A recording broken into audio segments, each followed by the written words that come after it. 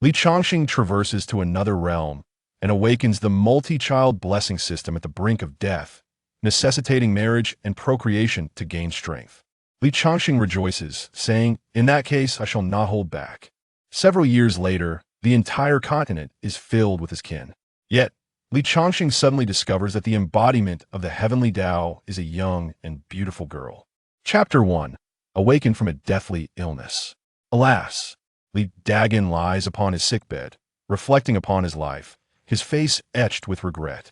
"Having traversed to this place for 88 years, I am on the verge of death, yet my chastity remains intact. There is no greater suffering in life than this." Li Dagan, whose full name is Li Changsheng, acquired the nickname Dagan for well-known reasons. Now, he languishes in bed, akin to a grasshopper in autumn, barely able to leap for a few more days. His greatest regret is not having married and enjoyed the pleasures of unblocking the waterways. "After finally finding a girlfriend, before I could indulge myself, I was cuckolded by the scum of the Immortal sect. When I confronted them, I was beaten half to death. Chinkai, Ma Dongmei, you wretched couple, I shall not let you off easily." Others who traverse often possess either a divine system, a mysterious ring, or the soul of a powerful being. At the very least, they're the illegitimate children of esteemed families. However, fate has played a cruel trick on him. Li Changsheng possesses none of these advantages. In this world, there are two paths to become stronger. The first is to cultivate immortality, which requires innate talent. Innate talent is categorized into levels ranging from low to high: white, green, blue, yellow, purple, and red. Yet, Li Changsheng's talent is entirely absent. The second path is martial cultivation, which involves honing the physical body and breaking through its limitations. Li Changsheng chose the latter. Exhausting all his strength, he reached the 9th level of martial prowess at the venerable age of 80. However, due to overexerting his potential, his body could not withstand it, and he collapsed. Since that time, various ailments have beset him. Frequent urination, urgency, incomplete voiding, and inflammation with hyperplasia of the prostate have all afflicted him. Abnormal leukorrhea, irregular menstruation, and occasional dysmenorrhea plague her. "Dagan, how do you feel now?" At this moment, the voice of a middle-aged woman resounded. Li Changsheng opened his murky eyes, revealing a hint of solace. "The matchmaker has arrived. I fear I may not last much longer. Let us refrain from discussing marriage proposals." The matchmaker sighed, her eyes glistening with moisture. As Li Changsheng's neighbor, the matchmaker, known as Hong Yang, dedicated herself to the profession of matchmaking. In his younger years, seeing Li Changsheng remain single, she often endeavored to arrange matches for him. Yet, Li Changsheng's circumstances were dismally inadequate. The women he admired found him unworthy, while those who desired him did not capture his heart. This delay transformed him into an unparalleled, hopeless bachelor. Although no matches were made, they became acquainted. Now, upon learning of Li Changsheng's illness, Hong Yang visited him intermittently, fearing he might perish alone at home, unrecognized until it was too late. Observing Li Changsheng's frail condition, Hong Yang could not restrain herself from saying, "Had any of the many proposals I presented to you in the past come to fruition, you would have had someone to care for you now." At this juncture, it was too late for any words to hold weight. Li Changsheng felt his body growing increasingly feeble, his consciousness beginning to fade. Just then, a voice echoed, "Ding, the system may arrive late, but will never be absent.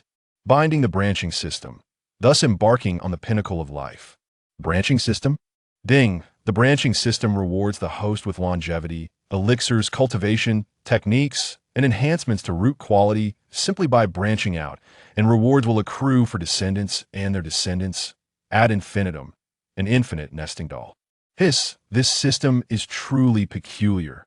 Does it regard me as a mere breeding stallion? Ding, the novice gift package has arrived. Would you like to open it? Li Changsheng's eyes widened in surprise, and a manic laughter began to emerge from his waning visage.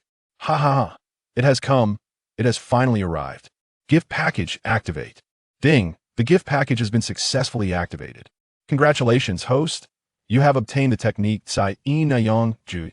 Congratulations, host. You have received 10 pounds of the miraculous blue pills. Congratulations, host. You have acquired 10 pounds of the physique enhancement elixir. Listening to this string of rewards, Li Changsheng grew increasingly excited. Ju, truly worthy of the branching system. The techniques provided are so straightforward and crude. Even the flower thief in television dramas has a copy in hand. Flower thief? Li Changsheng fell into deep suspicion. System, are you a legitimate system? Whether the system is legitimate is uncertain, but you are certainly not. Li Changsheng, system, what exactly are those miraculous blue pills? Ding, in response to the host, that is a divine medicine to prevent the host from being overly stimulated. Li Changsheng furrowed his brows, wearing an expression of displeasure. System, you must have given this to the wrong person. That thing is a complete waste for me. I might never use it in my lifetime. Then take it back. Li Changsheng hurriedly stowed away the blue pills, as if fearing they might be snatched away. You've already given it to me. How can I take it back? Can I keep it as a collectible? Mainly, these pills look so shiny, akin to jewels. TSK. Your reasoning is quite elaborate. Do you think your little schemes are hidden? As for the third reward, it was evidently a pill for enhancing one's physique, which Li Changsheng's current condition was perfectly suited for. Li Changsheng was unable to contain his excitement, suddenly sitting up as if resurrected from the brink of death, extending 3 fingers. I want to take concubines, at least 3. The matchmaker wore a look of astonishment. Daka, what has come over you? As she spoke, Hong Yang gently touched Li Changsheng's forehead, her eyes filled with concern. Could it be a fleeting moment of revival? Li Changsheng coughed up a mouthful of old blood, then without hesitation consumed the body enhancement pill. In an instant, his previously stooped figure began to straighten, and his weak voice transformed into a resonant and forceful tone. Within his murky gaze, a glimmer of light began to coalesce gradually. It's over. It truly is a fleeting moment of revival. Someone, come quickly. Dage is not going to make it. Hong Yang shout summoned all the neighbors from the surrounding area. Amid the crowd's scrutiny, Li Changsheng appeared exceedingly embarrassed. Dear neighbors, I am fine. It is merely a regret that I have not married a wife in this lifetime, and I wish for Hong Yang to help me find one. Upon hearing this, the expressions of the crowd turned peculiar. Dage, it's not that your older brother is scolding you, but marrying now would only mean having someone to guard a living widow. Indeed, Dage, you are nearing 90, half a foot in the grave. It's truly time to stop this nonsense. Listen to your sister's advice. Focus on living out your twilight years peacefully. It is better than anything else. Yes, I've heard many elderly individuals pass away easily when emotionally stirred. Dage, please do not let your lifetime of avoiding women lead to an overexcitement. That would be a terrible loss. Listening to the crowd's words, Li Changsheng felt somewhat speechless. There is no need for everyone to persuade me. My mind is made up. I can still manage. I can still do things. I can still live. Hong Yang observed Li Changsheng's manic demeanor and asked uncertainly, Are you truly all right? Li Changsheng thumped his chest, creating a resounding sound. I am definitely fine. He then produced his life savings and said to Hong Yang, This is my entire life savings. Do you think it is enough to marry a wife? Hong Yang took the money pouch and, upon seeing its contents, felt her heart sink. Dage, it is not that your younger sister is criticizing you, but with these 15 taels of silver, marrying a wife will be quite difficult. Even a robust and handsome young man might struggle to find a spouse. Upon hearing this, Li Changsheng also revealed a troubled expression. Hong Yang, you know my situation. My family is impoverished, and this is all I can offer. Hong Yang sighed deeply, then replied, Very well. I happen to have found a suitable young lady, and her requirements are not high. It is possible that you may be a match, though I cannot guarantee whether you will find her appealing. Upon hearing this, Li Changsheng's face instantly lit up with joy. Then I shall entrust this matter to you. Hong Yang, I have but 2 conditions. Firstly, she must be female. Secondly, she must be alive. Given Li Changsheng's current circumstances, he truly could not make any further demands. Seeing that Li Changsheng had expressed himself so plainly, Hong Yang readily took on the task. With your words, everything will be manageable. I shall bring the young lady over shortly, and she should arrive by this time tomorrow. Hearing this, Li Changsheng respectfully bowed. I'm truly grateful. Hong Yang, I await your good news. Chapter 2, The Heavyweight Concubine Ding. It has been detected that the host is practicing the yin-yang cultivation technique in the air. the practice is ineffective. Ding, warning. The practice is ineffective. Ding, warning. The practice is ineffective. Ding, can you not comprehend human speech? The practice is ineffective. Li Changsheng, just because it is ineffective, does that mean I cannot cultivate? How infuriating. I will cultivate regardless. Ding, warning, the practice is ineffective. After a night of study, Li Changsheng had gained a substantial understanding of the system's functionalities. Taking concubines would be akin to branching out, thereby extending one's lifespan. The yin-yang cultivation technique could gradually enhance one's root quality. Having children is akin to scattering leaves, which could yield additional rewards, the richness of which is closely related to the newborn's root quality. To ensure a favorable root quality for the offspring, the mother's reproductive qualifications are of paramount importance. To this end, the system has thoughtfully provided a function to assess a woman's reproductive qualifications. Women's reproductive qualifications are categorized into levels, ranging from low to high, represented by colors: white, green, blue, yellow, purple, and red, corresponding to root quality. Li Changsheng rubbed his hands together, eagerly gazing at the entrance. I wonder how the matchmaker is faring. Will the young lady agree? At this moment, the matchmaker was escorting two individuals along the road. One male and one female, one old and one young. The young woman was somewhat plump, yet her contours suggested that, should she lose weight, she would undoubtedly be a beauty. She was Yang Yuan, the bride that the matchmaker had mentioned to Li Changsheng. Although Yang Yuan weighed around 300 pounds, her father's expectations were not high. My dear daughter, do not blame your father for being harsh. Blame your excessive appetite. For our family simply cannot afford to support you any longer. Old Yang weighed the 15 taels of silver in his hand, his eyes glimmering. Do not worry. I've heard that Li Changsheng is already 88 years old. He nearly passed away recently. Given his condition, he is certainly a man of intentions, but lacking in ability. Even if he can still perform, he is undoubtedly on the brink of collapse. You can rest assured on that front. You probably won't stay at his house for long. A few months at most, and you'll be back. Do not underestimate those few months, as it could save our family a year's worth of sustenance. Moreover, we would earn an additional 15 taels of silver, providing extra funds for your brother to marry. This deal is a surefire profit. Yang Yuan wore a look of disappointment, but upon seeing her father's hunched figure and reflecting on how she had nearly depleted the family's resources, she reluctantly kept her mouth shut. Yet, a bitter smile formed within her heart. A deal? So, in your eyes, marrying off your daughter is merely a transaction? It makes sense otherwise. How could you consider marrying me off to an 88-year-old man? Not long after, the matchmaker brought the two to Li Changsheng's residence. The Jin, I have brought you the person. See if she meets your standards.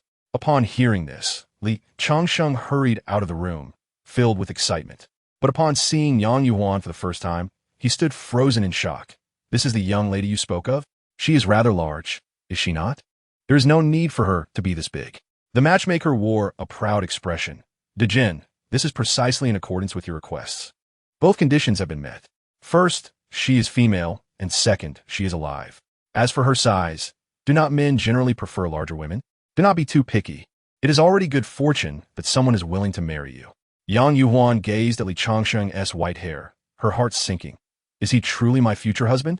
I have yet to experience the utmost joys of life. What can this old man do on our wedding night besides drooling over me? Why is my faute so bitter?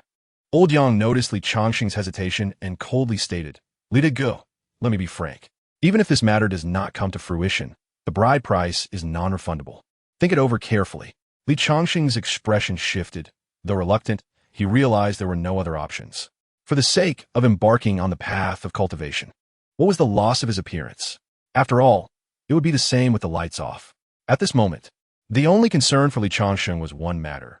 What if he glanced at Yang Yuan's ample figure and then at his own frail frame, shaking his head and sighing, a burden too heavy indeed. Alas, let me first assess her reproductive qualifications. If they are adequate, I might as well accept her. After all, retreating from the marriage is no longer an option.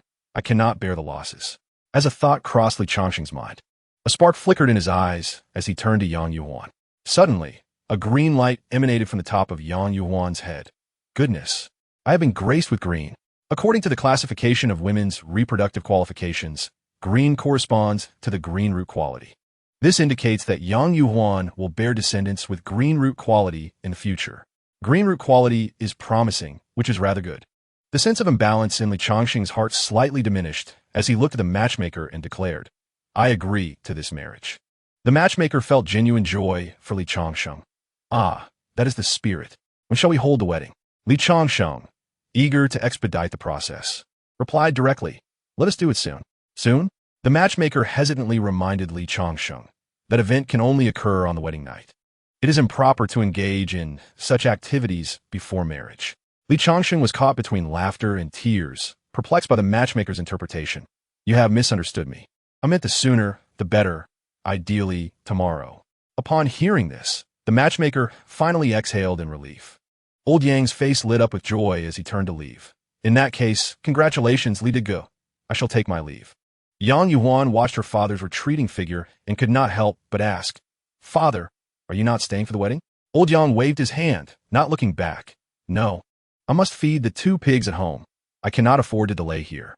With tears welling in her eyes, Yang Yuhuan felt a mix of grievance and sorrow. Li Changsheng, wishing to comfort her, was at a loss for words and resorted to a random topic to break the awkwardness. "So, your father must be quite adept at feeding pigs, right?" Yang Yuhuan, confused, responded, "How do you know?" Li Changsheng smiled slightly, "Just by looking at your figure." Yang Yuhuan's face turned a shade of red and purple. "Go away." The following day, Li Changsheng's home was festooned with decorations, radiating joy. Neighbors and friends gathered to assist, curious to see how the 88-year-old man would manage to bloom anew. The wedding procession was lively, fetching Yang Yuhuan from the matchmaker's home. Due to the great distance between Yang Yuhuan's home and Li Changsheng's, they had to resort to this method, for it was a long journey that no sedan chair bearer could manage. Even with the distance minimized of the 4 sedan bearers, 3 collapsed from exhaustion, and 1 fainted outright. The crowd escorted Yang Yuhuan into the main hall, where, under the witness of many, the officiant called out the wedding ceremony. "Bow to heaven and earth. Bow to the parents." The couple bows to each other.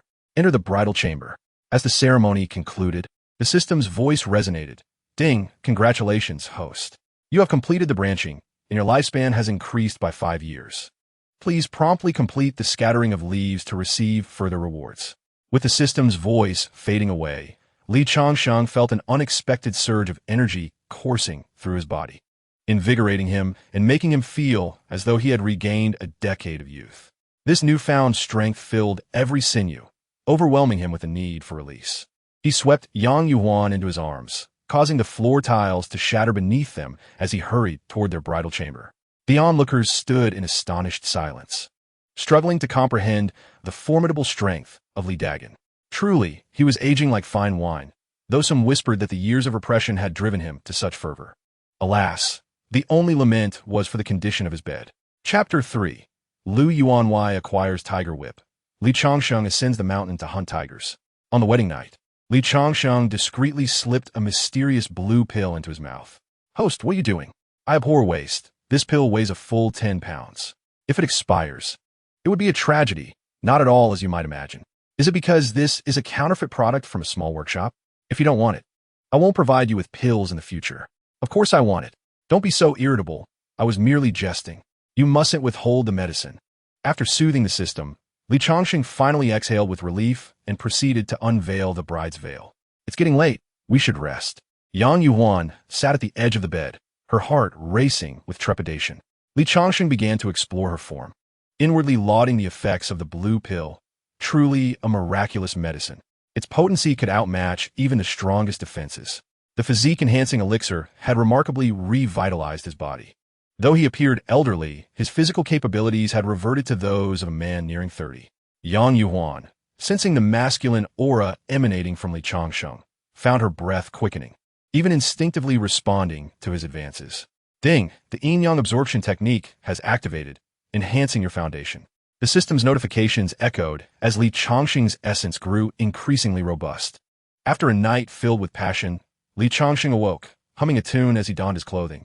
"That night, you did not reject me. That night, I hurt you." With the aid of the blue pill and the physique-enhancing elixir, Yang Yuhuan shed tears of happiness.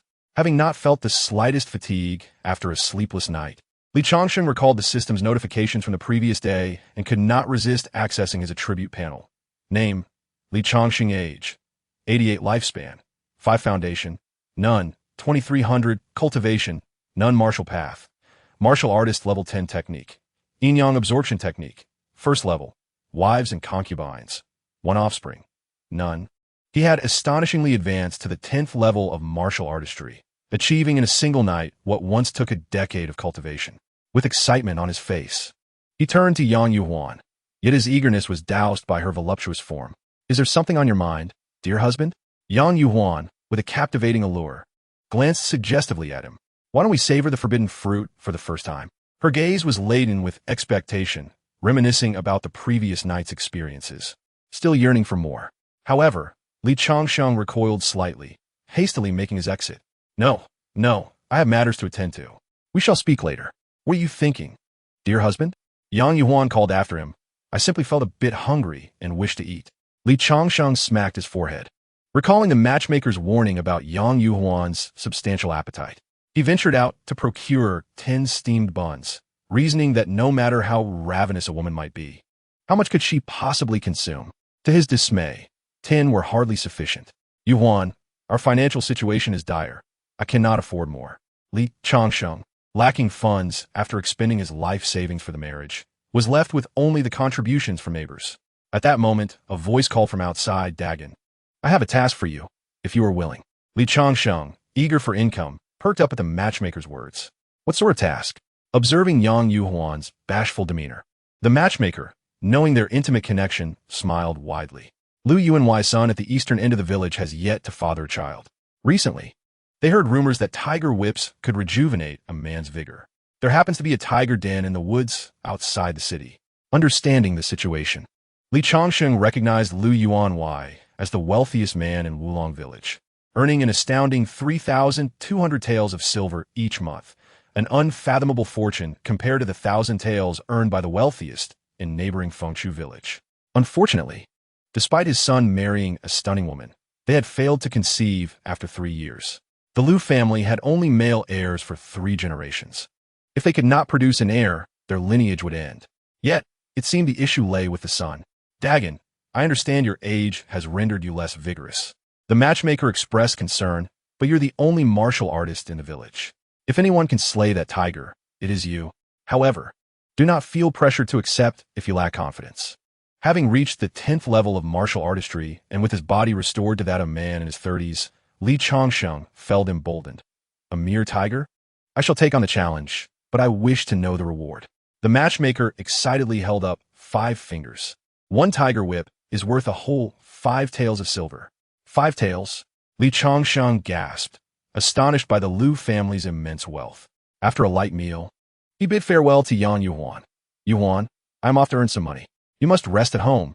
Do not move about, lest you harm the child. Yang Yuhuan shyly lowered her head. But husband, we have only just spent 1 night together. How could there be a child? Li Changsheng stared at her abdomen, correcting her earnestly. Do not jest. Given your figure, you could be expecting twins. Yang Yuhuan's expression darkened. Begone. Retrieving the sword he wielded in his youth, he felt its weight had lessened significantly. It was not the sword that had grown lighter, but rather his own strength that had increased. Clearly, this sword no longer befitted his status. He would need to find a replacement. Before long, he found himself humming a little tune as he ventured into the mountain forest outside the village. 1, 2, 3, 4, 5, ascend the mountains to hunt the tiger. The tiger does not devour humans. One must close the door when conducting business. As the gentle rain fell, visibility became obscured. He settled beneath a tree, intending to wait until the rain ceased before continuing his search for traces of the tiger.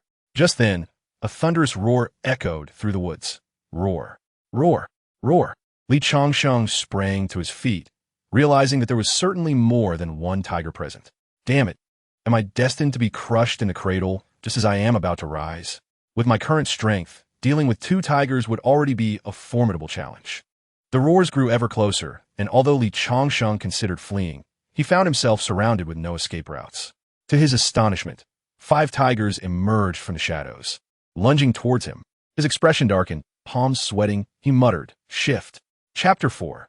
This is deceptively realistic as the tigers approached. Li Changsheng finally discerned their number. 5. Damn it! Is the heavens conspiring against me? Li Changsheng? The swordsmanship that has endured through the ages may very well be extinguished in this long night. Although despair threatened to engulf him, he was not yet ready to surrender easily. Gripping his treasured sword tightly, he inhaled deeply, preparing to charge forth for a desperate fight, only to witness the 5 tigers engaging in a fierce battle amongst themselves. What is this? Li Changsheng's expression brightened. They're not coming for me? Well then, I shall observe the tiger fight from the mountains and reap the rewards as a fisherman. With this thought, Li Changsheng swiftly leaped to the treetops, concealing his presence. Time passed, and the roars of the tigers gradually diminished. Li Changsheng cast a glance below, a smile creeping onto his lips. Haha, one cannot catch a tiger cub without entering the tiger's den. Indeed, fortune lies in danger. My ancestors do not deceive me. At that moment, the 5 tigers beneath him appeared gravely injured, their bodies marred with wounds, their breaths growing shallow, and it was evident they were nearing their demise. For safety's sake, Li Changsheng waited until the tigers had completely ceased to breathe before descending from the tree. Ha! This is my ticket to prosperity. He hummed a cheerful tune as he approached the lifeless tigers, his eyes alight with excitement. 2 tigers, swift and swift, one without a head, one without a tail. What are you doing? Li Changsheng's expression froze, panic rising as he noticed something amiss with the tigers' bellies. No way. This cannot be happening. Where's the tail? Skeptical of his luck, he inspected another tiger, only to find it was also a female. He checked every single tiger's corpse, but not one was male. Heaven above, are you deliberately toying with me? Li Changsheng felt like crying without tears, though he yearned to return home. Thinking that selling these tigers would yield considerable profit, he could not bring himself to give up. Just then, he heard the distant sounds of pigs squealing, and by the sound, there were at least 7 or 8 wild boars. At that moment, an insidious plan took shape in Li Changsheng's mind. He grinned wickedly as a nefarious scheme was born. Without tiger tails, pig tails will suffice. These pigs, known as Jingangzhu, are unique to this other world, possessing low combat prowess but remarkably large tails. Most importantly, the pigtails resemble tiger tails closely, with a mischievous smile on his face. He gripped his sword and stealthily approached the wild boars. With swift strokes, he soon held 5 pigtails in his hands. After examining them closely, he nodded in satisfaction. Yes, this will suffice to deceive. Although they are somewhat smaller, they should serve just as well. However, concerning their efficacy, Li Changsheng furrowed his brow. What if the Liu family discovers that this does not have the same effect as tiger tails? Would that not reveal my deception? Lost in thought, a spark of inspiration struck him. Aha! The blue pills. They possess a potency surpassing any tail. Without hesitation, Li Changsheng retrieved 5 blue pills from his system space, crushed them into powder, and stuffed them into the 5 pigtails. With a wicked grin, he chuckled to himself. This time, even the King of Heaven would not be able to distinguish the truth from the falsehood. They will have the appearance and the effect. Having completed this task, only one final step remained to ensure total success. First, he buried the carcasses of the wild boars to eliminate any trace of evidence. Next, he approached the 5 tiger corpses and mercilessly struck them several times beneath their flanks. Only when he had thoroughly mangled them beyond recognition did he cease. Good, this time, no one will discern the truth. Surveying his handiwork, Li Changsheng nodded in satisfaction. 5 tiger tails worth 25 taels of silver, plus the 5 tiger corpses. Should fetch a handsome sum. He gathered several vines and bound the tigers together. Thus, he dragged the impressive display of tigers towards Wulongtsuan. Along the way, anyone who glimpsed Li Changsheng offered him thumbs up. Dejin, you are impressive. The old cow cannot give birth to a calf, but you have certainly outdone yourself. Ever since the wedding night, Dejin's strength has increased exponentially. With 5 tigers, the Liu family should be overjoyed. TSK. Dejin has truly transformed from a mere chicken into a phoenix. The daughter of old Yang's family is certainly fortunate. Who can say otherwise? Although Dejin can slay fierce tigers now, who knows when he might meet his end? When that time comes, all the money earned will go to Yan Yuhuan. Shoo, that is not what I meant. You can't say such things. You're not cursing Dejin's demise, are you? Relishing the envious gazes of the villagers, Li Changsheng arrived at the entrance of Lu Yuanwai's home and shouted, "Lu Yuanwai, I have brought you the tiger tails you requested." Lu Yuanwai cautiously opened a small crack in the door, his face filled with reproach as he whispered, "Keep your voice down. I can hear you." Afterward, Lu Yuanwai stepped outside and scrutinized the tiger tails in Li Changsheng's hands, his brow furrowing slightly. "Dijin, something seems off. I've seen tiger tails before, but none were this small." Li Changsheng had long prepared his response. He pointed at the tigers on the ground. "How could this be fake? I, Li Dagan, personally removed them from the tigers." To further convince Lu Yuanwai, Li Changsheng flipped one of the tiger bodies over. "Look, the wounds are still fresh." Before Lu Yuanwai could ponder, Li Changsheng continued, "Just like humans, tigers come in all sizes and shapes. You cannot expect all tigers to be the same, can you? As long as they are effective, does their size or shape matter?" Lu Yuanwai nodded in agreement, and, after taking the tiger tails, he promptly handed over the money. "Here are 25 taels of silver. If you do not want these tiger corpses, I will buy them for 100 taels each." Hearing this, Li Changsheng readily agreed. "That sounds good. In that case, they are all yours." With payment exchanged for goods, Li Changsheng walked home with a sense of elation.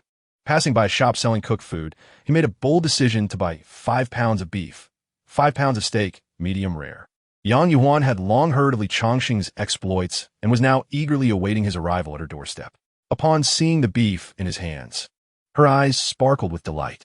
"My husband, you are truly remarkable," she exclaimed, opening her arms to receive the meat, leaving Li Changsheng standing awkwardly. Observing Yang Yuan's retreating figure, Li Changsheng felt an odd sensation. Had she lost weight since yesterday? At that moment, the system unexpectedly remarked, "The technique of yin-yang absorption is the finest method for weight loss. Long-term use can make one increasingly youthful, allowing the obese to become slender and the frail to develop muscle definition." Hearing this explanation, Li Changsheng suddenly understood. It was no wonder that Yuan had a good foundation but carried excess weight. He yearned to see her figure after shedding those extra pounds. But such a transformation would take several nights. In his mind, an image of Yang Yuan with a cherry-like mouth and a willow-like waist emerged. It is well known that those named Yang Yuan have always been charming. As evening approached, after dinner, Li Changsheng continued his routine, enhancing his foundational strength with Yang Yuan's cooperation. Before long, another night had passed. Upon awakening, Li Changsheng once again urged Yang Yuan to improve their roots. Just then, an alarming shout echoed from outside. "A death has occurred. Lu Yuanwai's family has met with tragedy." Surprised, Li Changsheng felt a jolt of fear wash over him. A sense of foreboding gripped him. Could it be related to that pig whip? Chapter 5. The Perils of Excessive Nourishment. Li Changsheng's heart raced, the ominous feeling intensifying. He ruthlessly yanked out the key and swiftly exited the vehicle, leaving Yang Yuan feeling heavy and uncomfortable. Soon, he arrived at Lu Yuanwai's residence, where a crowd had gathered. In the center lay Lu Yuanwai and his son. An elderly physician was examining them, while a woman nearby wept inconsolably. This woman, with her curvaceous figure and an aura of scholarly elegance, was strikingly beautiful. Just a glance at her exquisite face felt like a stroke of luck. Her voluptuous curves and meticulous makeup further enhanced her allure. Li Changsheng looked upon her with sympathy, shaking his head. What a pity for Lu's daughter-in-law, endowed with such beauty yet condemned to a life of mourning. This woman was indeed Lu's daughter-in-law, named Tang Yenru. With a sorrowful expression, she gazed at the doctor, her eyes filled with confusion. "Doctor, my husband and father-in-law were perfectly fine yesterday. Why have they suddenly passed away?" The physician examined the remnants of food in front of Lu's father and son, sniffing them. He then glanced at the 5 tigers in the yard that had yet to be cleaned up and inquired, "Might I ask if Lu Yuanwai and Lu Gongzi consumed any potent tonics last night?" "Potent tonics?"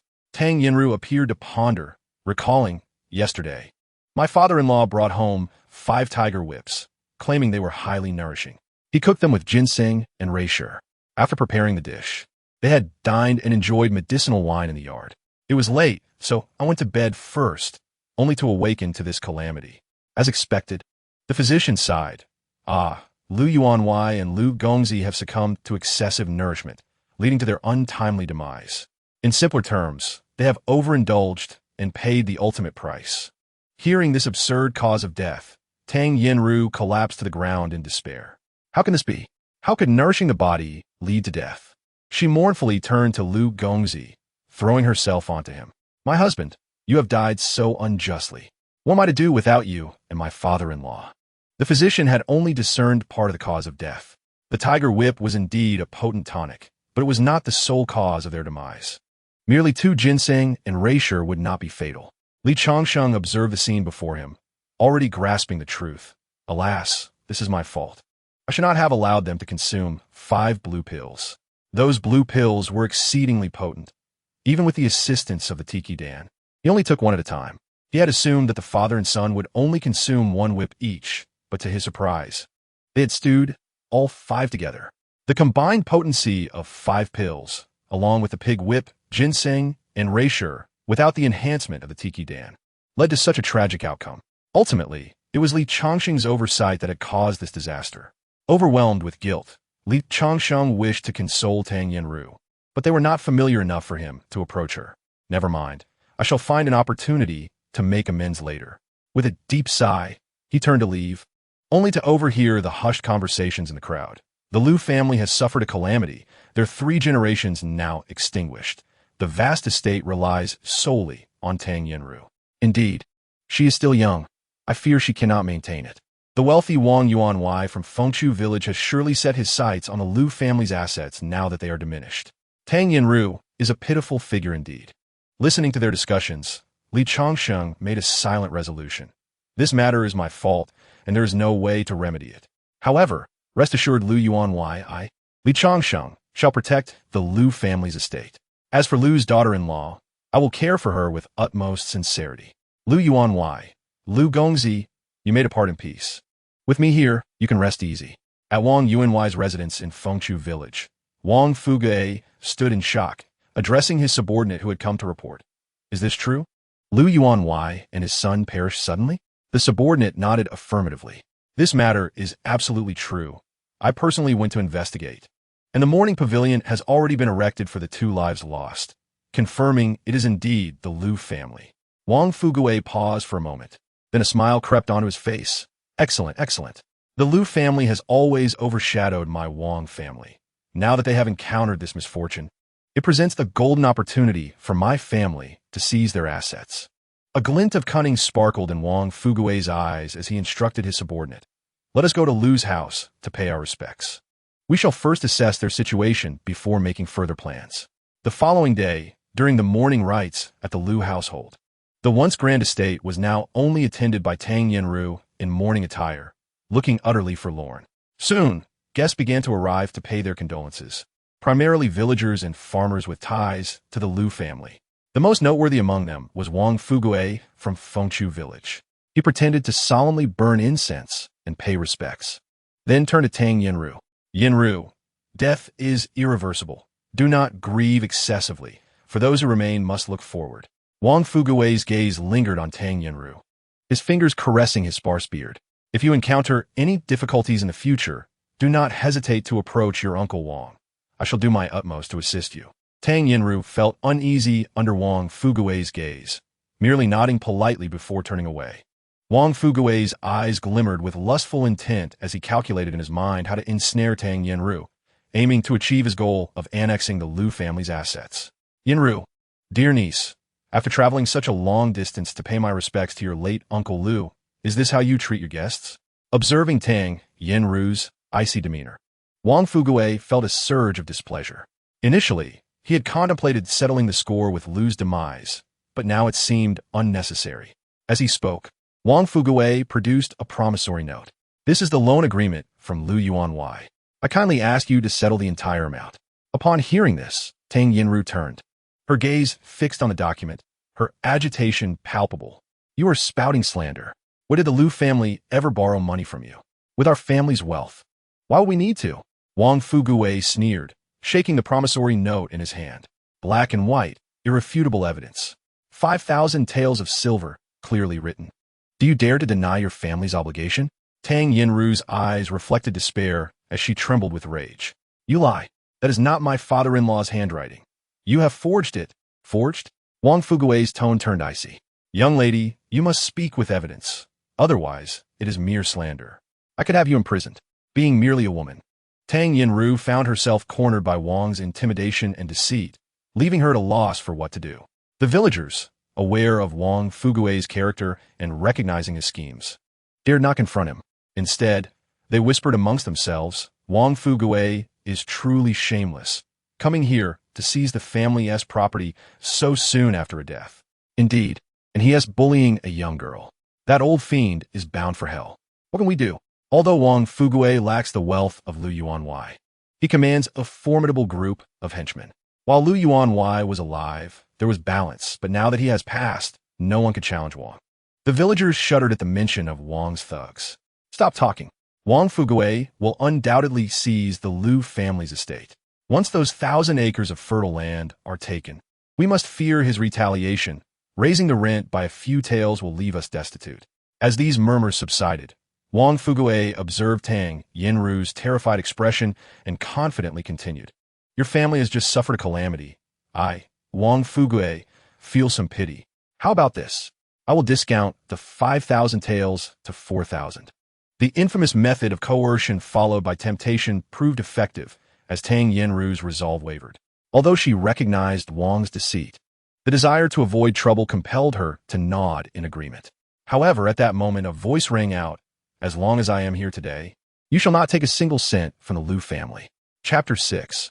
A shock to all. The voice was sudden, drawing the attention of everyone present. There stood Li Changsheng, clad in black, his expression stern and imposing, radiating an aura that commanded respect. Wang Fugui, unfamiliar with Li Changsheng, dismissed him as a meddling old man, squinting in disbelief. Is this old fool attempting to champion justice? How laughable. His henchmen chuckled in agreement. Huh? Does this old man think he can play the hero to win a maiden's heart? What of it? Even if he does, he won't enjoy the spoils. Enjoy? At his age, he is probably incapable of it. Laughter erupted from the Wang clan, their scorn directed at Li Changsheng.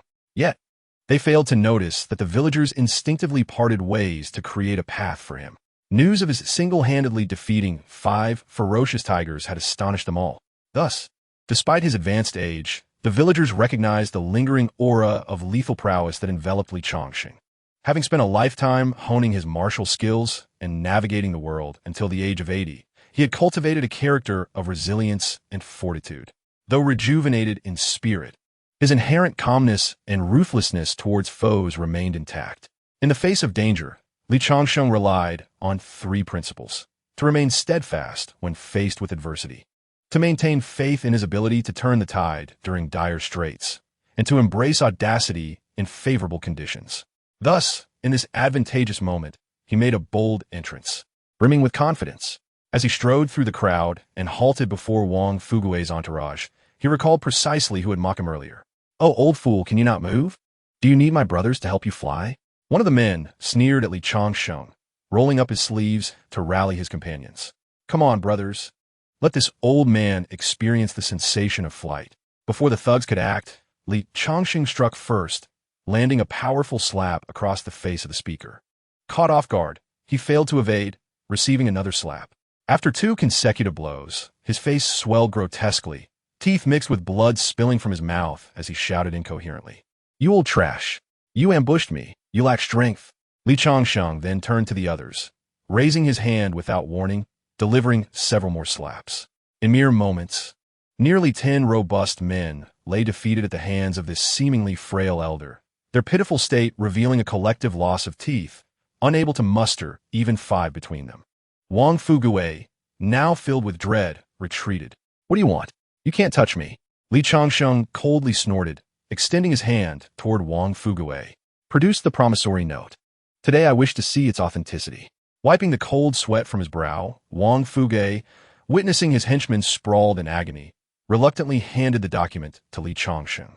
Li Changsheng examined the note, a cold smile creeping across his lips. Is this the so-called promissory note? He wiped his finger across Lu Yuanwei's name, revealing wet ink that had yet to dry. Look, everyone, this signature, years old, still hasn't tea-dried. How curious indeed. With a resounding clap, he slammed the note onto the table, regarding Wang Fugui with a chilling gaze. Wang Yuanwei, my knowledge is limited. I implore you to explain this anomaly. Li Changsheng's commanding presence transformed the atmosphere, leaving everyone in awe. In the entire Wulong, Fengchu village, There was no one brave enough to confront Wang Fugui and overpower him. Save for Li Changsheng. Wang Fugui felt a cold sweat trickling down his back, his legs trembling slightly as he stammered, "It must be that I remembered incorrectly." Remembered incorrectly? Li Changsheng smiled faintly. "If that is the case, you won't mind if I tear up this promissory note, will you?" Wang Fugui wiped the cold sweat from his forehead again. I have no objections." With that, Li Changsheng seized the note and tore it into shreds, tossing it towards Wang Fugui's face. "Mr. Wang, I shall make this clear today. The Liu family is under my protection. Even the county magistrate's arrival will be of no consequence. As for Tang Yanru, she is also under my protection. Even the emperor himself is powerless." Tang Yanru had remained in a state of shock throughout. Hearing Li Changsheng's commanding words now caused her body to tremble involuntarily. She looked up at Li Changsheng, whose somewhat stooped figure now appeared remarkably towering. His grizzled hair seemed not merely a sign of age, but rather the essence of a man who had endured the test of countless years. The Liu family's young master was weak and feeble. Tang Yanru had never experienced the feeling of being protected by a man. Now, faced with Li Changsheng's masculine presence, she found herself envying Yang Yuhuan. "When will I have such a husband?" With Li Changsheng's furious roar, "Now, immediately, take your pack of dogs and leave." Wang Fugui felt a wave of relief as he hurriedly scurried out of the Liu family courtyard. Today's encounter was the most humiliating moment of his life thus far. Yet, compared to his life, what was pride? After distancing himself, Wang Fugui cast a dark look back at the Liu family courtyard. "Li Changsheng, I will make you pay for today. Just wait." As Wang Fugui departed, a fervent applause erupted from the crowd. They all admired Li Changsheng's chivalrous intervention. "Great job, Dijin. That is how a man from Wulong village should act. Truly deserving of admiration." He remained unflinching even in the face of Wang Fugui.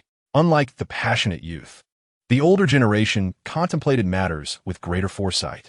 "Dijin, you acted decisively just now, but the Liu family may soon be in peril. Indeed, Wang Fugui has hundreds of thugs, if he brings them all in a fit of rage. I've heard that some of those thugs are martial artists. Dijin, if things go south, perhaps it will be wise to lay low.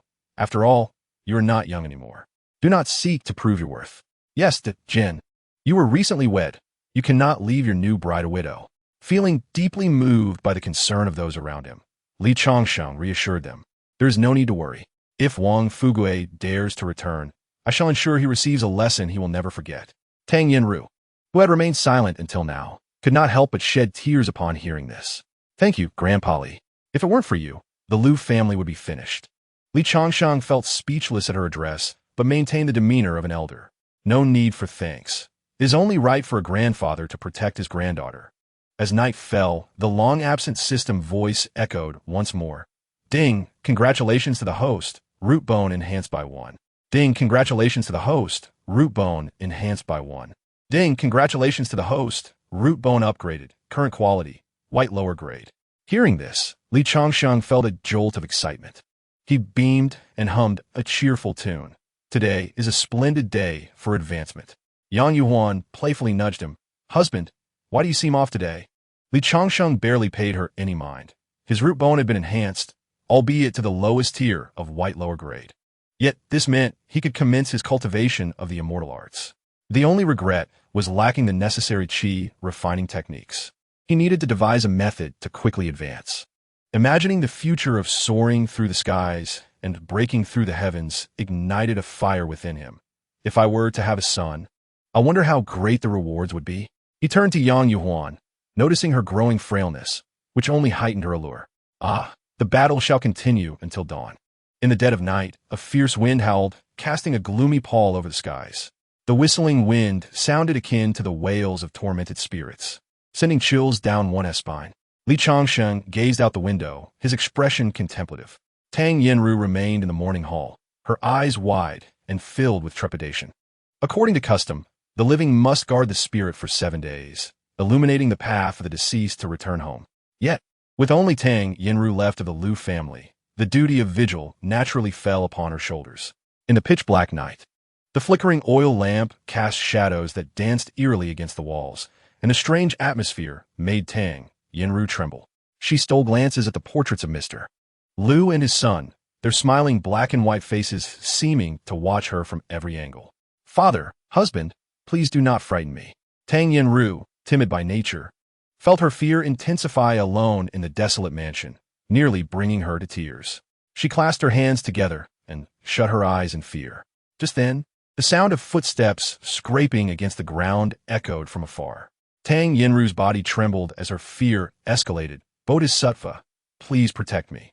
The footsteps drew nearer, and she could even sense a shadow looming before her.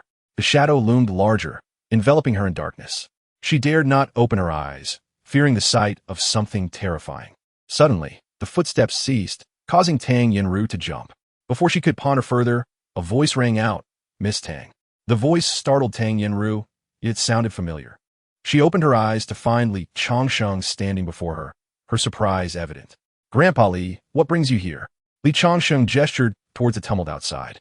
"In the dead of night, with the wind howling and storm clouds gathering, I feared the Wang family might take advantage of the darkness to cause trouble. So I came to check on you." A warmth spread through Tang Yinru's heart, and her eyes glistened with unshed tears. She turned away, discreetly wiping her eyes. Her voice slightly choked. "Thank you, Grandpa. No need for thanks. Seeing you so frightened is truly pitiful for a young girl." Li Changsheng sighed and pulled a chair next to her. "I will keep you company during the vigil tonight." Though Tang Yinru wished to refuse, the memory of her recent terror caused her to swallow her words. "Then I thank you, Grandpa." The night passed quickly as they chatted, and before they realized it, dawn had broken. Through their conversation, Li Changsheng learned of Tang Yinru's background. She, too, hailed from a prominent family. But her brother Tang, whose gambling had led to their downfall, their parents had succumbed to grief, and the family's property deeds had been lost due to Tang, whose gambling debts. When Mr. Liu passed by their home, he witnessed Tang who attempting to sell Tang Yinru to a brothel. Unable to bear the sight, Mr. Liu spent 200 taels to rescue her. Tang Yinru initially believed she would become the concubine of Liu Yuanwei, but to her surprise, Liu Yuanwei was exceptionally kind, treating her as if she were his own daughter and never pressuring her into any obligations. In a spirit of gratitude, Tang Yinru voluntarily proposed to marry Liu Gongzi, thus establishing her roots in Wulong Sun. Alas, Tang Yang is indeed a person beset by misfortune. Li Changsheng let out a long sigh. His gaze toward Tang Yinru filled with increasing sympathy. "If you do not mind, Tang, feel free to seek my assistance whenever you require it." Tang Yinru obediently nodded, a gentle smile revealing her dimples. "I shall remember your words, Grandpa. I currently have a matter for which I seek your help." As her relationship with Li Changsheng deepened, Tang Yinru revealed her youthful and vivacious side. "Oh," Li Changsheng inquired with curiosity, "what is it?"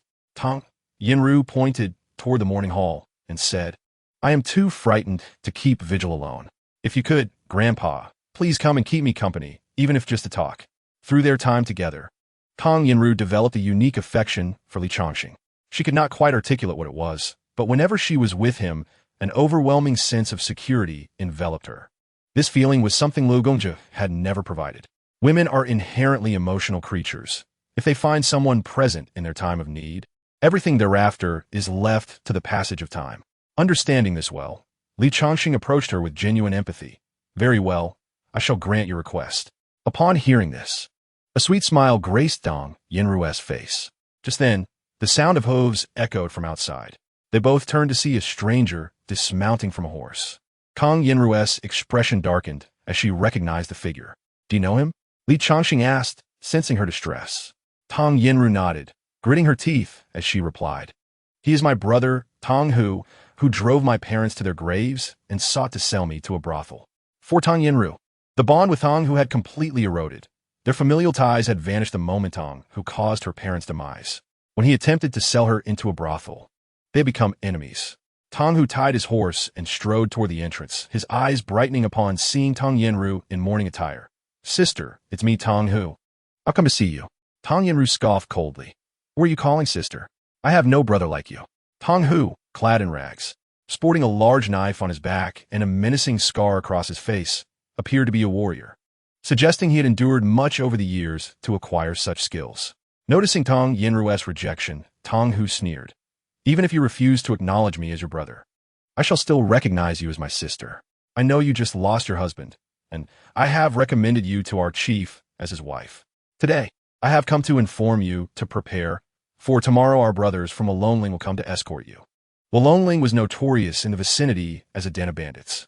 When Lu Yuanwei was alive, due to his connections with the authorities, these bandits dared not disturb Walongtsuan. Now that Lu Yuanwei had passed, the bandits had become lawless. Kang Yinru felt as if struck by lightning. Staggering back a few steps, Li Changsheng, unable to bear the situation any longer, stepped forward. Walongling, is it? You need not come for us. I shall personally pay a visit tomorrow. Kang, who cast a sidelong glance at Li Changsheng, his expression filled with malice. Who are you to interrupt when the master speaks? Are you tired of living? Li Changsheng's elderly appearance easily led one to perceive him as a servant. Kang, who unsheathed the large knife from his back and lunged at Li Changsheng. Tang Yinru gasped in shock. Stop. He is not a servant of our family. Not part of your family? Tang, who paused momentarily, then revealed a cruel smile. If he were your servant, it would suffice to sever an arm. Since he is not, let him pay with his life. Without reservation, Tang Hu brandished his knife with fierce intent. Li Changsheng, however, displayed a hint of disdain. By gauging Tang Hu's strength, he estimated the young man's cultivation to be around the 5th level of martial arts, which was no match for Li Changsheng, who was at the 1st level. As Tang Hu swung his knife towards Li Changsheng's head, Li Changsheng casually sidestepped, avoiding the blow effortlessly. He then swept his right foot forward, causing Tang Hu to fall to the ground. Following that, Li Changsheng swiftly stomped down on Tang Hu's hand that clutched the knife, eliciting a series of cracking sounds as fingers shattered. On my right hand, Tang Hu screamed in agony, rolling on the ground while cradling his injured hand. It was only then that he realized this seemingly frail old man was actually a formidable martial artist at the 1st level. Who are you? Li Changsheng smiled slightly, kicking the large knife aside. Return and inform your chief to prepare his neck. I, Li Changsheng, shall visit him tomorrow. Upon hearing this, Tang Hu dared not linger any longer. He struggled to his feet, grasped the knife, and fled. Mounting his horse, he galloped away, his voice echoing from a distance. Li Changsheng, is it? Remember my name. If you have the courage, come to the mountain tomorrow. My chief is at the 4th level of martial arts, and he will surely flay you alive and feed your remains to the dogs. Tang Hu's words startled Li Changsheng. He had thought that his own 1st level martial arts would suffice to navigate this desolate place without concern. Little did he expect that the small Walonling concealed a martial artist at the 4th level. Tang Yinru, observing the furrow in Li Changsheng's brow, asked with concern, are you truly capable of handling Walonling tomorrow? Li Changsheng longed to respond with a refusal. Yet the manner in which Tang Yinru posed the question rendered such an answer impossible. How could a man admit to his inadequacies, especially when questioned by a woman? Could she not simply ask if he was going to Walonling tomorrow? He would have said no, but the current phrasing left him at a loss. After much deliberation, he finally managed to utter, I am quite capable. He then hastened back home. Fortunately, I have the system. Within a day, I should be able to reach the 4th level of martial arts. Regardless of the veracity of Tang Hu's claims, Li Changsheng had to maintain faith. Entertaining any sense of complacency could lead to dire consequences. Shortly thereafter, Li Changsheng returned home. Upon seeing Yang Yuhuan, he immediately set about his task. After days of nurturing the yin and yang energies, Yang Yuhuan's weight had rapidly diminished. Once a robust 300 pounds, she now weighed a mere 150. The rotund figure before him resembled Yang Yuhuan incarnate. In the blink of an eye, the sky darkened. Li Changsheng, filled with confidence, opened his attribute panel, only to have a frown return to his face. After exhausting all efforts, he had only managed to ascend to the 3rd level of martial disciple.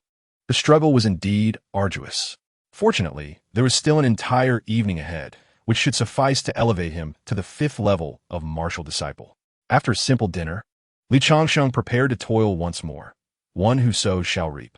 Darling, it is time we attend to serious matters. Yang Yuhuan paused slightly, then covered her mouth and dashed towards the courtyard.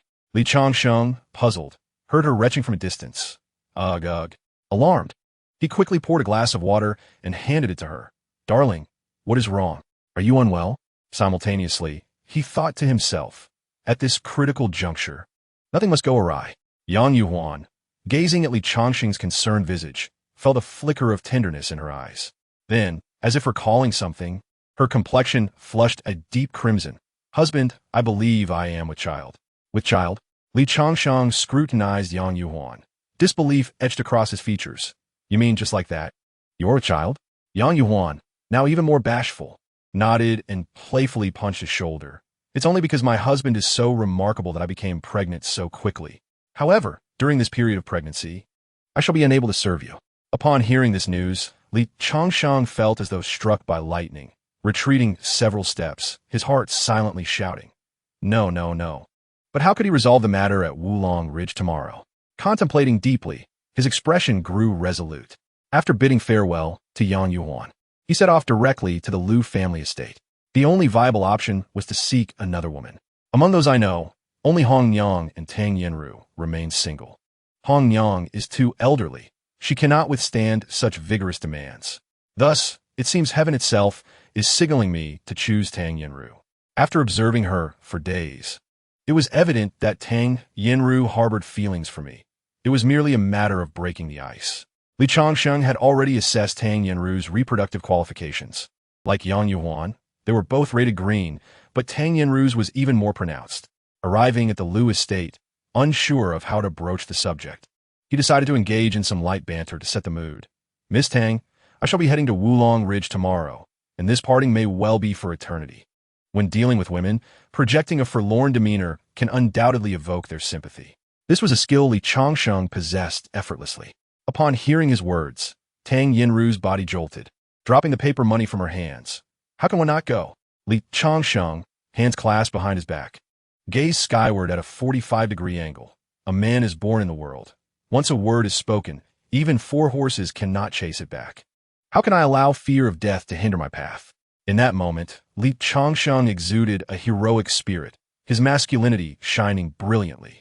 Tang Yanru, captivated by such a charismatic man, felt her heart flutter, a complex emotion beginning to blossom within her. Then Li Changsheng sighed deeply. Alas, I have drifted through life without leaving behind even a son or daughter. Perhaps the fate of the Li family is to be extinguished. Seeing the melancholy in Li Changsheng's expression, Tang Yanru felt an overwhelming pang of sympathy. She recalled how he had faced dozens of Wang family members without fear, how he had descended like a divine warrior when she was lonely and helpless, and how he had boldly proclaimed to single-handedly capture the bandits of Wulong Ridge for her sake. Yet such a stalwart man was to perish at the hands of bandits, unable to leave behind his descendants.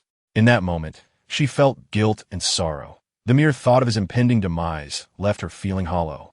Li Changsheng stole a glance at Tang Yanru, sensing her emotions had reached a crescendo, only needing a final spark to ignite them. Thus, he proclaimed with fervent sorrow, "I, Li Changsheng, have failed the ancestors of the Li family for not leaving behind a legacy. I am a sinner of the Li family." His voice rang out, evoking emotion in all who heard him. Tang Yanru could no longer contain herself, throwing herself into Li Changsheng's embrace, tears streaming down her face as she said, "You have showered me with kindness on numerous occasions. I am willing to fulfill your final wish." "What?" Li Changsheng feigned shock, adamantly refusing. "This is utterly out of the question." Tang Yanru gazed at Li Changsheng's upright demeanor, her heart aching even more. "This is entirely my own choice. Please do not refuse, benefactor." Li Changsheng ceased his resistance, having never truly intended to. Soon after, the system's voice rang out. "Congratulations, host, successful branching has occurred, granting 5 additional years of lifespan. Congratulations, host, the yin-yang cultivation technique has reached the 2nd level, enhancing the speed of your foundation as development. Congratulations, host. The quality of your foundation has upgraded, currently at white mid-grade. Congratulations, host, your martial arts cultivation has improved, currently at the 7th level of martial disciple. Congratulations, host. You have acquired the title A man's mouth, a deceiver's ghost, along with the reward, breathing method. Congratulations, host. Due to your actions aligning with the system's preferences, your reward has upgraded, and the breathing method has been elevated to the perfect version, granting you the perfect breathing method." Listening to the continuous stream of notifications from the system, Li Changsheng felt a surge of joy. However, upon seeing the portraits of the Liu father and son not far away, an uneasy feeling crept into his heart. As the sun climbed high in the sky, Li Changsheng stretched lazily, glancing at the slumbering Tang Yanru beside him. He could not resist taking her delicate hand to play with. Her exquisite visage was irresistible, and he leaned in to kiss her. Tang Yinru awoke, her face suddenly before him. Instinctively, she wanted to scream, but only managed to emit a soft sound. Recalling the shy moments of the previous night, she finally recognized who stood before her. Her face flushed with embarrassment. A mix of shame and anger surged within her, yet she could only comply with his advances. Another hour passed, as Li Changsheng donned his garments. Turning to glance at Tang Yinru, he reassured her, "Yinru, do not worry. I will handle the bandits at Wulong Ridge. After today, you shall have no further concerns." With that, he strode away without a backward glance. Tang Yinru reached out, wanting to say something, but the words eluded her. Watching his resolute figure grow distant, her eyes grew moist. "Husband, if you can return, I shall willingly become a concubine, even if it invites scorn from others." On the road, Li Changsheng rode with exhilaration, unable to conceal his delight. He laughed heartily, drawing curious glances from those around him. In a moment of exhilaration, he could not resist the urge to open his attributes panel. Name, Li Changsheng. Age, 88. Lifespan, 10 root bone.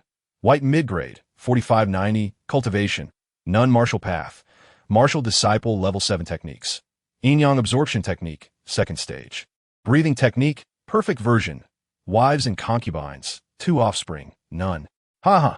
Observing this evident enhancement, Li Changsheng laughed heartily towards the heavens. How delightful. Not only has my root bone improved somewhat, but my martial cultivation has ascended a full 5 levels. That chief of Wulong Ridge merely possesses a martial disciple level of 4. He is utterly no match for me. What excites me the most is the breathing technique. It must be the fundamental technique for cultivation. I wonder what distinguishes the perfect version from the ordinary one. System, what does the perfect version of the breathing technique entail? For cultivators, the qi refinement stage is foundational. The ordinary breathing technique can only support a cultivator up to the 10th level of qi refinement. In contrast, the perfect version allows a cultivator to achieve flawless qi refinement, reaching the 12th level. The foundation will be more solid, and the potential for future development will be greater. Upon hearing this, Li Changsheng felt a surge of excitement coursing through him. He eagerly began to practice the breathing technique while riding on horseback. In an instant, the sparse spiritual energy around him converged, and his dantian immediately responded. He calmed his mind and turned his focus inward, observing a drop of spiritual liquid coalescing within his dantian, rapidly forming a small pool in a brief moment. Incredible! The perfect version of the breathing technique truly is extraordinary. The speed of cultivation is astonishing. However, practicing on horseback is rather inconvenient. I shall take the time later to enhance my cultivation properly. Li Changsheng, filled with vigor, flicked his graying bangs and murmured with great pride. How lonely it must be to be invincible. Now I'm also a cultivator. Chinkai mat the dongmei. You could never have imagined this, could you? The BMW sped along, and before long, they arrived at the entrance of Wulong Ridge's stronghold. At this moment, the stronghold was adorned beautifully, with red silks fluttering in an atmosphere of festivity. Faintly, one could hear the raucous laughter of the bandits within the stronghold.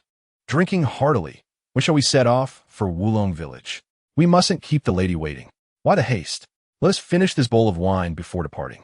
I heard from Tang who that there's an audacious old fellow coming to our Wulong Ridge today. Who can't talk tough? If that fellow dares to come, he's either a fool or a madman. If he dares to show up, I'll stand on my head and defecate. Ha ha. Indeed, our chief is a martial disciple at level 4. In the vicinity of 100 miles, he has yet to encounter a rival. Gulme. Let's continue drinking and not dwell on useless matters. Oh, how utterly dismissive they are of me. A smirk of disdain crept across Li Changsheng's lips. Knowing that I have come today, they still dare to prepare for a wedding. What do they take me for? Li Changsheng dismounted and shouted towards the stronghold. I am Li Changsheng, here to claim your lives. Come forth and meet your demise. The guard on the gate, putting down his wine bowl, glanced down. Old man, while we're in a good mood, you'd best leave. Otherwise, if you anger us, we'll come down and deal with you. Li Changsheng snorted coldly, kicking a stone on the ground, which soared through the air with a thunderous crack. The stone flew like a bullet towards the battlement. The guard's expression changed dramatically as he could not evade it in time. A spray of blood erupted as numerous stones pierced his body. Observing the astonishing power of his kick, Li Changsheng himself was taken aback. Even without having reached the first level of qi refinement, My strength is fearsome. His confidence surged, and with an air of invincibility, he strode towards the stronghold's gate. Humph. Rule number 3 of wandering the martial world. Seize the favorable winds and be brazen. Clutching his treasured sword tightly, he swung it, and the gate shattered with a resounding crash. Clouds of dust billowed forth as the bandits reacted, drawing their weapons and surrounding him. Most were ordinary people, with only a few dozen possessing martial skills, mainly at levels 3 to 5, posing little threat. Changsheng cast a glance over the bandits, quickly assessing their martial abilities. It seems the chief at level 4 is not present here, and neither is Tang Hu. He could not be bothered to waste words on these insignificant foes and drew his sword to commence the slaughter. The bandits had robbed and killed countless people. No mercy was warranted. Just then, a voice from a distant room affected an air of feigned profundity. Old man, I did not expect you to truly dare come. Since you have arrived, you shall leave your life behind. The door to the room swung open, revealing a petite, bearded man in black. He gazed at Changsheng with an air of indifference, slowly approaching him. Following closely behind the man was Tang Hu, leading a large wolf dog. Changsheng furrowed his brow, sizing up the bearded man, and inquired, Are you the chief of Wulong Ridge? I did not anticipate such a diminutive figure. The man shot Changsheng a sidelong glance and lazily replied, I am the chief of Wulong Ridge. My name is Zhao Qing. Though my stature may be small, I am more than capable of taking your life. Tang Hu's eyes sparkled with excitement, brimming with a sense of vengeance. Chief, this man not only obstructed your marriage to the lady, but also boasted that he would skin you alive and chop you into pieces for the dogs. Hearing this from Tang Hu, Changsheng felt a sense of familiarity. Damn, this fellow is adept at sowing enmity. Those words were clearly his threats while fleeing. However, upon hearing this, Zhao Qing's expression turned cold. Changsheng, is it? I shall see if he can truly live up to your name. As he spoke, Zhao Qing seized 2 enormous axes that were half his height and charged at Changsheng with formidable force, instilling fear. Changsheng smiled slightly and stepped forward, his sword ringing as it clashed with the axes, producing 2 sharp sounds. In the next moment, Zhao Qing stumbled back several steps, his axes knocked from his hands, trembling slightly as he looked down to find blood oozing from his palms. His face bore an expression of disbelief and terror as he asked, You are not at the first level of martial disciples? Changsheng smiled slightly. Oh, did the chief think I was merely at the first level? Zhao Qing's expression darkened, his eyes glinting with menace as he glanced at Tang Hu. Sensing the tension, Tang Hu quickly knelt, pleading, Chief, you must believe me. He was indeed at the first level yesterday. Changsheng regarded Tang Hu's pitiful demeanor with feigned innocence. One does not speak falsehoods without preparation. If I were truly at the first level, could I have ascended to level 7 overnight? Changsheng's revelation of his cultivation level shocked the onlookers, who gasped in awe. Hiss. He is actually at level 7 of martial disciples. How infuriating. How did Tang Hu provoke such a person? Even if I must die today, I will ensure that Tang Hu accompanies me in death. Simply hand him over. We cannot bear the burden for him. Tang Hu, sensing the hostility around him, trembled in fear. At this moment, Zhao Qing wore an expression of anxiety, beads of cold sweat forming on his forehead. The remarkable cultivation level of Changsheng meant that even if he surrendered Tang Hu, it was uncertain if he would relent. Zhao Qing's clothing, dampened by sweat, clung tightly to his form. Changsheng, observing Zhao Qing's petite figure, suddenly felt a sense of incongruity. Something was amiss.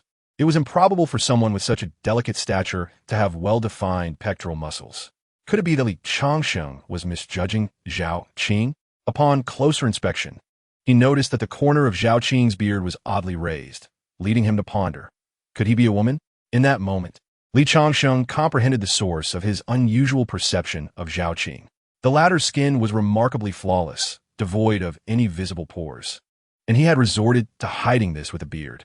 While he was not sweating, the loose clothing had concealed much, but now, with perspiration causing the fabric to cling, those pronounced pectoral muscles were unmistakably revealed.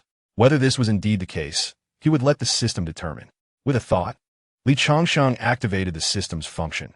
The fertility aptitude was a trait unique to females, so let me ascertain whether you are disguised as a man. As an energy surged forth, a radiant light suddenly illuminated the crown of Zhao Qing's head. Upon witnessing this, Li Changsheng's expression shifted dramatically. Soon replaced by a gleeful smile, it was indeed Azure. Chapter 10. I wish to be your lord of the stronghold. Li Changsheng's eyes widened as visions danced in his mind. Azure fertility aptitude, a level above the green aptitude. In the future, should he father offspring with Azure roots, the path of cultivation would be immensely easier. Most importantly, the rewards for possessing Azure aptitude would be exceedingly rich. With these thoughts racing through his mind, Li Changsheng felt an overwhelming desire to claim Zhao Qing as his own, despite the obscured beauty behind the beard. The Azure fertility aptitude and impressive pectoral muscles left little room for doubt. Surely, this was far superior to the 300-pound Yang Yuhuan he had encountered before. This individual must be secured. Even within the sect, an Azure root would garner significant attention. Who could have anticipated that the bearded man before him was a woman with Azure fertility aptitude?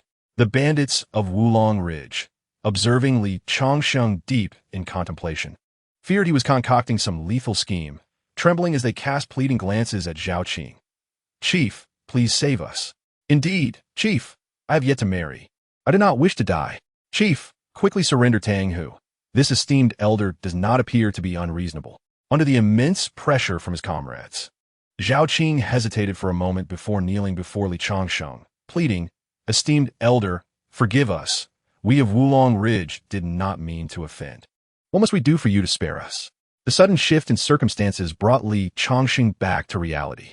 Stroking his beard, a peculiar expression crossed his face. If you wish for me to spare you, it is not impossible, but Li Changsheng's gaze roamed over Zhao Qing's form, a knowing smile creeping onto his lips. Hearing this, Zhao Qing's face brightened, and he eagerly replied, As long as you can spare my brothers, I, Zhao Qing, am willing to do anything. Anything? Li Changsheng was nearly overcome with laughter, but feigned a serious demeanor.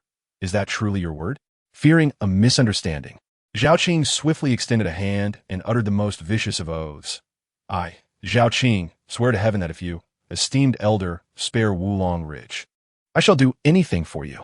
Should I break this vow, I shall castrate myself as penance. Zhao Qing's words were earnest, his face sincere. Those unaware of the truth would undoubtedly be moved to tears. The bandits of Wulong Ridge were no exception. Oh, Chief, you are too kind. To serve under you in this lifetime is worth it. Should you be forced to self-castrate, we shall accompany you. Li Changsheng watched Zhao Qing's awkward demeanor with delight. Ah, Zhao Qing, you, a woman, have sworn such a vow of self-castration. It is clear that you do not intend to fulfill it. At this moment, Zhao Qing felt a wave of embarrassment from the gratitude of his comrades. To shift the conversation, he turned to Li Changsheng, esteemed elder. Please tell me what I must do for you to spare us. Li Changsheng fixed his gaze upon Zhao Qing's eyes, causing him to retreat. My request is simple. Marry me as a concubine, and all will be resolved. Will you marry me or not? What? The bandits were left speechless. Did I hear that correctly? The esteemed elder wishes to marry the chief? It seemed they had indeed heard correctly. A chill ran through them as they exchanged glances, yet they dared not voice their thoughts. Instead, they cast sympathetic glances toward Zhao Qing, though they felt repulsed. They hoped he would acquiesce, for their lives depended on it. Zhao Qing wore an expression of disbelief, silently pondering. Could he have seen through my disguise? Where did I go wrong? Torn, Zhao Qing hesitated to respond, his face shifting from green to purple, seemingly in turmoil. Li Changsheng recognized that further persuasion was needed.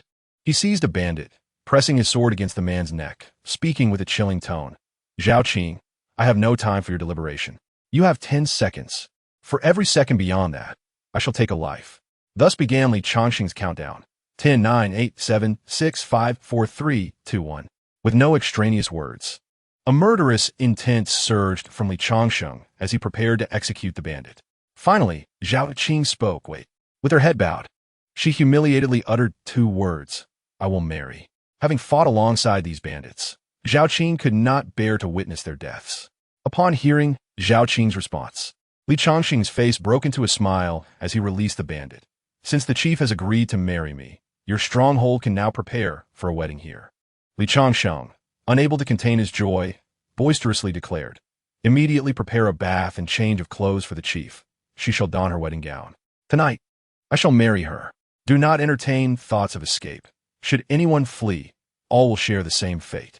Moments later, several trembling maidens assisted the despondent Zhao Qing away. Time flew swiftly, and night soon descended. Dressed in a resplendent red wedding robe, Li Changsheng took Zhao Qing's delicate hand and led her into the hall for the wedding rites. Although surrounded by many, the atmosphere was devoid of celebratory clamor. Only the officiant's somewhat frightened voice could be heard. Bow to heaven and earth. Bow to the high hall. The couple bows to each other. Enter the bridal chamber. The ceremony is complete. Meanwhile, the system's voice resonated. Ding. Congratulations, host. You have completed the branch and received a reward of 5 years of lifespan. Ding. Congratulations, host. Your cultivation has improved. You are now at the first level of qi refinement. Ding. Congratulations, host. You have acquired a technique. Tian Shan Jianju. Hearing these words, Li Changsheng's face lit up with joy. Tian Shan Jianju? This is indeed an immortal technique. Splendid, splendid. What a fortune. Overcome with excitement, Li Changsheng bent down and lifted the petite form of Zhao Qing into his arms, walking toward the bridal chamber amidst the uncomfortable gazes of numerous bandits. Behind him, their voices echoed with lament. The chief has sacrificed so much for us. How utterly unfair. Upon entering the bridal chamber, Li Changsheng could hardly contain his eagerness as he lifted Zhao Qing's red veil. A face adorned with a full beard came into view. Zhao Qing had hoped that this guise would deter Li Changsheng, but upon witnessing his gaze, she realized her strategy had failed. Li Changsheng showed no sign of disappointment. Instead, he tore away Zhao Qing's beard, revealing a youthful visage, no more than 20 years old. No need for pretense before this old man. How old are you? 19. She replied. What is your name? Zhao Qing, as in the clear sky. Oh, what a lovely name, indeed befitting a girl. At the sight of Zhao Qing's true face, Li Changsheng's heart fluttered. Who could have imagined that the notorious chief of Wulong Ridge would be such a stunning beauty? Her long hair cascaded down, accentuating her fair skin, while her slightly flushed cheeks added to her charm. Li Changsheng grasped Zhao Qing's delicate hand. It felt cool and fragile, her long fingers exquisitely beautiful. Their fingers intertwined, and their breaths quickened. Zhao Qing's slender legs, devoid of any excess flesh, rendered Li Changsheng unable to restrain himself. My dear, it is time for us to attend to our rightful duties. Zhao Qing shyly nodded, closing her eyes in anticipation. Li Changsheng's heart raced as he extinguished the oil lamp with a wave of his hand. That night was destined to be sleepless. The next morning, Li Changsheng gazed at the enchanting figure beside him, a satisfied smile gracing his lips. With such a breathtaking beauty by my side, what more could I desire? Indeed, as a martial artist, his stamina surpassed that of others. By midday, Zhao Qing stirred from her slumber. Upon seeing the unfamiliar man beside her, a rosy hue instantly spread across her face. Having tasted the forbidden fruit, Zhao Qing now regarded Li Changsheng with newfound admiration. Initially regretful for not marrying a robust man, she soon realized that she had stumbled upon a treasure. Little did she know, this seemingly ordinary old man possessed remarkable prowess. As Zhao Qing reminisced, a sweet and happy smile blossomed on her face, silently acknowledging, he is even more formidable than the young man. Has your realm also ascended? Li Changsheng inquired. Surprised by the aura Zhao Qing inadvertently exuded. You have already reached the 9th level of martial apprentice. Zhao Qing shyly nodded in affirmation. It is all thanks to you, my lord, that I have made such rapid progress. My lord seems to have rejuvenated as well. Your hair has turned considerably darker. Possessing the yin-yang dual cultivation technique, Li Changsheng's practice conferred benefits to both parties, enhancing their realms and youthfulness. Not only had Zhao Qing's cultivation advanced, but Li Changsheng's had also reached the first level of qi refinement, which filled him with exhilaration. Moreover, his martial arts prowess had transcended that of a martial apprentice, promoting him to the first level of martial master. Upon hearing Zhao Qing's response, Li Changsheng smiled and said, Good, as long as you persist. Your realm will continue to elevate. I too shall grow younger. When he first acquired the system, he was frail and gray-haired. Yet now, aside from a hint of gray in his hair, he resembled a robust young man, even surpassing the youth in strength. His innate talent had improved to a superior quality, and he anticipated that with a few more days of cultivation, he would achieve a green quality. Such a foundation would suffice for entry into a lesser immortal sect. The mysteries of immortal arts were profound, and he needed to hasten his progress, at the very least to surpass Chen Kai. Once a 5th-level foundation establishment practitioner, Shinkai must have reached the golden core stage after all these years. Li Changsheng sighed in frustration, ruffling his hair. My progress is still too slow. Could it be that I do not have enough consorts? He pondered, feeling it was likely. I must hasten my search for more consorts, otherwise I am wasting this exceptional system. After spending a delightful night with Zhao Qing, Li Changsheng learned more about her background. Zhao Qing was originally the daughter of a general from the Qin dynasty. Her father, Zhao Yun, had earned great military accolades, enjoying immense prestige within the army. It was no exaggeration to say he overshadowed even the emperor. However, for reasons unknown, he offended a high-ranking official in court and was falsely accused of treason. The imperial decree condemned the Zhao family to execution. To this day, Zhao Qing vividly remembers the scene of her father desperately sending her out of the city. That night, all 72 members of the Zhao family, save for Zhao Qing, met their demise. Even their old dog was not spared, meeting a tragic end. Seeing the despondency in Zhao Qing's expression, Li Changsheng embraced her, gently comforting her by patting her back. Do not grieve, my dear. Now that you are mine, feel free to share any grievances with me. The Qin dynasty has wronged your family, and thus they have wronged me, Li Changsheng. One day, I shall ensure they pay for their transgressions. When Zhao Qing fled the capital, she was only 12 years old. Along her journey, to conceal her identity, she had no choice but to disguise herself as a man and resort to banditry. Having trained in martial arts from a young age, she quickly distinguished herself within the mountain stronghold. Following the death of the previous chief, she was entrusted with leadership. Having spent her childhood in hiding, she developed a habit of keeping her feelings bottled up. Now, with a husband who cared for her and protected her, her long-suppressed emotions erupted. She threw herself into Li Changsheng's arms, weeping like a rain-soaked pear blossom. My lord, to meet you in this lifetime is a blessing I have earned over 10 lifetimes. Heaven must have seen my suffering and sent you to rescue me. I've been so lonely for so many years.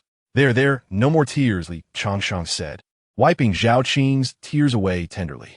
From now on, you are no longer alone, and besides me, you will have several sisters, perhaps even more in the future. Sisters?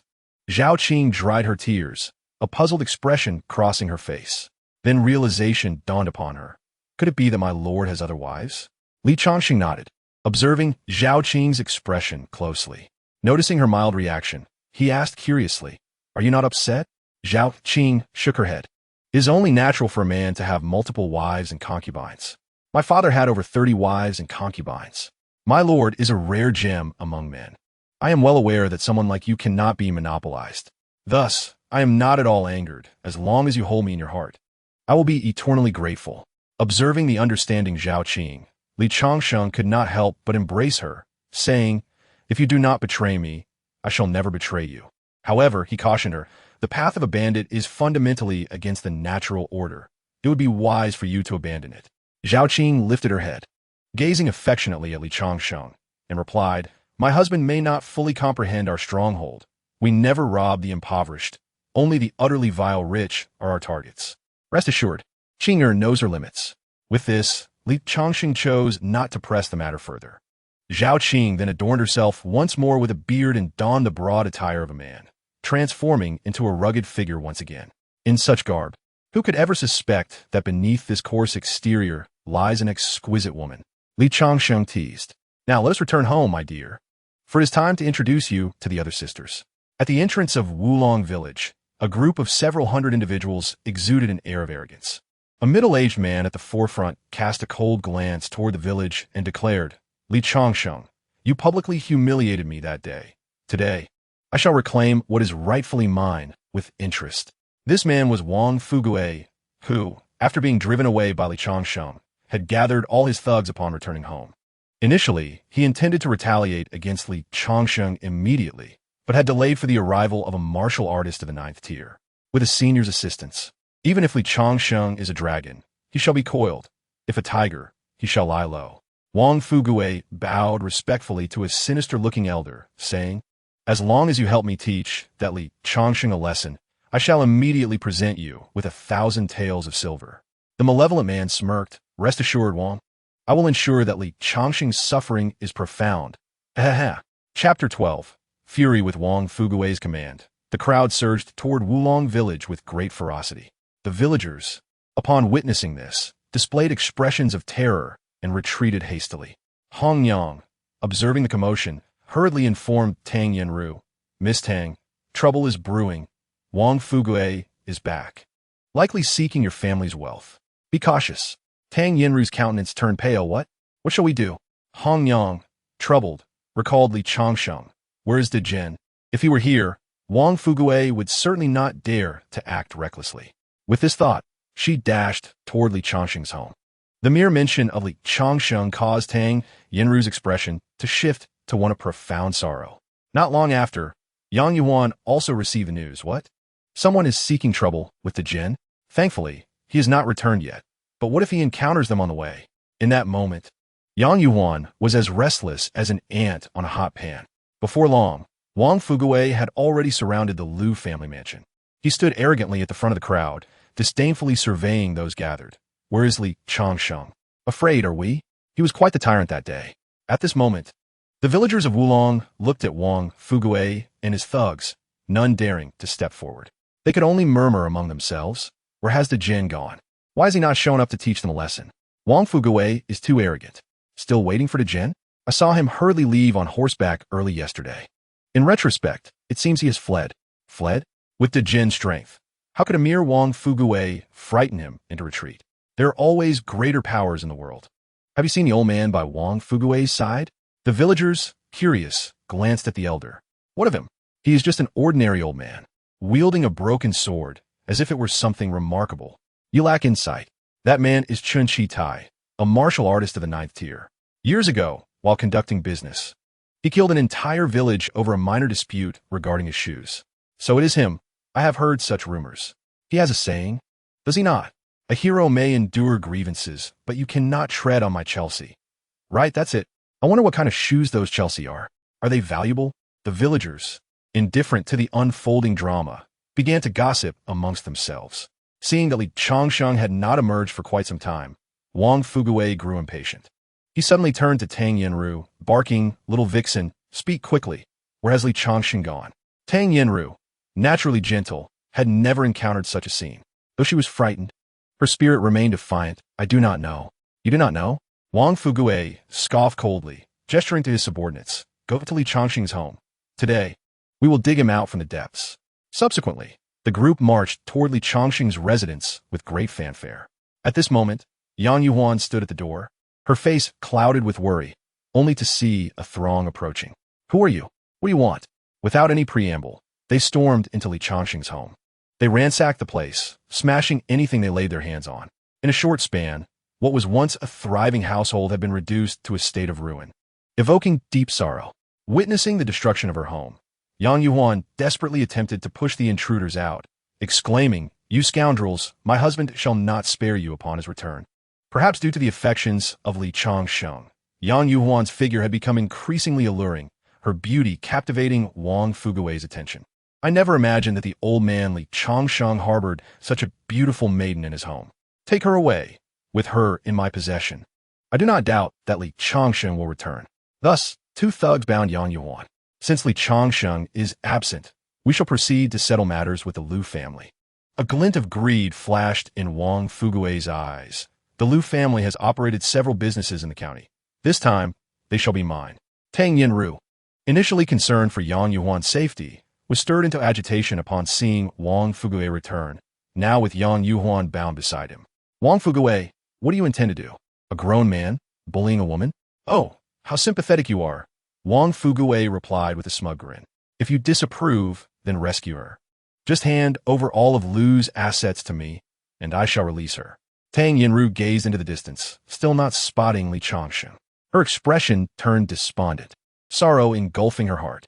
She had resigned herself to the possibility of Li Changsheng's demise. "Alas, my husband, you risked your life for me, and I cannot allow my sister to come to harm." After a moment's contemplation, Tang Yenru resolved, "All right, I shall agree to your terms, hoping you will keep your word." Wang Fugue, taken aback by her acquiescence, was overjoyed. "Rest assured, I, Wang Fugue, shall uphold my promise." The onlookers exchanged puzzled glances. Why is Miss Tang so accommodating toward the wife of the Jin? Who knows? Although Jin assisted her that day, it was unnecessary for her to sacrifice all of Lu's family fortune for him. Indeed, one wonders how Lu Yuanwei would feel if you were to find out. Yang Yuan also displayed a look of confusion, yet upon recalling Li Changsheng's peculiar actions over the past few nights, she seemed to have formed a hypothesis. Wang Fugue could no longer contain himself. Enough of the rambling. Just hand over the land deeds and silver. Once I have them, I will leave immediately. Tang Yinru, lacking in cunning, believed Wang Fugue's words. Remember what you said. She then turned and returned to Lu's grand residence.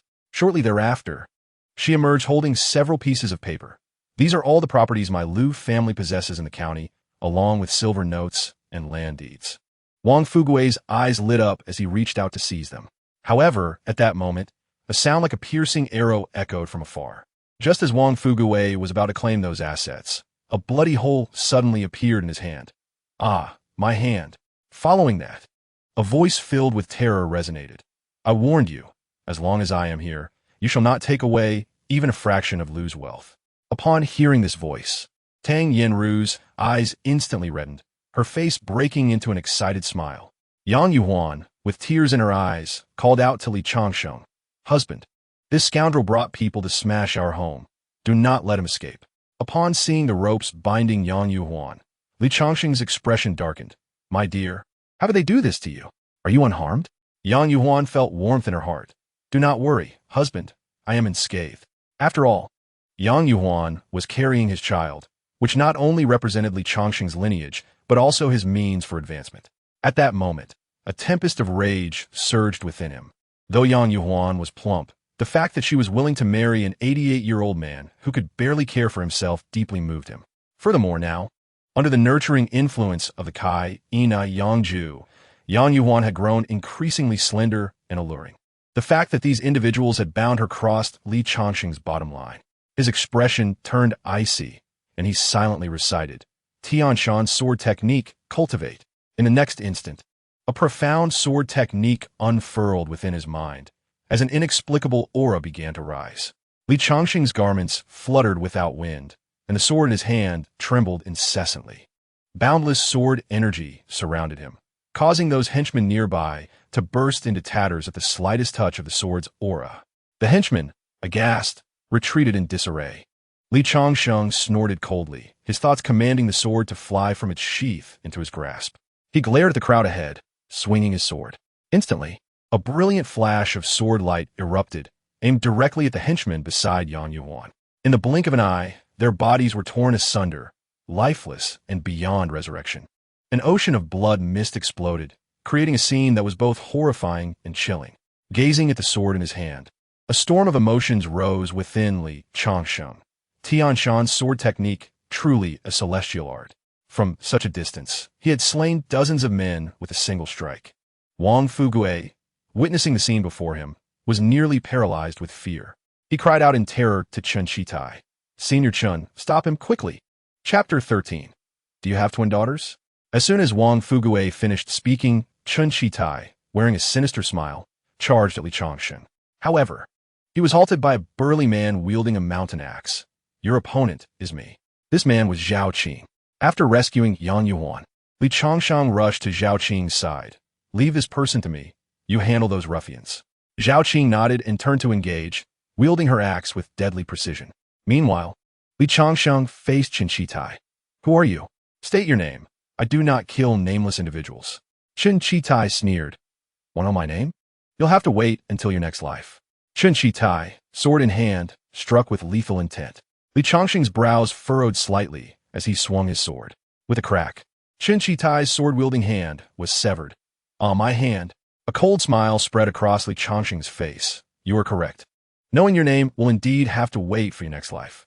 A glint of murderous intent flashed in his eyes as he raised his sword high. "Spare me. Didn't you say you wouldn't kill nameless people?" Chen Shitai's face turned pale with fright as he pleaded. "I am indeed a nameless person." Such shameless words left the onlooking villagers incredulous. "Dejin, don't listen to his nonsense. I know him. His name is Chen Shitai, not a nameless person at all." Li Changsheng smiled faintly. "Oh, not only did you attack me, but you also dared to lie.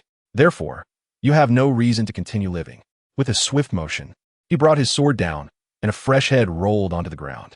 Until his last breath, Chun Chi-tai could not comprehend why this had happened. He had thought to secure a profitable venture, only to find himself meeting his demise. The villagers gasped in awe at Li Changsheng's prowess. De Jin's strength has increased. Indeed, if Chun Chi-tai's combat power was 2,000, De Jin's must be at least. Did you see the bearded man De Jin brought back? His fighting ability is formidable as well. The crowd turned their gaze to Zhao Qing, who was now drenched in blood, each strike she dealt resulting in a kill. In a brief span, nearly all of the 100 henchmen Wang Fugui had brought were decimated. He sat dazed on the ground, his mind reeling. What just happened? Is this real? One person killed 100. Is he human or a ghost? Li Changsheng coldly kicked Chun Chi-tai's head towards Wang Fugui. Looking down, Wang Fugui shrieked, "Don't look for me. I didn't kill him. It wasn't me." Wang Fugui was utterly terrified, and seeing this, Li Changsheng barked, "Wang Fugui, you have repeatedly sought to trouble me. Are you tired of living?" Wang Fugui trembled, his eyes filled with dread. "Spare me, my lord. Spare me. I only intended to give you a beating. I had no intention to kill. Give me a beating?" Li Changsheng raised his bloodied sword. "You dare to think of striking me?" With murderous intent evident, he advanced step by step toward Wang Fugui. "If one does not offend me, I will not offend them. If one offends me, I will surely kill." As Li Changsheng's sword was raised high, Wang Fugui, in terror, lost control of his bladder. He frantically begged for mercy, bowing profusely. "Spare me. I have 300 acres of fertile land. I will give them all to you." Li Changsheng's sword did not waver. "I possess 500,000 taels of silver. I will give them all to you." Li Changsheng's sword remained unwavering. "I possess an ancestral residence, an establishment for dining, and several textile shops, all of which I bestow upon you, my esteemed lord." The sword of Li Changsheng is poised dangerously close to Wang Fugui's neck. In this moment, beads of cold sweat cover Wang Fugui's forehead. He feels the chill of the blade's breeze and realizes that Li Changsheng is not jesting. He is indeed capable of murder. With a steely resolve, Wang Fugui divulges his last bargaining chip. "My lord, spare my life. I have a pair of twin daughters who are at the prime age for marriage. If you could let me go, I would willingly offer my daughters to you." At this juncture, Li Changsheng's sword halts a mere 0.01 centimeters from Wang Fugui's throat. His eyes gleam with excitement as he gazes at Wang Fugui. "You have twin daughters?" Wang Fugui exhales a sigh of relief, forcing a grim smile. "Indeed. My twin daughters are in their blooming years, and they are exceptionally beautiful. Suitors from far and wide have been knocking at our door. If you do not mind, I would gladly betroth my daughters to you." Having experienced Li Changsheng's formidable prowess, Wang Fugui is filled with both fear and exhilaration. The terror arises from Li Changsheng's merciless nature, while the exhilaration stems from the prospect of such a formidable figure becoming his son-in-law. The thought of gaining respect from others fills him with immense satisfaction. As he indulges in these thoughts, Li Changsheng interjects, "Betrothed? You old fool. Do you expect me to call you father-in-law?" Hearing this reprimand, Wang Fugui hastily kneels. "My lord, you misunderstand. You shall forever be my esteemed lord. Henceforth, you may call me whatever you wish, Xiao Wang, Lao Wang, Fugui, or whatever pleases you. But I cannot bear the title of father-in-law. That would be too demeaning." Observing Wang Fugui's tearful demeanor, Li Changsheng muses on the man's impressive talent for theatrics. "Enough, enough. What kind of man weeps so lamentably?" Wang Fugui casts a resentful glance at Li Changsheng, inwardly lamenting. "If you were in my position, would you fare any better? It would be a miracle if you weren't terrified to death." Regarding the twins Wang Fugui mentioned, Li Changsheng is exceedingly intrigued. Just the thought of the wedding night stirs an uncontainable excitement within him. At this moment, the villagers around begin to murmur. Indeed, the daughters of Wang Fugui are remarkably beautiful. Though Wang Fugui is not a good man, his daughters possess exceptional qualities. They are well-educated and regularly assist the poor, earning a stellar reputation in Fengshu village. Furthermore, their beauty attracts countless suitors. I've even heard that the young master of a nearby martial arts sect has taken a liking to them. Upon hearing this, Li Changsheng turns his gaze back to Wang Fugui. "Is this true?" Wang Fugui trembles, hesitating for a moment before nodding. "My lord, the bodies on the ground are the disciples of that sect. I fear they will come seeking retribution once they learn of these events." Li Changsheng scoffs. Let them come. If they dare, I shall seek them out myself. However, for now, I have no desire to waste time on them. The priority is to secure those twin daughters. Regardless of their potential for motherhood, I am determined to have them. Li Changsheng's imagination runs wild. Twins, what an exhilarating prospect. He then addresses Wang Fugui. Return home and make suitable preparations. I shall come to wed the twins tomorrow. The ceremony will be held at your residence. After all, you have already gifted me your ancestral home. Is that acceptable? Wang Fugui can only manage a bitter smile. No objections, none at all. The following day, in the evening, at Wang's residence in Fengchu village, the atmosphere is lively, filled with the sounds of drums and firecrackers, with red banners waving and crowds gathered. More accurately, it is the Li residence, as the sign has been changed to reflect this. The Wang family's twin daughters are adorned in splendid red wedding attire. Their faces meticulously painted, yet they weep inconsolably, as though mourning a great loss. A nearby maid, wiping away her tears, laments.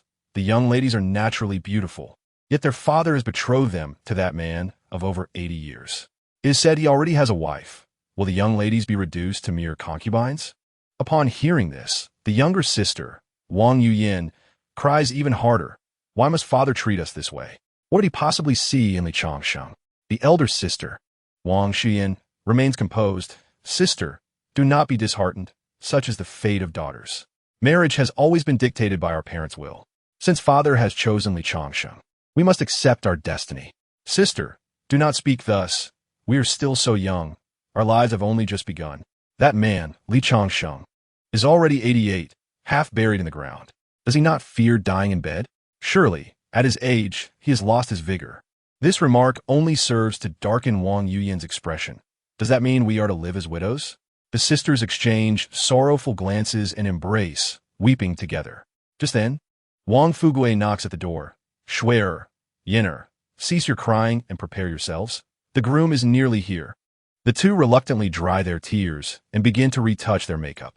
Meanwhile, Li Changsheng arrives at the Wang residence, mounted on a magnificent steed and clad in a vibrant red groom's attire. The villagers of Fengchu village gaze at this unfamiliar groom, whispering amongst themselves, what prowess does this man possess that would lead Wang Fugui to betroth his two daughters to him? Rumor has it he hails from Wulong village and already has a wife, yet seeks a concubine. What? Such a scoundrel? If that is the case, the Wang sisters are truly unfortunate, being so beautiful yet given to this octogenarian. No, he is 88. What do you know? Just yesterday, Wang Fugui went to Wulong village to stir trouble and was soundly defeated. It said the henchmen he brought were nearly all killed, including high-priced martial artists. How ruthless! No wonder the sign has changed from Wang's to Li's. He must have extorted the ancestral home. Upon hearing of Li Changsheng's exploits, the crowd parts in fear, their expressions reflecting trepidation. From a distance, Wang Fugui spots Li Changsheng and rushes over, his face a mask of obsequiousness. My lord, my daughters can hardly wait to marry you. Let us be off.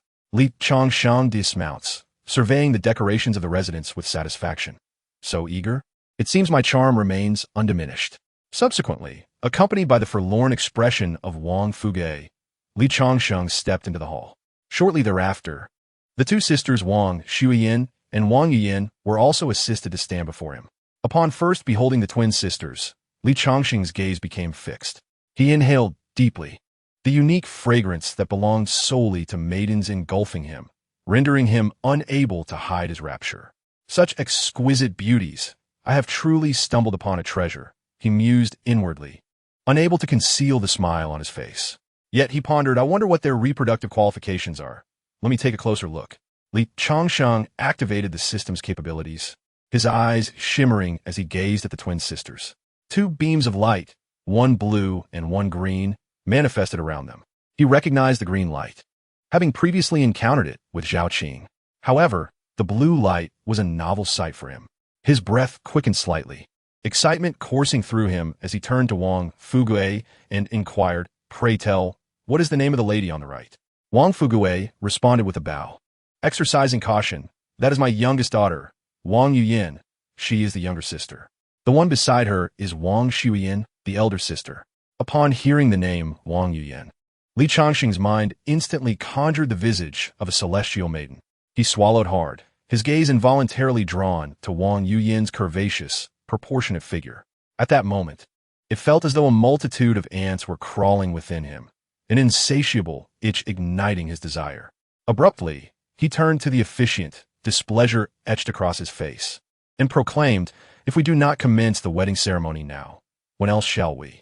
I cannot abide such indecisiveness. Time is of the essence. Do you not understand?"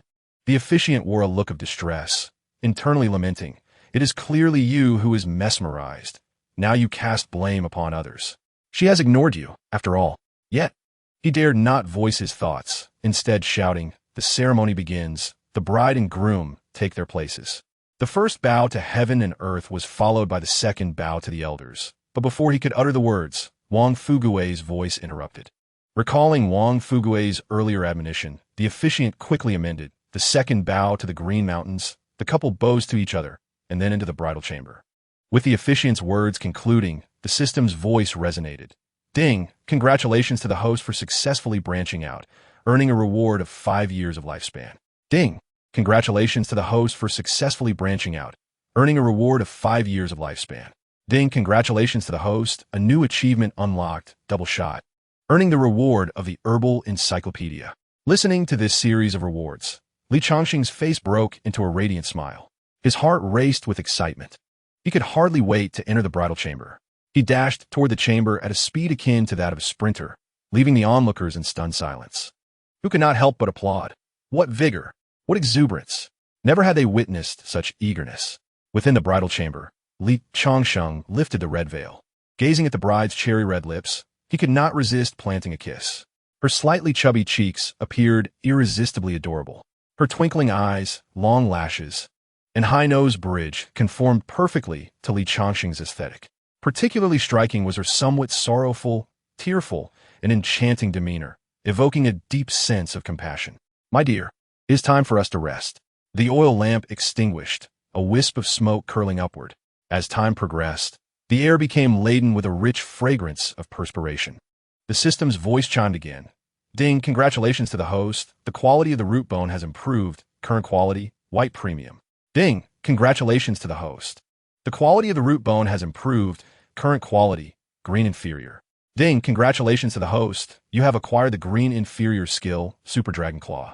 Li Changsheng breathed heavily, gazing at his hands, which glimmered with a faint white light, his face brimming with excitement. Super Dragon Claw, truly extraordinary. No wonder Wei Xiaobao was so eager to learn the Dragon Claw. Chapter 15. Hahuan Lian Ti Sect. After a night of enhancement, Li Changsheng's gains were substantial. Not only had his root bone ascended to the green grade, but he had also obtained a comprehensive herbal encyclopedia. This encyclopedia contained knowledge of the cultivation and medicinal properties of all herbs in the world. Quite satisfactory. It lays a solid foundation for my future endeavors in the realm of alchemy, he thought with a smile, unhesitatingly beginning his studies. System. Learn the Herbal Encyclopedia. Ding! Congratulations to the host. Your study of the Herbal Encyclopedia is complete. As the system's voice faded, a wealth of knowledge flooded into Li Changsheng's mind. He felt as if his head might explode, with countless unfamiliar herbs flashing before him. Their cultivation methods, growth habits, precautions, yield enhancement techniques, disaster management, pest control, and medicinal properties were all imprinted into his consciousness. This overwhelming sensation persisted for a full hour before subsiding. Subsequently, his root bone experienced another enhancement. Ding! Congratulations to the host. Your cultivation level has increased. Current level, refining Qi second layer. Ding! Congratulations to the host. The yin-yang absorption technique has been upgraded to the 3rd layer, increasing the speed of root bone enhancement, cultivation elevation, and martial arts progression. Ding! Congratulations to the host. Your martial arts cultivation has improved. Current realm, martial master 3rd layer. The series of rewards sent Li Changsheng into a state of euphoria, prompting him to bellow in exhilaration. Delightful, delightful, delightful. It is utterly delightful. By midday, the maid wearer knocked on the door, announcing, "Miss, young master, it is time for lunch." Wang Yin opened the door and reprimanded Yue. "What do you mean by young master? This is the mansion now. The husband is a master here, so you must address him as sir, me as madam. Do you understand?" Yue, taken aback by the stark contrast in Wang Yuyin's demeanor. though unsure of the circumstances, promptly acquiesced and bowed, saying, "Sir or madam, it is time for lunch." The group proceeded to the dining hall, where Wang Fuguwei and others had long awaited. They stood by, waiting for Li Changsheng to take his seat before daring to sit themselves. They only commenced eating after Li Changsheng had taken the first bite. Even their chairs were only half sat upon, their anxiousness palpable. Wang Fuguwei observed the blissful expressions of his two daughters, feeling both joy and sorrow. Alas, I was worried they would throw tantrums. Yet it seems they are happier than anyone else. His only concern now was the Hahuan Lianti sect. The 100 disciples borrowed from them had all perished. It was only a matter of time before they came knocking. I hope Li Changsheng can protect my entire family. At that moment, an enraged voice echoed from outside the residence. Wang Fuguwei, how dare you commit such acts? The Wang family shall pay the price today. Immediately following was a loud crash, and the terrified voice of a servant rang out, "Sir, it is bad. The people from Hahuan Lianti sect have come to our door." Wang Fuguwei's complexion changed dramatically. He turned to Li Changsheng and said, "This is dire. The Hahuan Lianti sect is extremely ruthless. Wherever they go, even the bitches cannot escape unharmed." On that day, they had spent money to rent 100 disciples from their sect, only to have them all vanquished by the senior. It was evident that their visit was a quest for retribution. Wang Fuguwei's words undoubtedly indicated that the responsibility for this incident lay with Li Changsheng, who must bear the consequences. How could Li Changsheng not discern this? However, now that this place had transformed into Li's residence, how could he remain indifferent to such provocations? With a resolute slap on the table, Li Changsheng rose to his feet. Amidst the astonished gazes of those present, he swiftly darted out of the room, proclaiming, "With me here, what is there to fear? Am I seeing things? Was he truly flying?" Indeed, it appeared he had soared into the air. Could it be that Li, the elder, possessed celestial abilities? Wang Fuguwei's expression brimmed with excitement as he reflected on his earlier choices.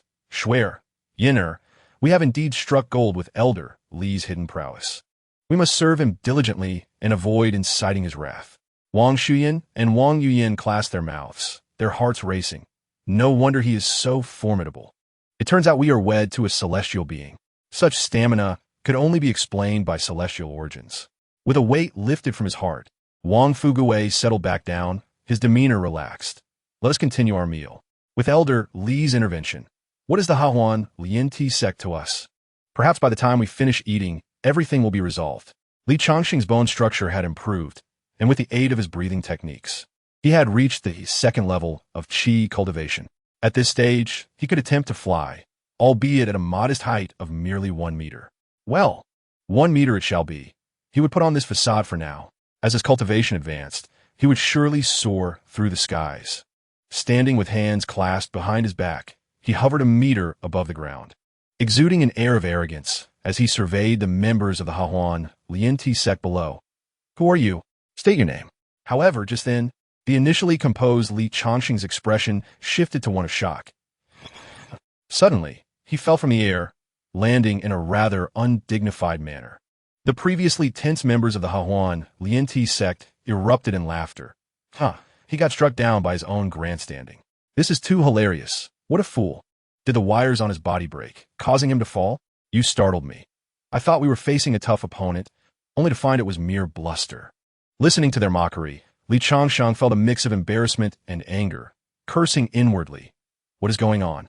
Does flying consume spiritual energy this rapidly? Are they deliberately trying to make a fool of me in front of everyone? Ding. This world is not safe. Given the host's current level of cultivation, being too ostentatious may attract unwanted attention, jeopardizing the host's life. As a precaution, the system presents the host with a vital guide for traversing foreign realms, the essentials of conduct for the sixth path. With this reminder, Li Changsheng recognized that he had indeed been too ostentatious. The system's warning was valid. This was a foreign realm, and any misstep could lead to fatal consequences. Currently, he had only reached the second level of qi cultivation and was far from being able to act recklessly. With that thought, Li Changsheng stood up, brushed off the dust from his clothing, and cast a fierce glance at the members of the Hahuan Lianti sect before him. All the anger he felt would be directed at them, for they had mocked him moments ago. Humph, if I cannot defeat a cultivator, how could I be bested by you? In the next instant, without any warning, he drew his sword, unleashing the Tian Shan sword technique. Countless sword energies flew forth, severing limbs and causing blood to spray like dazzling fireworks, accompanied by the cacophony of anguished cries that chilled the hearts of those who heard. Before long, only one member of the Hahuan Lianti sect remained, his face a mask of terror as he repeatedly bowed his head. "Spare me, esteemed elder. I am the young master of the Hahuan Lianti sect. If you spare my life, I am willing to offer you." Li Changsheng snorted coldly and swiftly severed the young master's head with a single stroke. "Humph, so you are the young master? Competing with me for a wife. How can I let you go? Besides, whatever you wish to offer, I can simply take from your corpse. Truly foolish." Chapter 16. Enhancing cultivation, Li Changsheng gently flicked his sleeve, and as if purified by spiritual energy, the bloodstains on his clothing vanished without a trace. He turned to the trembling servants behind him, his tone calm, yet imbued with undeniable authority. "Handle this mess well. Do not let my dear wife be frightened. Otherwise, you know the consequences." The servants nodded vigorously, their legs trembling as they reluctantly approached the chaotic scene. With practiced precision, one servant skillfully gathered the remains, balancing severed limbs and heads as if he were a seasoned player on a football field, embodying both skill and courage. Li Changsheng, appearing unfazed, returned to the dining hall. At the table, the guests had yet to finish their meal. Upon his return, Wang Fugui's eyes lit up. "Esteemed elder, your skills are remarkable. The wine I had prepared for you remains warm, yet the battle has concluded." Li Changsheng waved his hand dismissively. "These mere ants are hardly worth mentioning. The young master of the Hahuan Lianti sect has a loud reputation, but is ultimately weak and easily dispatched. With a single sword strike, I separated his head from his body. May he behave in his next life." "Esteemed elder, how formidable you are!" Wang Fugui exclaimed, his face a mask of flattery as he gave a thumbs up, just as he was about to shower Li Changsheng with more compliments. His expression abruptly shifted to one of fear. Cautiously, he approached Li Changsheng. "Did you just say you dealt with the young master of the Hahuan Lianti sect?" Li Changsheng looked at Wang Fugui, perplexed by his reaction, and nodded with a frown. "What is wrong?"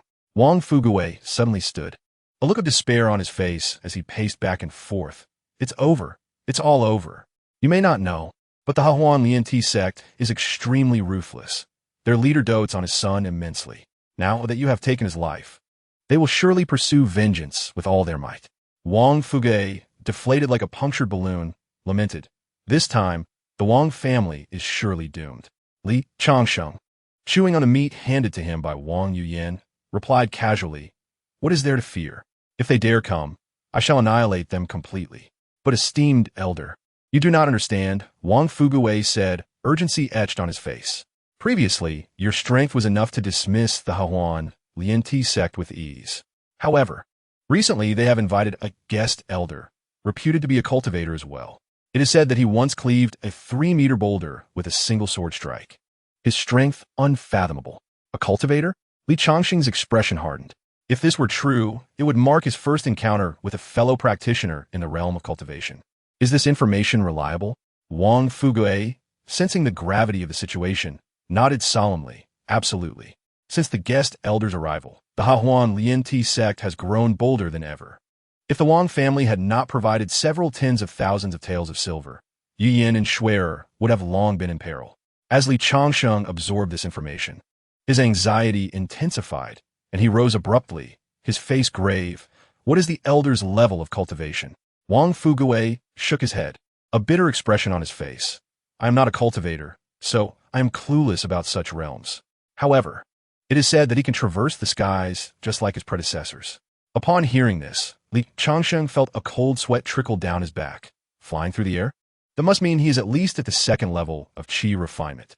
Damn, are there really this many cultivators? Li Changsheng involuntarily tensed up. "I've landed myself in trouble now. Alas, I must hasten to elevate my strength before they come knocking." Taking a deep breath, he comforted himself. "Thankfully, I have this system." Gazing at the Wang sisters, Wang Yuyin and Wang Shuyin, who were enjoying their meal with ease, Li Changsheng felt somewhat reassured. "I must not lose my composure. Having taken 2 concubines now with the system by my side, what do I have to fear?" With this thought, he exhaled slightly, gradually relaxing. "It seems I must diligently improve my cultivation.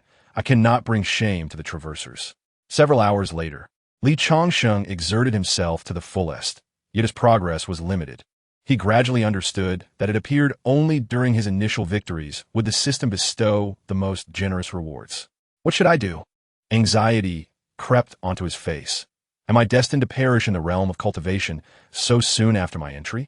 Just then, a voice from outside interrupted his thoughts. Senior, the first madam and the second madam have arrived. Also, the widow from the Liu family insists on coming along. Upon hearing this, Li Changsheng's face lit up with joy. Tang Yanru? She actually came? Ha ha ha. Li Changsheng laughed heartily. Truly, heaven does not forsake those in need. Time slipped by and, finally, the system's voice resounded. Congratulations, host. Your cultivation has advanced. Current level. Third layer of Qi refinement. Third layer of Qi refinement. I can finally breathe a sigh of relief. Li Changsheng felt a slight relaxation. With his strength, I can ensure my temporary safety. He let out a deep breath. Yet his gaze grew even more resolute. It seems 2 concubines are still insufficient. Should my enemies be stronger, I would be in dire straits this time. A grave expression flitted across his eyes. The pace of acquiring concubines must accelerate. Even if it costs me my life, I must gather virtuous partners. The following day, several women appeared, each sporting dark circles under their eyes, yawning incessantly. Meanwhile, the long-anticipated voice of the system echoed once more. Ding. Congratulations, host. Your cultivation has advanced. Current level. 4th layer of Qi refinement. Ding. Congratulations, host. Your martial arts cultivation has advanced. Current level. 7th layer martial master. Ding. Congratulations, host. Your root quality has improved. Current quality. Green intermediate. Ding. Congratulations, host. Your yin-yang technique has advanced to the 4th level, gaining a new characteristic. Gradually enhances physical strength. Listening to this series of rewards, Li Changsheng finally breathed a long sigh of relief. At last, I have some confidence. I believe I need not panic even if I encounter the guest elder of the Hahuan refining body sect. Reflecting on these events, Li Changsheng deeply contemplated his shortcomings. First and foremost, I had become overly relaxed.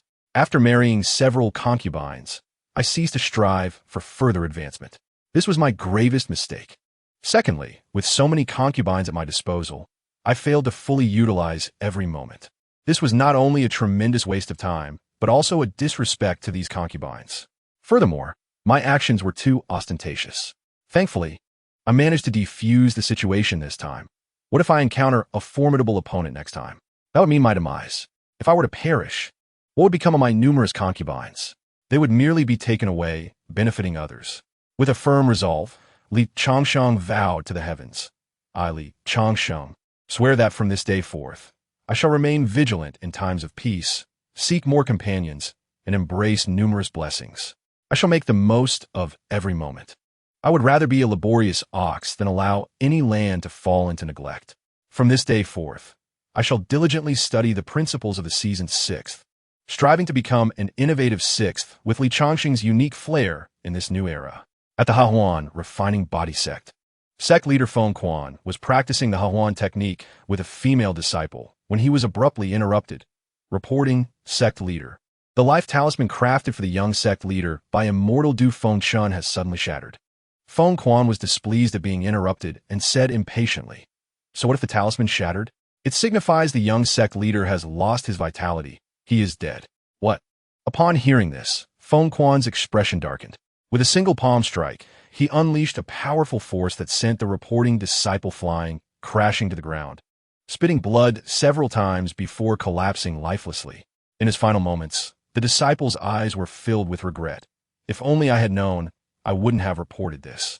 Feng Quan's rage could not be quelled. He turned to a nearby disciple and demanded, "Where did the young sect leader go? Why did he die? Who killed him? I must know everything." The disciple, trembling, knelt on the ground. Reporting to the sect leader, the 100 disciples borrowed by the Wang family have yet to return. The young sect leader went to investigate yesterday. He should have gone to Wang Yuanwai's home in Fengshu village. Wang Fugua, he was not there to check on the disciples. He clearly intended to abduct the Wang family's twins. A look of indifference crossed Feng Quan's face. If my son's death is related to the Wang family, I will ensure that the entire Fengshu village pays the price. He then commanded, "Send my orders. Gather our forces and head to Fengshu village." At that moment, A dignified voice interjected. Sect leader, the distance to Fengchu village is considerable. For you mortals to arrive, it would take at least several hours. By then, the murderer would have long since fled. Feng Quan looked at the elder before him and respectfully bowed. Immortal, is there any method to increase our speed? Du Fengchun shook his head. What I mean is, allow me to go avenge the young sect leader. You all should remain at the sect and await my good news. Upon hearing this, Feng Quan was moved and knelt. Immortal, your great kindness, I thank you on behalf of my son. Feng Quan will reward you handsomely upon your victorious return. Du Fengchun nodded slightly, then soared into the air, ascending to a height of 1 meter before flying away. Although Du Fengchun claimed to be an immortal, he was merely a small fry at the second level of chi refinement. He could manage to appear impressive before mortals. But once faced with a true cultivator, his meager abilities would be laughable. Finally reaching a secluded area, his spiritual energy nearly depleted, Du Fengchun gasped for breath. The aura of a transcendent disappearing from his visage. I must handle this matter with finesse, striving to gain Feng Quan's trust, so that he reveals where the spirit stones are hidden. For cultivators, spirit stones serve as both currency and cultivation resources. Du Fengchun, as a loose cultivator, had ascended to the second level of chi refinement purely by chance. Had he not obtained a legacy in an ancient tomb, he might still be laboring as a mere worker.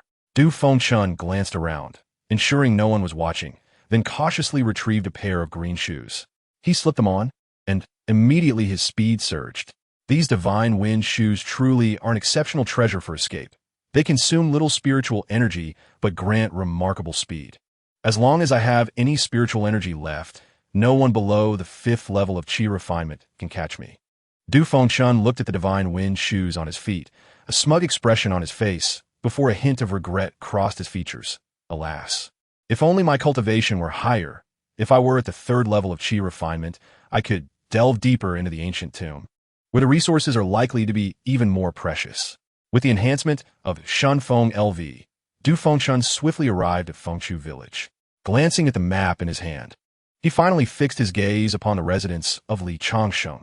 This is the place. First, let me probe the situation. Should I sense any danger, I shall flee immediately. Du Fengchun knocked on the door of the Li residence, which was opened by a servant. Who are you looking for? The servant asked. Sensing a faint metallic scent in the air, Du Fengchun's peripheral vision suddenly caught sight of bloodstains on the ground.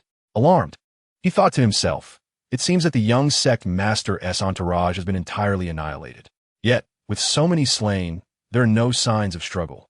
This Li residence must harbor formidable experts. Furrowing his brows, Du Fengchun respectfully bowed, saying, I must have mistaken the place. My sincerest apologies. He then turned to leave, but at that moment, a voice called out, Since you have come, why are you in such a hurry to depart? Li Changsheng had been vigilantly observing the surroundings of the Li residence throughout the day. Any sign of disturbance would not escape his notice. Clearly, Du Fengchun was a cultivator, which piqued Li Changsheng's interest. Upon hearing the voice, Du Fengchun's body momentarily froze, and a chill ran down his spine as he sensed chi training at the 4th level. Damn it, I am no match. Without looking back, he activated Shenfeng LV, and in an instant, he dashed away like a panther towards the distance. Li Changsheng watched the scene unfold, momentarily taken aback. He fled so decisively? This individual is well-versed in the ways of cunning, having nearly reached perfection. Such an experienced trickster must be pursued for a thorough lesson. Just now, the green light flashing at his feet and his sudden burst of speed clearly indicated he was not merely at the 2nd level of chi training. Could that green light be a magical artifact?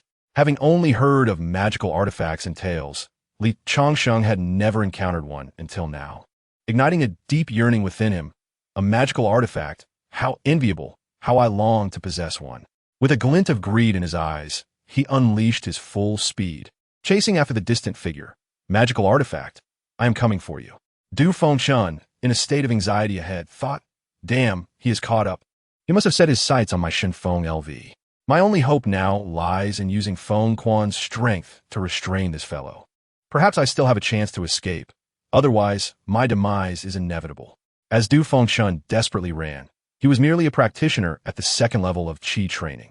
Faced with Li Changsheng, a formidable opponent at the 4th level, Even with the aid of Shunfeng LV, he could not significantly widen the distance. After a while, Du Fengshun finally revealed a hint of joy as he accelerated toward the mountain peak. Ah, trying to hide in the mountains? Li Changsheng sneered.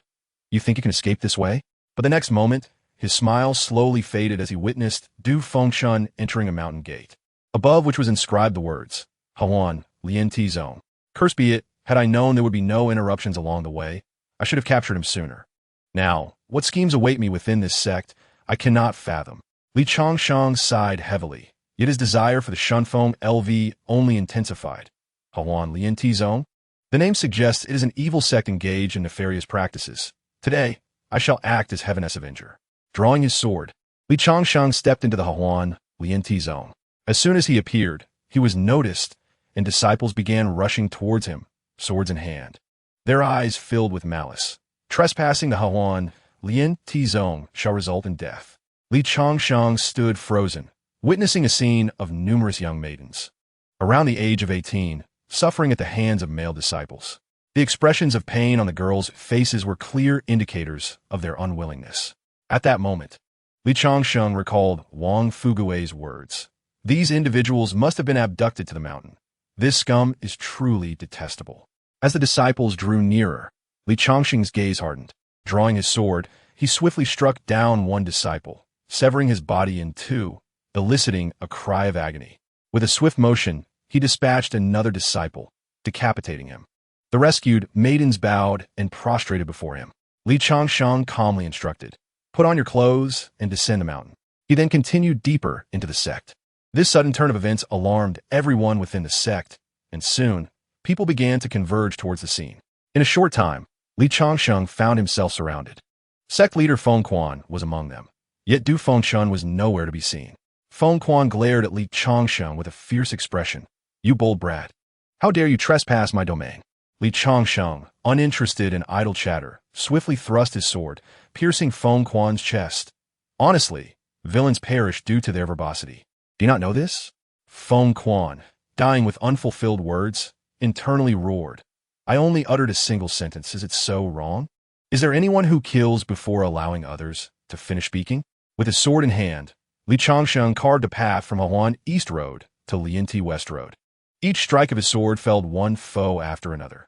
These mundane martial practitioners were no match for his heavenly sword technique, falling like fragile fowl. In a brief period, the ground was littered with corpses, blood flowing like a river, and dismembered limbs scattered everywhere. Upon reaching a foam mountain, Li Changsheng halted. This foam mountain is intriguing. The aura of that old man dissipated here.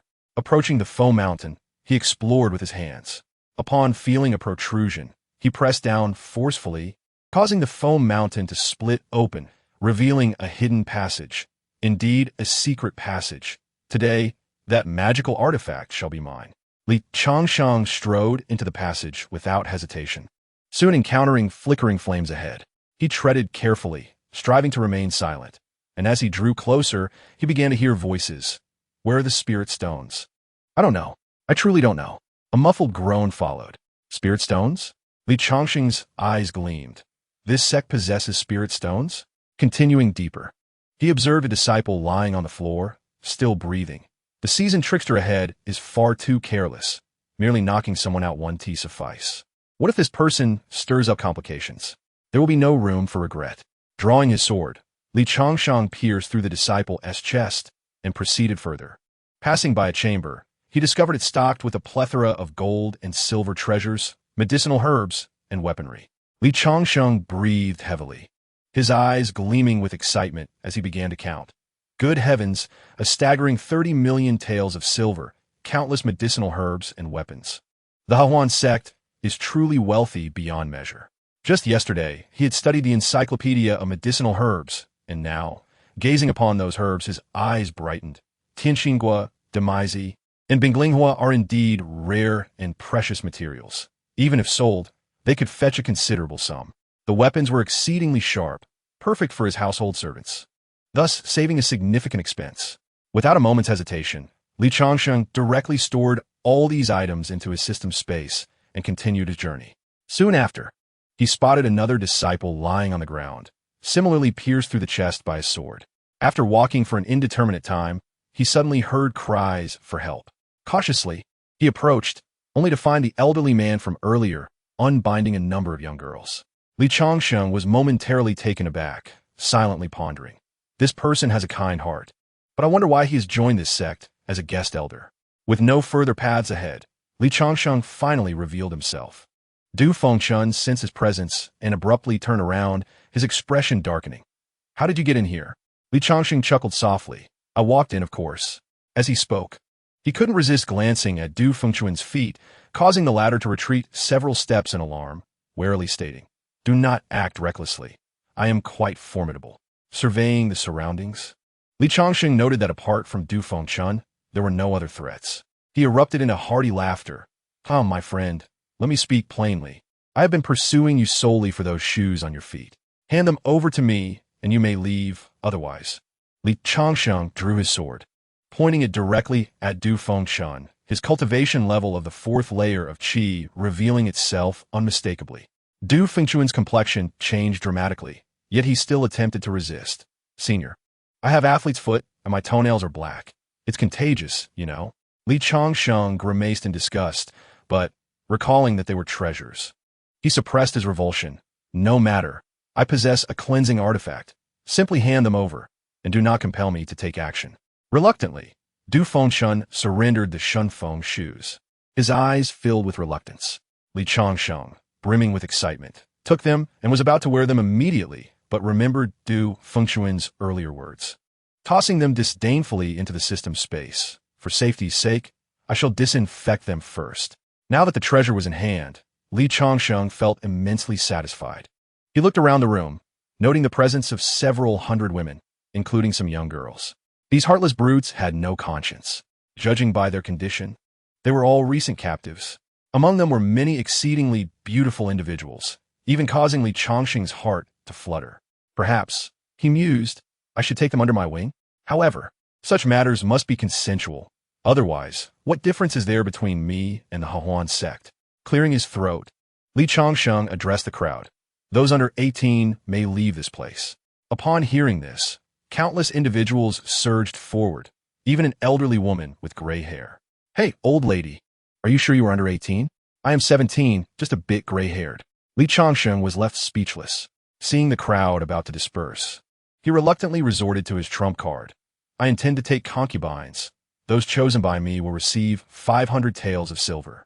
With a wave of his hand, Li Changsheng displayed a significant amount of silver on the ground, creating a startling scene.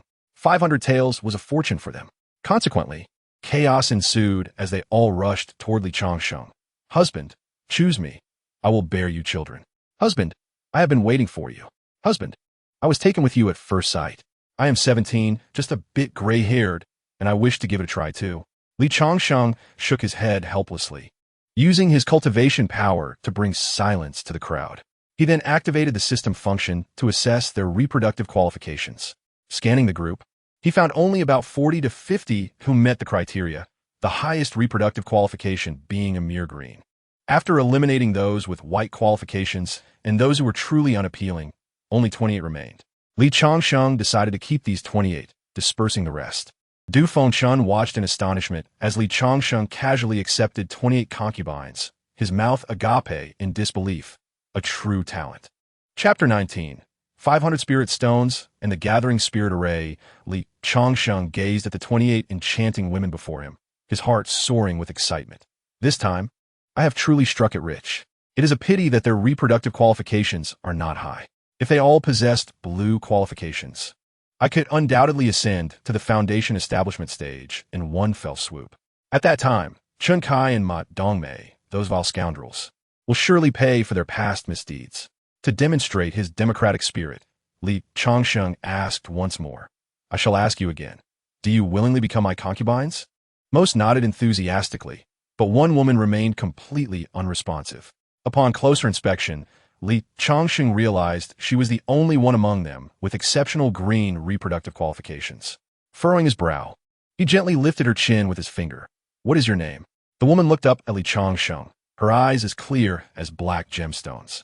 Her flawless complexion bore no blemishes, and the light of the fire accentuated the fine down on her skin, enhancing her youthful beauty. Yet, despite her extraordinary beauty, her expression lacked any vibrancy, and she numbly replied, "Gu Manor, do you not wish to marry me as a concubine?" Li Changsheng asked in a deep voice, "Is it that you find the 500 taels of silver too little?" At that moment, another woman spoke up, "My husband, you may not know, but Sister Manor is a lady of noble birth. It is unfortunate that her family has been oppressed by a tyrant, their wealth seized. To curry favor with the Hahuan sect, that tyrant sent Sister Manor here." Hearing this tale, Li Changsheng's expression darkened gradually. At that moment, Gu Manor, perhaps stirred by the painful memories of her past, could no longer hold back her tears. She knelt before Li Changsheng, pleading, "I do not desire wealth. I only ask that you help me avenge my family, so they may rest in peace." She bowed repeatedly in supplication. Li Changsheng felt a pang of compassion for Gu Manor, about to agree when Du Fengshan bellowed in anger. How outrageous! Seizing their wealth, murdering their parents, and sending them to such a place. Such tyrants must be eliminated to quell my hatred. Li Changsheng's mouth twitched as he shot Du Fengshan a fierce glare. "The grievances of my concubine are mine to settle. What business is it of yours? Do you intend to compete with me for women?" Upon hearing Li Changsheng's agreement, Gu Manor was overwhelmed with joy, crying out, "Father, mother, your vengeance will soon be avenged. Husband, I am willing to become your concubine, serving you with dedication, never to part." Upon witnessing this, Li Changsheng let out a hearty laugh, lifting Gu Manor into his embrace. "Ha ha ha, splendid. Once we are wed, I shall surely avenge you." However, Du Fengshan, at that moment, retreated repeatedly, fear etched upon his face. "Senior, you misunderstand. How could I possibly dare to compete with you for a woman?" I doubt you would even dare," Li Changsheng retorted with a cold snort, feigning seriousness as he gazed at Du Fengshan. "What is your name?" Du Fengshan, greatly alarmed, quickly knelt upon the ground. "I am Du Fengshan. I have never engaged in any nefarious deeds for the Hahuan refining body sect. I joined this sect solely to seek spirit stones to enhance my cultivation." "Spirit stones?" Li Changsheng's eyes gleamed with fervor. "You have mentioned spirit stones several times. Could it be that there truly are spirit stones here?" Du Fengshan nodded vigorously. "I have been investigating here for over 10 days and have discovered that this secret chamber possesses the strongest spiritual energy. The spirit stones should be located here." "Here?" Li Changsheng surveyed his surroundings, finding nothing unusual. After a thorough inspection, he suddenly sensed something within the residence of the sect master. He halted before a meditation mat, his gaze sharpening, and with a swift kick, shattered the mat. Instantly, a radiant glow began to emanate, eliciting gasps of astonishment from those present. The energy was dense, far surpassing the surroundings. Li Changsheng's eyes sparkled with excitement. "If I am not mistaken, this appears to be a small gathering spirit array. The gathering spirit array can absorb the surrounding spiritual power, thereby enhancing the cultivation speed of any practitioner within it. It can also convert the energy stored within spirit stones into spiritual energy for practitioners' absorption. For mortals, it serves to strengthen the body, while for cultivators, it promotes their cultivation." With a wave of his hand, the array's disc fell into his grasp. "Indeed, I never anticipated finding such a celestial treasure in this mortal sect." Despite the yearning evident in Du Fengshan's eyes, he felt no inclination to seize it under Li Changsheng's imposing presence. "Senior, since there is a gathering spirit array here, there must surely be spirit stones nearby. These stones typically serve as a universal currency among cultivators. Among mortals, a single spirit stone can be exchanged for a substantial sum of 10,000 taels of silver, highlighting its immense value." Li Changsheng cast a sidelong glance at the ground before unleashing a thunderous roar, drawing his sword. The blade glimmered, sending dust swirling into the air, and suddenly, the spiritual energy surged. With a swift motion, he dispelled the dust, revealing hundreds of spirit stones before him. Indeed, these are spirit stones, over 500 in total. Greed glimmered in Li Changsheng's eyes as he swept up all the spirit stones. Although Du Fengshan was envious, he dared not voice his desire. Observing Du Fengshan's demeanor, Li Changsheng reluctantly produced one spirit stone. However, feeling a pang of regret, he drew his sword and cleaved the stone in half, offering the smaller piece to Du Fengshan. "In light of your good intentions, I shall gift you this half of a spirit stone." Du Fengshan accepted it with both hands, expressing his gratitude repeatedly, yet inwardly lamenting, Is this a joke? He can't even part with a whole spirit stone? He had to split it and hand me the smaller portion? Nonetheless, even half a spirit stone was sufficient to procure 4,000 taels of silver, a boon for Du Fengshan. With matters concluded here, Li Changsheng addressed the gathering of women. Follow me, and we shall return home. We will hold the wedding on an auspicious day, and from now on, you shall all be under my care. The women rejoiced, tears of joy streaming down their faces as they thanked Li Changsheng profusely. Turning his gaze to Du Fengshan, Li Changsheng contemplated. This man is well aware of my secrets. Allowing him to leave would be too risky. Therefore, I shall keep him by my side as a servant. Du Fengshan, I find myself in need of servant. Would you be willing to accompany me? Li Changsheng's eyes narrowed, his aura imposing, a cultivator at the 4th layer of qi refinement. If you agree, come with me. If not, you may remain here to accompany these unjustly perished souls. Upon hearing this, Du Fengshan dared not refuse. His expression turned reverent as he knelt, bowing several times. Thank you, Senior, for your kindness. I have long wished to express this sentiment, but feared you would disdain me, which is why I remain silent. Since you have now offered, I am deeply grateful. Li Changsheng watched Du Fengshan's exaggerated display, unable to resist commenting. That is excessive. Your expression is passable, but the current situation does not call for such ostentation. Du Fengshan paused, then stood, scratching his head awkwardly. You have seen through me, Senior. Your insight is unparalleled. I am in awe. Not long after, Li Changsheng returned to the Li residence with his numerous concubines. A total of 28 women astonished the onlookers. The master has taken in so many at once. The master remains vigorous and healthy. If I could have but a fraction of the master's fortune, I would be content. Truly, the master is one to perform astonishing feats. Amidst the astonished expressions, Li Changsheng publicly declared, Tomorrow, we shall welcome the brides. Prepare the estate at once. Chapter 20. A wave of upgrades approaches. The house is too small. Let us go to the county town. In Fengshu village, at the Li residence, drums and gongs resounded. Firecrackers exploded, and banners fluttered in the wind, with a throng of people gathered. Li Changsheng hosted banquets for 28 consecutive days, spending each day either in the bridal chamber or en route to it. Yet he discovered a pressing issue. The current Li residence felt rather cramped. Relocating to a larger estate was imperative. Simultaneously, he realized that his cultivation had not notably advanced during these days, perhaps due to the poor reproductive qualities of the women around him. Even the smallest mosquito is still meat. A slight deficiency is bearable. If so, let us prevail through sheer numbers. After all, women with high reproductive qualities are a rare find. Li Changsheng reveled in nightly festivities. Yet others began to express opinions. Li Changsheng is truly shameless, at such an age, squandering the youth of so many maidens. Let him continue. He shall surely regret it one day. He is already nearly drained and won't last much longer. I cannot fathom what these young women see in him. Is it not obvious? It is undoubtedly his wealth. In this society, as long as you possess money, even a dog can attract women. Each morning, waking to the sight of beautiful women, the life of the wealthy is both simple and monotonous. Despite his expectations, Li Changsheng's anticipated cultivation advancement did not materialize.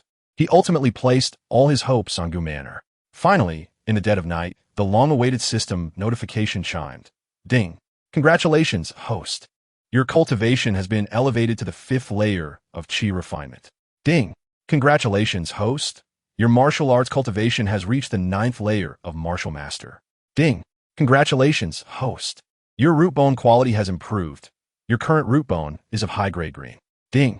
Congratulations, host. Your yin-yang cultivation technique has advanced to the 5th level, increasing the speed of root bone enhancement, martial arts cultivation advancement, and Taoist technique progression.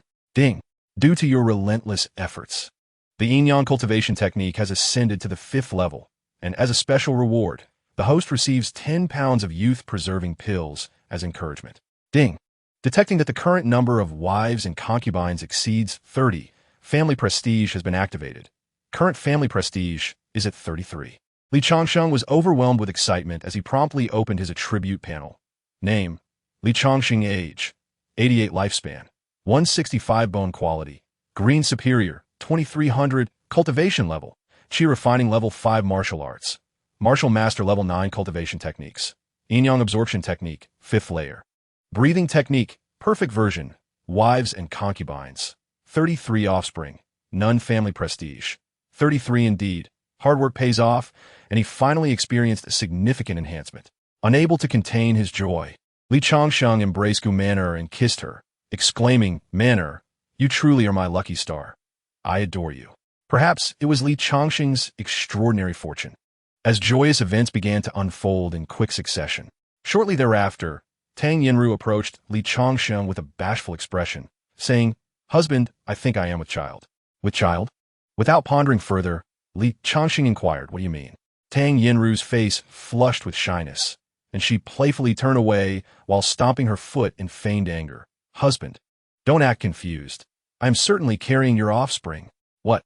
Upon hearing this, Li Changsheng exclaimed in astonishment. "When did you find out?" Tang Yinru, with a blissful smile, caressed her abdomen and replied, "I discovered it half a month ago, but only now can I confirm it." Hearing this, Li Changsheng joyfully lifted Tang Yinru and spun her around several times, declaring, "Xiao Ru, you are truly remarkable. It seems I, Li Changsheng, will soon have another child." "Ah, husband, please put me down." Xiao Ru feared she may faint. Before he could revel in his happiness, several other concubines approached. Zhao Qing, blushing, said, "Husband, I'm also with child." Wang Xin, her face aglow, added, "Husband, it seems I may be carrying twins." Wang Yuyin, filled with delight, chimed in, "Husband, I've been craving sour foods these past few days. I must be expecting a chubby little one." At that moment, from a distance, Yang Yuhuan approached with a slightly rounded belly, saying, "Congratulations, husband. Our Li family is truly thriving." Li Changsheng surveyed the scene before him, counting the 5 concubines, including Yang Yuhuan and Tang Yinru, who were all with child.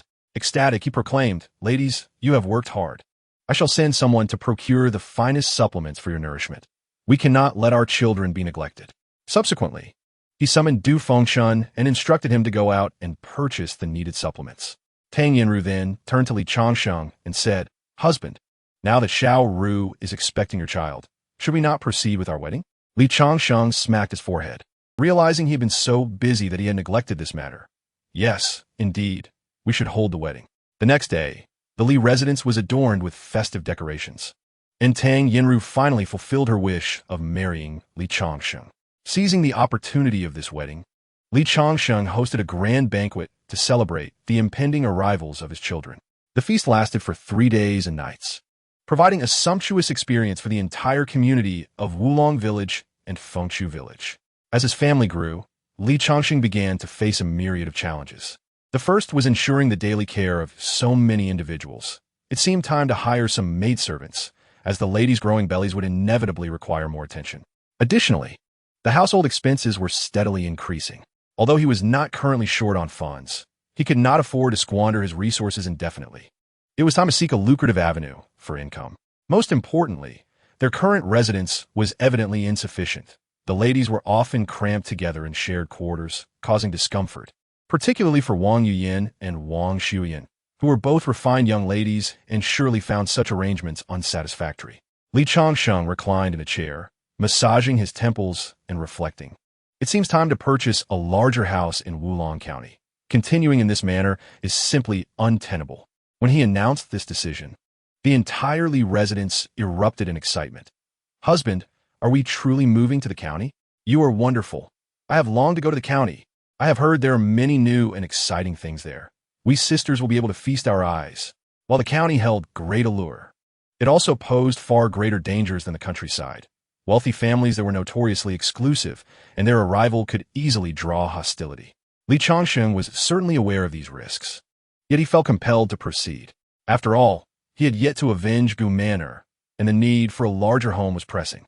Moreover, one cannot remain in a small place for a lifetime. Looking toward Wulong County, he murmured, "The world is so vast. I wish to see it." Chapter 21. A new home. Early the next morning, Li Changsheng set forth for Wulong County. He intended to scout for a suitable house, and once everything was arranged, he would bring his concubines to join him. Accompanying him were Gu Manor and Du Fengshan. Being a native of Wulong County, Gu Manor could serve as a guide. Additionally, Li Changsheng hoped to find an opportunity to help her settle her vendetta, Manor, upon returning to Wulong County. I promise to not only help you reclaim the Gu family fortune, but also to avenge your deep-seated grievances. Upon hearing this, Gu Manor was overcome with joy and embraced Li Changsheng, tears streaming down her face as she exclaimed, "Husband, I can only repay you by bearing more healthy children." Li Changsheng, startled, asked, "You're also expecting?" Gu Manor wiped her tears of happiness and nodded, "I just found out yesterday. Today it is finally confirmed." Li Changsheng, filled with excitement, leaped into the air and turned to Du Fengchun, saying, "Well, what do you think, old Du? Am I impressive or what?" Du Fengchun wore a flattering smile, giving a thumbs up and praising him. "Master, you are indeed remarkable. Your vigor rivals that of the young." Yet inwardly, he scoffed, "How amusing. You have a pregnant concubine, yet you ask me how impressive you are. How would I know? I have no experience." Soon after, the trio arrived in Wulong County, where the bustling streets were alive with activity. Vendors called out enticingly, their cries echoing through the air. "Spinach, cheap. Spinach cheap. Who wants millet? Who wants millet? What though? 4 for a penny. Heh.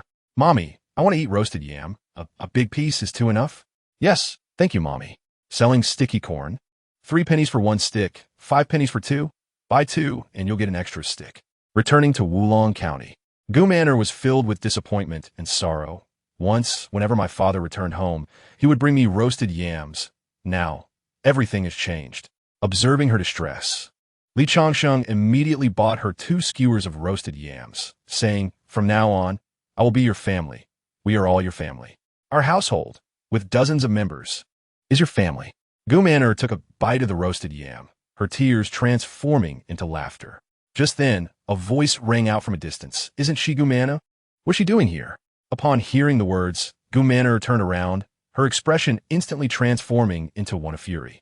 "Husband, it is they forced my parents to their deaths." Li Changsheng followed Gu Manor's gaze and saw 4 or 5 adult men leering at her with lewd expressions.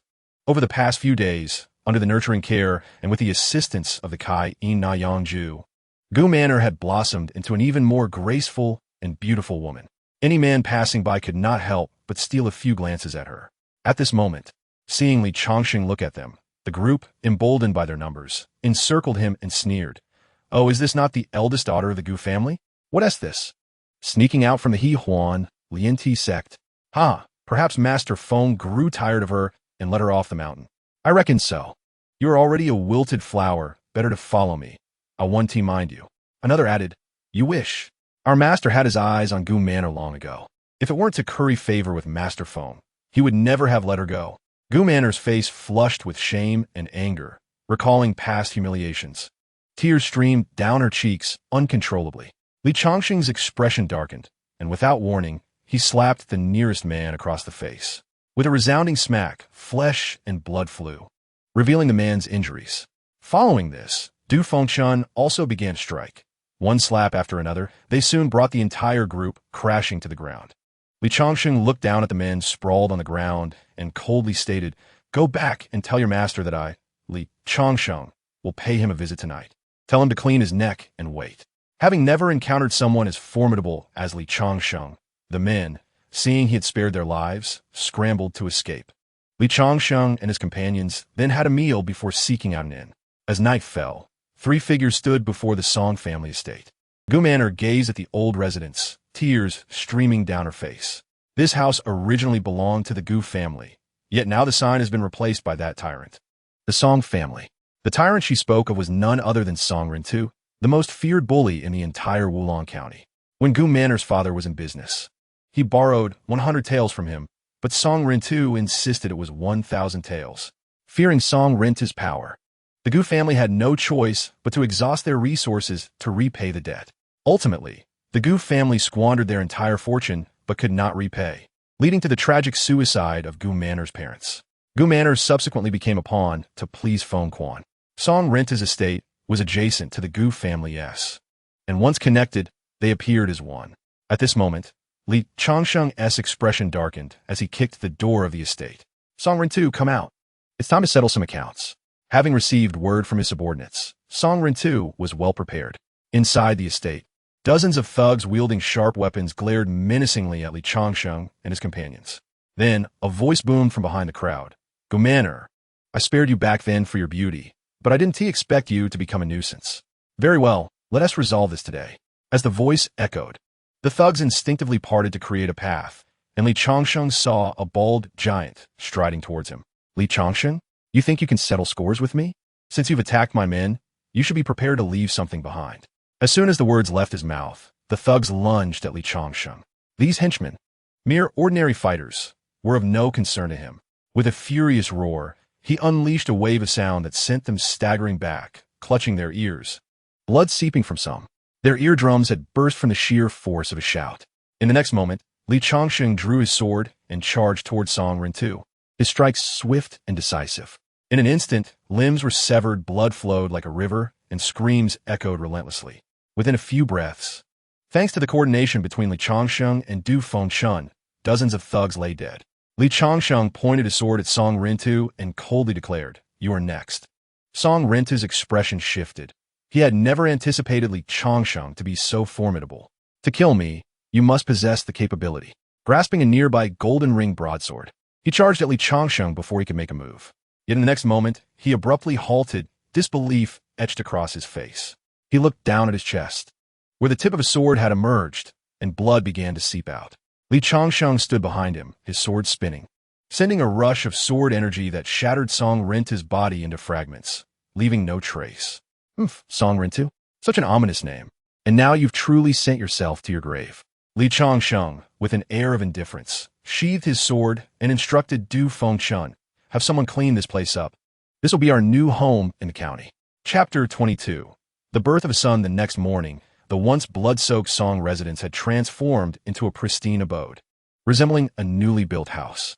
Du Fengchun not only disposed of the bodies, but also replaced the blood-stained tiles. The sign atop the old residence was changed to Li Fu. Such a transformation naturally sparked much discussion among the townsfolk. The officials soon arrived to investigate, and upon discovering the massacre of Song Rintu's entire family, they lost any courage to continue their inquiries. Cease all investigations immediately. The Li family is not someone we can provoke. In just one night, the entire Song family had been annihilated. Such methods were beyond the capabilities of an ordinary person. Song Rintu, a martial artist of the 5th level, had been slain with such ease. What was the true background of the Li family? As the events unfolded, the 4 prominent families of Wulong County quickly received word. What? Song Rintu has been killed? The Song family has been wiped out? Good. Song Rintu was arrogant and overbearing. He must have offended the wrong person this time. His death is a relief. Everyone in Wulong County has feared him. The Li family? What is their background? I must establish a good relationship with them. After tidying up the estate, Du Fengchun remained to decorate the residence, as a housewarming ceremony is customary. Meanwhile, Li Changsheng returned home to fetch everyone. Due to the sheer volume of belongings, it took a full 3 days to complete the move. The townspeople gazed in envy as exquisite furniture was transported into the Li residence. What is the true origin of this Li family? Just a few pieces of Wangwali furniture alone are beyond the means of ordinary folk. Not to mention, I counted earlier, there were over 300 wooden boxes, surely filled with silver. 300 boxes of silver, what a staggering amount. This level of wealth eclipses that of the 4 great families by several streets. The hierarchy has shifted. It should now be 5 prominent families, with the Li family at the forefront.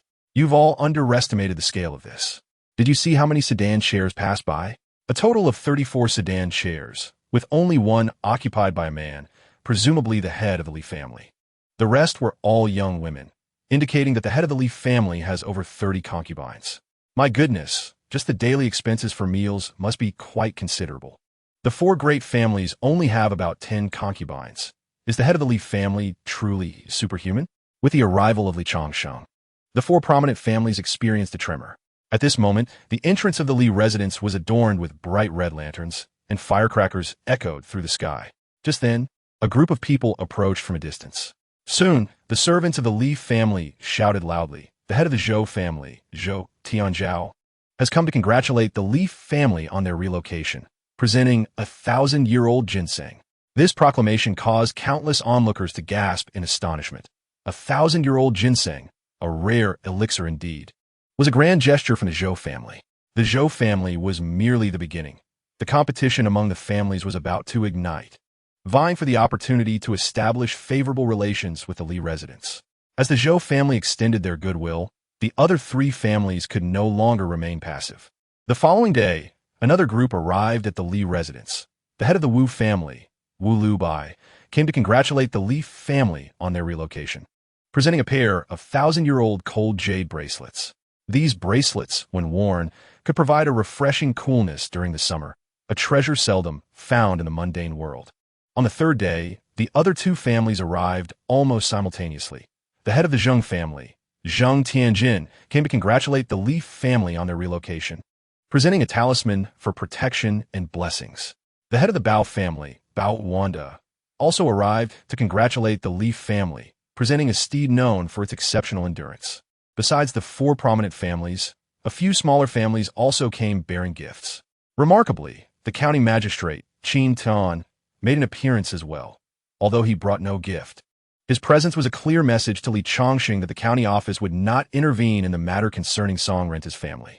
Out of courtesy, Li Changsheng made his rounds to greet them all. The atmosphere was filled with merriment, and everyone regarded Li Changsheng with deep respect and awe. Time passed swiftly, and Yang Yuan was nearing her time to give birth. Li Changsheng, anxious, paced outside, occasionally peering into the delivery room. With a sudden exclamation from the midwife, Li Changsheng finally breathed a sigh of relief. "Sir, it's a boy." At that moment, the system's voice rang out.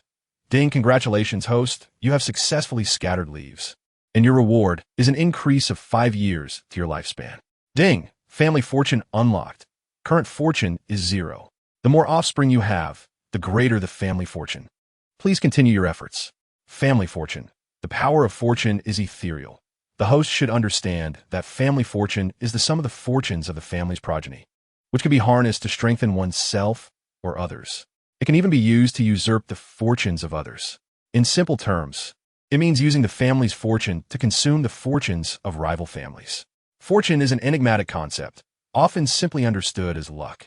However, smaller cultivation families have little connection to this concept. Only powerful cultivation families may possess the blessing of fortune. Ding detected that the host's offspring possesses inferior green bone quality. Reward: 100 spirit stones. As this is the host's first offspring, you receive the reward of the magical artifact, the Jinghong sword. Li Changsheng felt a surge of joy, but did not immediately examine the rewards. Instead, he entered the delivery room. He took his son from a midwife and handed her a red envelope, saying, "Thank you for your hard work. Please go rest." The midwife's face lit up with joy, repeatedly expressing her gratitude. "Thank you, sir. Both mother and child are safe. The lady is just a bit tired and needs to rest." At that moment, Yang Yuan smiled and said, "Husband, let me see our son." Li Changsheng brought their son before Yang Yuan, joyfully exclaiming, "Our son resembles you so much. Look at those eyes and that nose." Yang Yuan, having been nourished over the past days, no longer resembled her former self. Now, she was naturally beautiful with a graceful figure, akin to a celestial being descended to earth. With a playful laugh, she said, "Quick, let us give our son a name. What shall we call him?" After a moment of contemplation, Li Changsheng replied, "I think we should name him Li Chia." Li Chia? Yang Yuan furrowed her brow slightly. "That name sounds peculiar. Does it have any significance?" Li Changsheng shook his head. "Not really, it simply sounds impressive.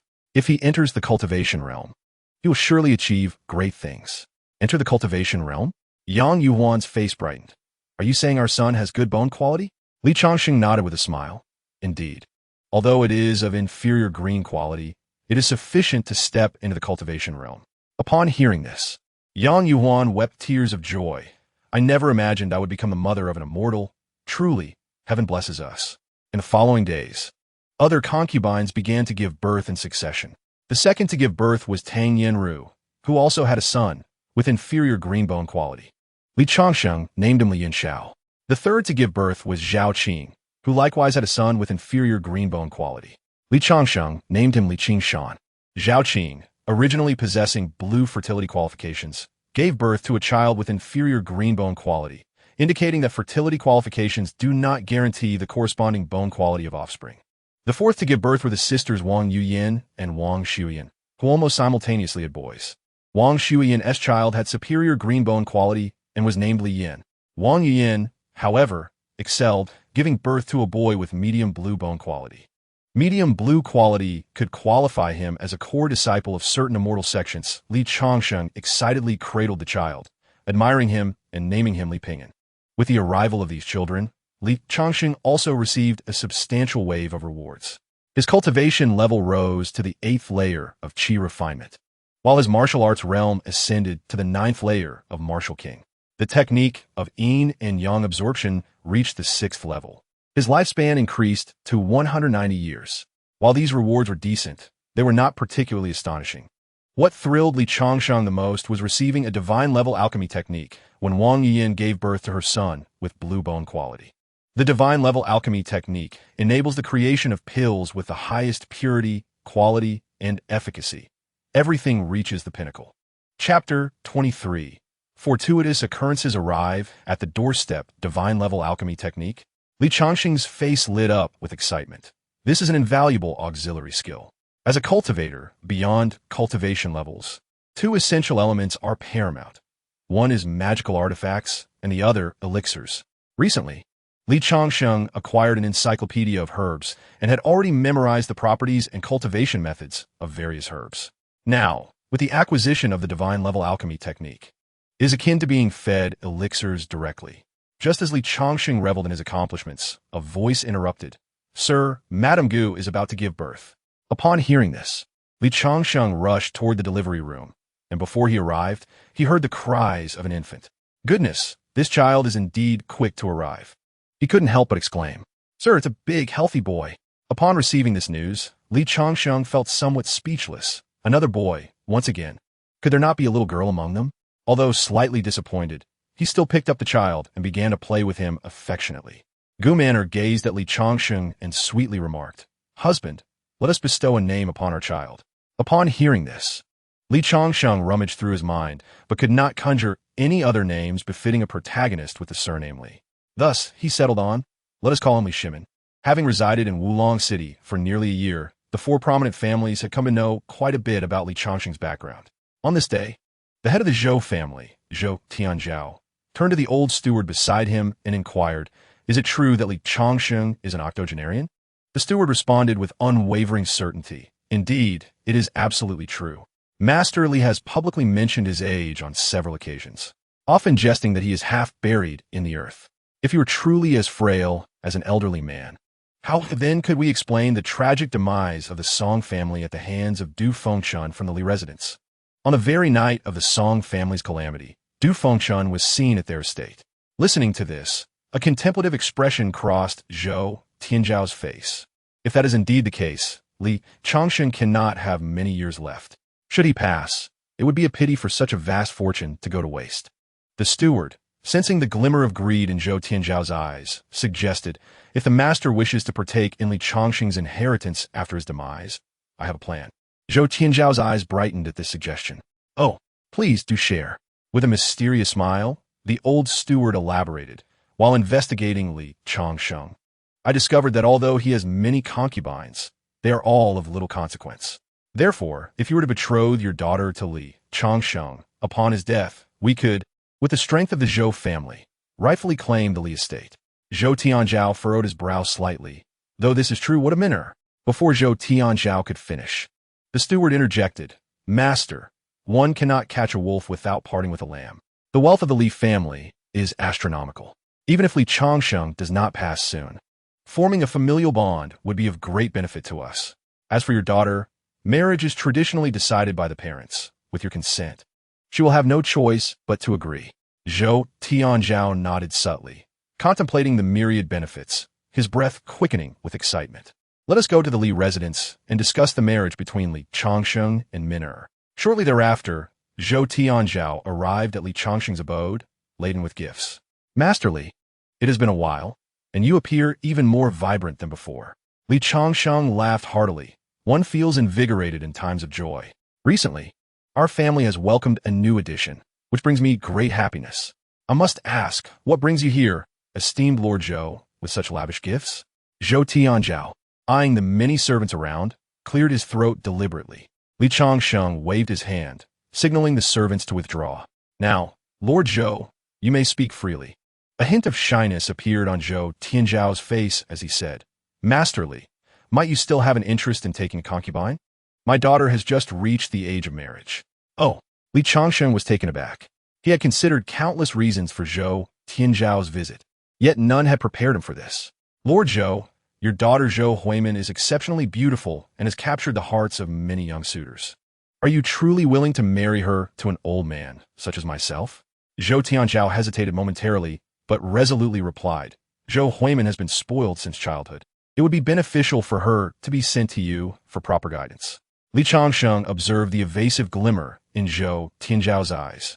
Although he could not fathom the reason behind this offer, it seemed foolish to refuse such a fortuitous proposal. Since you have made this offer, I, Li Changsheng, shall agree to this union. Upon hearing this, Zhou Tianzhao's face lit up with excitement. In that case, I shall return home to prepare. The sooner the wedding, the better. Tomorrow is an auspicious day. Observing Zhou Tianzhao's urgency, Li Changsheng murmured in confusion. If he harbored any ulterior motives, he would not be foolish enough to offer his daughter to me. Regardless, once I ensure she is with child, all will be well. At the Zhou residence, Zhou Tianzhao earnestly implored, Huimin, Li Changsheng is 89 years old. How long do you think he has left? Once he passes, all that belongs to the Li family will be ours. Zhou Huimin turned her face away in anger. I refuse to marry him. If anyone is to marry, it should be you. Zhou Tianzhao's expression turned frantic. Minner, do not be capricious. I have already consented to the Li family. Tomorrow is your wedding day. Upon hearing this, Zhou Huimin buried her face in her hands and wept. Father, you are forcing me to marry only to be a widow. The next day, the Li estate was alive with the sounds of drums and firecrackers, banners waving, and a throng of people gathered. Countless young suitors, having heard the news, lamented loudly. No. Why? Why is this happening? That old man Li Changsheng has taken so many concubines and is still not satisfied. My Huimin, my dream girl, is lost to me. Yet, there were still daughters from the other great families yet to be wed. There remained opportunities to pursue them. As the officiant concluded the ceremonial rites, a voice echoed through the system. Ding. Congratulations, host. You have successfully expanded your lineage and gained 5 additional years of life. After the wedding, Li Changsheng returned to the bridal chamber, scrutinizing Zhou Huimin. Activating the system's abilities, he discovered she possessed exceptional reproductive qualities, making her one of the best among his concubines. Based on past experiences, the higher the quality of reproductive potential, the greater the rewards. Li Changsheng extinguished the oil lamp with a wave of his hand. That night, his foundation continually improved. Ding! Congratulations, host. Your foundation quality has risen to the upper echelon of blue. Ding! Congratulations, host. The family's prestige has risen to 100, granting you the reward of a portable medicinal garden. Chapter 24. No one shall have it easy. Li Changsheng remained in slumber, dimly aware of something exploring his body. Upon opening his eyes, he found himself gazing into Zhou Huimin's eyes. Her face flushed with shyness. Her cheeks radiated a captivating allure. Li Changsheng frowned. My dear, what are you doing? Zhou Huimin smiled gently, nodding slightly. All my sisters have children. I wish to have one too. Li Changsheng, exhausted from the previous night, had just fallen asleep at dawn and felt no inclination to move. My dear, there is no need to rush. We have ample time. Zhou Huimin appeared bewildered. Ample time? Who is this ample time? Is my husband hiding someone? Li Changsheng momentarily faltered, then realized the misunderstanding. After a while, he sighed. My dear, you are mistaken. Ample time is not a person. Zhou Huimin gasped in surprise. Could it be several people? At that moment, Li Changsheng found himself at a loss for words and decided to be straightforward. To put it simply, I am a bit tired and prefer to rest. Initially disappointed, Zhou Huimin then flashed a mischievous smile. Leave everything to me, dear husband. I shall not disturb your rest. Upon hearing this, Li Changsheng felt a chill run down his spine. He pondered himself. What sort of person have I married? I cannot allow myself to be underestimated. Subtly, he slipped a small blue pill into his mouth. Then, taking the initiative, he pinched Zhou Huimin's cheek and declared, If you wish to battle, then let us battle. The following morning, Li Changsheng eagerly checked the rewards from the previous day. A portable herbal garden, paired with an encyclopedia of medicinal herbs. This is indeed a perfect match. Li Changsheng calmed his mind and was transported into a verdant garden. It seemed to exist in its own space. The spiritual energy here far surpassing that of the outside world. The garden was small, only about 20 to 30 square meters. But the soil was black and evidently very fertile. Li Changsheng could hardly contain his excitement as he stepped into the herb field, his face a mask of astonishment. To his eyes, every herb present was extraordinary. A 10,000-year-old blood jade ginseng, a 10,000-year-old celestial spirit Hisho Wu, a 1,000-year-old fire spirit sacred fruit, and a 1,000-year-old 9-petal mushroom. Each of these herbs, if placed in the outside world, would be rare treasures capable of causing a sensation. His heart raced, and his breath quickened. This is a windfall. After a moment of contemplation, he decided to test the potency of these herbs. With a gleam in his eyes, he said to the system, "System, teach me the supreme art of alchemy." The next moment, a wealth of profound alchemical knowledge flooded his mind. As if it were branded there, impossible to forget.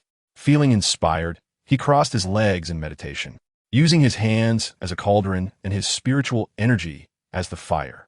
He began to concoct elixirs.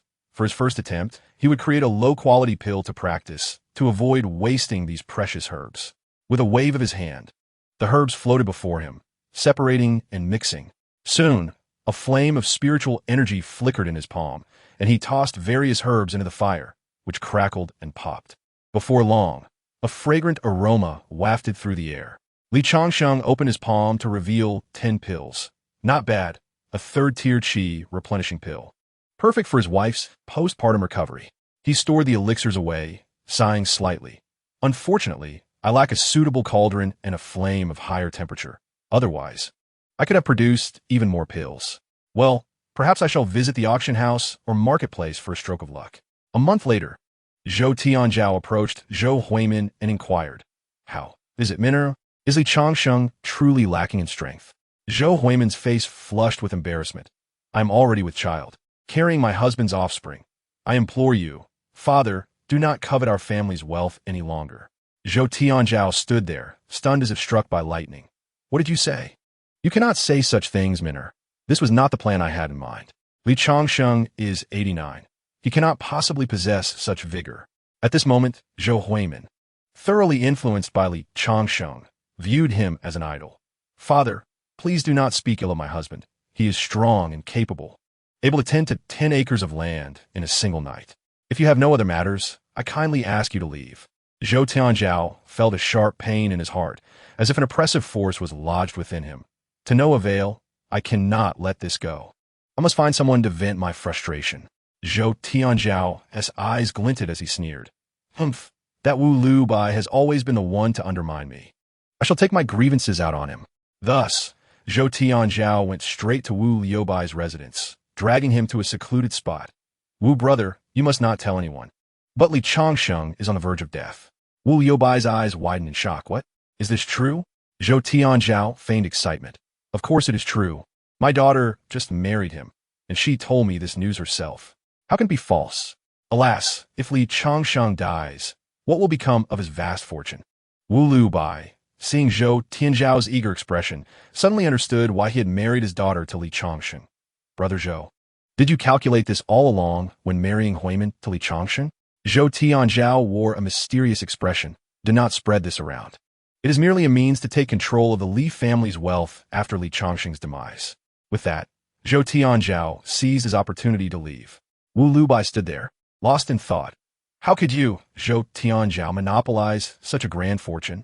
You must not think I will let you enjoy this alone. I must visit the Li residence, even if just to get a taste of the soup." That night, Wu Liu Bai prepared lavish gifts, and early the next morning, he knocked on the door of the Li household. The moment he laid eyes on Li Changsheng, he was momentarily taken aback. But then his heart soared with joy. It is truly a revival. This must be a revival. Ha ha ha. It seems my daughter will not be bullied in this marriage. Li Changsheng, observing Wu Liu Bai's strange demeanor, could not help but ask, "Wu family head, may I inquire as to the purpose of your many gifts?" Wu Liu Bai smiled mysteriously, boldly stating, "To be honest, my daughter Wu Minfang has long admired the head of the Li family. She is shy and timid and has not dared to approach. I have come today to discuss wedding arrangements on her behalf. May I ask for your thoughts?" This statement rendered Li Changsheng momentarily speechless, as he mused. "Indeed, it seems my charm is such that women pursue me.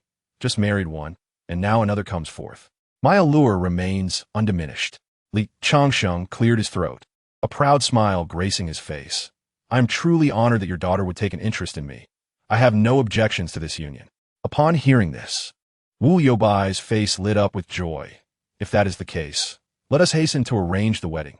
I shall return to prepare, and we shall hold the ceremony tomorrow. The next day, news of Wu Minfang's marriage to Li Changsheng spread like wildfire. Countless young talents lamented and wept. No, no, no. That damned Li Changsheng, the hatred of a stolen wife, is irreconcilable. This lecher Li Changsheng has wronged so many young maidens, and he still finds it insufficient. How detestable! Fortunately, there are still 2 other young ladies yet to marry. For now, I shall spare Li Changsheng. As the officiant proclaimed, ceremony complete. The system's voice echoed, congratulations, host. You have received a reward of an additional 5 years of lifespan. On the wedding night, Li Changsheng lifted Wu Minfang's veil, revealing a finely featured face. Her skin was somewhat dark, exuding a unique wild beauty that intrigued him. After assessing her reproductive qualifications, he found them to be merely ordinary green. My dear, it is time for us to rest. He skillfully extinguished the lights and began to undress. This night would undoubtedly be sleepless. Chapter 25. Turning the tables, the series of fortunate events made Li Changsheng acutely aware that things were certainly not simple. One must not harbor malice. Yet one must remain vigilant. There is no free lunch in this world. Where there is abnormality, there is likely deceit. Li Changsheng pondered for a while, and then summoned Du Fengchun, instructing him, Old Du, the Zhou and Wu families have taken the initiative to offer their daughters as concubines. Given their status and wealth, this is absolutely implausible. However, they did exactly that. This matter is far from simple. Conduct a discreet investigation, and I expect to know the answer by tomorrow. Du Fengchun bowed respectfully, then swiftly departed. Presently, Du Fengchun holds profound respect and loyalty towards Li Changsheng. Thanks to Li Changsheng's assistance in recent days, his cultivation has ascended to the 4th level of qi refining. Under normal circumstances, such an advancement of 2 levels would require at least a decade. Yet he has achieved this remarkable feat in less than a year by following Li Changsheng. Throughout this period, Li Changsheng has consistently provided him with various rare materials, coupled with the cultivation benefits from the Gathering Spirit Array, leaving Du Fengchun astounded each time. Although he only received some scraps, they far surpass the treatment afforded to disciples of minor sections. He even feels fortunate to be in Li Changsheng's company. In the present day, within Wulong City, he stands as the strongest aside from Li Changsheng. In the deep of night, Du Fengchun, under the cover of darkness, stealthily infiltrated the Zhou family's estate, employing his cultivation prowess to eavesdrop on their discussions. Master, I truly do not know. That Li Changsheng, despite being 89 years old, remains remarkably robust. This is all your fault. Now I have lost both my daughter and troops. I know the Huimin girl well. If she remains with the Li family, all is well. But if she sets her sights on the Zhou family's fortune, I genuinely have no confidence in stopping her. This chaos is all because of your foolish ideas.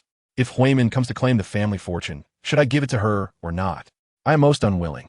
Fortunately, I have already dragged that Wu into this mess. It brings me some balance.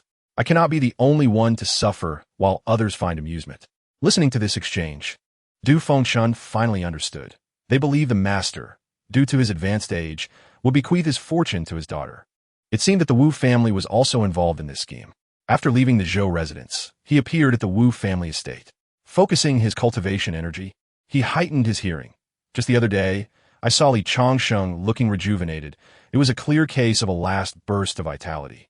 After consulting a doctor, I learned that anyone displaying such vitality would face dire consequences within 7 days. Ha ha ha, just thinking about it fills me with excitement. With the vastly family, my Wu family will surely claim 40% of the wealth. At this point, Du Fengchun fully grasped the intentions of these families. Indeed, this was their plan, and it was imperative to inform the master promptly. Early the next morning, Du Fengchun sought out Li Changsheng. Master, I have uncovered everything you instructed. The Zhou and Wu families covet our family's assets. Oh, Li Changsheng responded with a curious expression. They are aware of our Li family strength. They cannot be so foolish. What could be their reasoning? Du Fengchun's face revealed indignation, advocating for Li Changsheng. Master, you are vigorous and your cultivation is unparalleled. Yet in the eyes of those people, they believe you have little time left. Even that Wu Lu Bai thinks you are merely experiencing a last burst of vitality and will be bedridden within 7 days. As he spoke, a mix of sorrow and fury crossed Du Fengchuan's visage. Master, they intend to marry their daughter to you, only to seize the Li family's fortune after your passing. These people are utterly despicable. If you agree, I shall go teach them a lesson and help you vent your frustration. In his fervor, Du Fengshan was ready to seek vengeance when Li Changsheng called him a halt. Hold on. Confused, Du Fengshan asked, Master, these people have already bullied the Li family so brazenly. Shall we truly stand idly by? Li Changsheng's eyes twinkled as he smiled slightly. With their strength, they are but ants attempting to shake a tree. Rather than simply thrashing them for catharsis, it would be wiser to turn the tables on them. Turn the tables? Du Fengshan inquired, perplexed. Does a master have a clever scheme? A wicked grin crept upon Li Changsheng's lips as a brilliant plan formed in his mind. Old Du immediately spread the word throughout the city that I have suddenly fallen ill and may not have long left. Du Fengshan appeared perplexed, then suddenly enlightened. Master intends to bait them? Li Changsheng nodded in affirmation with a smile. Indeed, there will surely be many with such thoughts. Today, I shall use this to draw them all out. Thus, the very next morning, an explosive piece of news swept through the city. Have you heard? The head of the Li family has suddenly fallen ill and may not have long to live. If I knew it. An old man marrying so many young concubines was bound to wear himself out. After marrying the daughters of both the Zhou and Wu families in rapid succession, it must have been too much excitement for him. It's likely so. After all, just the thought of being with beauties like Zhou Huimin and Wu Minfang is thrilling, even more so than the act itself. It's a pity for his concubines, who will now face a life of loneliness. In the Zhou family, Zhou Tianzhao slammed his palm on the table upon hearing this news. Nonsense. Who spread this false rumor? I saw Huimin just yesterday, and she said Li Changsheng was in robust health, able to consume 5 pounds of beef in a single meal. The old steward pondered for a moment before replying. If this is true, then it appears Li Changsheng is orchestrating a grand scheme. Oh, what do you perceive? Perhaps he has already discerned the master's intentions. This is a strategy to draw in members from other prominent families. If that is the case, then Li Changsheng is indeed formidable. Zhou Tianzhao contemplated for a while when a servant delivered a letter. Upon opening it, he found it to be an invitation to a banquet. Looking into the distance, his expression gradually turned sinister. The Zheng and Bao families. You invite me to a feast, undoubtedly seeking to uncover the truth behind this rumor. You have walked right into my trap. I shall not be blamed. Subsequently, Zhou Tianzhao meticulously prepared himself, gazing into the mirror to ensure he appeared remarkably enthusiastic. Whistling a cheerful tune, he strode out of his home with vigor. Before long, he arrived at the private room of the inn. At that moment, the heads of the Bao family, Bao Wanda, the Zheng family, Zheng Tianjin, and Wu Lu Bai of the Wu family awaited him, having been there for some time. Upon seeing Zhou Tianzhao, their eyes lit up. Brother Zhou, please take a seat. We've been waiting for you. Zhou Tianzhao unceremoniously took the seat of honor, surveying the others before speaking with feigned arrogance. From this day forward, the 4 prominent families of Wulong City may undergo a transformation. Within 3 days, it will surely be the Zhou and Wu families standing tall. Bao Wanda and Zheng Tianjin were taken aback, eagerly filling Zhou Tianzhao's cup with wine, their faces full of flattery. Is it because of the Li family head's critical condition? Zhou Tianzhao exchanged glances with Wu Lu Bai, both smiling. Li Changsheng lies bedridden, with little time left. Once he passes, a significant portion of the Li family's wealth will fall into my hands. Indeed, I have long suspected that Li Changsheng was merely experiencing a last burst of vitality. It seems my judgment was correct. Once he dies, the remaining fraction will naturally come to my Wu family. Bao Wanda and Zheng Tianjin observed the triumphant demeanor of the 2 individuals, and each resolved silently. It is unacceptable to allow their families to dominate. I must seize the opportunity to wed my daughter to Li Changsheng while he still lives. Chapter 26. Securing 3 more and acquiring the encyclopedia of elixirs at dawn the next day, Bao Wanda was the first to arrive at the Li residence. Li family head, my daughter, Balsong, has long held feelings for you. I have come to inquire if you're in need of a concubine. Li Changsheng smiled faintly, inwardly pleased at having taken the bait. Without any hesitation, he expressed interest in Bao Wenda's daughter. Is it your precious daughter, Balsong? Seeing Li Changsheng's interest, Balwanda quickly affirmed, "Indeed, it is Balsong." In response, Li Changsheng readily consented. "Balsong is a fine name. I accept this marriage proposal." Upon hearing this, Balwanda promptly rose to take his leave. "Thank you, Li family head. I shall return to make preparations and aim for the wedding tomorrow." Watching Balwanda's departing figure, Li Changsheng's heart bloomed with joy. Just as Balwanda exited, he encountered Zheng Tianjin. "Zheng brother, what brings you here?" Zheng Tianjin, noting Balwanda's smug demeanor, thought to himself that this fellow lacked integrity. "Naturally, my purpose aligns with that of Balshong." The two exchanged disdainful glances before parting ways. Soon after, Zheng Tianjin approached Li Changsheng. "I have a daughter named Zheng Qiuyan, who has reached the age of marriage. The Li family head is renowned for his affection towards wives. Marrying her to you would be a blessing beyond measure." Li Changsheng's lips curled into a smile as he dispensed with pleasantries, waving his hand decisively. "Accepted." Zheng Tianjin, elated, hurriedly took his leave to prepare for the wedding. Shortly after Zheng Tianjin's departure, a figure unexpectedly appeared. "County Magistrate Qin Tian, I have heard of your sudden ailment. Li family head, and have come to check on you. You are one of the county's significant taxpayers. I hope your health is not severely compromised." Li Changsheng feigned a cough, channeling his internal energy to appear pallid. He weakly replied, "Thank you for your concern. I am content to have lived this long. May I inquire about the purpose of your visit, County Magistrate?" Qin Tian hesitated, seemingly reluctant to voice his next words. However, upon observing the invaluable furnishings, porcelain, and artworks in the room, he steeled himself and spoke. "To be frank, I have a daughter whose beauty is unparalleled." Before Qin Tian could finish, Li Changsheng abruptly sat up, his voice robust. "No need for further words. I accept."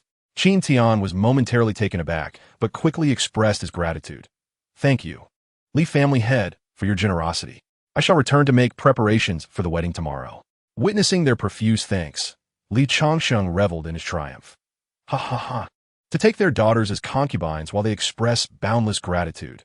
Only I, Li Changsheng, could achieve such a feat." The following day, the Li residence erupted in jubilant celebrations. With drums and firecrackers heralding the occasion, throngs of people gathered. Young talents who had heard the grim news wept uncontrollably. Li Changsheng, bedridden yet marrying concubines. How can such a person exist? Surely, this is a sign of his imminent demise. Ha ha, it appears Li Changsheng's days are numbered. Such enmity over a wife cannot be forgiven. Once Li Changsheng is dead, I shall claim one of his concubines for myself. Zheng Qiuyan is marrying Li Changsheng? What a misfortune. Swallowtail, oh Swallowtail, how can I survive without you? Fearing that Li Changsheng might pass unexpectedly, the Ball family, the Zheng family, and the county magistrate all hastily scheduled their weddings for the same day. In an unusual turn, Li Changsheng did not follow the customary wedding procession, but instead awaited at the Li residence, observing as the three families personally deliver the brides. This is the pinnacle of concubinage, convenience at its best. Shortly thereafter, Li Changsheng donned a vibrant red wedding attire for the ceremony. The system's voice resounded once more. "Ding! Congratulations, host, for successfully expanding your lineage. You have gained 5 years of lifespan." "Ding! Congratulations, host, for successfully expanding your lineage. You have gained 5 years of lifespan." "Ding! Congratulations, host, for successfully expanding your lineage. You have gained 5 years of lifespan." That night was anything but tranquil. The system's voice echoed again soon after. "Ding! Congratulations, host, for achieving an enhancement in cultivation. Your current level is Qi Refinement 9th layer." "Ding! Congratulations, host, for the improvement of your root quality. Your current root is of the highest quality, Azure." "Ding! Congratulations, host, for advancing the yin-yang absorption technique to the 7th level. The speed of root enhancement and martial cultivation has increased." "Ding! Congratulations, host, for the elevation of your martial cultivation. Your current level is Martial Emperor 5th layer." "Ding! Congratulations, host, for achieving a family reputation of 150. You have been awarded the Encyclopedia of Elixirs." This reward arrived unexpectedly, catching Li Changsheng off guard. Eagerly, he delved into the Encyclopedia of Elixirs. In an instant, a myriad of elixir recipes was imprinted in his mind. Foundation Establishment Pill, Cultivation Pill, Beauty Pill, Longevity Pill, body refining pill. Gazing at the dazzling array of recipes, Li Changsheng could not help but gasp. I still remember how Ma Dongmei forsook me to curry favor with that scoundrel Chen Kai for a mere foundation establishment pill. Even within the Immortal sect, such pills are rare treasures. Now, I possess not only a medicinal garden, but also the recipe for the foundation establishment pill, along with divine alchemy skills. I cannot wait to see Ma Dongmei's expression when we meet again, having acquired such a wealth of recipes.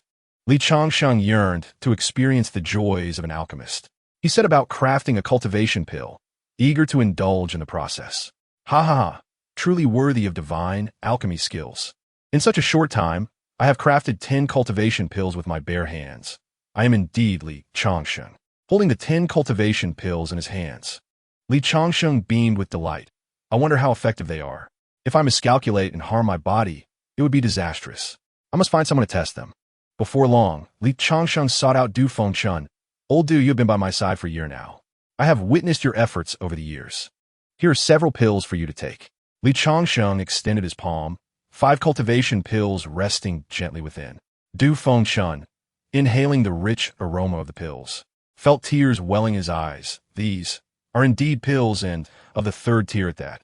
My lord, this gift is too extravagant. Even those from the Immortal sect seldom have the opportunity to consume pills. Li Changsheng feigned indifference. If they were 10th tier pills, I might feel a pang of regret. But for mere 3rd tier pills, what is it to gift them to my most loyal subordinate? Enough words. Take them and consume them to enhance your cultivation. I shall personally guard you. Du Fengchun, moved to tears, felt an even deeper reverence for Li Changsheng. My lord's kindness is as vast as the mountains. I must not disappoint his expectations. With that, Du Fengchun took the cultivation pills and swallowed them whole. The pills dissolved instantly, and a surge of potent energy began to circulate within his body. In a brief span of time, his realm began to ascend. Uncertain of how long had passed, the effects of the elixir were finally absorbed.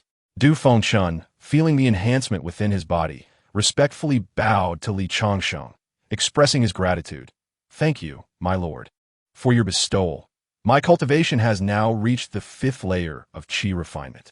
Observing that Du Fengchun's health appeared stable, Li Changsheng felt a sense of reassurance regarding his elixir. It seems that the cultivation pill is indeed effective and can be safely consumed. Just as Li Changsheng was secretly reveling in his joy, he suddenly heard Du Fengchun's serious voice. My lord, there's a matter I have kept from you. With my cultivation now at the 5th layer of qi refinement, it is time to disclose it. Chapter 27. I cannot sit idly by seeing the solemn expression on Du Fengchun's face. Li Changsheng felt a twinge of curiosity. What matter is so grave? Du Fengchun gazed into the distance and began to recount. My lord, do you still remember the pair of Shenfeng boots? Li Changsheng certainly recalled. Those boots had been seized from Du Fengchun's possession, enhancing his speed by more than 3-fold. Of course I remember. What of it? Do you wish to reclaim them? Now, the Shenfeng boots held little significance for Li Changsheng, so he produced them without hesitation. If you wish to take them back, feel free. They no longer provide much benefit to my speed. However, Du Fengchun quickly declined. No, my lord has misunderstood. I merely wish to discuss the origins of the Shenfeng boots. The origins of the Shenfeng boots? Intrigued by this revelation, Li Changsheng encouraged him to continue. Do tell. Du Fengchun's eyes glimmered with a hint of trepidation as he spoke. These boots were discovered within an ancient tomb, hidden from view, with only I aware of the entrance. At that time, I was only at the 2nd layer of qi refinement and could not explore further.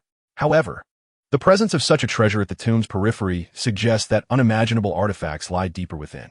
At this juncture, Du Fengchun's eyes shone with excitement. My lord, with your current cultivation, coupled with my assistance, we are more than capable of venturing into that ancient tomb.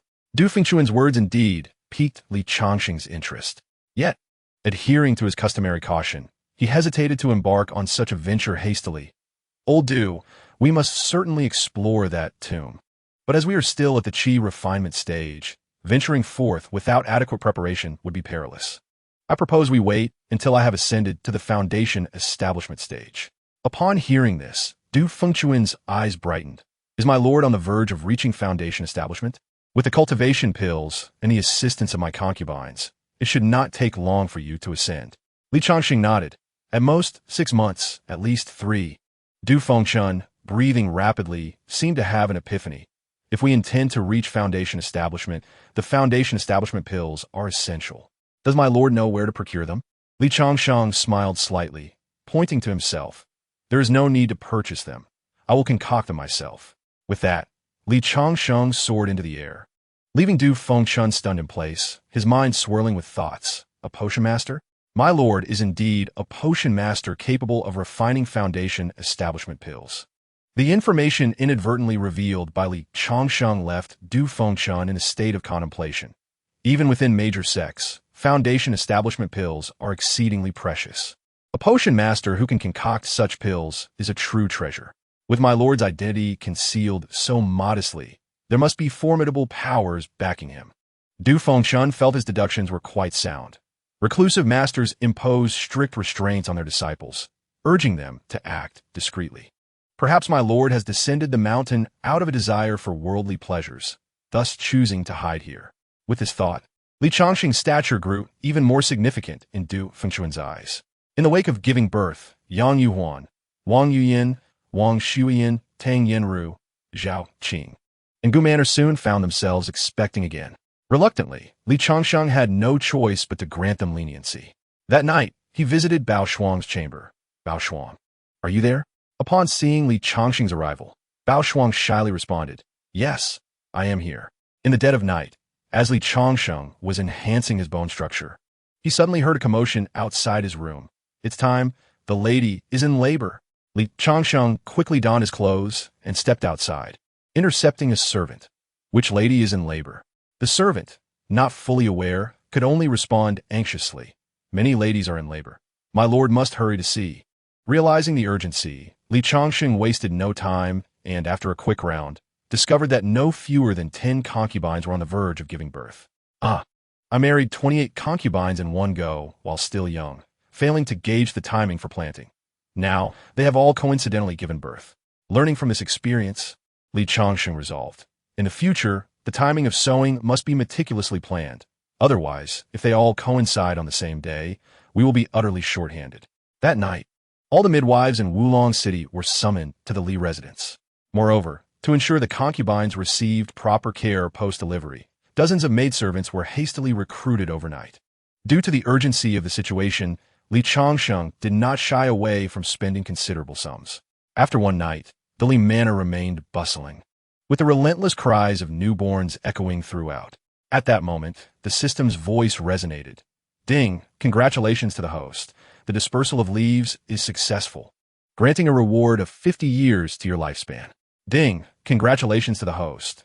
The dispersal of leaves is successful, granting a total of 500 spirit stones. Ding, congratulations to the host. The dispersal of leaves is successful, elevating your cultivation to the 10th layer of Qi refinement. Ding, congratulations to the host. The dispersal of leaves is successful, enhancing your bone structure to the blue inferior grade. Ding, congratulations to the host. The dispersal of leaves is successful, raising your martial arts cultivation to the 10th layer of Martial Emperor. Ding, congratulations to the host. The dispersal of leaves is successful, acquiring the rare technique, Lianqi Ju. Ding, congratulations to the host. The achievement of having 10 sons within 10 hours is activated, granting the title, Give Me a Woman, and I Can Create a Nation, with the ability to double the probability of having sons. Ding, family fortune enhanced, current fortune value at 10. Li Changsheng's long-standing desire had been to have a porcelain doll-like daughter. Yet, to his dismay, he had not yet welcomed a single daughter. Not only that, but he had also triggered this peculiar title, which doubled the probability of having sons. System, is this a bias against daughters? Why can't the probability of having daughters be doubled?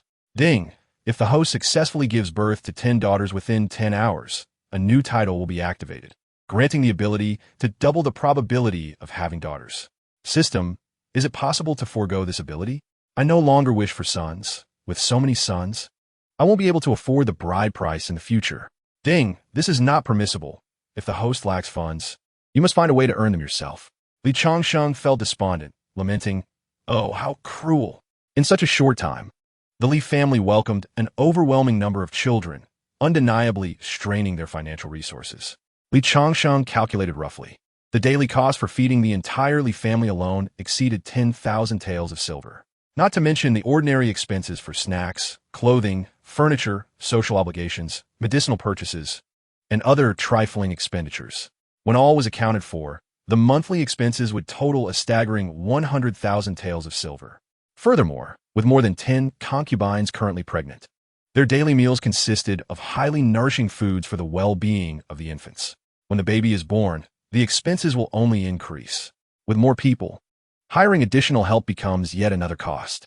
The expenditures will continually rise while the income dwindles. If this situation persists, the Li family will inevitably face financial ruin. Li Changsheng has realized the gravity of the situation. If he does not find a way to earn money, his entire family will be left to suffer.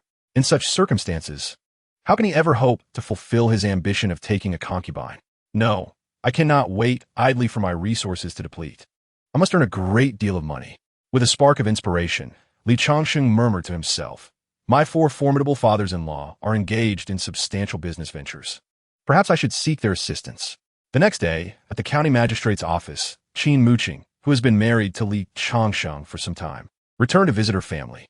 The county magistrate, Qin Tian, mysteriously pulled Qin Muqing aside and inquired, "Changsheng, how is Li Changsheng's health lately?" Qin Muqing, somewhat puzzled, replied, "My husband is in robust health. Just yesterday, he welcomed 10 new offspring, and many of my sisters are also expecting." Upon hearing this, Qin Tian, noticing the joy in Qin Muqing's eyes, could not help but ask, "Are you expecting as well?" Qin Muqing nodded, gently caressing her abdomen with a look of bliss. "In the past, I was ungrateful and blamed my father, but now I see that he only wished the best for me. My husband is strong, and I am truly fond of him." Qin Tian, filled with indignation, felt at a loss for words, his heart silently raging. Which scoundrel claimed Li Changsheng was on his last legs? "I shall have his head." Just then, Qin Muqing addressed her father. "Father, as you are aware, our family has recently welcomed 10 male heirs, and we lack sufficient servants and nurses. Last night, we hired a group of people at considerable expense. You have only just married into the Li family, yet you speak of your family with such ease. Your transformation of identity is quite remarkable." Qin Tian felt an ominous sensation wash over him and interrupted before Qin Muqing could finish. "You surely realize there is no money to be had. Your life is at stake."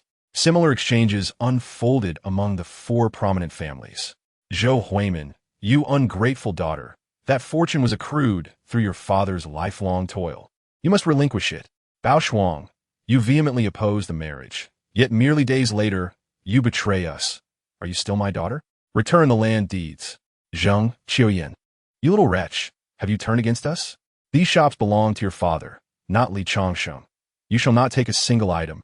Wu Minfang, you have gone too far. I intended for you to marry into the Li family to share in their fortune, yet you have only brought misfortune upon us. Return those banknotes.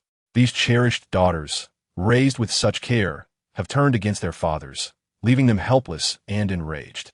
The orchestrator of this chaos is none other than Li Changsheng. Last night, he devised a plan and informed everyone of the family's financial crisis. This led to the earlier confrontation. The women returned to the Li residence, eager to report. Husband, Huimin, lacking in talent, was robbed of most of the land deeds by her father, bringing back only 10 certificates for inns. Husband, Bao Shuang has disappointed you, returning with merely 8 old house deeds. Husband, Yanzi is incompetent and has only brought back 3 fabric shops, 1 pawn shop, and 1 bank's deed. Husband, Miner is not as capable as her sisters and has only brought back 300,000 taels of silver. Finally, only Qin Muqing remained silent. Everyone turned to her, and she bashfully spoke. "Husband, compared to my sisters, I seem rather modest. My father's salary is limited, and I could not bear to ask for too much. So I only brought back 10,000 taels of silver. However, my father has promised that any shop opened by our Li family in Wulong City will be exempt from taxes." As he surveyed his wives, a broad smile spread across Li Changsheng's face. "Excellent, my dear wives. I do not seek your family's well for myself. Rather, I wish for us to prosper together. Just trust in me." At that moment, a commotion arose outside the Li residence, followed by a sharp shout. "Li Changsheng, you despicable scoundrel. You incite your wives to return home and seize their inheritance. You are truly vile, shameless, and utterly disgraceful." Li Changsheng had anticipated their arrival and instructed his subordinates to allow them entry. Soon, the heads of the four families enter the hall, though Qin Tian did not accompany them, likely too embarrassed in his position as the county magistrate to engage in such a public outcry. The family heads glared at Li Changsheng with expressions of profound indignation. Li Changsheng, we have yet to settle the matter of your feigned illness. And now you have your daughter returning home to claim her inheritance. Your schemes are truly insidious. We were deceived into marrying our daughter to you. Now you encourage her to extract money from us. Are you even human? Li Changsheng, you must return our silver notes today, or we shall not leave. Indeed, we shall not depart until you do. Observing their furious demeanor, Li Changsheng waved his hand and addressed his concubines. All right, return the items. Now that everyone is gathered, it is time to discuss serious matters. With smiles on their faces, the concubines returned the seized items and advised their fathers. Our husband has a grand plan that will enable us to amass great wealth. You must agree to it. Li Changsheng turned to the assembled guests, a mysterious smile gracing his lips as he elaborated. I possess a strategy that will make you all immensely wealthy, allowing you to transcend the confines of this modest Wulong city and expand your commercial reach across the entire Long Kingdom and even the divine Dragon Continent. If you cooperate with me, this vision will soon become reality. Though the heads of the four families were skeptical, they were intrigued to hear Li Changsheng's plan. Pray tell us what your plan entails. Spare us your ramblings. With a knowing smile, Li Changsheng gestured, and servants appeared with dishes he had prepared overnight. Behold, this is fried chicken, these are hamburgers, and these are French fries. You may sample them and discover their merits. Such culinary delights had never graced the divine Dragon Continent before. As the aroma wafted through the air, their mouths watered in anticipation. Their daughters began to plead, Father, do try it. We have tasted it, and it is simply divine. If we serve such dishes in our inns, they will surely become a sensation. Skeptical yet curious, they picked up a piece of fried chicken and took a bite. The crispiness and delightful flavor exploded in their mouths, a taste that surpassed anything they had ever experienced in their nearly 50 years of life. Even the likes of abalone and sea cucumber paled in comparison. In that moment, regardless of their status as heads of prominent families, they could not contain their excitement, shouting in unison, This is exquisite. Even some individuals were moved to tears, exclaiming, What is this? It is simply too delicious. Truly, I have never encountered anything so exquisite in my lifetime. One more bite? Ah, this is exhilarating. Everything is delectable. Fried chicken, hamburgers, fries, especially the hamburgers, which contain a sauce that surpasses all others I have ever tasted. As the dishes on the table were nearly devoured, a frenzy erupted among them. Put that down. It belongs to me. What do you mean yours? It is all mine. How many have you eaten? Aren't you afraid of overindulging? This is a tribute from my son-in-law. What business is it of yours? Hey, isn't he my son-in-law? Observing their antics, Li Changsheng shook his head in resignation and said, No need to fight. There's plenty of food. However, there are even more delectable dishes coming. Are you certain you wish to overindulge now? With a mysterious smile, Li Changsheng waved his hand, and his servants brought forth several more dishes. He introduced each one. This is guobao roe. This is sweet and sour fish. This is sweet and sour pork tenderloin. This is braised pork ribs. And this is hot pot. The serving took over an hour, presenting a vast array of dishes, from staples to desserts. Everyone picked up their chopsticks, their eyes sparkling with excitement. I have lived much of my life and only today discovered such exquisite flavors in the world. What do you think, my brothers? How do you find the proposal of the head of the Li family? If we can indeed produce these dishes in abundance, the grand vision proposed by the head of the Li family may truly be realized. Seeing that the others were largely in agreement, Li Changsheng presented the final dish. Ladies and gentlemen, this last offering is a beverage called Nai Cha, which is immensely favored by girls. Chapter 29. Resolution of Financial Crisis and Preparation for Foundation Building after sampling the Nai Cha. The heads of the families praised it endlessly. I never imagined there could exist such a delightful drink in the world. Today, my experience has made my life worthwhile. Observing the excitement on their faces, Li Changsheng continued, The county magistrate has declared that any shop operated by the Li family will enjoy tax exemption. This proclamation astonished everyone. Tax exemption might sound trivial, but as the number of shops increased, the savings would amount to an astronomical figure. What? Is this true? If so, once this plan is implemented, we will surely profit without loss. Could it be that this has been the head of the Li family's scheme all along? The heads exchanged wary glances, feeling a chill as they regarded Li Changsheng's cunning smile. This fellow is indeed crafty. Collaboration is the only path forward. For opposing him could lead to our demise before we even realize it. At that moment, the four family heads reached a consensus and turned to Li Changsheng, asking, "How shall we implement this plan?" "We will follow your lead." Li Changsheng smiled again and clapped his hands. "We have yet to reveal the full presentation. Why the rush?" As Li Changsheng's words fell, a group of dozens of maids stepped forward. They were not ordinary maids, for the garments they wore were unlike anything found in this world. The first maid appeared bashfully in a maid outfit, causing the onlookers to stare in astonishment, a peculiar fire igniting within them. The second maid, with a cheerful demeanor, donned a JK uniform. The third maid sparkled in black stockings. The fourth wore a Lolita dress. The fifth was clad in a swimsuit. These outfits, which accentuated the female form splendidly, would undoubtedly incite a frenzy in this world. Li Changsheng addressed the group. "These garments are not difficult to produce. I urge each of you to summon your seamstresses to work overnight. We shall not only sell food and drink, but also clothing. Dining and dressing are essentials for everyone. Engaging in commerce in these areas guarantees that we need not worry about a lack of customers." With a snap of his fingers, he began to elaborate on his plan. Since the Li family's shops enjoy tax exemption, all future establishments will be registered under the Li family name, and you will only need to share in the profits. Is there any dissent? To foster better growth, I propose that our families unite to form a new commercial association, which we shall name Tianxia Shanghong. After some contemplation, all agreed. Next, we shall name the fried chicken shop McKen Chicken. Do not ask why. Just trust me. The milk tea shop will be named Mi Shui Bing Cheng. If there are no objections, we can begin securing storefronts and prepare for the grand opening. I will send someone to instruct you on the production methods, so do not worry about that. Before long, a month had passed. The shops opened with remarkable success, and each new product launched drew eager crowds. "Let us go to Mi Shui Bing Cheng for a cup of milk tea. I need something chilled in this weather." "I'm skipping the milk tea. I've gained weight. I'm off to McKen Chicken for hamburgers, fried chicken, and fries." "Why go to McKen Chicken? Isn't it easier to order takeout? It's such a long way." "Fine, after the hamburgers, let us check out the clothing store. Tianxia Shanghong has released a new JK outfit that beautifully showcases one's figure." "Oh, that outfit is too revealing. I don't have a figure like yours, so I'll pass."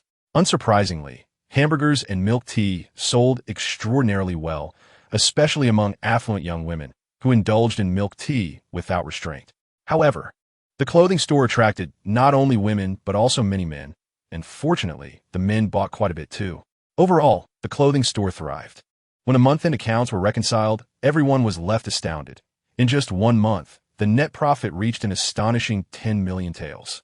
Previously, the combined earnings of the four families in a month were only 200,000 taels. This represented a 5-fold increase. After distributing the profits, each received 2 million taels. Given the current income, Li Changsheng's family expenditure issues seemed temporarily resolved. Yet, he remained vigilant and addressed the group. "Do not forget, this is merely one city. Wolongcheng. Imagine the profits if we expanded our stores throughout the entire Long Kingdom." "What do you mean?" Li Changsheng smiled mysteriously. "My meaning is simple. I require your diligent assistance in other cities, using the experiences from Wolongcheng to establish branches. After all, you possess experience in managing shops." Li Changsheng painted a grand vision before them, igniting their excitement to the point they were eager to depart immediately. "Rest assured, my sole goal in this life is to make our Tianxia Shanghong the foremost commercial entity in the world. Haha, I Wulu Bai. We'll quickly prepare to establish branches in other cities. I, Zheng Tianjin, will not lag behind. Let us compete to see who can open more branches within a year." "Very well, I accept this wager." Observing their spirited demeanor, Li Changsheng could not help but smile. Just then, County Magistrate Qin Tian arrived, his expression decidedly displeased. "Li Changsheng, you have gone too far. I have promised you a tax exemption, yet you have seized all the shops in the city. Isn't this pushing me to the brink of despair?" Li Changsheng pondered for a moment and realized that he had indeed gone a bit too far. A hint of embarrassment crossed his face as he inquired, "May I ask how much the city's tax has been for a month in the past?" "I shall pay you monthly from now on." Qin Tian, observing Li Changsheng's demeanor, could clearly see that he was ready to part with his riches. Thus, he steeled his resolve and boldly declared, at the very least, it must be 10,000 taels of silver per month. In truth, the monthly tax was merely 5,000 taels, but he deliberately exaggerated the figure in order to take advantage of Li Changsheng. To his astonishment, Li Changsheng agreed without hesitation and even grandly stated, "Very well, I shall provide you with 15,000 taels each month." Qin Tian was left dumbfounded. Although he felt he had shortchanged himself, it was certainly better than receiving nothing. With the financial crisis resolved, Li Changsheng could now devote his energy to enhancing his cultivation. That ancient tomb certainly seemed to harbor treasures, and it was imperative that he elevate his prowess swiftly. After a month of diligent practice, he opened his attribute panel.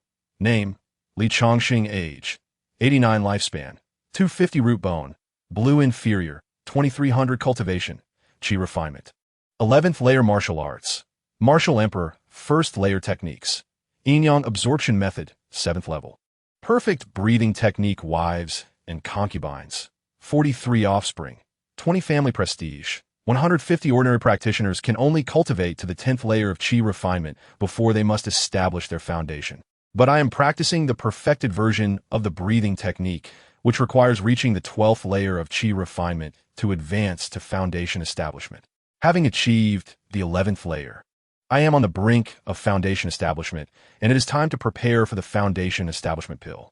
Li Changsheng perused the recipe for the foundation establishment pill and, following the instructions, gathered all the necessary herbs from his medicinal garden. He then commenced the alchemical process. In his first attempt, he successfully produced 3 pills. In the second, 4. This is insufficient. Without a proper alchemical furnace, the yield is far too erratic. I cannot ascertain how many foundation establishment pills I will require for my advancement. So preparing an excess is prudent. It seems the time has come to seek a suitable alchemical furnace. Chapter 30. Foundation Establishment Failure After Several More Days. Li Changsheng finally broke through to the 12th layer of Qi refinement. Now, he found himself unable to progress further unless he established his foundation.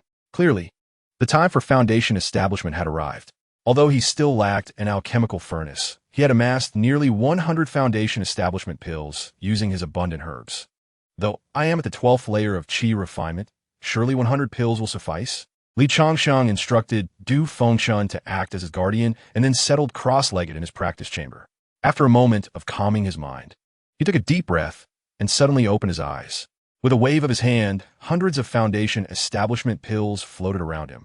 With a gentle tap of his finger, he placed 1 pill into his mouth, the medicinal energy surging forth and instantly coursing through his limbs. In a brief moment, beads of sweat began to trickle down his forehead, and Li Changsheng frowned slightly. I've already consumed 50 pills, yet there has been no reaction. His gaze hardened as he stared at the remaining 50 foundation establishment pills, and he resolutely swallowed them all at once. I refuse to believe that with the system by my side, I cannot establish my foundation. The medicinal energy from the 50 pills erupted in his mouth like a cataclysmic wave. At that moment, the sea of spiritual energy in his dantian began to churn relentlessly. Under the onslaught of the foundation establishment pill's potency, the sea of spiritual energy began to solidify. It worked. Changes were occurring. Li Changsheng's face lit up with joy as he guided more medicinal energy to impact the sea of spiritual energy. The area of solidification gradually expanded, and, as time passed, a glimmer of golden light began to emerge within. Li Changsheng assumed this was a normal phenomenon, but it was anything but. The dantian serves as the reservoir for a cultivator's spiritual energy.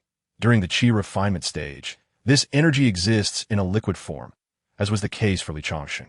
For ordinary cultivators, achieving a semi-solid state in the sea of spiritual energy during foundation establishment suffices for success. In subsequent training, they would refine the sea further until it reached complete solidity. However, Li Changsheng, at the onset of his foundation establishment, was witnessing the sea of spiritual energy nearing complete solidity, with golden light manifesting within. Any knowledgeable observer would discern that this was not a mere foundation establishment, but rather the fabled Heavenly Dao foundation establishment. In ancient times, foundation establishment was categorized as human Dao, earth Dao, and heavenly Dao. Presently, the common cultivators achieve human Dao foundation establishment, while those with lineage from esteemed sects can utilize secret techniques to assist their core disciples in achieving Earth Dao foundation establishment. Yet Heavenly Dao foundation establishment was an accomplishment seldom achieved, even in the ancient era. At this moment, a radiant aurora began to materialize in the sky, indistinguishable to mere mortals. Yet for those cultivators above the foundation establishment stage, the golden gleam contained within was unmistakable. In a secluded mountain 100 miles from a long city, a woman suddenly opened her eyes, her face etched with astonishment as she exclaimed, "Wulong City? Heavenly Dao Foundation Establishment?" She rose with excitement and, with a swift motion, soared towards the horizon, vanishing without a trace in an instant. Heavenly Dao Foundation Establishment occurs once in a million years, and each individual is a prodigious talent capable of defeating foes beyond their level. Their potential for future growth eclipses that of all others within the same realm.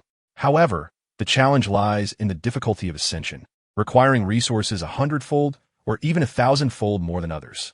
Yet, the benefits of success are immense. Not only is the internal spiritual energy several times that of others at the same level, but the power of their spells is significantly amplified. These aspects, however, are not the most critical. The most vital element is that golden light. Once it appears, it will accompany the Heavenly Dao Foundation Establishment cultivator throughout their life, continuously expanding with their cultivation. But the path to Heavenly Dao Foundation Establishment is fraught with peril should one fail. The resources required to attempt it again will be double that of the previous attempt. If a second failure occurs, then one's cultivation will be forever stunted at the 12th layer of Qi refinement. Changsheng was blissfully unaware of these stakes. He continued his pursuit of foundation establishment. Yet the medicinal energy from the foundation establishment pills had nearly been depleted. The celestial phenomenon triggered by his Heavenly Dao Foundation establishment began to dissipate. With a sigh of resignation, Changsheng murmured, "Alas, it appears the foundation establishment pills are still insufficient. I must acquire an alchemical furnace." At this moment, a woman appeared outside Wulong City, exuding an ethereal grace in her flowing white robes, akin to a celestial maiden descending to earth. Her perfect figure would excite any male creature. With a waist that could be delicately grasped, she embodied the dreams of countless young women. Yet, her brow was furrowed as she gazed at the sky above Wulong City, murmuring to herself, "Why did it suddenly vanish? How unfortunate! It seems the advancement failed." The woman was named Murong Shui, the daughter of the esteemed Murong clan, a family renowned for its cultivation. At merely 21 years of age, she had already reached the pinnacle of Qi refinement, a prodigious talent that would be considered extraordinary even among the most prestigious sections. This small city was relatively prosperous. She decided to remain for a few days, hoping that the individual who achieved Heavenly Dao Foundation establishment might attempt again. If she could locate him, the bloodline shackles of the Murong family would be broken. As Murong Shui strolled down the bustling street, she passed by a clothing store and curiously glanced inside at the throngs of people. Subsequently, her face flushed crimson as she turned and fled into the distance. This place was so remote, yet the local customs were astonishingly liberal. How could such attire be worn? Despite her murmurs, she could not help but envision herself adorned in such garments. After wandering for quite some time, Murong Shui began to feel a pang of hunger. Passing by a restaurant, a delightful aroma wafted towards her. Maken chicken? What an unusual name. As she gazed at the fried chicken burger, she intended to purchase one for a taste, only to remember that she had exhausted her funds in the mundane world. Having resided in the mountains for days without the need for money, she now found herself in a town where a bit of silver was indispensable. She needed to find a place to exchange some currency. Murong Shui scanned her surroundings and discovered a pawn shop. She stepped inside without hesitation. "Boss, I wish to pawn something." The proprietor glanced up, his eyes widening in astonishment. "What does the young lady wish to pawn?" Murong Shui did not shy away, revealing an exquisite alchemical furnace with a flourish. "This is a furnace for concocting elixirs. How much do you think it fetch?" The pawnshop owner's eyes narrowed slightly. From the manner in which Murong Shui presented the furnace, he surmised that she was a cultivator. He pondered deeply, a contemplative expression crossing his face, seemingly lost in thought. After a brief moment, he appeared troubled and spoke. "Miss, This furnace is exquisitely crafted and is no ordinary item. My knowledge is insufficient to appraise its value. However, you may try your luck at the nearby auction house. The appraisers there are well-versed and will surely offer you a fair price. Not wishing to linger, Murong Shui expressed her gratitude and proceeded to the auction house. Meanwhile, the pawnshop owner hurriedly closed his shop and made his way towards the Li residence. Before long, he stood before Li Changsheng. Sir, joyous news. A celestial maiden has just visited my shop, her beauty akin to that of a heavenly being. Such a beauty is truly suited for you. Li Changsheng, eager to take a concubine, had instructed his staff to report any encounters with beautiful women, promising a reward of 1,000 taels of silver upon success. The prospect of a cultivator excited him immensely. A cultivator? I have never engaged with one before. You have done well. Your salary this month will be doubled. Where is that woman now? The proprietor chuckled and replied, she sought to pawn an alchemical furnace. I feared she might leave after the transaction, so I devised a reason for her to head to the auction house instead. The auction will take place tonight. You should still be able to find her. Li Changsheng's eyes lit up at this revelation. An alchemical furnace? This is indeed a double blessing. In the entirety of Wulong City, Li Changsheng had acquired most shops, save for the auction house, which steadfastly refused to transfer ownership regardless of the offered price. With his astute mind, he quickly deduced that the auction house was no ordinary establishment, likely supported by a formidable power behind the scenes. Thus, he chose not to press too hard, lest he attract formidable adversaries. That night, Li Changsheng, unusually refraining from enhancing his spiritual roots, accompanied Du Fengchun to the auction house. Sir, I have heard that an alchemical furnace will be auctioned tonight. Given your proficiency in alchemy, you could undoubtedly acquire it. Du Fengchun spoke with utmost respect. Moreover, I have heard that several rare herb seeds will also be auctioned this evening. Li Changsheng was already aware of this information during his time managing Wulong City. His network had spread throughout, with every shop serving as his eyes and ears. Any significant happenings in the city could not escape his notice. Furthermore, he was particularly keen on discovering beautiful women, rewarding those who reported attractive maidens, with a handsome reward of 1,000 taels of silver for those who caught his eye. The auction house was bustling with activity, filled with eager patrons. Li Changsheng took his seat, with Du Fengchun standing respectfully at his side. Prior to their arrival, Li Changsheng had employed a technique to conceal his cultivation, appearing no different from an ordinary person. As he surveyed the room, he sought the female cultivator described by the pawnshop owner, but after an extensive search, he found no trace of her. Could she have already departed? At that moment, a voice emerged from the auction stage. The first item up for bid tonight is a painting crafted by a renowned artist. Li Changsheng had little interest in the painting, yet he found himself captivated by the auctioneer, a stunning woman, clad in a bunny girl outfit, her attire unmistakably sourced from Li Changsheng's own shop. Her long legs and alluring figure, accentuated by sheer stockings and bunny ears, stirred something within him. Li Changsheng's gaze sharpened, and an idea began to take root in his mind.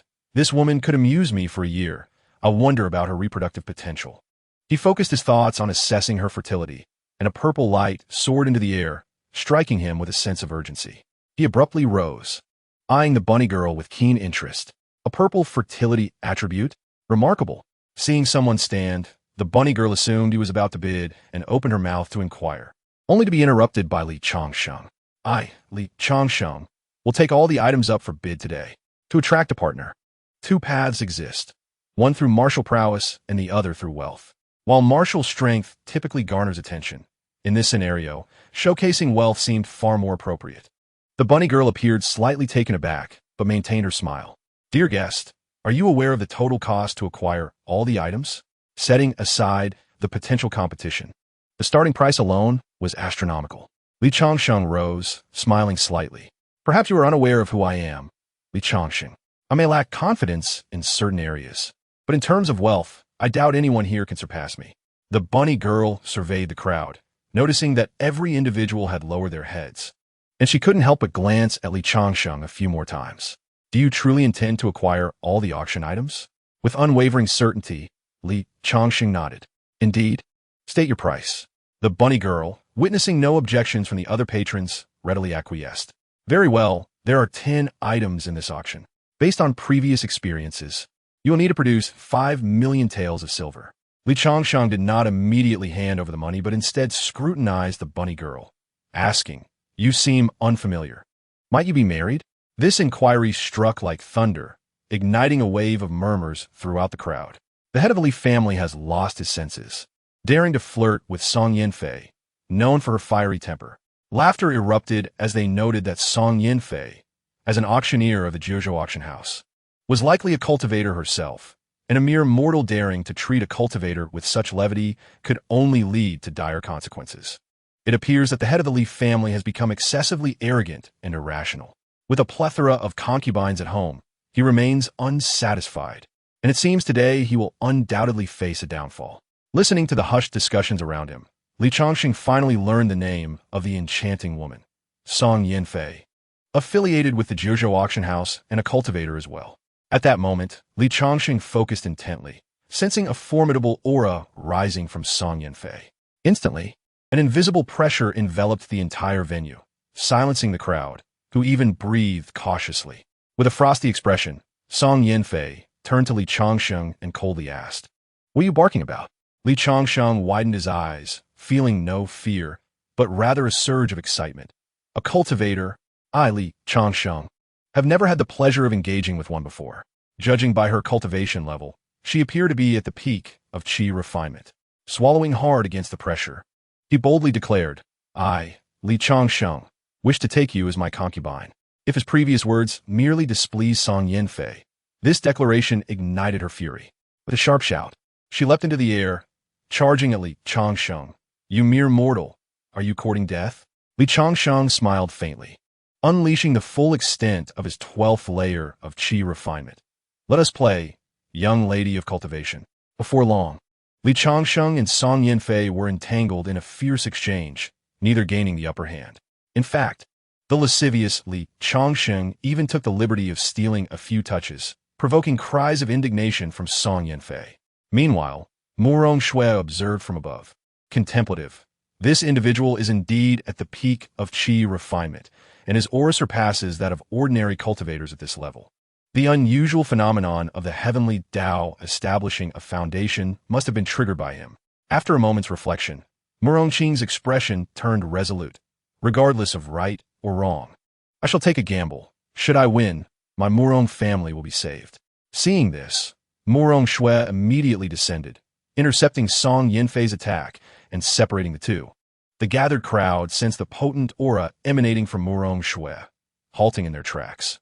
She is also at the peak of qi refinement. Murong Shui calmly regarded Song Yinfei, slightly bowing. "Dear friend, as the saying goes, a gentle and virtuous lady is a gentleman's preference. Why must you be so irate?" Song Yinfei, unable to deal with Li Changsheng, found herself confronted by another. She could only huff in disdain, retracting her aura, though her anger remained. "Since you say so, why not become his concubine yourself?" Murong Shui's face twitched. She had not anticipated such a retort from Song Yinfei. From the moment Li Changsheng laid eyes on Murong Shui, he was struck by her beauty, immediately assessing her reproductive potential. To his astonishment, he discovered it to be of the highest yellow grade, just a hair's breadth from purple, nearly on par with Song Yinfei. This revelation made Li Changsheng's heart race, one with a yellow grade, and another with a low purple grade. Such reproductive qualities are essential for me. Thus, Li Changsheng turned to Murong Shui and inquired, "I find your beauty quite familiar. Might you have a betrothed?"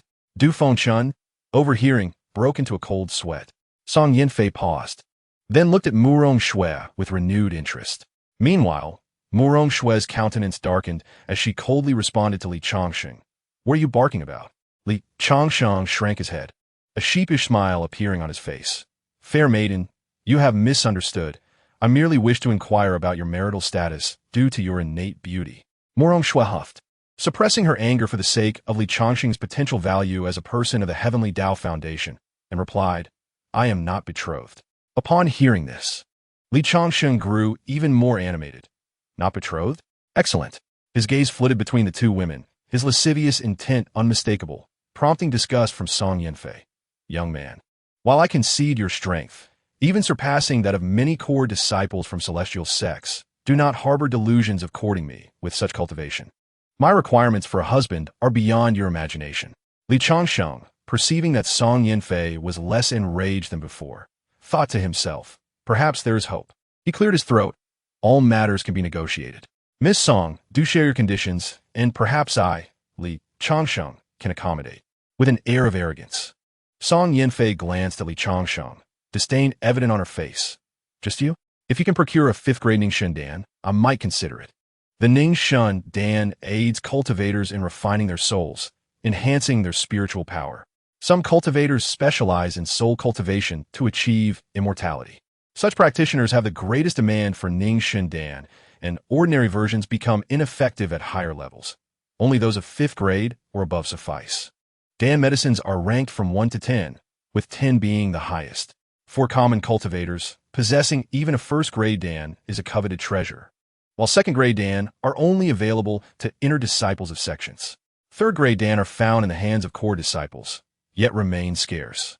As for 4th grade Dan, only those who have rendered great service within the celestial sects receive them as rewards.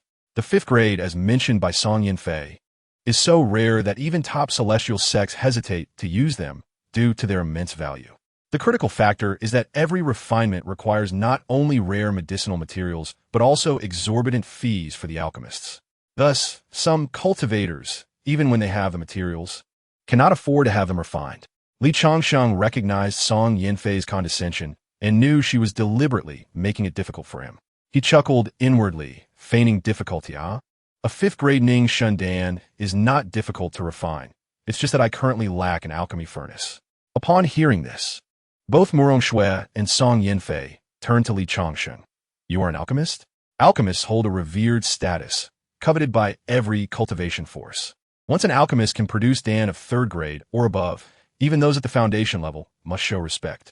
The two women, hearing that Li Changsheng could refine Dan, looked incredulous. Surely you jest? Can there truly be an alchemist in this small Wulong city?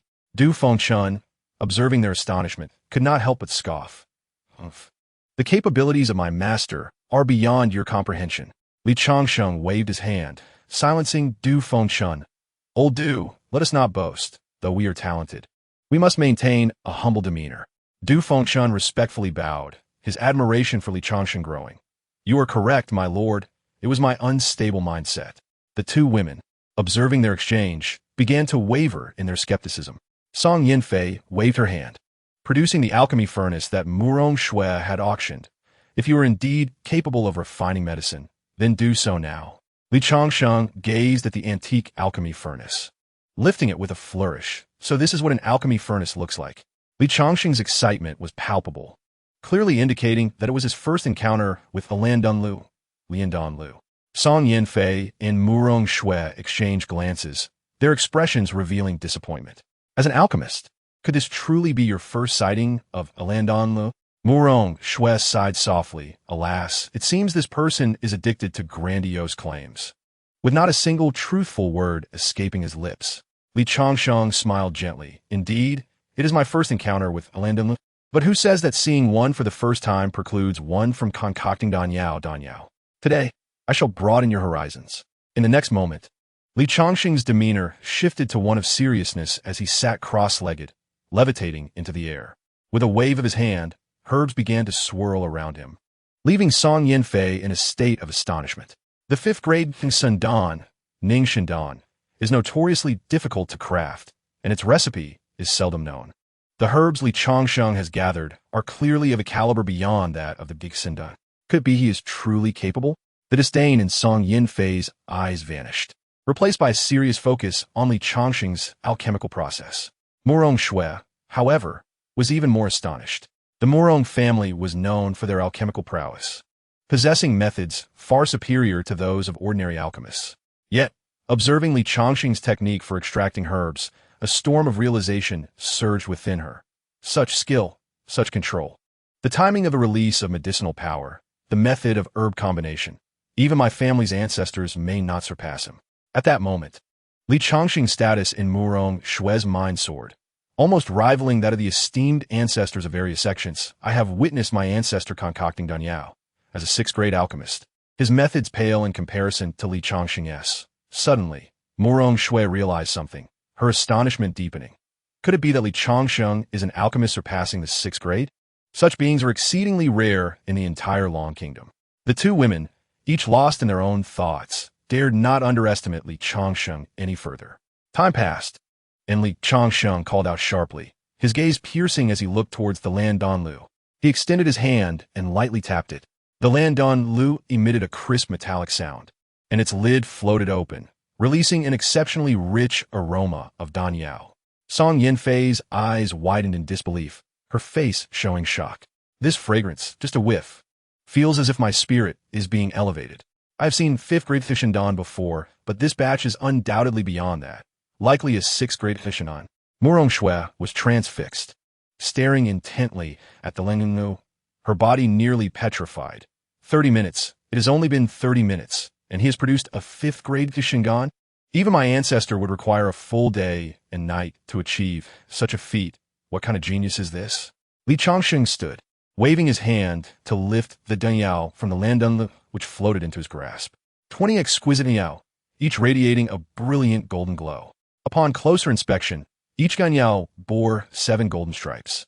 Song Yinfei and Murong Shui were rendered speechless, stumbling back in shock as they collapsed onto the ground. Their gazes towards Li Changsheng were filled with awe and respect. This is not a 5th grade, nor a 6th grade, but rather a 7th grade Fishindan. Judging by the quality, this is a 7th grade Fishindan of 100% purity. Moreover, to produce 20 Danyao in a single batch is a feat that even the renowned Dan Wang Mo Li cannot achieve. Once Mo Li managed to produce 10 7th grade Danyao in one attempt, and it became a legend, astonishing all. Yet, Li Changsheng had just produced 27th grade Danyao, each of purest quality. With such formidable alchemical prowess, yet remaining obscure, if I could cultivate a relationship with him, perhaps my Murong family's current plight would be swiftly resolved. Li Changsheng regarded the 20 Danyao in his hand and tossed them to Song Yinfei. Time is of the essence. The quantity may be a tad limited, but it is passable. Take a look. These are the Danyao you requested. Song Yinfei accepted the Danyao with trembling hands, her eyes brimming with excitement. Are these all for me? Li Changsheng smiled gently. They are indeed for you, but do not forget your earlier words. Should I successfully concoct the Mingsheng, you shall become my concubine. Chapter 33.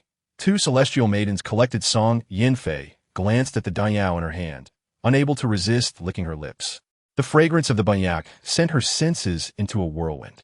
As a young lady from a prestigious family, she had encountered countless Dao, yet never had she seen one of such exquisite purity.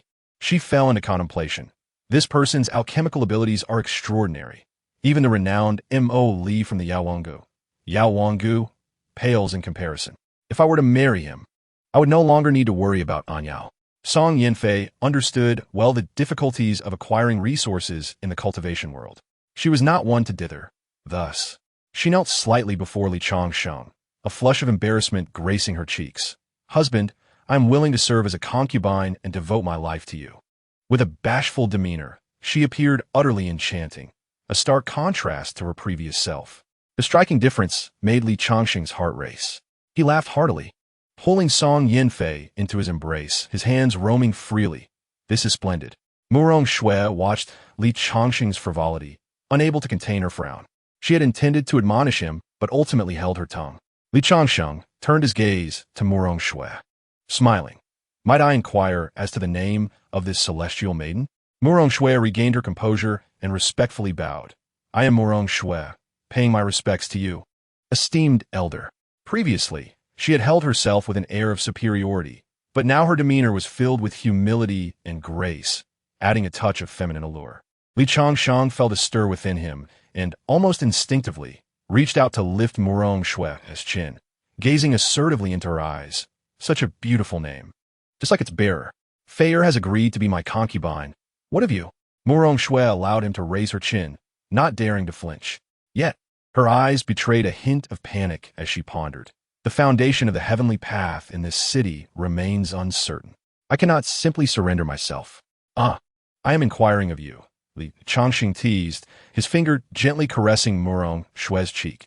Do you consent? Once more questioned, Murong Shui resolved herself and replied, Esteemed elder, my family's bloodline requires a being of the heavenly path to activate it. I'm truly sorry, but I cannot agree. Upon hearing this, disappointment flickered within Li Changsheng. Yet, his interest in the heavenly path was piqued, and he began to contemplate. The heavenly path? I am currently at the 12th level of chi refinement. Is there anyone who could possibly surpass me in foundation building? Could the individual she references be me? With this thought in mind, Li Changsheng could not help but inquire, what exactly is the heavenly path you speak of? The heavenly path is a concept rooted in ancient times, now known to few. Had it not been for the Morong family's ancestral tradition requiring a being of the heavenly path to awaken their bloodline, she might be oblivious to it. Morong Shui bowed respectfully and began to explain. Esteemed elder, the heavenly path is a method of foundation building from ancient times. The most apparent hallmark of Tiandao Zhuji is the ability to elevate the refining qi stage to the 12th layer. The 12th layer of refining qi?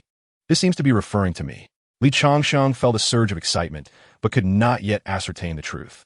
He inquired once more, are there any other characteristics of Tiandao Zhuji? Morong Shui gazed at Li Changsheng's fervent expression, her heart sinking. Could this individual truly be the one of Tiandao Zhuji? Suppressing her suspicions, she continued to explain, I have observed that the person who has achieved Tiandao Zhuji in Wulong City has already faced failure once. If my guess is correct, then within the dantian of that person, there must be a golden radiance present. This is also one of the signs of Tiandao Zhuji. Upon hearing this, Li Changsheng realized with certainty that he was indeed the person of Tiandao Zhuji. He erupted into laughter. What a twist of fate. I am the one you speak of. As he spoke, Li Changsheng communicated with his dantian. The golden radiance within him, responding to his thoughts, ascended to his forehead, transforming into a resplendent vertical line of light. Morong Shui, witnessing this, felt a rush of exhilaration, her body trembling slightly. It truly is Tiandao Zhuji. Unable to contain his excitement, Li Changsheng asked Morong Shui, would you be willing to become my concubine? Morong Shui suppressed her thrill, slightly bending her knees, her expression turning bashful. I am willing. Li Changsheng laughed heartily and pulled Morong Shui into his embrace. In this moment of bliss, he kissed her, then waved his hand. Lao Du swiftly informed the residents to prepare the estate. I shall wed tonight. As night fell, amidst the officiant's resounding calls, the wedding ceremony was completed. At that moment, the system's voice echoed. Ding, congratulations to the host. Branching successful, reward of 10 years of lifespan obtained. Ding, congratulations to the host. Branching successful, reward of 10 years of lifespan obtained. Ding, due to the host obtaining a purple fertility qualified concubine for the first time. The system rewards with the purple inferior cultivation technique, Burning Spirit Decision. Burning Spirit Decision doubles the speed of internal spiritual energy consumption and increases damage by 5-fold. Spring has arrived, marking the season of sowing. Unlike previous times, Li Changsheng distinctly felt the acceleration in the growth of his spiritual roots. Could it be that the speed of enhancement from the Kai Ina Yang technique is related to the fertility qualifications of women? After much contemplation, he found this reasoning flawed. No. In the past, concubines with different fertility qualifications did not exhibit any differences in the speed of root enhancement.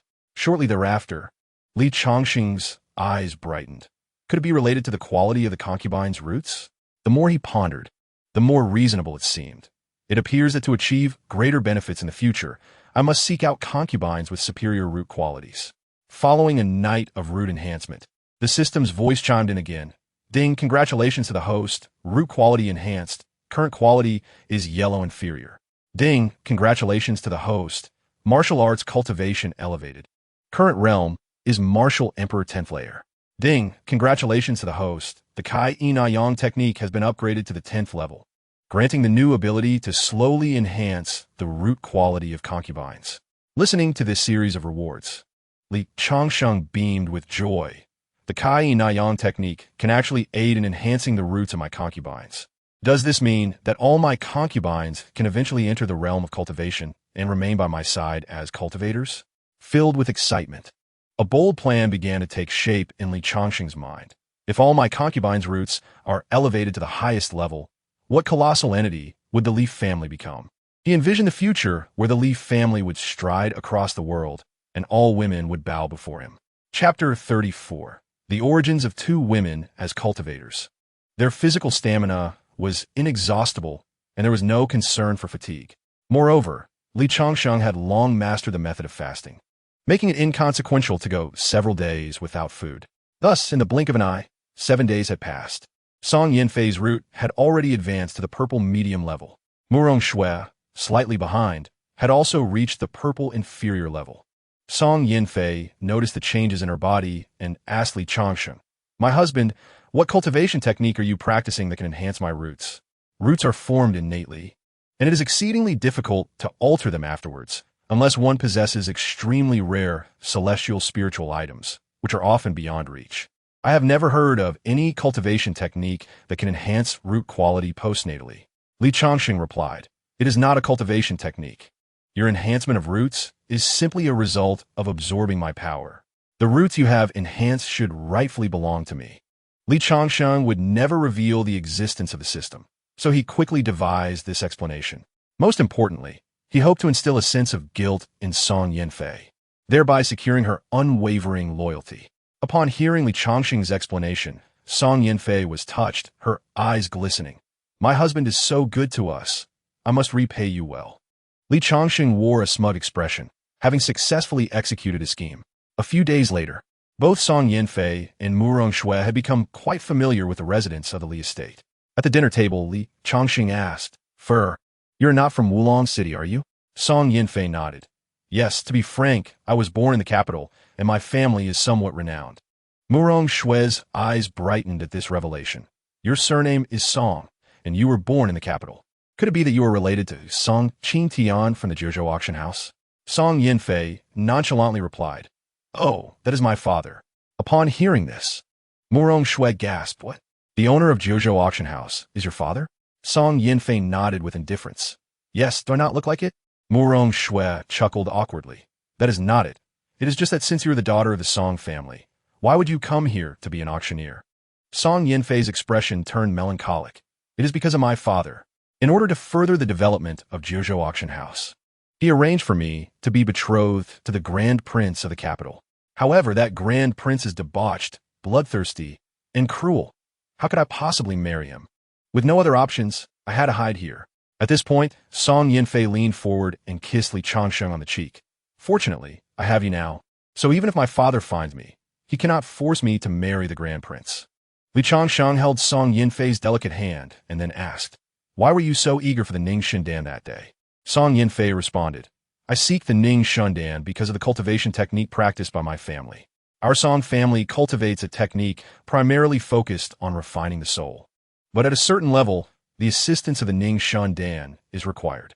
Currently, our Song family is unable to acquire Ning Shundan of the 5th grade or higher, and our strength is declining." Li Changsheng found this difficult to comprehend. The Song family operates such a large auction house. How could you possibly be unable to obtain Ning Shundan? Suddenly, Song Yinfei's expression turned cold. "It is all due to the interference of the Dragon Kingdom's royal family. They have threatened all alchemists, forbidding them from refining medicine for us. In order to compel my father to wed me to the crown prince." Li Changsheng was also incensed upon hearing this.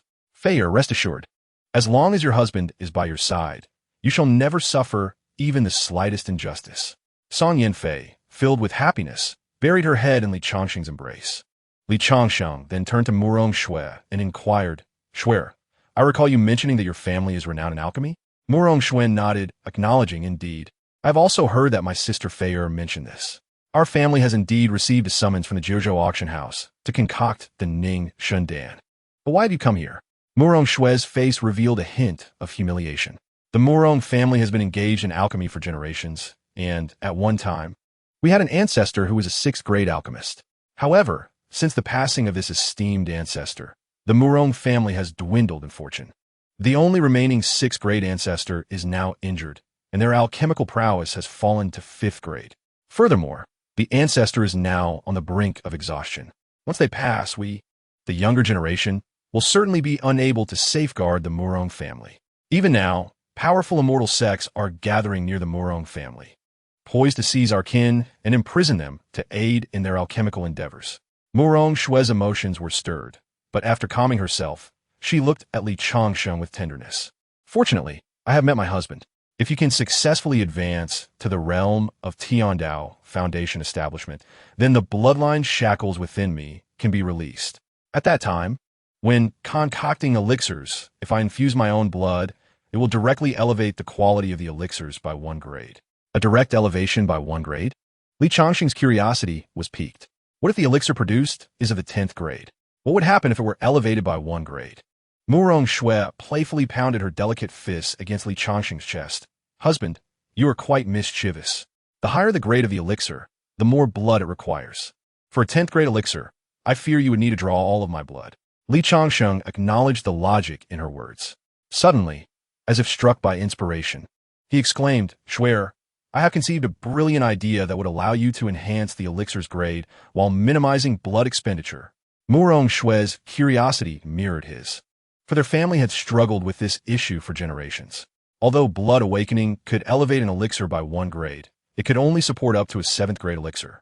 Beyond that, the blood within their bodies would run dry. Murong Shui's eyes sparkled with anticipation. What method has my husband devised?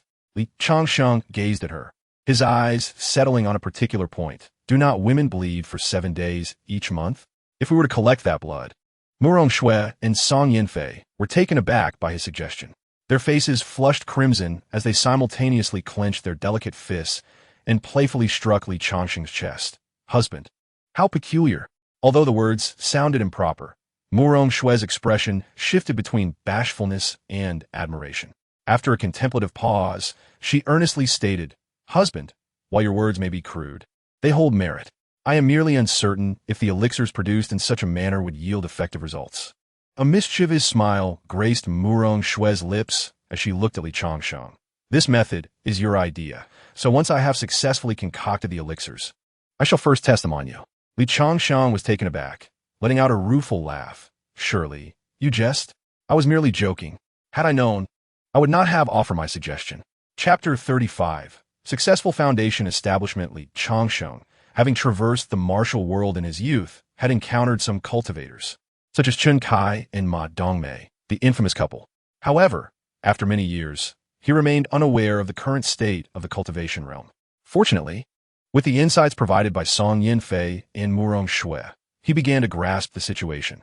Presently, among various immortal sects, most outer disciples were at the 1st or 2nd level of qi refinement, while inner disciples generally achieved levels above 5. Core disciples were mostly at or above the foundation establishment stage. Unless one possessed extraordinary talent, they would need to ascend step by step. As for Li Changsheng, he had only reached the pinnacle of qi refinement and was far from being able to ensure his own safety. It was indeed time to elevate his realm. According to Schwerer, the resources required for the 2nd advancement to Tiandao Foundation establishment were double that of the 1st. The first time, he had prepared 100 foundation establishment pills, which proved insufficient. Now, calculating the need for at least 200 pills for a successful upgrade. The second time would require a minimum of 400. To be prudent, he resolved to concoct 1,000 pills. With the aid of the alchemy furnace, his efficiency had significantly improved. Yet, lacking extraordinary fire, he still felt the process lacked vigor. Should anyone have overheard Li Changsheng's intentions, they would undoubtedly be left speechless. 1,000 foundation establishment pills. Was he even human? A typical disciple of an immortal sect would find 10 pills sufficient during their foundation establishment phase. Even if Li Changsheng was of Tiandao Foundation establishment, the resources for a 2nd advancement were somewhat excessive, but 500 would suffice for a peak. To concoct 1,000 pills was an endeavor only Li Changsheng could undertake. No other alchemist would dare attempt such a frenzied task. Nonetheless, Li Changsheng was averse to taking risks, a trait inherent to his cautious nature. Resolute in his decision, he informed Song Yinfei and Murong Shui, I shall enter seclusion for a period to refine elixirs. You two should familiarize yourselves with the sisters at Li Manor. It will ease future interactions. Song Yinfei and Murong Shui nodded in unison. Rest assured, husband, we are already well acquainted with the sisters. You may focus on refining elixirs. Li Changsheng nodded and swiftly entered his personal herbal garden. This action left Murong Shui and Song Yinfei astounded. Sister, where has our husband gone? Murong Shui pondered briefly before revealing an incredulous expression. Could it be? Both gasped in unison. A personal cave dwelling? They were unable to calm their astonishment for a long while. Eventually, Murong Shui remarked, Sister, our husband is certainly no ordinary person. He possesses a personal cave dwelling. Such a treasure is rare, even among the ancestors of sacred sites. Murong Shue's expression grew serious as she stated gravely, "Sister, this matter must not be disclosed to anyone. If it were to leak, those ancestral figures from sacred sites would undoubtedly seek to seize it. Our husband is only at the pinnacle of qi refinement. Even with your and my assistance, we are no match for them." Song Yinfei nodded vigorously, her respect for Li Changsheng deepening. "Sister, rest assured. Our husband revealing his personal cave dwelling before us signifies immense trust. We shall never disclose this matter, even at the cost of our lives." Meanwhile, within the herbal garden, Li Changsheng meticulously selected a multitude of herbs before settling into a meditative position. Before him lay the alchemy furnace, and with a wave of his hand, countless herbs floated in the air. Li Changsheng had become adept at elixir refinement, and within a single day, he had successfully concocted over 200 foundation establishment pills. Yet, even that quantity felt insufficient.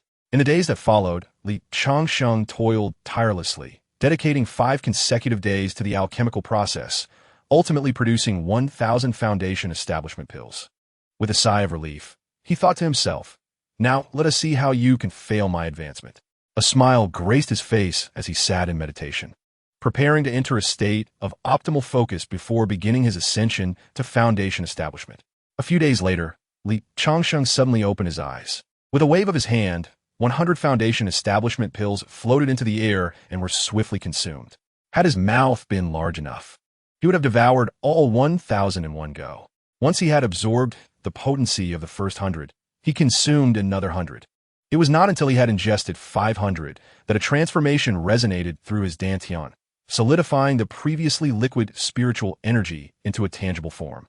As the medicinal energy surged, the outer layer of this solid began to shed, revealing a crystal of exquisite clarity. This was the crystal of spiritual power, within which golden rays shimmered, enveloping Li Changsheng and emanating a sacred aura. Above the grand estate of the Li family, a golden aurora appeared, gradually intensifying. Murong Shui and Song Yinfei clasped their hands tightly, offering fervent prayers for Li Changsheng. Within the medicinal garden, Li Changsheng's aura grew increasingly potent. As if a veil had been pierced, the essence of foundation establishment erupted with a resounding force, and Li Changsheng successfully ascended to the foundation establishment stage. A gleeful expression adorned his face, but soon furrows of confusion marred his brow. Is the advancement not yet complete? Puzzled, Li Changsheng delved deeper into his focus, feeling his momentum surge once more. In the next moment, his cultivation ascended to the first layer of foundation establishment. Moments later, he reached the second layer, and continued to rise until he halted at the 5th layer. How astonishing to leap directly to the 5th layer of foundation establishment. Is this the terrifying nature of the Heavenly Dao's foundation establishment? Overjoyed, Li Changsheng pondered, or could it be that these advancements are merely superficial, akin to the false mileage of an electric vehicle? If only there were a pill that could refine this cultivation. In that moment, an idea struck him. The Guxiu Dan, a 5th-grade pill designed to solidify one's realm and refine their cultivation, perfectly suited for those with unstable foundations. After gathering the necessary herbs, Li Changsheng commenced the alchemical process once more.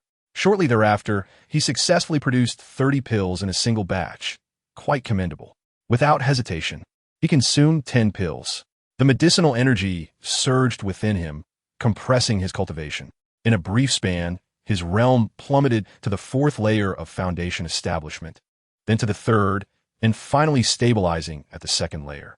Despite the drop in his realm, his strength magnified. Ha ha ha! Is this the sensation of foundation establishment? Li Changsheng laughed heartily, exclaiming, "From this day forth, I, Li Changsheng, am also a formidable practitioner of foundation establishment."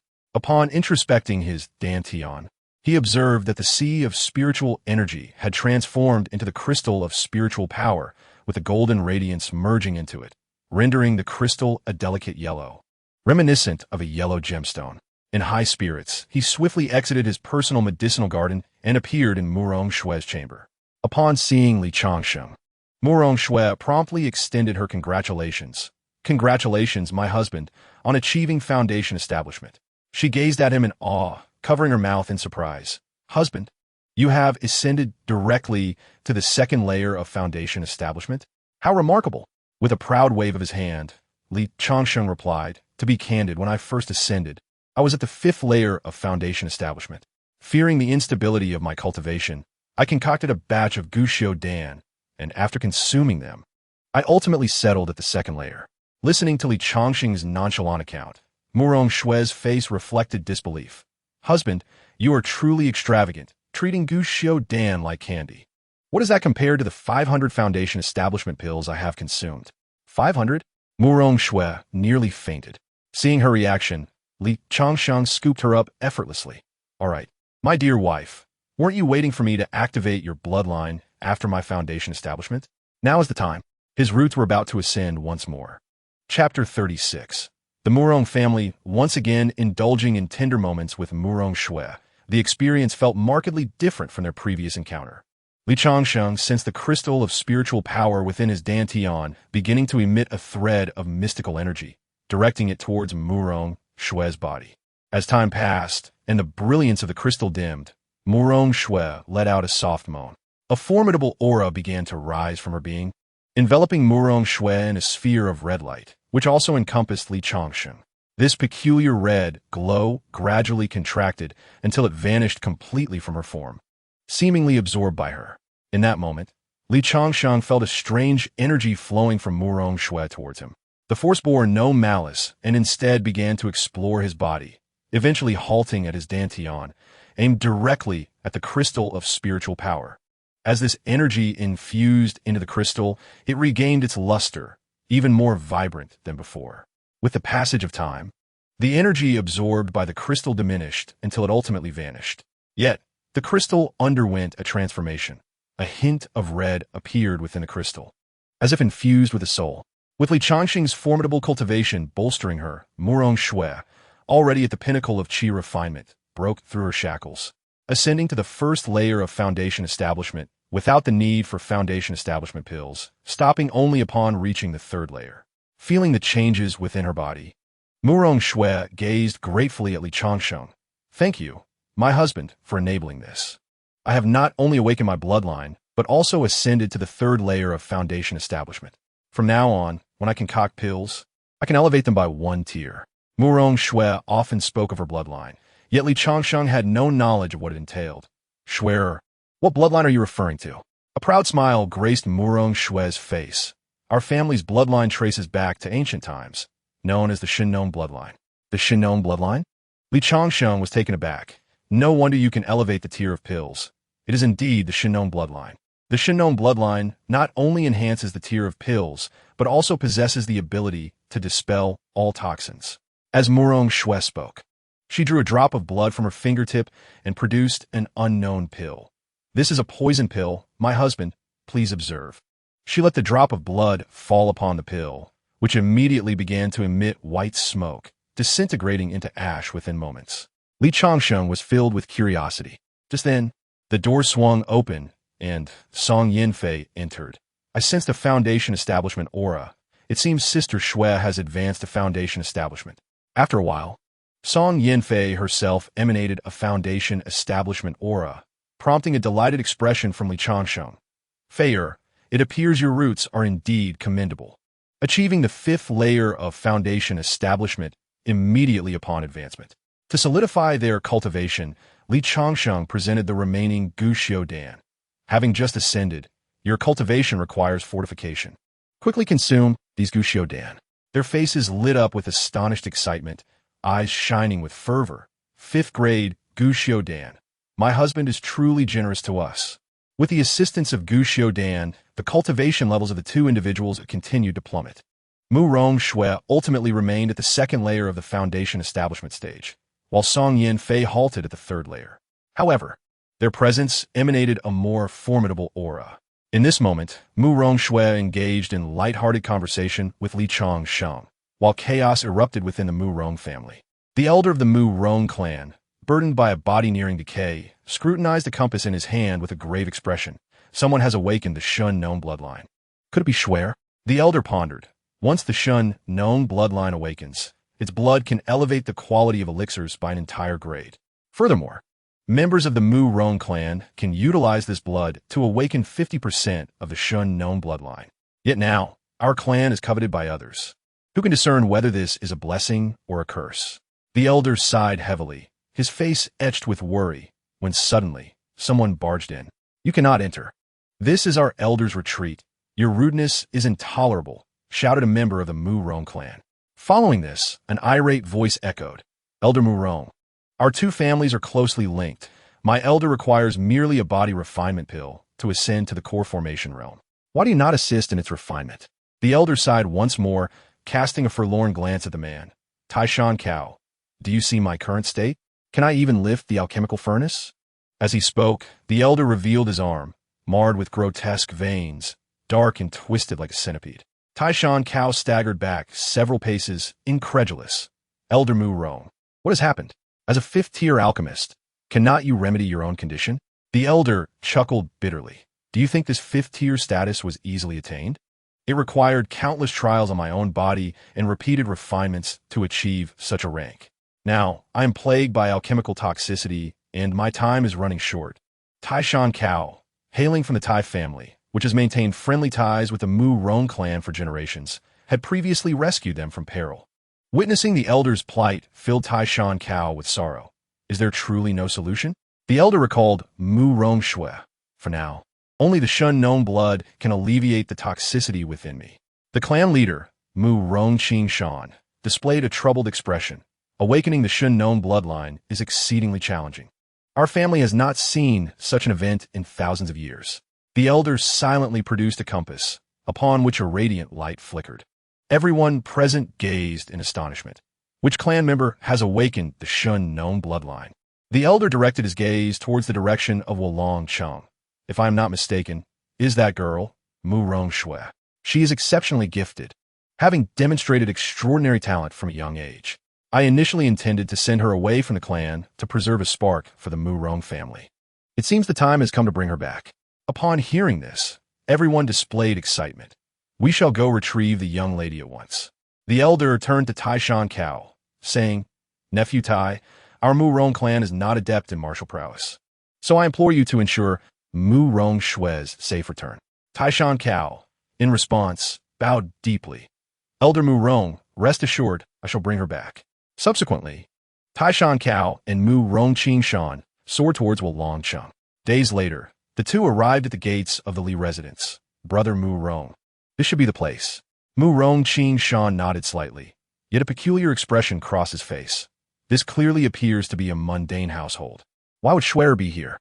Taishan Cao strode forward confidently, proclaiming loudly, We shall find out by entering, shall we not? However, as he approached the entrance, he was stopped. Excuse me, do you have an appointment? Nowadays, Li Changsheng's business has expanded significantly, attracting many seeking to cultivate ties with him. Overwhelmed, he implemented an appointment system.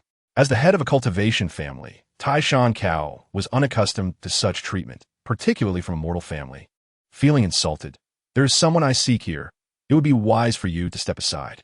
The servant, regarded by outsiders as fortunate to serve in the Li residence, found himself incensed by Taishan Cao's disdainful attitude. If you do not have an appointment, I must kindly ask you to leave. Our Li residence does not entertain unannounced visitors. At that moment, Du Feng Chun, passing by, overheard the commotion and approached. Noticing Taishan Cao, he narrowed his eyes. I apologize for the lack of a proper greeting, my friend.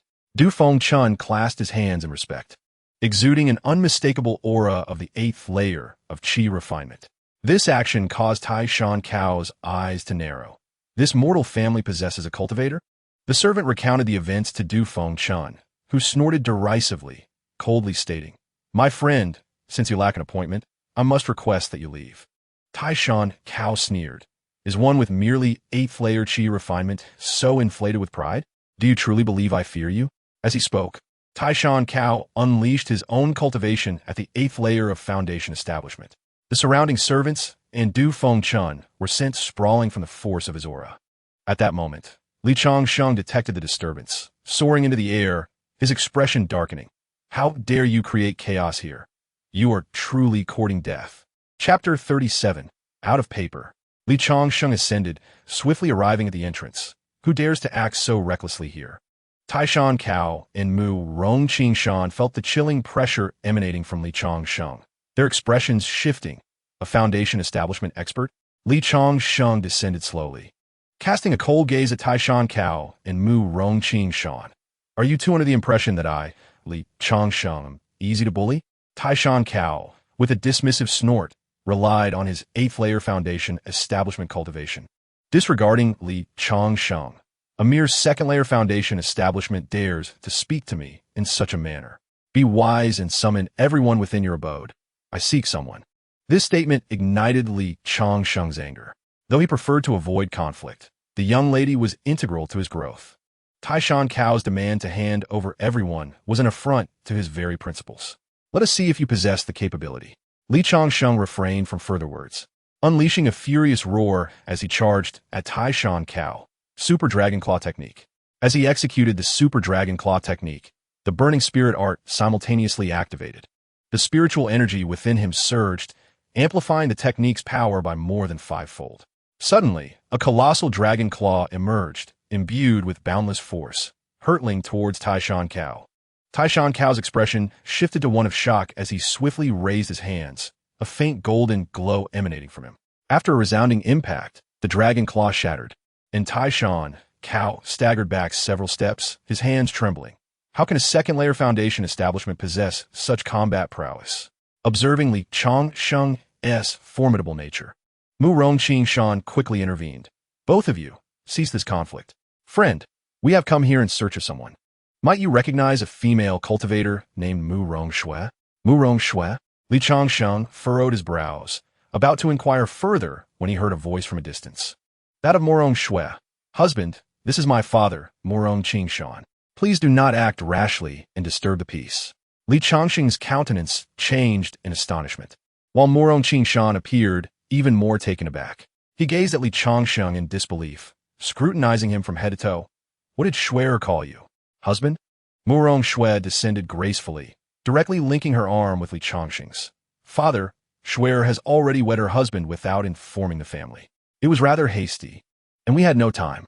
Just as Mu Rongqingshan was about to reprimand her, Mu Rongshui interrupted. Father, I will explain this matter to you later.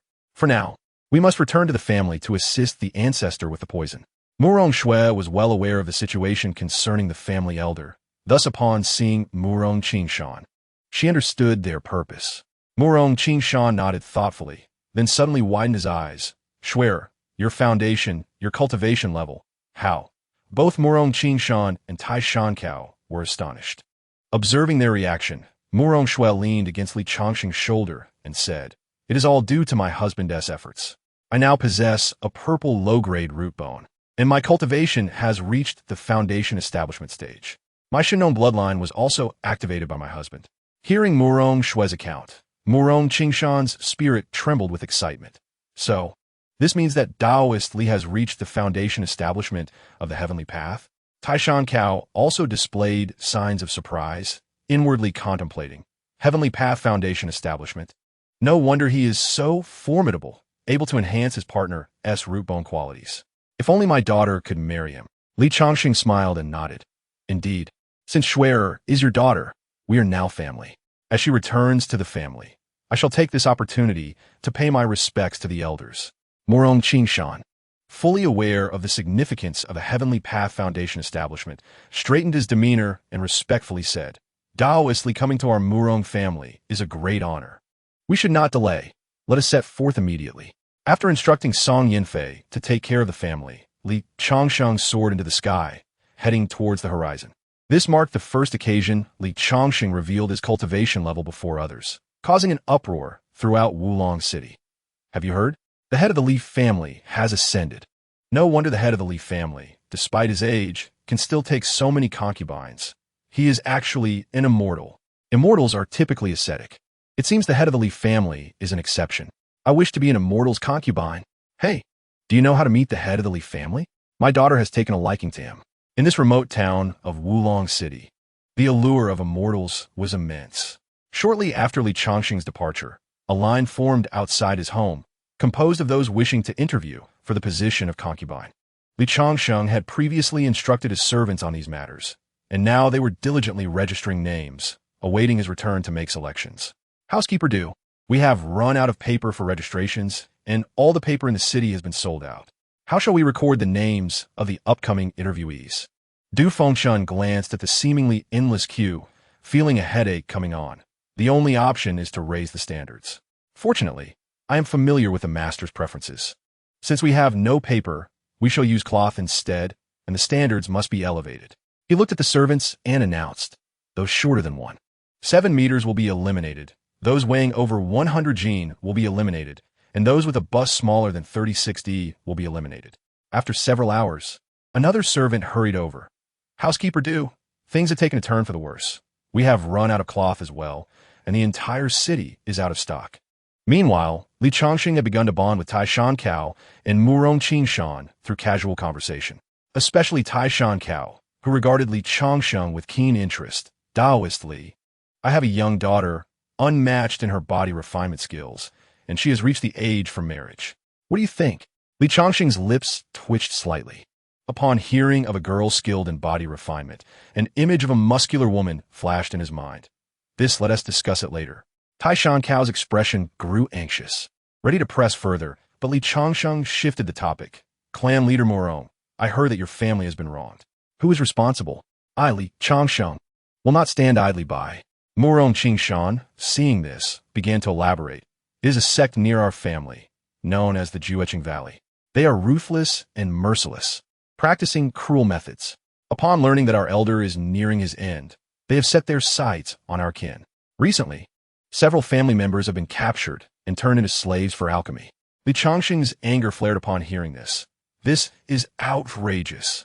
What is the situation with the Juecheng Valley? Take me to understand. We must teach them a lesson. Murong Qingshan sighed heavily. Alas, although the Juecheng Valley consists entirely of female cultivators, their power is formidable. Most disciples are above the 5th layer of qi refinement, and several elders have reached the foundation establishment stage. It is said their valley master is on the brink of the core formation stage. We cannot provoke them. Though our ancestor is also on the brink of core formation. He is currently afflicted with poison and lacks the strength to fight. For now, we must swiftly aid the ancestor in dispelling the poison. Perhaps after the elder reaches core formation, our Murong family will have the means to protect ourselves. Li Changsheng, however, paid little heed to Murong Qingshan's lengthy exposition. At that moment, a single phrase echoed repeatedly in his mind. All female cultivators, all female cultivators. Chapter 38. Husband is also an alchemist. Li Changsheng's arrival was met with enthusiastic welcome from the Murong family. The family elder, despite his waning strength, personally came to the entrance to greet him. The entire Murong family was well aware of Li Changsheng's status as a practitioner of the Heavenly Path Foundation establishment. For only such a practitioner could awaken the Shin-known bloodline. Xuere's fortune lay in having such a husband. The family elder admired Li Changsheng's cultivation and could not help but praise him. Daoist Changsheng, it is our honor for you to visit the Murong family today. Please accept this 4th grade Pei Yuan Dan as a meeting gift. I hope it pleases you. It is thanks to you that Xuere can awaken the Shin-known bloodline. The elder addressed Li Changsheng as Daoist without any hint of condescension and presented him with a 4th grade Pei Yuan Dan. Li Changsheng inhaled the fragrance of the elixir and noticed its uneven surface, causing his brow to furrow slightly. Inwardly, he mused, this elixir lacks potency, at best. It is only 70% pure. Consuming such a concoction would only accumulate poison within, akin to taking poison. Seeing Li Changsheng hesitate to accept the elixir, the elder's brows knitted in concern. Although he felt a tinge of displeasure, he did not show it. As a renowned 5th grade alchemist, his elixirs were always sought after. This was the first time someone had remained so calm upon receiving one of his creations. Truthfully, he felt somewhat discontented. However, as an elder, he maintained the dignity expected of his status. The family elder put the elixir away and inquired with a smile. Daoist Changsheng, I am a 5th grade alchemist, and I consider my alchemical skills to be quite respectable. This Pei Yuan Dan is one of my finest works. Do you have any concerns regarding this elixir? Li Changsheng snapped back to reality, realizing he had been misunderstood. He hurriedly explained, Old ancestor, you have misinterpreted my intentions. I harbor no concerns. I merely found myself reflecting on certain matters. Upon hearing this, Murong Laozu displayed a glimmer of intrigue, reflecting on matters. I wonder what could possibly be more captivating than a fourth-grade elixir. If it is convenient for you, might you allow this old fellow to listen? Although Murong Yunhai's words seemed polite, Li Changsheng discerned the underlying irritation regarding his failure to accept the elixir. Previously, he had merely conjured an excuse, but now, under Murong Laozu's inquiry, he paused and decided to speak the truth. Clearing his throat, Li Changsheng said, "Friend Murong, to speak candidly, I am also an alchemist." This revelation momentarily stunned Murong Yunhai. "You are also an alchemist?" Li Changsheng nodded. Murong Yunhai suddenly enlightened, stroking his beard and bursting into a hearty laugh. "Ah, now it makes sense. I did not expect that you too are an alchemist. That explains your earlier distraction." This time, Li Changsheng was taken aback. He queried, "What do you mean?" With a smile, Murong Yunhai excitedly suggested, "Let me guess. Were you stunned by the exceptional quality of that Peiyuan Dan?" Li Changsheng was momentarily speechless, his mind raging. This old man truly lacks perception. What you refer to as an elixir is merely poison. I was indeed shocked, but not by its excellence, rather by its abysmal quality. And yet, you flaunt it before me? You are certainly a character. However, he refrained from voicing his thoughts, as Murong Shue's esteemed ancestor should not be openly berated, lest it reflect poorly on her. Li Changsheng awkwardly smiled and uttered insincerely, "Indeed, friend Murong possesses an extraordinary eye." This flattery greatly pleased Murong Yunhai, who took immense pride in his alchemical skills. Being praised instantly elevated his spirits, and his speech became more animated. "To be honest, this Peiyuan Dan consumed an inordinate amount of my effort. I painstakingly raised its purity to 70%. Had it not been for your family's favor, I would never have presented this elixir." Murong Yunhai, grasping Li Changsheng's hand as though engaged in casual conversation, continued to chatter, "Friend, I perceive your energy is restrained, and your connection to nature is rather weak. You must not have been an alchemist for long?" Li Changsheng nodded. "Indeed, not long." Murong Yunhai slapped his thigh, declaring boisterously, "Then you have encountered the right person. Rest assured, as long as you are interested in alchemy, I, Murong Yunhai, shall impart all my knowledge to you. Gulme, I have some insights on alchemy stored upstairs. Allow me to retrieve them for you." Observing her ancestor flaunting himself before Li Changsheng, Murong Shue felt thoroughly embarrassed, as if she could dig a hole to hide in. Noticing Li Changsheng's discomfort, she stepped forward and interjected, "Old ancestor, there is truly no need for you to fetch your alchemical insights. My husband does not require them." Murong Yunhai halted, turning around with irritation. "How do you know that Li Dao does not need them if he himself has not declined? We, as alchemists, must learn throughout our lives. Only through frequent exchanges with peers can we progress swiftly."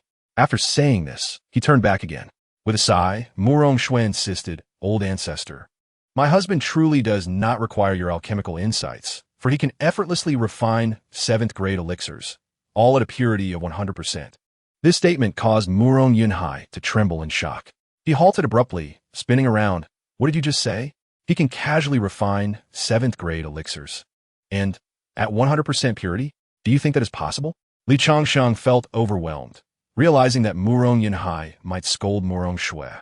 He interjected, "What Shweder says is true. She speaks no falsehood." Upon hearing this, Murong Yunhai's voice fell silent. He regarded Li Changsheng with disbelief. 7th-grade elixirs? Surely, you do not jest.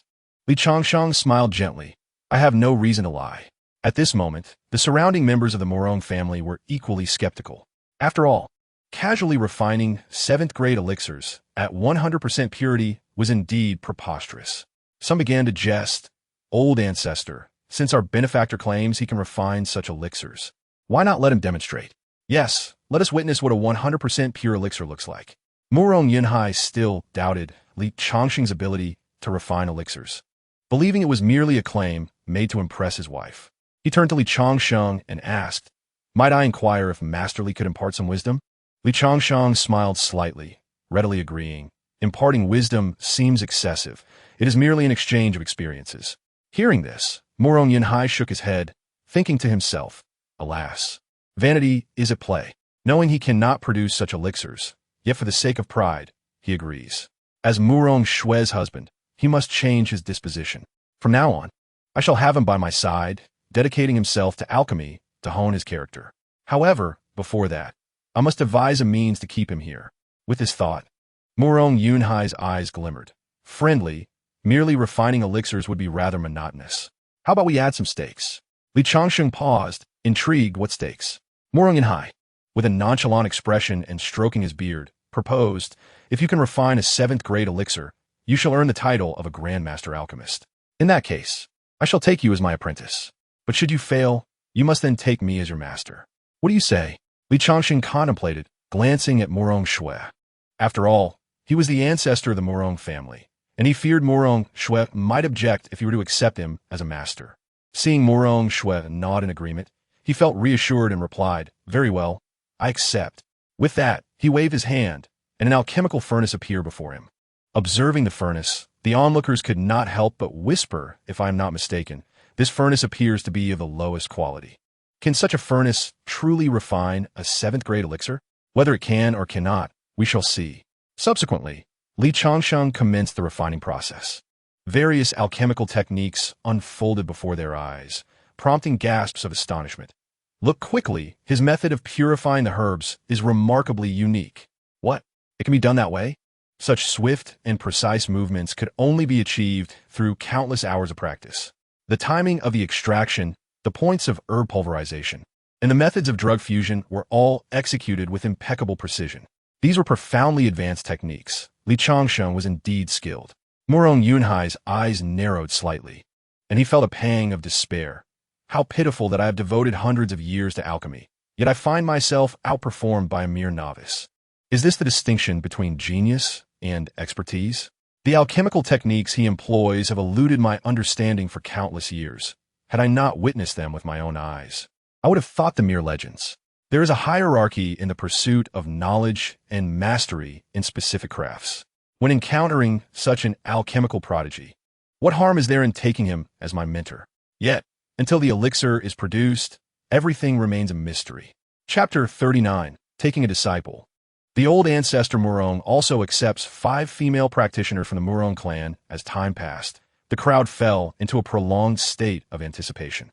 Li Changsheng, with his hands forming intricate seals, commanded the spiritual flames, roasting the alchemical furnace. After an indeterminate duration, he opened his eyes and gently tapped the furnace. A rich aroma of elixir wafted forth, enveloping the area in an instant. Murong Yunhai's expression turned to one of astonishment.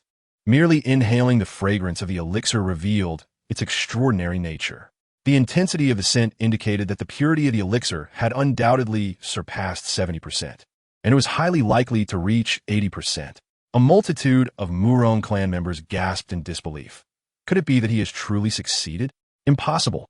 The ancestor has devoted his entire life to the study of alchemy and could only produce elixirs of 70% purity. Until the elixir is revealed, all is mere speculation. Let's not dwell on it, but await the outcome.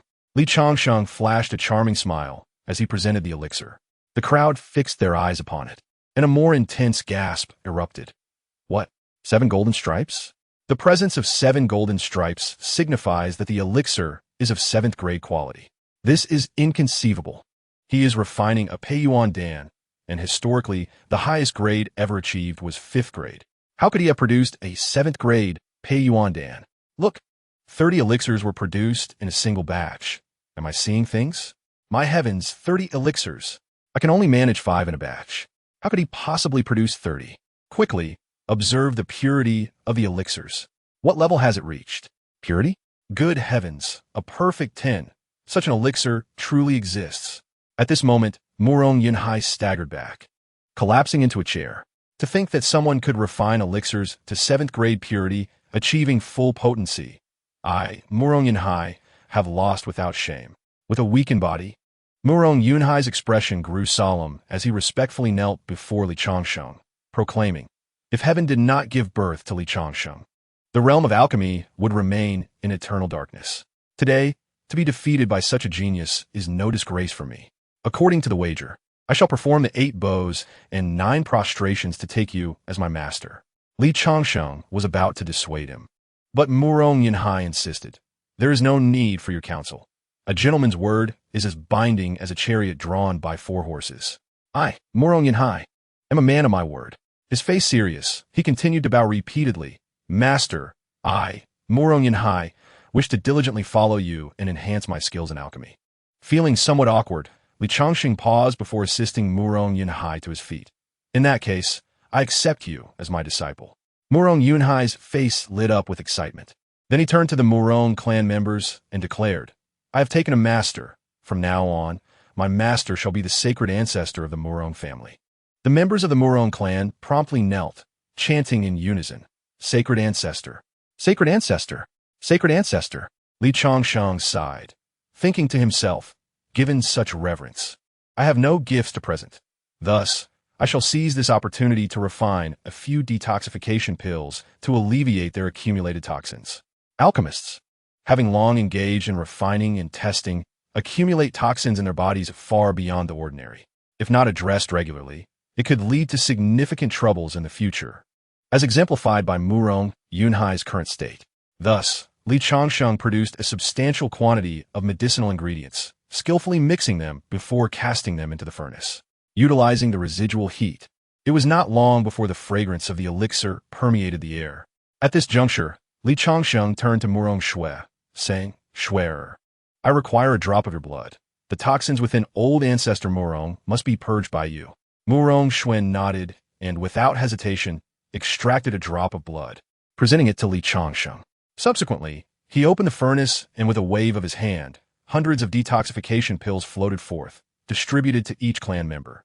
At this moment, the crowd's perception of Li Changsheng's alchemical prowess underwent a profound transformation. A first-grade detoxification pill, elevated by the sacred ancestor to third grade. What remarkable skill must it take to achieve this? With the protection of the sacred ancestor, who would dare to bully the Murong clan in the future? How envious I am of Sister Shui'er, blessed with such a formidable husband. I too wish I could marry the sacred ancestor.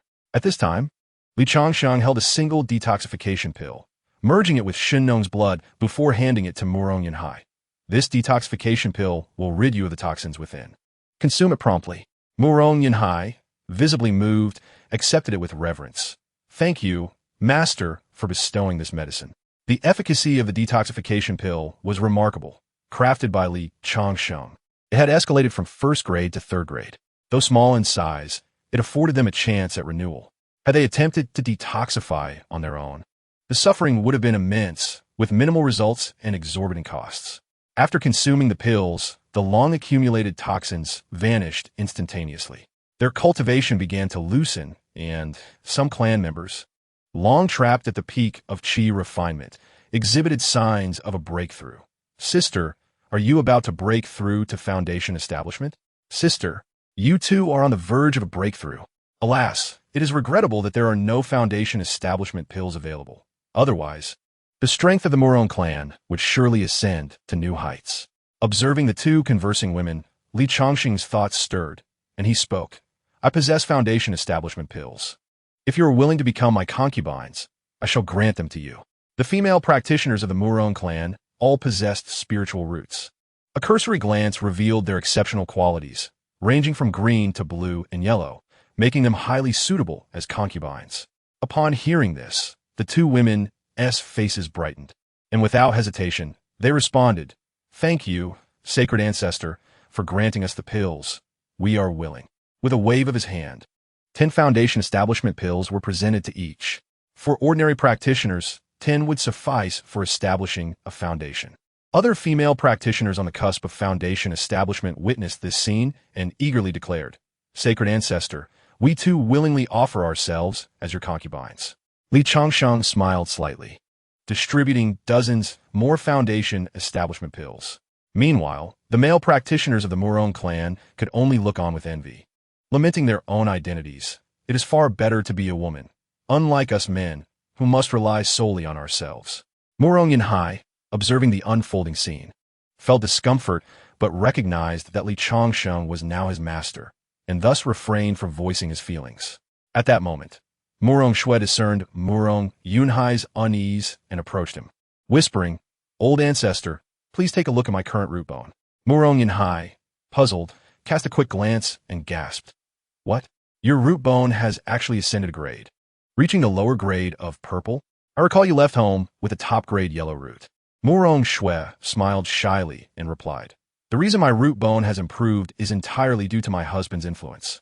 The husband possesses a unique physique that can enhance the innate qualities of his Dao partner." Upon hearing these words, Murong Yunhai felt a tempest of emotions swirling within him. He then seemed to be contemplating something, unconsciously murmuring to himself, "I wonder if the master prefers men?" Murong Shui observed that in the blink of an eye, all the female cultivators on the verge of a breakthrough had successfully advanced to the foundation establishment stage. As for the male cultivators, Li Changsheng naturally provided them with some foundation establishment pills, considering them to be trivial items that could not tarnish his reputation. That evening, Li Changsheng, filled with impatience, directly held a wedding ceremony at the Mu Rong family residence.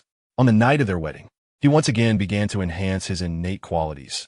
Ding, congratulations to the host. The quality of innate bone has improved. Current grade, Yellow Supreme. Ding, congratulations to the host. Cultivation has increased. Current level, Foundation Establishment, 3rd layer. Ding, congratulations to the host. You have obtained a new title, Wealthy and Powerful. Ding, congratulations to the host. The number of wives and concubines has reached 50. You have acquired the technique, Star Plucking Hand. The Star Plucking Hand, when cultivated to perfection, allows one to pluck stars from the sky. Ding, congratulations to the host. Family prestige has risen to 200. You have gained a mount, the 9-dragon carriage. Chapter 40. Bald Donkey. How dare you lay your eyes on this humble monk's master? Li Changsheng listened to the series of rewards, his eyes nearly popping out with excitement. The Star Plucking Hand, the 9-dragon carriage? What treasures are these? He could hardly contain himself and dashed out of the bridal chamber. In the spacious courtyard, with a mere thought, the 9-dragon carriage was summoned. 9 colossal golden dragons filled the courtyard, their roars echoing through the air. Behind them trailed an expansive dragon carriage, spacious enough to rival a house. This astonishing spectacle drew the attention of the Mu Rong family members. Goodness, are those 9 dragons? The holy ancestor is truly extravagant to have them pull a carriage. Only the most prestigious sects possess such battle pets. The holy ancestor is not as simple as he appears. Could he be a holy son of a super sect? How enviable! How one wishes to possess such grandeur. I wish to possess it too, but I am a man. Why not give it a try? You never know until you try. Li Changsheng licked his lips. Curiosity piqued regarding the combat prowess of the dragons. He mused, the power of dragons can rend the heavens. If I could command these 9 dragons in battle, would I not be invincible? At that moment, the system's voice chimed in. What nonsense are you contemplating? At your current cultivation level, you are entirely incapable of controlling the dragons. They can only serve as your mode of transportation. However, as your strength increases, so too will your ability to command them. And then you shall truly be able to control these dragons. When will that be? That depends on your performance. Rest assured, this system will notify you in due time. Hearing this, Li Changsheng felt a twinge of disappointment but remained hopeful for the future. He looked at the 9-dragon carriage before him, swiftly leaping onto it. Out of the corner of his eye, he noticed Murong Shui, who looked on with envy and beckoned her over. Come to your husband. Amidst the envious gazes of onlookers, Murong Shui nestled beside him. Li Changsheng smiled faintly, flicking the reins, and the dragons emitted a roar as they soared into the sky. Their speed was astonishing, yet there was no feeling of wind, for a formation on the 9-dragon carriage shielded them from outside disturbances. Murong Shui gazed around in excitement, occasionally pointing to the distance and exclaiming, "Husband, look, that star is so brilliant." Li Changsheng responded with a subtle smile. Such a beautiful night. Wouldn't it be a waste to merely gaze at the stars? Murong Shui asked, puzzled. Then what shall we do? Li Changsheng smiled, his intentions unspoken yet clear. Hours later, Li Changsheng suddenly furrowed his brow. Glancing outside the carriage, it seemed someone is spying. The 9-dragon carriage was protected by a formation that concealed its interior from the outside, yet those within could see outside. At that moment, not far away, an old monk appeared, his eyes wide with excitement. The rhythmic vibrations emanating from the 9-dragon carriage suggested that a series of passionate events were unfolding within. However, when it abruptly stopped, disappointment washed over the old monk. Alas, it seems the man inside is lacking. How long has it been? Li Changsheng felt a wave of humiliation wash over him. Damn it, I am a dignified man. Yet this person dares to belittle me so. The more he thought about it, The angrier he became, prompting him to step out of the nine-dragon carriage. Old bald donkey. Have you seen enough? The old monk was momentarily taken aback, seemingly surprised at being discovered. Without a hint of embarrassment, he clasped his hands together. Amit Ba. This humble monk is called Meng Yi. I happened to pass by and coincidentally witnessed your labor. It was never my intention to intrude, truly. Meng Yi, Li Changsheng. Initially furious, burst into laughter upon hearing the monk's name. Does the Buddha approve of such a name? Meng Yi's gaze shifted to the nine-dragon carriage behind Li Changsheng, his eyes narrowing slightly. To ride in a nine-dragon carriage, such ostentation, and with 6 stunning beauties in attendance. Could this person be a holy son of a nearby sacred land? Amit Ba. A name is merely a title, and the Buddha's heart is not so petty. Upon this thought, the monk's demeanor became even more respectful. Friend, at such a young age, possessing such cultivation, you are truly a dragon among men, with a bright future ahead. May I inquire your name? Li Changsheng sensed the pressure emanating from the old monk, understanding that he was no ordinary figure. Adhering to the principle of avoiding conflict, he clasped his hands and replied, I am Li Changsheng. Just then, a furious roar echoed from a distance. Bald donkey, how dare you lay your eyes on this humble monk's master? Li Changsheng found this outburst amusing. This old monk is quite the character. His name is Meng Yi, and he is vying for master. What a tale this is. Merely thinking about it stirs the soul. Meng Yi's expression shifted, a hint of embarrassment creeping into his smile. Forgive me, esteemed friend. I have enemies pursuing me, and I must attend to this matter. The next instant, Meng Yi bellowed, when has the master been yours? Do not utter such nonsense here. The Taoist showed no fear, unleashing his divine abilities. You old bald donkey. Even after becoming a monk, you still covet women. Truly shameless.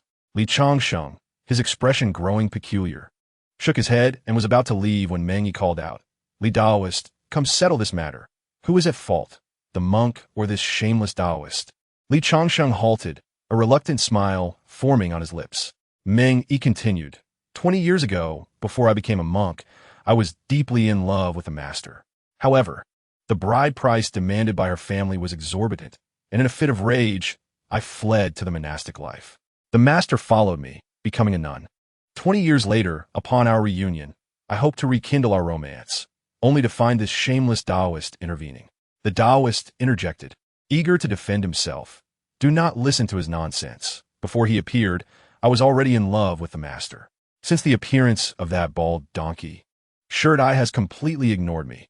It must be that this bald donkey is causing trouble. Li Changsheng, his head throbbing from the noise, directly intervened. This Taoist, from your words. It is evident that Shirt-Eye does not harbor any fondness for you. You should let go. Upon hearing this, the Taoist appeared as though struck by lightning. Impossible, absolutely impossible. When I left this morning, Shirt-Eye even glanced at me. She even spat on the ground upon seeing me.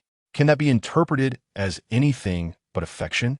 Li Changsheng sighed slightly. I never expected that those within the Tao sect could be such sycophants. The Taoist seemed unable to withstand this blow, dejectedly walking away, only to return shortly. There's a fire. Everyone turned their gaze downward, and Li Changsheng's expression suddenly changed dramatically. Is that the Murong family? Murong Shue's face showed urgency. Husband, it is very likely that Jueching Valley has come to abduct people again. We must hurry back to assist. Not daring to delay, Li Changsheng hastily bid farewell to the two and rushed towards the Murong family. Master Meng Yi and the Taoist watched Li Changsheng's retreating figure, both becoming serious. Meng Yi said to the Taoist, Shirt-Eye is yours. This apprentice is mine. The Taoist frowned. What nonsense are you spouting? This lad is clearly no ordinary person. Giving him to you would be a waste. With your meager skills, can you even teach him? Shirt-Eye is yours. This lad is mine. Hey, are you looking for trouble? Whatever I take a liking to, you have to snatch away. Meng Yi was furious. The Taoist was equally unyielding. That lad possesses extraordinary strength and rides a 9-dragon chariot. Do you truly believe he would choose you or me as his master? Perhaps he is the disciple of some formidable being. Meng Yi appeared contemplative, unconsciously nodding. Then, as if realizing something, he became extremely vigilant and said to the Taoist, Did I just hear you say you would give Shirt-Eye to me? I accept. The Taoist was utterly infuriated. You dead bald donkey. How dare you compete with me for Shirt-Eye? Just wait until I deal with you. In the next moment, both erupted with an aura far exceeding their previous bout of combat. Magical powers and treasures flickered repeatedly, and the residual force from their clashes caused the surrounding space to fracture. This commotion was clearly not merely foundational, but rather a half-step into the Jedon realm. Chapter 41. Breaking through the realm pill after tiring from their skirmish. Master Mingyi and the Taoist began to converse amicably. Stinky Taoist, seeing how things unfolded just now. Should we not lend a hand and leave a good impression? It would ultimately benefit us. The Taoist nodded slightly, agreed. In the past, I was injured and received assistance from Murong Yanhai. Now that they are in trouble, we should certainly check on them. The two were in accord and sped towards the Murong family. Meanwhile, Li Changsheng had returned to the Murong family with several concubines. At this moment, the Murong family was engulfed in flames, with several areas ablaze. Li Changsheng stopped one person, gravely asking, "What has transpired?" The person respectfully bowed, reporting to the esteemed ancestor. Thieves infiltrated the Kangdon pavilion, and during their capture, they accidentally knocked over an oil lamp, causing the fire. Thieves? Li Changsheng frowned. Were they caught? The person shook his head. They escaped. Judging by their techniques, they should be from Jueching Valley. Again with Jueching Valley. Li Changsheng had heard this name multiple times. As he pondered how to assist the Murong family in resolving this predicament, an aged voice called out, "Young friend, is this person the one you are seeking?" Upon hearing the voice, Li Changsheng and the others turned to look, their eyes lighting up. It is Master Mengyi and the Taoist. The old Taoist chuckled and tossed a woman he had captured in front of Li Changsheng. "I found this person acting suspiciously, so I captured her. I hope I have apprehended the right one." At this moment, a member of the Murong family spoke up. "Thank you, Senior. It is indeed this person who intruded into the Kangdon pavilion and stole many pills. We thought we would not catch her, but unexpectedly, she has been returned by you." Li Changsheng also slightly bowed. "Thank you, Taoist. I was in a hurry earlier and did not catch your name." The old Taoist smiled slightly. "I am Juejweizi." Juejweizi? Li Changsheng's expression became peculiar as he glanced at Master Mengyi, then at Juejweizi, nearly bursting into laughter. "So, it is Taoist Juejweizi. I beg your pardon." At that moment, the ancestor of the Murong family approached, and upon seeing Juejweizi and Master Mengyi, his body trembled slightly. Why are these two here? The Murong ancestor seemed to know them, but did not greet them. Instead, he bowed to Li Changsheng. "Disciple has poorly defended the Kangdon pavilion and disturbed the master. I ask for your forgiveness." Li Changsheng waved his hand. "Ah, there is no need for such formalities in my presence. I am not accustomed to them." The Murong ancestor was a renowned alchemist within 1,000 miles. Master Mengyi and Juejweizi had once sought his medicinal expertise, and now witnessing the Murong ancestor addressing Li Changsheng as master left them in a cold sweat. Juejweizi discreetly glanced at Master Mengyi and transmitted secretly, "Mengyi, how do you know this person?" Even Murong Yanhai calls him master, which implies his alchemical skills must be at least 6th grade. Master Mengyi was equally astonished. "I do not know. Hearing you say that, it is indeed likely." This person appeared to have foundational cultivation, yet dared to ride the 9-dragon chariot through the skies, accompanied by numerous beautiful women, undoubtedly concealing his true strength. Otherwise, he would not be so ostentatious. To command 9 colossal dragons, either he possesses extraordinary skills, or his backing is immensely powerful. Either way, he is not someone we can provoke. From the old monk's perspective, since this person is called Master by Murong Yanhai, he must have exceptional proficiency in alchemy. Perhaps he is the chief alchemist of some hidden celestial sect. The two of them exchanged glances, firmly believing in this conjecture. Juejweizi's eyes twinkled, and he directly bowed to Li Changsheng, though the esteemed senior prefers to remain low-key. "How can we not recognize your extraordinary abilities? Many years ago, I engaged in a battle with someone and was left with a lingering ailment. If possible, I humbly request your assistance." Master Mengyi, seeing this, also bowed to Li Changsheng. "Senior, to be frank, I was once ambushed alongside this stinky Taoist and was injured. My cultivation diminished. I now urgently require a 6th grade Huxin pill for treatment. I implore your assistance." Li Changsheng looked at the respectful demeanor of the two, slightly taken aback. Pondering, a 6th grade Huxin pill is not particularly difficult to concoct. These two seem quite agreeable, so I shall assist them this once. Clearing his throat, he said, "Since you are so sincere, I shall refine a batch for you. Bring forth the medicinal herbs." Upon hearing this, Both of their expressions brightened with joy, and they presented 2 sets of Huxin pill herbs. Thank you, esteemed senior. We have no way to repay your kindness. In the future, should you require our services, we will never refuse. Li Changsheng waved his hand, collecting the herbs. No need for such words. Should I require anything in the future, I will certainly seek you out. With that, Li Changsheng sat cross-legged and began the alchemical process. Mu Rong Yunhai observed every action and technique with utmost seriousness, fearing the loss of any detail. At that moment, Mu Rong Shui turned her gaze to the captured female cultivator from Zhu Qinggu, exclaiming, "How audacious of Zhu Qinggu to dare invade the Mu Rong family's Song Dan pavilion to steal medicine." With a flick of her hand, the female cultivator's storage bag was seized, and upon being crushed, a plethora of pills revealed themselves to the onlookers.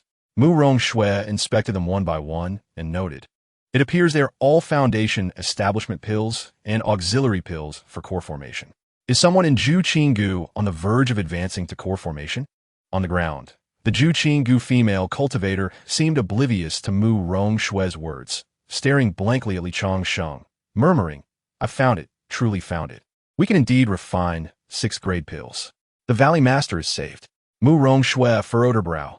"I am speaking to you. What do you intend to do with these pills? Furthermore, what has become of the Mu Rong family members you abducted?"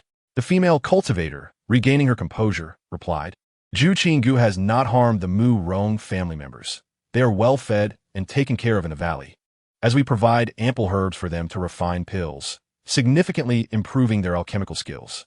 As for these pills, many in our valley urgently require foundation establishment pills, and the Valley Master needs 6th-grade breakthrough pills to advance to core formation." Mu Rong Shui regarded her with skepticism. "If you require 6th-grade breakthrough pills, why have you abducted so many 2nd and 3rd-grade alchemists?" The female cultivator responded, "Because we have discovered a formula that enables the effects of 6th-grade breakthrough pills to be achieved using 2nd and 3rd-grade pills. However, with this esteemed elder present, we no longer need so many low-tier alchemists." At this moment, Li Changsheng had completed the pill refinement, and with a wave of his hand, 30 pills fell into his grasp. He directly handed 20 pills to Juju Zi and Master Ming Yi, with another 10 as compensation, a gesture that garnered no objections, only gratitude. Juju Zi and Master Ming Yi expressed their heartfelt thanks before departing to recuperate from their injuries. Observing this, the female cultivator from Zhu Qinggu knelt before Li Changsheng, pleading, "Esteemed elder, I implore you to refine a batch of breakthrough pills. The life of our Valley Master hangs in the balance. Without the breakthrough pills, her days are numbered." Li Changsheng scrutinized the female cultivator, his eyes narrowing slightly. "Give me a reason. After all, I'm not familiar with your Valley Master." The female cultivator's expression turned frantic, and after a moment of hesitation, she replied, "The Valley Master saved my life. If you grant me just one breakthrough pill, I am willing to serve you in any capacity." The implication of her words was unmistakable. Li Changsheng, observing her pitiful demeanor, bent down and lifted her chin. "What is your name?" Her face flushed with embarrassment, breath quickening. She softly uttered, "Wang Yuan Yuan." "Wang Yuan Yuan?" Li Changsheng gazed at her forlorn expression, unable to resist licking his lips. "Tonight, I shall share my bed with you, and I can help you refine the breakthrough pills." At this moment, Li Changsheng had developed the habit of assessing the reproductive potential of female cultivators at any time and place. Wang Yuan Yuan's potential was of a mid-grade yellow variety, undoubtedly a promising candidate for producing offspring with spiritual roots. Most importantly, her physique was ample, promising a delightful experience. Wang Yuan Yuan was momentarily taken aback, surprised by Li Changsheng's directness. After a brief silence, she nodded shyly, "Thank you, esteemed elder." In response, Li Changsheng honored his promise, taking advantage of the still-warm alchemy furnace to refine another batch of 6th-grade breakthrough pills. That night, within the bridal chamber, a beautiful scene unfolded. Ding, congratulations to the host, taking a concubine successfully, gaining 5 years of lifespan. Ding, congratulations to the host, root bone has been enhanced, current grade, low-grade purple. Ding, congratulations to the host. Cultivation has improved, current level, foundation establishment 4th layer. The following day, Li Changsheng turned to Wang Yuan Yuan and inquired, "Now that you are my woman, Can you share the situation of Zhu Qinggu? Although Wang Yuan had grown somewhat accustomed to Li Changsheng, an inexplicable tension still gripped her. Esteemed elder. Li Changsheng interjected with a light affirmation. Esteemed elder? I am now your husband. Wang Yuan hesitated to utter this title. Overcoming her shyness of being scolded by Li Changsheng, she finally managed to say, Husband, Zhu Qinggu has over 1,000 disciples, 2 elders, and 1 valley master. We are all orphans rescued by the valley master, who is using a secret method to break through to core formation. However, this method can only be used 3 times, and it has already failed twice. If it fails a 3rd time, the valley master will surely perish. We had no choice but to abduct members of the Mu Rong family, but they are not in danger and have even improved their alchemical skills significantly. Li Changsheng nodded slightly, intrigued by the urgency of the valley master in reaching core formation. Why is your valley master so desperate to advance to core formation? Even at the cost of her life? Wang Yuan sighed. You are unaware, husband. All of us in Zhu Qinggu are female cultivators. Our valley master, Lu Qingwu, is breathtakingly beautiful. The young master of Tianyi's sect, relying on his sect's power, has coerced the valley master into marrying him. He has given her only a month to consider, and now the time is nearly up. Who knows what that young master will do? Tianyi sect? Li Changsheng was unfamiliar with the nearby immortal sects. Are they very powerful? Wang Yuan nodded, fear evident in her eyes. There is a peak core formation ancestor within Tianyi's sect. If it were not for his presence, Zhu Qinggu would never fear them. It is precisely for this reason that the Valley Master has risked everything to break through to core formation. Yet fate has been unkind, resulting in 2 consecutive failures. At this point, Wang Yuan could no longer contain her tears. Li Changsheng gently embraced Wang Yuan, soothing her smooth, fragrant shoulders. There is no need to worry. Shortly, I shall accompany you to Zhu Qinggu and deliver the breakthrough pills to Lu Qingwu. The breakthrough to core formation will be a matter of moments. Wang Yuan's eyes reddened further, burying her face in Li Changsheng's embrace, overwhelmed with joy.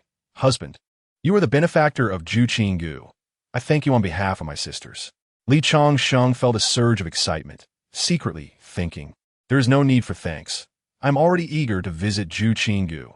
After all, there are over 1,000 female cultivators there. Knowing Wang Yuan's familiarity with the female cultivators of Zhu Qinggu, he asked Yuan if I were to go to Zhu Qinggu to take concubines. What do you think my chances would be? Upon hearing this, Wang Yuan's face flushed a deep crimson. Most of the sisters in Zhu Qinggu are lonely and yearning. As long as you tease them a little, it should be quite easy to win them over. In this moment, Li Changsheng, filled with excitement, declared, Yuan, time is of the essence. We must return to Zhu Qinggu immediately. As they stepped outside, they encountered Mu Rong Shui carrying a tray of food. Husband, why the sudden rush? There was no way Li Changsheng could disclose his true intentions of taking concubines. He merely chuckled and said, I heard from Yuan that there's still a dozen members of the Mu Rong family in Zhu Qinggu. I thought to rescue them. Mu Rong Shui observed the rosy cheeks of Wang Yuan and regarded her with suspicion. Is that so, Sister Yuan? Li Changsheng, upon witnessing this, deftly shifted the topic, brandishing a multitude of elixirs and tossing them to Mu Rong Shui. Shui, I see that the venerable ancestor of the Mu Rong clan is on the verge of achieving the Dan formation, and many within the clan have reached the pinnacle of qi refining. Here is a Po Jing Dan and several Zhu Ji Dan. Take them and assist them in their breakthroughs. Mu Rong Shui, upon seeing the elixirs, expressed her gratitude with a gleam in her eyes. Thank you, my husband. The strength of the Mu Rong family will ascend to new heights, and the ancestor will finally achieve the Dan formation. With excitement, she took the elixirs and departed, allowing Li Changsheng to finally exhale in relief. Subsequently, he summoned the 9 Dragons chariot, eliciting exclamations of astonishment from Wang Yuan. Husband, such a mount, even the Tianyi sect may not possess. Are you truly just a foundation stage cultivator? Wang Yuan scrutinized Li Changsheng with skepticism. Could it be that you are a concealed powerhouse experiencing life among mortals? Li Changsheng neither confirmed nor denied, merely taking Wang Yuan aboard the 9 Dragon chariot as they journeyed towards the Jueqing Valley. After all, maintaining an air of mystery was sufficient to avert numerous troubles. During their journey, Li Changsheng took advantage of a moment of leisure to concoct a batch of youth-preserving pills. though not of high grade. It was the most potent treasure to delight a woman. With a total of over 1,000 youth-preserving pills, he considered it ample. He presented one to Wang Yuan, saying, "This is a youth-preserving pill. Consume it promptly. This pill will allow you to retain your current beauty, never aging." Despite its modest grade, the demand for youth-preserving pills in the market was immense, particularly among female cultivators, almost every one of whom yearned to consume one. However, the price of such pills was far from affordable. For an ordinary disciple like Wang Yuan, encountering even a few elixirs was rare, let alone such a coveted item. Wang Yuan, brimming with excitement, accepted it and impulsively bestowed a kiss on Li Changsheng's cheek. Thank you, husband. No wonder the other sisters are so ethereal.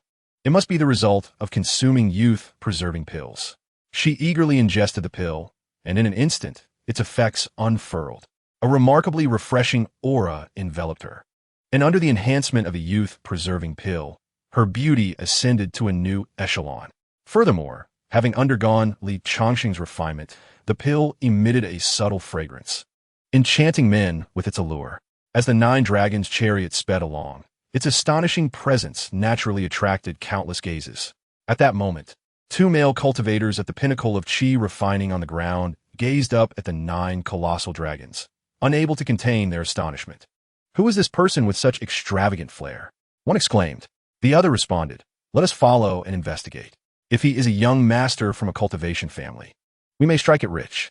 Both disciples of the Tianyi sect had often bullied cultivation families.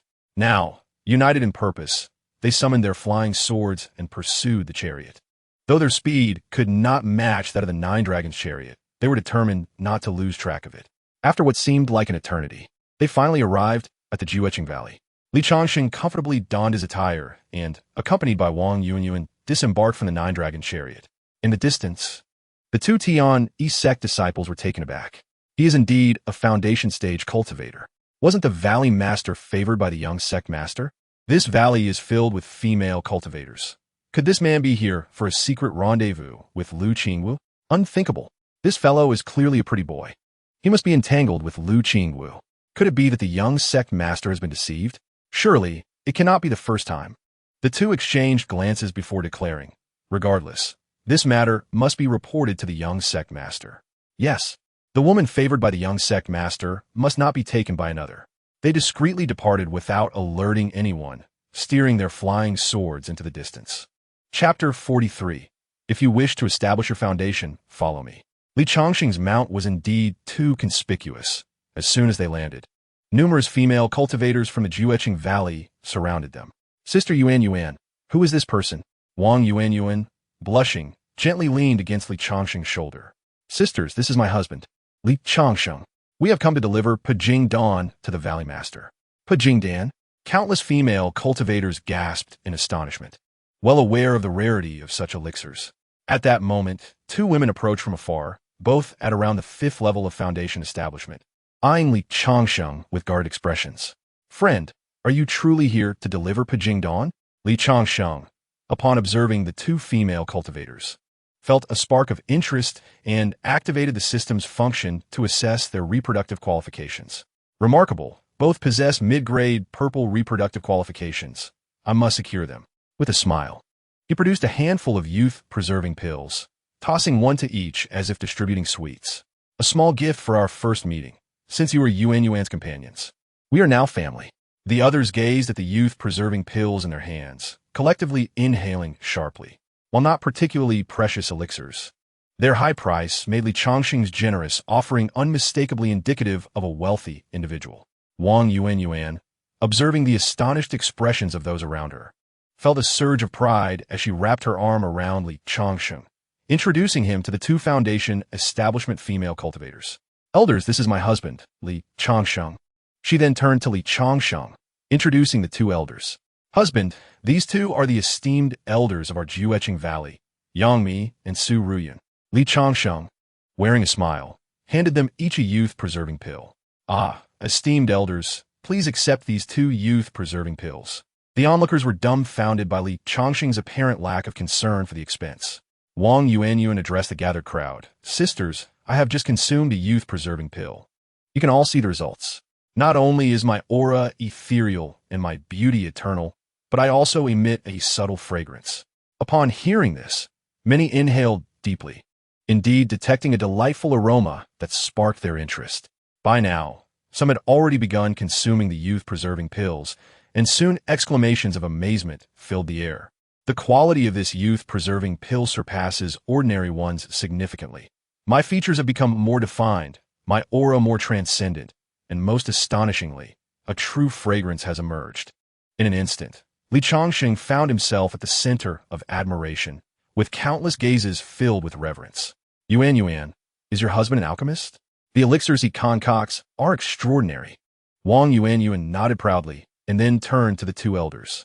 Elders, my husband is here to deliver Pajing Dawn. Please inform the Valley Master. Yami nodded, her expression now tinged with respect as she regarded Changsheng. Li Dan Master, please wait a moment. I will go announce your arrival.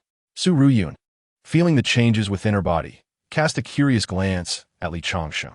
At that moment, a cold voice resonated from afar. An outsider, armed with a few elixirs, has sought to bribe you. Do you truly disregard the dignity of our Jueching Valley?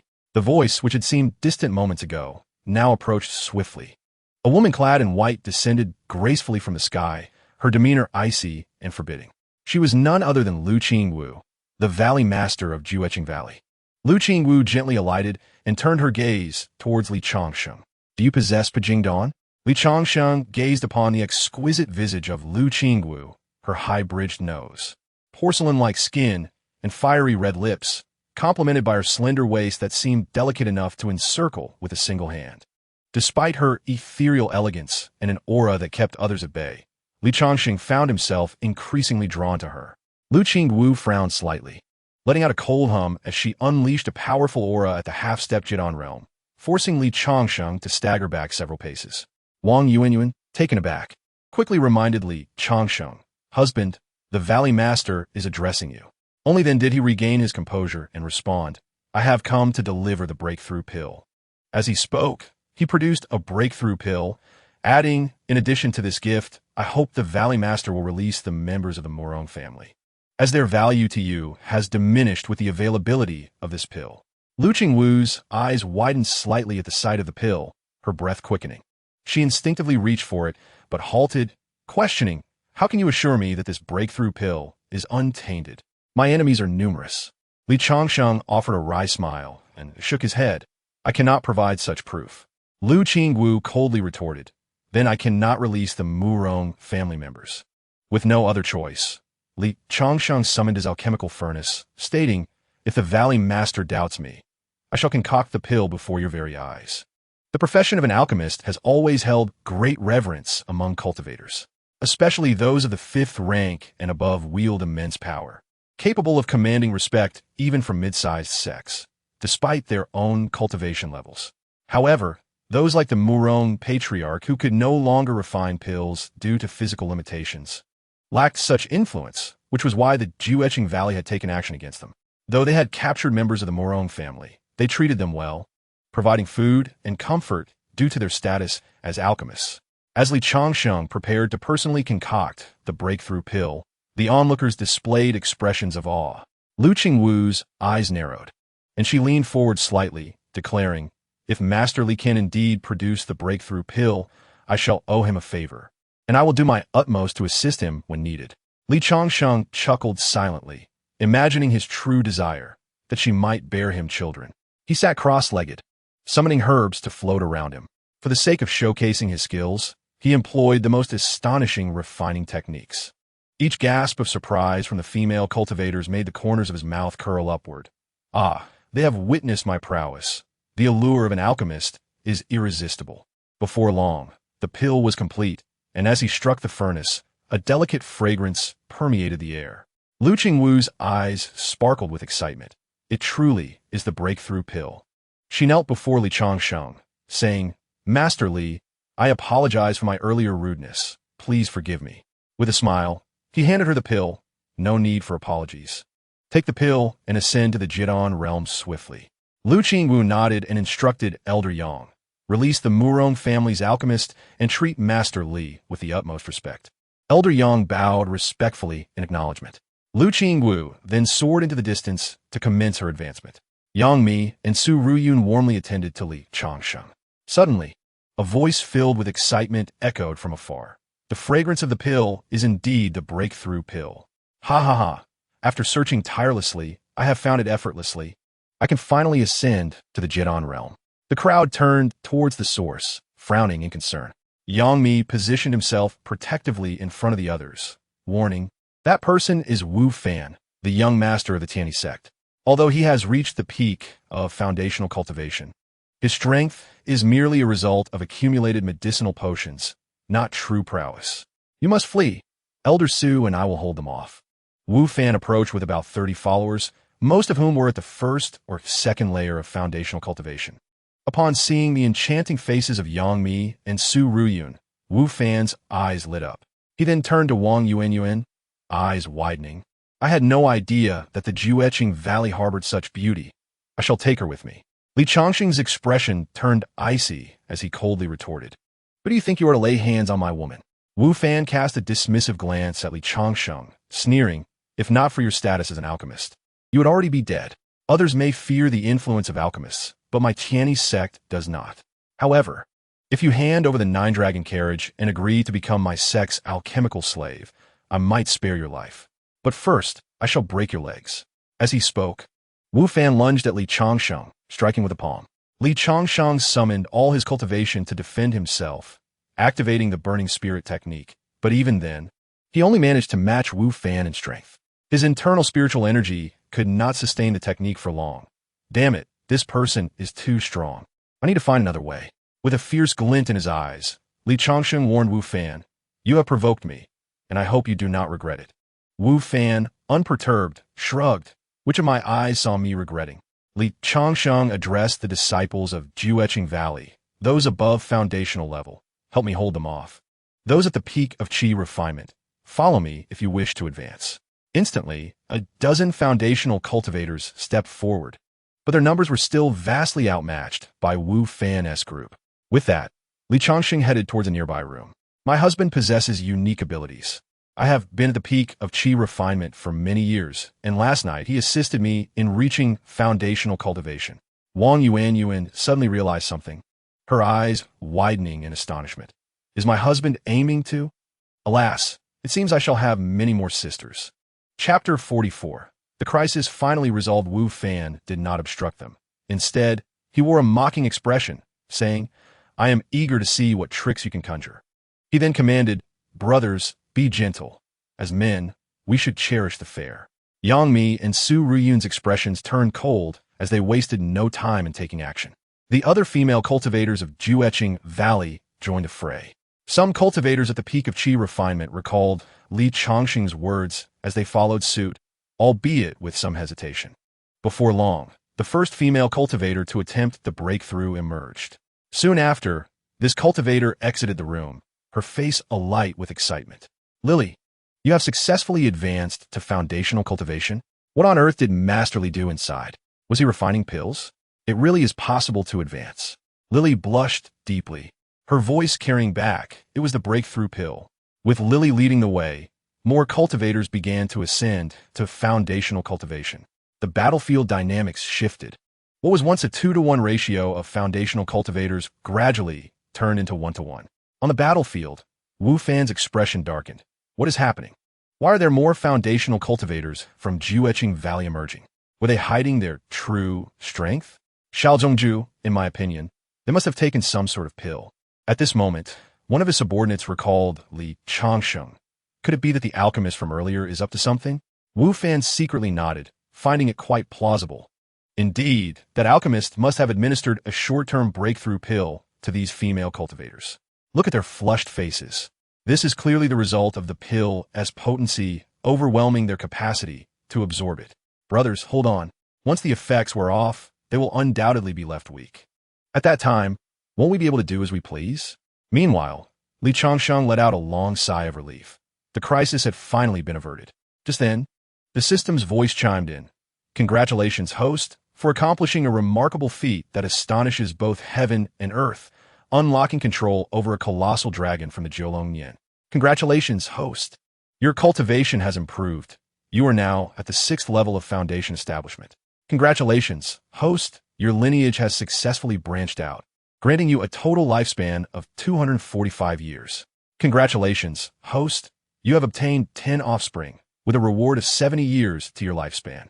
Congratulations, host, you have 2 gifted offspring, rewarded with 1,000 spirit stones. Congratulations, host, your family reputation has reached 300, doubling the area of your personal herb garden. Congratulations, your martial arts cultivation has reached its peak. You may now begin body refinement training, rewarded with the indestructible true spirit technique. The indestructible true spirit technique consists of indestructible skin, flesh, tendons, bones, blood, and soul. It can be enhanced through the yin-yang absorption technique.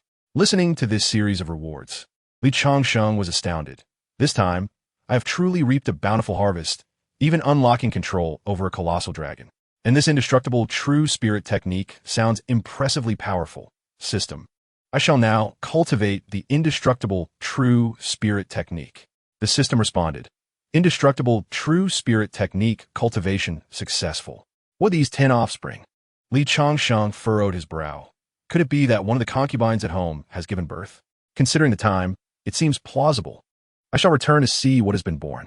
Ideally, I would like a daughter. The prospect of doubling the probability of having a son was infuriating.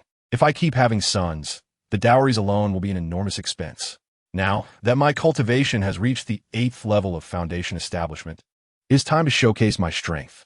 Changsheng stepped out of the room, summoning a colossal dragon that landed beneath him.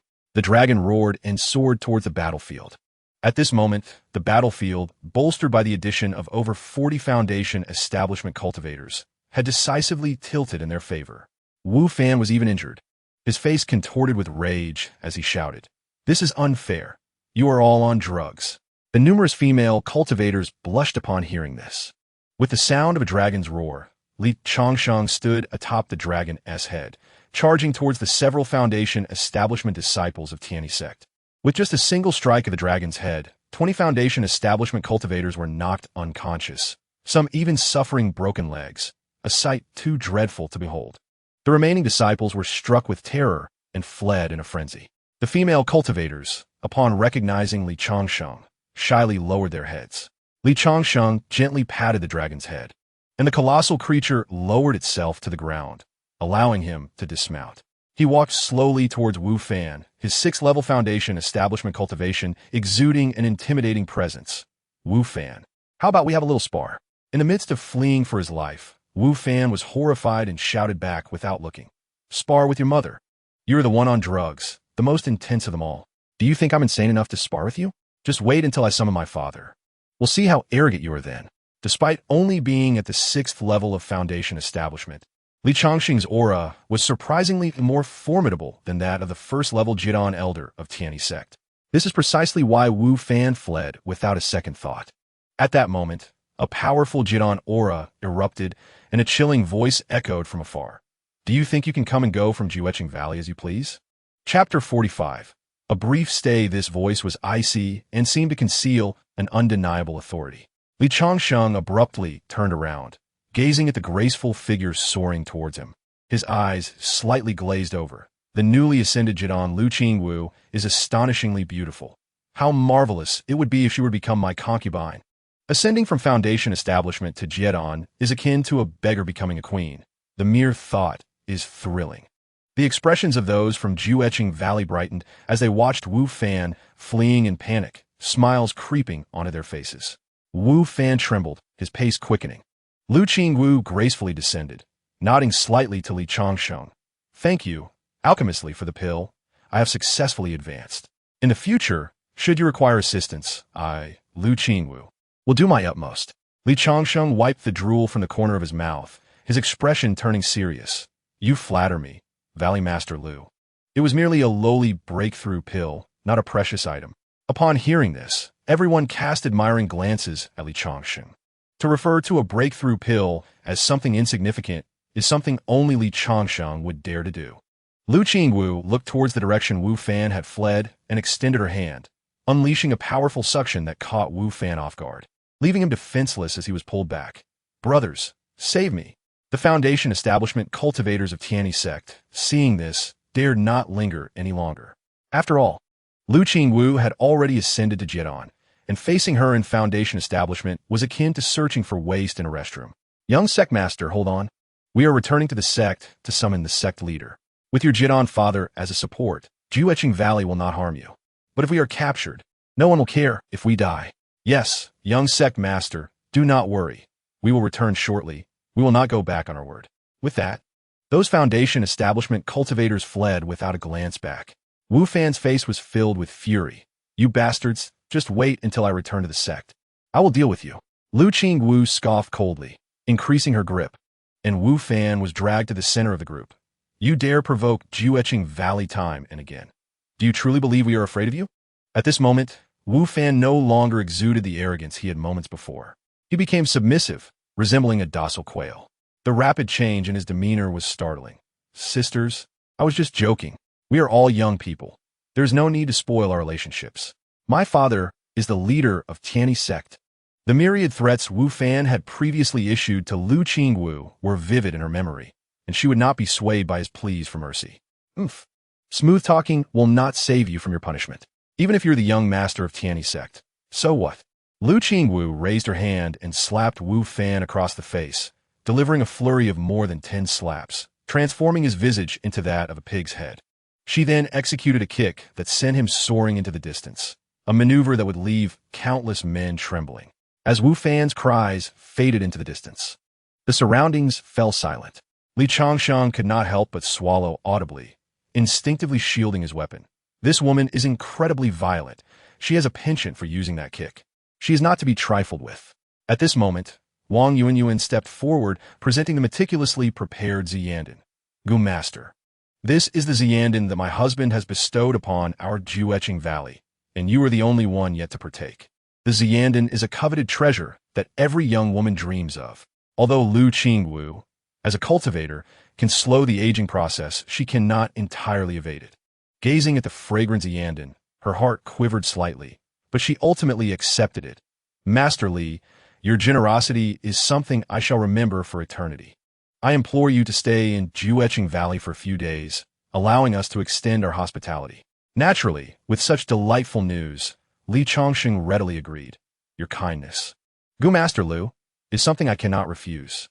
I shall stay here for a few days. Upon hearing this, the female cultivators who had been elevated to the Foundation establishment stage by Li Changsheng's intervention revealed expressions of joy. Many of them were astonished to discover that not only had their cultivation levels risen, but even their spiritual roots showed signs of enhancement. In hushed tones, they speculated, Master Li must possess a unique physique that can elevate one's spiritual roots. Have you felt any changes in your roots? One ventured, and the previously skeptical cultivators joined in the conversation. Indeed, my root was originally of a yellow inferior grade, but now it has surprisingly improved to the yellow medium grade. This astonishing enhancement surpasses any elixir. Initially, I harbored doubts, but seeing my sister's improvements, it seems this is indeed true. With Master Li staying for a few days, we must seize this opportunity to enhance our roots. The determination in the eyes of the female cultivators burned brightly as they gazed at Li Changsheng. Lu Qingwu sensed an unusual atmosphere and, upon glancing around, suddenly appeared alarmed. Xiao Di, Xiao Li, Xiao Ri, Xiao Ba, Xiao Gu, Xiao Li, Xiao Na, Xiao Jia. Observing the disciples who had advanced to the Foundation establishment stage, Lu Qingwu was utterly astonished. You all have actually broken through to Foundation establishment? What on earth happened? The female cultivators blushed, casting shy glances at Li Changsheng, for the reasons behind their transformations were difficult for them to articulate openly. Following their gazes, Lu Qingwu turned to find Li Changsheng, who appeared to be savoring the moment, and she seemed to grasp everything in an instant. With a respectful demeanor, she clasped her fists and bowed deeply to him. Master Li, your immense kindness is something our Jueching Valley could never repay. The Ziyandin is extraordinarily precious, and for you to provide so many to aid my disciples in their ascension is a favor beyond measure. Please accept my bow. As she spoke, Lu Qingwu bowed deeply to Li Changsheng. He was momentarily taken aback and hastily helped her up, feigning an accidental touch of her smooth, jade-like hand. The sensation was electrifying, stirring his heart. You speak too highly of me. I have always performed good deeds anonymously. Let's not mention this again, lest I take my leave. Upon hearing this, Lu Qingwu remained relatively composed, but the other female cultivators erupted in excitement. Master Li, please do not go. We have yet to express our gratitude. Indeed, we have so much to discuss with you. You cannot leave. Master Li, you must stay, or we shall be unable to sleep through the night. Li Changsheng looked into the hopeful eyes of the women and sighed helplessly. Very well, very well. Who can resist such earnest pleas? Since you insist, I shall remain for a few days. Upon hearing this, countless female cultivators beamed with joy, and soon some began preparing a room for Li Changsheng. Master Li, we will arrange a room for you, ensuring a comfortable night's rest. Li Changsheng waved his hand. Go on, and remember to prepare a larger bed. A small one will not suffice. Rest assured, we understand. Though Lu Qingwu was puzzled by the fervor of her disciples, she chose to remain silent and let them proceed. Meanwhile, at the Murong family, those who had experienced Li Changsheng's unique qualities also discovered the extraordinary nature of his physique. After just one night with my husband, my roots have improved. Shuejie, you have known him longer. Do you understand why this is? Murong Shui smiled softly, pride evident on her face. My husband possesses a special constitution that, through prolonged intimacy, can enhance our roots, ensuring our future success. Upon hearing this, the other women were taken aback. Enhancing roots, such a physique is akin to a miraculous elixir, a rare treasure indeed. Where's my husband? I can hardly wait to enhance my roots. This news swiftly spread throughout the Murong clan.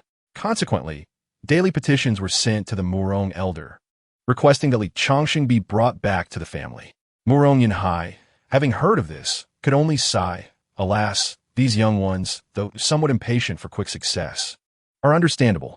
It is unfortunate that perhaps in the future, the only family ties for our Murong clan will be with the master. As time flowed by, 7 days passed in the blink of an eye. During this period, Li Changsheng was unaware of how many female cultivators he had favored at Jueqing Valley, but it was likely that several hundred had benefited. In the days prior, Yang Mi and Su Ruyun had also made appearances. Perhaps aware of Li Changsheng's unique physique and eager to ascend to the core formation stage, Li Changsheng did not disappoint them. For instance, in a single night, he elevated Yang Mi's cultivation to the 9th level of foundation establishment.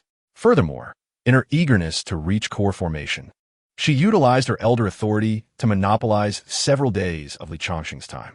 Su Ruyun also greatly benefited, with her roots improving by 1 grade and her cultivation reaching the 8th level of foundation establishment. Li Changsheng believed in equitable distribution of resources and would never fixate on a single individual. Yang Mi, taking advantage of her considerable influence, insisted on not giving up until she achieved core formation. Li Changsheng, having no choice, concocted a batch of cultivation pills for her. Mimi, these cultivation pills are of exceptional quality, 30 in total, sufficient for you to advance to the peak of foundation establishment.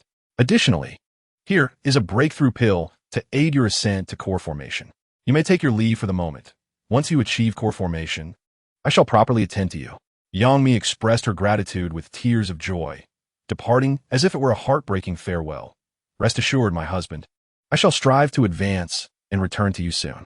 With Yang Mi dispatched, Su Ruyun then clung to Li Changsheng. Yin'er, Yang Mi has already advanced to core formation. How can you fall behind? These are the cultivation and breakthrough pills my husband has prepared for you. Take them and ascend to core formation. Su Ruyun wept with gratitude, reflecting on how Li Changsheng was the best person to her. Rest assured, my husband, Yin'er, will not disappoint your expectations and will certainly elevate her cultivation to core formation. Watching Su Ruyun's exquisite silhouette, Li Changsheng sighed with relief. I cannot endure this group of women. They are too clingy. Time continued to pass, and another 7 days slipped away. After Wu Fan was humiliated, his first action upon returning to the sect was not to complain to his father, but to confront those who had fled in his time of need, turning them into laughingstocks. Humph, this is the consequence of abandoning me. Young master, that phrase does not apply here. We merely lack loyalty. Wu Fan let out a cold snort. Is the education I received as the young master of the sect something you can question? I declare you to be a scoundrel, and you are indeed a scoundrel. Do you have any objections? No? Then it's settled. Afterward, Wu Fan began to compose himself, even forcing out a few tears. Oh, my father, my dear father, how tragic, so tragic, my father. His wailing voice instantly attracted the attention of the sect members. Elder Lu Xiaoyi furrowed her brow and murmured, "Is the sect master dead?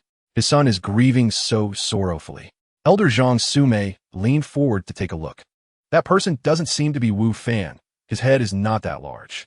Elder Feng Qingzhu, filled with curiosity, also leaned in for a better view. "That person's voice bears some resemblance to Wu Fan's, but his head is indeed considerably larger." Soon after, the three elders suddenly realized he must have been beaten. His head has swollen significantly. Who has this rascal offended? Who else could it be? He has set his sights on Jueqing Valley's Lu Qingwu and was clamoring to marry her a few days ago. I've heard that Lu Qingwu has already advanced to the foundation establishment stage. It stands to reason that she must have given him a good thrashing. The elders exchanged glances, their eyes devoid of sympathy, instead reflecting a hint of schadenfreude. He deserves it. Who told him to be so arrogant and bully others? This time, he has met his match. At that moment, Wu Fan's father, Wu Sheng, the sect master of Tiananmen, finally heard his son's voice. He swiftly flew outside, and upon seeing Wu Fan's appearance, his brow furrowed deeply. Without offering any concern or inquiring about his injuries, he scolded, "You little rascal, are you in mourning? Hurry up and shut your mouth." Wu Fan wiped away the non-existent tears from his eyes and began to embellish the events concerning Jueqing Valley. "Father, you must stand up for your son. That Lu Qingwu, relying on her foundation establishment cultivation, has dared to bully our Tiananmen. Just look at what she has done to your son. Even you wouldn't recognize him. She even resorted to using dirty tricks. Our Wu family nearly faced extinction." Wu Sheng's brow furrowed slightly as he surveyed Wu Fan's injuries. He coldly reprimanded, "These are mere superficial wounds. Lu Qingwu must have held back. Otherwise, if a foundation establishment cultivator were to strike you, you would be dead without a doubt. Stop pretending in front of me and tell me how Lu Qingwu advanced to foundation establishment so quickly." Seeing that his father was not swayed by his pitiful tale, Wu Fan had no choice but to alter his strategy. It seems that Jueqing Valley has summoned an alchemist to assist Lu Qingwu in refining a breakthrough pill, which is why she was able to advance. An alchemist? Wu Sheng's expression turned curious. A breakthrough pill? Are you saying that a 6th grade alchemist has arrived in Jueqing Valley? Wu Sheng's heart trembled as he contemplated. A 6th grade alchemist is a rare find. If we could invite them to refine a few breakthrough pills for our sect, several of our peak foundation establishment members would undoubtedly ascend to the foundation establishment stage. However, I wonder if they can refine 7th grade pills. If so, then our ancestor. Alas, I wonder if that alchemist is still in Jueqing Valley. At that moment, two extremely powerful auras emanated from the direction of Jueqing Valley. Wu Sheng glanced towards Jueqing Valley, his eyes narrowing involuntarily. Two individuals simultaneously advancing to foundation establishment? This is indeed the work of a 6th grade alchemist. He pondered for a moment, his expression becoming resolute. Wu Fan's reckless antics in Jueqing Valley have certainly offended this alchemist. Given the two individuals' advancements to foundation establishment, it is clear that the alchemist and Jueqing Valley share a deep connection.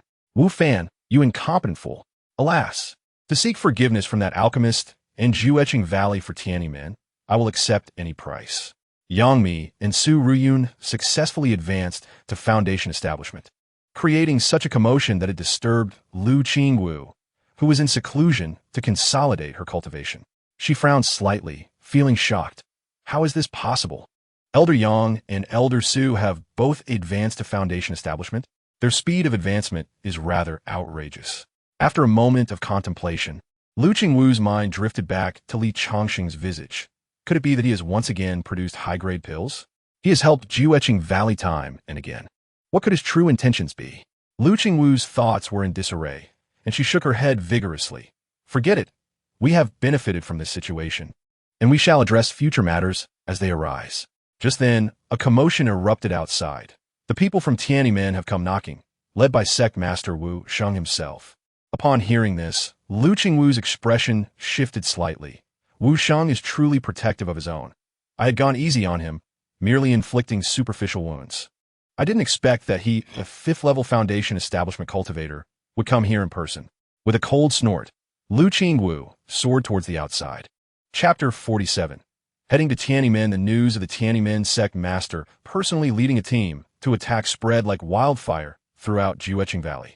However, Jueqing Valley was no longer the same. The female cultivators, their spirits high, gathered at the mountain gate, determined to ensure that Tiananmen would not leave unscathed.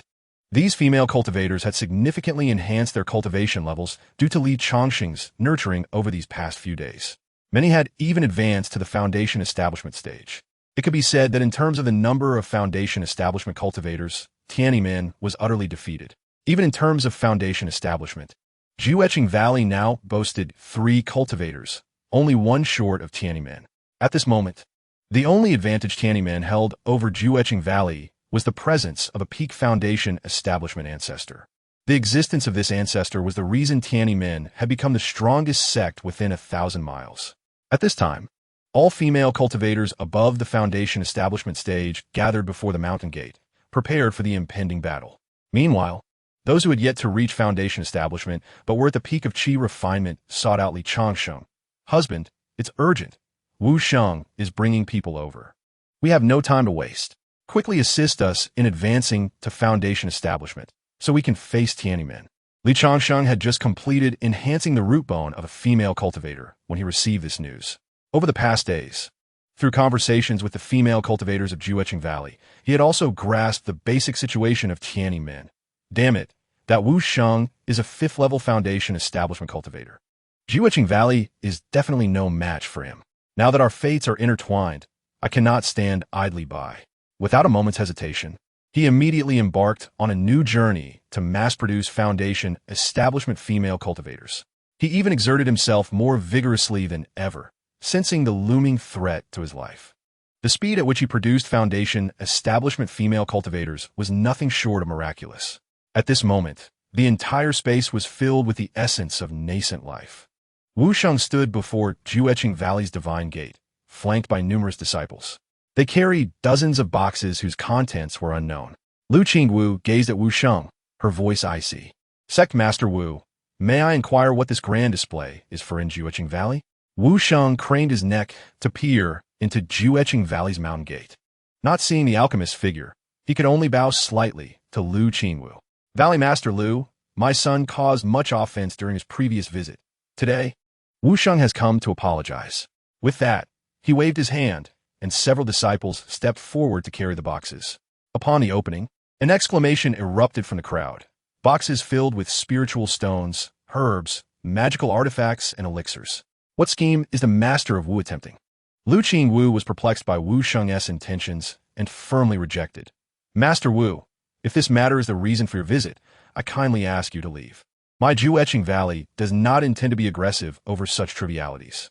Wu Sheng, faced with Lu Qingwu's dismissal and the absence of Li Changsheng, found himself uncertain whether to stay or depart. At that moment, several silhouettes suddenly appeared in the distance, soaring through the air. To his astonishment, they were all female cultivators at the foundation establishment stage, seemingly having recently advanced. Wu Sheng could not help but narrow his eyes. Upon surveying the female cultivators of Juecheng Valley, he was astounded to discover that nearly 80% had successfully reached the foundation establishment stage. Is this the terrifying power of a 6th-grade alchemist? Such horror! Within just half a month of arriving at Juecheng Valley, 80% of its disciples had ascended to the foundation establishment stage. With such a terrifying rate of advancement, it would not be surprising if, in less than 6 months, dozens of golden core cultivators emerged. Witnessing the scene, Wu Sheng's resolve to invite Li Changsheng to his sect intensified. Regardless of the cost, even if it meant kneeling to apologize, he would not hesitate. If he could bring this alchemist into his Tianni sect, even a mere half-month would be worth it. Resolutely, Wu Sheng's expression turned respectful as he bowed once more to Lu Qingwu and earnestly stated, Valley Master Lu, I have one more matter to discuss. I wish to meet with that esteemed 6th-grade alchemist. To demonstrate his sincerity, Wu Sheng produced a rare 10,000-year-old blood spirit mushroom that had been treasured by Tianni sect. Valley Master Lu, I sincerely seek an audience with Alchemist Li. If he is still within Juecheng Valley, I would be grateful if you could convey my request. This rare mushroom is a gift for you. Lu Qingwu recognized Wu Sheng's genuine intent and understood that any sect seeking an alchemist was surely aware of the lucrative opportunities at hand. She did not wish to obstruct Li Changsheng's path to wealth and replied, Alchemist Li is indeed still within my Juecheng Valley. I can relay your request. However, whether he wishes to meet you depends on your fortune. Wu Sheng's face brightened, and he respectfully offered the mushroom to Lu Qingwu. I thank you, Valley Master. Please accept this spirit mushroom. Lu Qingwu declined to accept it and instructed her subordinate. Go inform Alchemist Li that the master of Tianyi sect, Wu Sheng, wishes to meet him. One of the female disciples hurried to Li Changsheng's abode. Husband, the master of Tianyi sect wishes to see you. Will you meet him? Li Changsheng's body tensed, fearing that Wu Sheng sought to create trouble. No, I am not that foolish. Husband, Wu Sheng is not here to accuse you. He comes to apologize. He has brought many precious materials as a form of compensation. From her words, it seemed he wished to invite her husband to Tianyi sect to refine elixirs. To Tianyi sect for alchemy? Li Changsheng pondered. How many female cultivators are there in that sect? The disciple replied, there are a total of 1,500 disciples in Tianyi sect, approximately 700 to 800 of whom are female. Why do you ask? Li Changsheng coughed lightly. It's nothing. Just tell Wu Sheng that I will arrive shortly. After hastily concluding his cultivation, Li Changsheng donned his attire and proceeded towards the mountain gate. As soon as he appeared, Wu Sheng approached him with great respect. Alchemist Li, I pay my respects. I apologize for the offenses caused by my son on that day, and I have come specifically to make amends. Following this, nearly 20 boxes behind him were opened, revealing an abundance of spiritual stones and herbs. Wu Sheng understood that Li Changsheng, being an alchemist, would find the elixirs of Tianyi sect unimpressive. Thus, he offered only spiritual stones and high-quality herbs as compensation. Li Changsheng gazed at the stacks of herbs and spiritual stones, his breath quickening. Even with his ample wealth, he felt somewhat moved. Wu Sheng's sincerity is commendable. Under these circumstances, I shall accept the invitation. With a wave of his hand, he accepted all 20 boxes of treasures. This action left Wu Sheng astounded. Such a level of storage space indicates that Alchemist Li is no ordinary individual. Perhaps he is a wandering alchemist from an ancient sect. Such a person should not be provoked by my humble Tianyi sect. Having received the benefits, Li Changsheng naturally felt obliged to fulfill Wu Sheng's request. He regarded Wu Sheng and inquired, You wish to refine elixirs? Wu Sheng bowed respectfully. Indeed, I require you to concoct several batches of foundation establishment and breakthrough elixirs. Rest assured regarding the remuneration. In addition to sharing half of the elixirs with you, I have prepared several rare materials for you. Li Changsheng was indifferent to the remuneration and simply stated, Let us be on our way. However, I have grown accustomed to being attended to. Do not forget to prepare several maidservants for me. Wu Sheng was overjoyed and bowed respectfully. Rest assured, I will make the necessary arrangements. Li Changsheng nodded, summoned the Jiulong Yin, and stepped aboard, vanishing in an instant. Wu Sheng beheld the imposing sight of the 9 colossal dragons and felt an overwhelming surge of emotion. Alchemist Li must be befriended, not provoked. Otherwise, even these 9 dragons would suffice to annihilate my Tianyi sect. Wu Sheng then instructed his disciples, quickly relay the news back to the sect and prepare 20 female cultivators with good foundations at the peak of qi refinement to attend to Alchemist Li's needs over these few days. This opportunity is exceedingly rare. Alchemist Li is generous, and perhaps he may reward them with a few foundation establishment elixirs, thereby further enhancing the strength of Tianyi sect. Chapter 48. A few days of rest needed after nearly half a month of diligent cultivation in Jueqing Valley. Li Changsheng had reaped considerable rewards. His foundation had elevated to the purple mid-grade, and his cultivation was at the peak of the foundation establishment stage, just a fraction away from advancing to the golden core stage. However, Li Changsheng was in no rush to ascend to the golden core realm, for he understood that such achievements were too ephemeral. A towering structure built without a solid foundation would ultimately lead to regret due to its superficiality. To refine his cultivation to its utmost, he directly consumed over a dozen solidifying elixirs and began meditating atop the Jiulong Yin, condensing his internal energy. In a brief period, his cultivation, initially at the peak of foundation establishment, was astonishingly refined to the 8th layer of foundation establishment. The disparity was indeed significant. Wu Sheng, who was closely pursuing Li Changsheng, suddenly realized the truth. Alchemist Li had concealed his true cultivation. He must be a powerful being who, not wishing to intimidate others with his superior abilities, opted to live among mortals. Truly, he is a venerable figure worth emulating for us younger generations. During these days, Li Changsheng's lifespan had also significantly increased extending by over 5,000 years. Such a gain in lifespan is something even Yuanian cultivators would not dare to dream of. It is remarkable to note that he is merely at the foundation establishment stage. If others were to learn that he possesses over 5,000 years of lifespan at this stage, it would undoubtedly terrify them.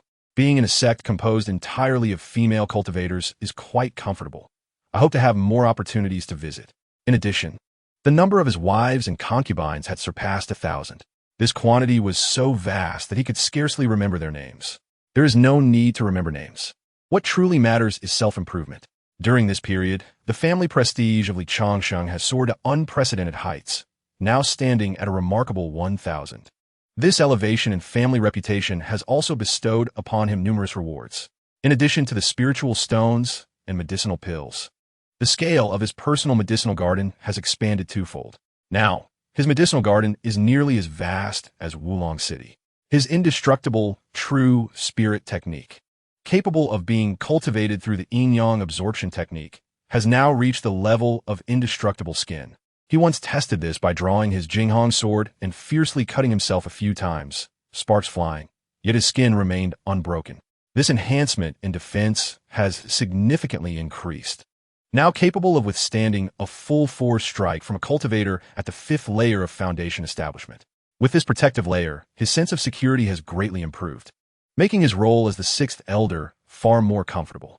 Li Changsheng looked at his arm, which faintly shimmered with a golden hue, a clear sign of the small success of his indestructible skin. In the blink of an eye, he arrived at Tianyi Gate. At this moment, the disciples of Tianyi Gate were hosting a grand, welcoming ceremony for Li Changsheng. 3 elders stood respectfully at the front, surrounded by dozens of female cultivators holding flowers. With a red carpet laid out beneath them, celestial cranes called out from either side, and various spirit beasts prostrated themselves on the ground in a display of respect.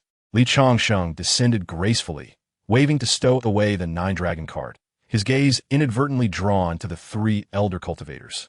He was taken aback by the presence of such stunning golden core cultivators at Tianyi Gate. The 3 elders, seeing Li Changsheng arrive, wore expressions of reverence and bowed, greeting him with "Greetings, elder." Their expressions were solemn, showing no signs of underestimating him due to his 8th layer of foundation establishment. The awe-inspiring sight of the 9-dragon cart had left them shaken, the pressure emanating from the dragons causing their spirits to tremble.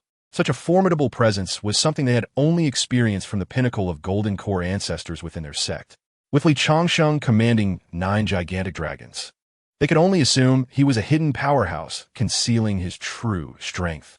It was simply unfathomable for an 8th layer foundation establishment cultivator to control 9 colossal dragons. Many powerful beings disguise their abilities and walk among mortals. They understood this all too well as golden core cultivators. In the realm of cultivation, even among golden core practitioners, they were akin to ants in the face of true power. Li Changsheng surveyed the 3 elders and nodded in satisfaction. Golden core cultivation, not bad. This remark stemmed from his fanciful thoughts of them becoming his concubines, a notion that brought him delight. However, to their ears, it transformed into a commendation from an elder to juniors. "Thank you for your praise, elder. I shall strive to improve further." Li Changsheng nodded, then took out a free youth-preserving pill. "You all possess exquisite beauty. It would be a pity not to use a youth-preserving pill to maintain such allure. Each of you take one. Do not hold back." In a large sect like Tianyi Gate, the elders had seen youth-preserving pills before, but the ones in Li Changsheng's hands made their hearts tremble. 3 golden stripes? A 3rd-grade youth-preserving pill? Typically, these pills are 1st grade, with highly skilled alchemists able to elevate them to 2nd grade. However, a 3rd-grade youth-preserving pill was something they had never seen or heard of. As they inhaled the unique fragrance emanating from the pill, the 3 elders instinctively reached out. "Thank you, elder." Once the elders had taken theirs, the surrounding female disciples eagerly accepted the youth-preserving pills as well. Some could not wait to consume them immediately, their demeanor visibly transforming into one of nobility, imperfections on their faces fading, even a faint fragrance emanating from them. Such a wondrous youth-preserving pill left everyone astonished. After engaging in casual conversation, Li Changsheng's approachable demeanor endeared him to all present. At that moment, Wu Shengkai arrived a bit late, as they lacked the 9-dragon cart, which slowed their pace. Wu Sheng bowed respectfully to Li Changsheng, then turned to the cowering Wu Fan, sternly admonishing him. Why are you hiding? Hurry and come forth to bow and apologize to the elder. Although Wu Fan was somewhat reluctant, he eventually shuffled over under Wu Sheng's imposing presence. Mumbling an indistinct apology, I'm sorry. Wu Sheng observed Li Changsheng with caution, then kicked Wu Fan in the backside. Kneel. Elderly has shown you great mercy by not taking your name. You should be grateful. The kick was forceful, causing Wu Fan to yelp in pain and abandon any pretense. He quickly knelt before Li Changsheng, prostrating himself repeatedly. Elder, spare my life. They say a tiger does not eat its cub. You cannot allow my father to kill me. Wu Sheng was incensed by this remark, raising his hand to strike Wu Fan. However, Li Changsheng shook his head slightly, perceiving that while Wu Fan might be frivolous, his heart was not entirely wicked. He merely liked to boast. He lacked the courage to commit any truly heinous acts. Enough, enough, sect leader Wu. Little Fan is still a child. A lesson will suffice. Seeing this, Wu Sheng ceased his actions and bowed slightly to Li Changsheng. Elder, the day is growing late. I have prepared 20 maidens for your service. Please let me know if you have any further instructions. With a wave of his hand, 20 nervous female cultivators approached Li Changsheng. They had been informed to attend to the daily needs of a remarkable powerhouse, and if they performed well, they might even have the opportunity to advance to foundation establishment. Standing before Li Changsheng, their anxiety was palpable. He surveyed them with a discerning gaze, noting their remarkable figures, which caught his attention. Sect leader, Wu has been thoughtful. I'm very pleased. Rest assured about the medicinal pills. After I take some time to recuperate and gather my strength, I will craft them for you in the best possible condition. I expended considerable effort in Jueching Valley and require time to recover. Wu Sheng, filled with gratitude, bowed deeply. Your immense kindness, elder, shall never be forgotten by my Tianyi Gate. Chapter 49. I shall test the waters. Upon entering the depths of Tianyi Gate, a wave of pure spiritual energy enveloped him. Li Changsheng inhaled deeply, unable to resist exclaiming, Truly, this is the foremost sect within 1,000 miles. The richness of the spiritual energy here is unparalleled by ordinary sections. It is evident that a grand spirit gathering formation is in place. When the opportunity arises, I must arrange for a large spirit gathering formation at home. Navigating through layers of architecture, Li Changsheng was escorted to a grand hall nestled among the mountains, where the spiritual energy was even more abundant.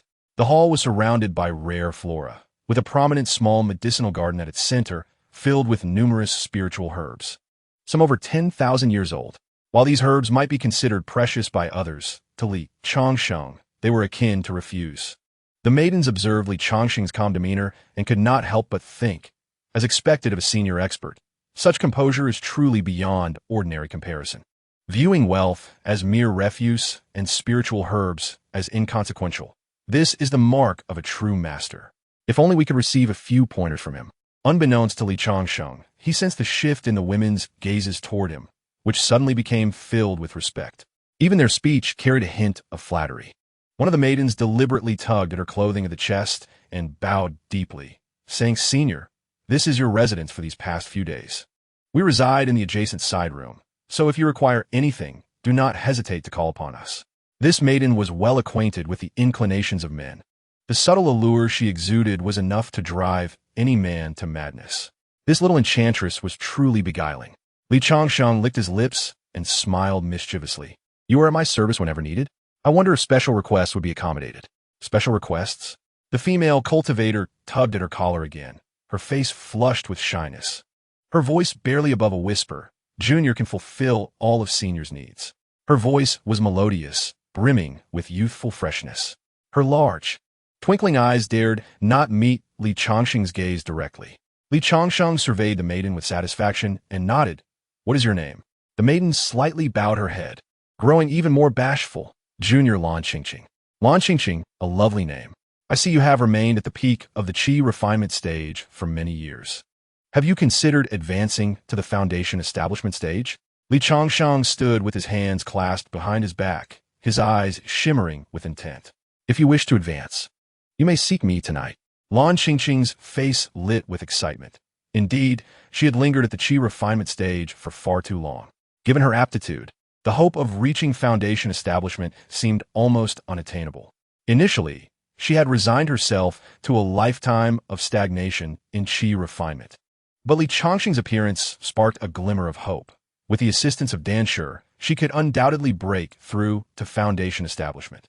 With a bashful expression and a voice like a whisper, Lan Changsheng replied, "Rest assured, senior. After my bath and changing, I shall come to serve you."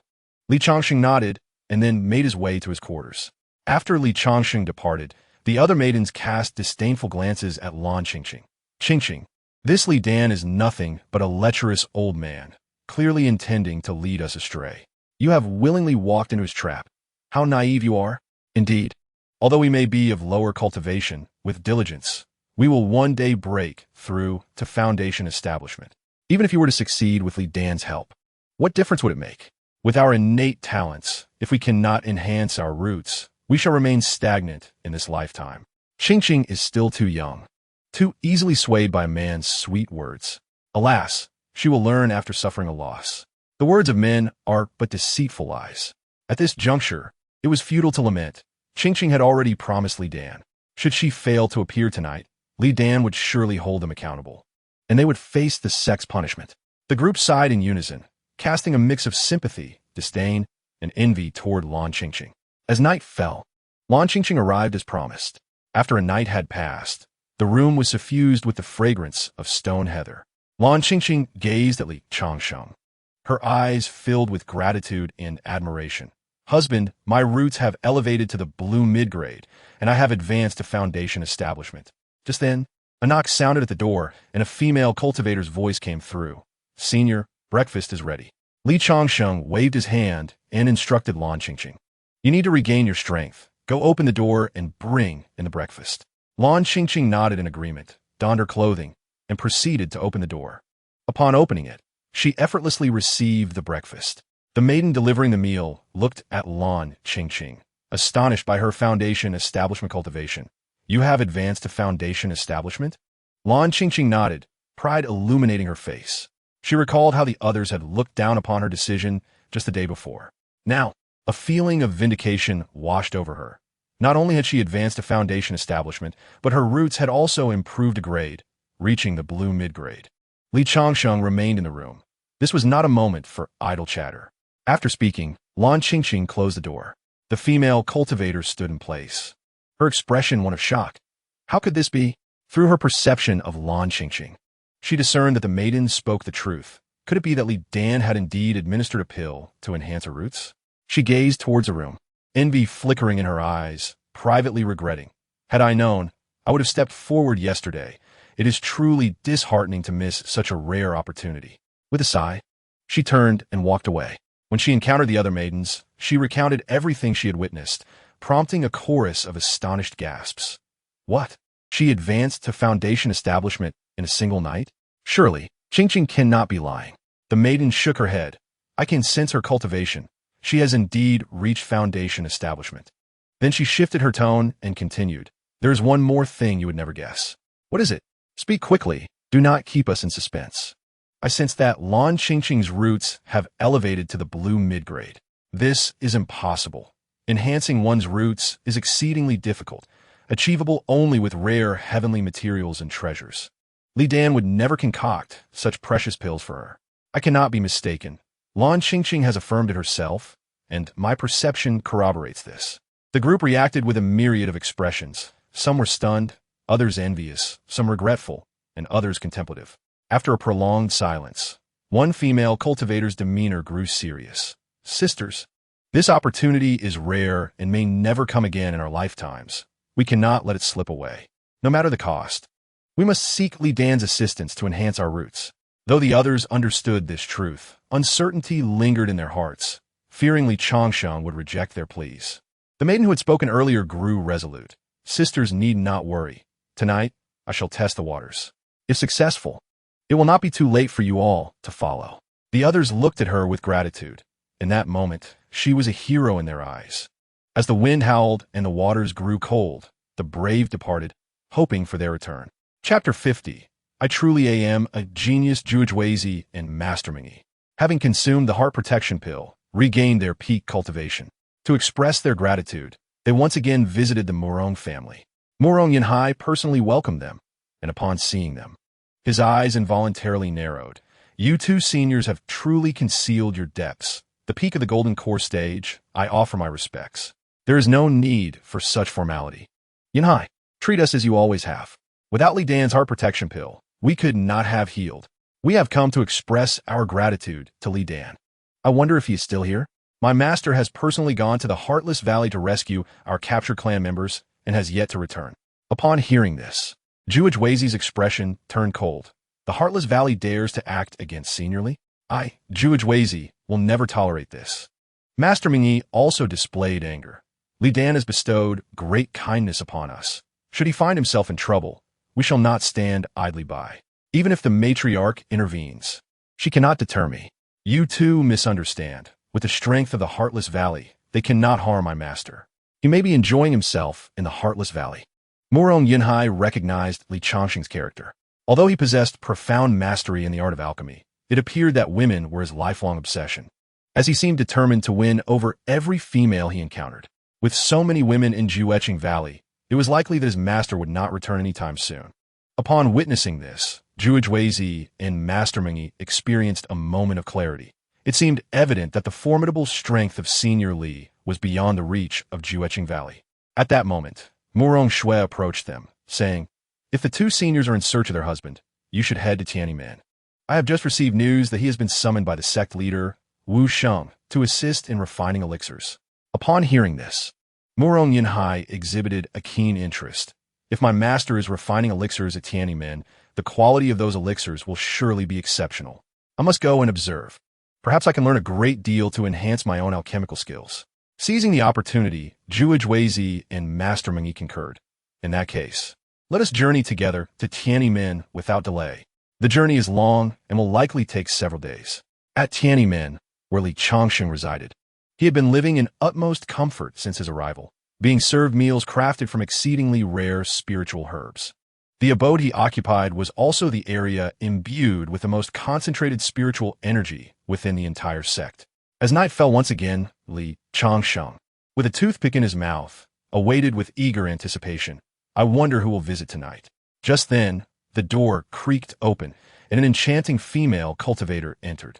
"Senior, I have come to serve you tonight." Sect leader Wu Sheng was elated upon learning of the female cultivator's advancements. Excellent. Indeed, Master Li is a magnanimous individual, having helped each of the maidens ascend to the foundation establishment stage. Surely, he has refined several batches of foundation establishment elixirs. However, Wu Fan, observing this, displayed a hint of disdain. "Father, what does this amount to? Merely a handful of foundation establishment elixirs. How many could we have refined with the resources we provided him? He has hidden away in the back mountains since arriving at Tiananmen, refusing to emerge and refine elixirs. Are we to simply allow this?" Wu Sheng's expression darkened at his words. "You foolish child, lacking vision for strategic development. The value of Master Li cannot be measured by a few boxes of rare materials. He has assisted numerous disciples of Jueching Valley in reaching the foundation establishment stage, and has even aided 2 elders in achieving the core formation stage. It is only reasonable for him to rest after expending so much mental energy. He will naturally emerge when he wishes to refine elixirs. We need not concern ourselves with that. Do not speak of this again, lest you provoke Master Li's displeasure, and do not blame me for turning against you." Though Wu Fan grumbled internally, he recognized Wu Sheng's genuine anger and chose not to speak ill of Li Changsheng any further. Yet he secretly pondered, that glutton Li Changsheng has taken dozens of boxes of our precious materials and remains holed up in the back mountains. I cannot allow him to take them so easily. I must devise a plan to make him pay. With this thought, a cunning smile crept across Wu Fan's face as he feigned remorse. "Father, you are right. My perspective was indeed short-sighted. Given that those 20 female cultivators have already broken through to foundation establishment, why don't we send another 20 in exchange? After all, they have served Master Li for many days and must be quite fatigued." Wu Sheng found merit in this suggestion, especially since it would rapidly enhance the strength of Tiananmen, aligning perfectly with his intentions. A satisfied smile adorned his face as he patted Wu Fan's shoulder. "Fanner, you have finally matured. This is the mindset of one who strategizes for the sect. Since this is your idea, I shall entrust you with its execution. But remember, be sure to select female cultivators at the pinnacle of qi refinement to serve Master Li, so that the strength of Tiananmen can be maximized. Wu Fan nodded, a devious grin spreading across his face. Li Changsheng, I shall see just how many foundation establishment elixirs you can spare. This time, I must extract every last drop from you. Having received his father's approval, Wu Fan wasted no time in making arrangements. As he traveled, he could hardly contain his excitement, admiring his own brilliance. I am truly a genius. Who else could devise such a plan? Li Changsheng, you shall not easily take our resources. Whistling a cheerful tune, he recalled the junior sister he had long admired. Though Li Changsheng is insufferable, his foundation establishment elixirs are undeniably precious. Such a boon must be shared with my junior sister. She is at the peak of qi refinement. If I assist her once she ascends to foundation establishment, she will undoubtedly be immensely grateful. Perhaps, in her gratitude, she will even offer herself to me. Just the thought of her enchanting figure and exquisite beauty is enough to excite me. The more Wu Fan contemplated, the more exhilarated he became. Unable to resist praising himself once more, I am indeed a genius. A plan such as this, which serves two purposes, could only have come from someone like me. Before long, he arrived at the residence of his junior sister. Gazing upon the acknowledged beauty of Tiananmen, he envisioned the scene where she would express her profound gratitude and offer herself to him. Wiping the corner of his mouth, he stepped inside. Junior sister Changsheng, a tremendous opportunity has just befallen you. Changsheng turned her head slightly, exuding an aura of purity, untainted by the world. Her flawless complexion bore no trace of imperfection. Changsheng's brows furrowed slightly, seemingly lacking fondness for Wu Fan. Wu Shixiang, what trickery are you up to now? Wu Fan chuckled.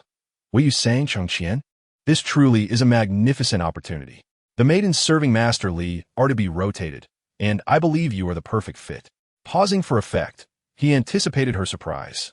Yet Changsheng did not display any signs of excitement. Not deterred, Wu Fan continued. Changsheng, you may have heard that those who attended to Master Li's daily needs have all achieved foundation establishment. Master Li is quite generous, bestowing elixirs upon all. If you go, you will surely be rewarded with ample foundation establishment elixirs.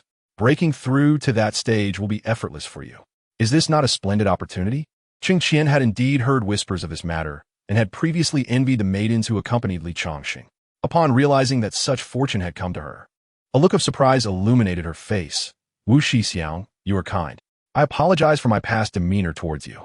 If I can successfully advance to foundation establishment, I will be sure to show my gratitude. Hearing the words of gratitude sparked Wu Fan's imagination.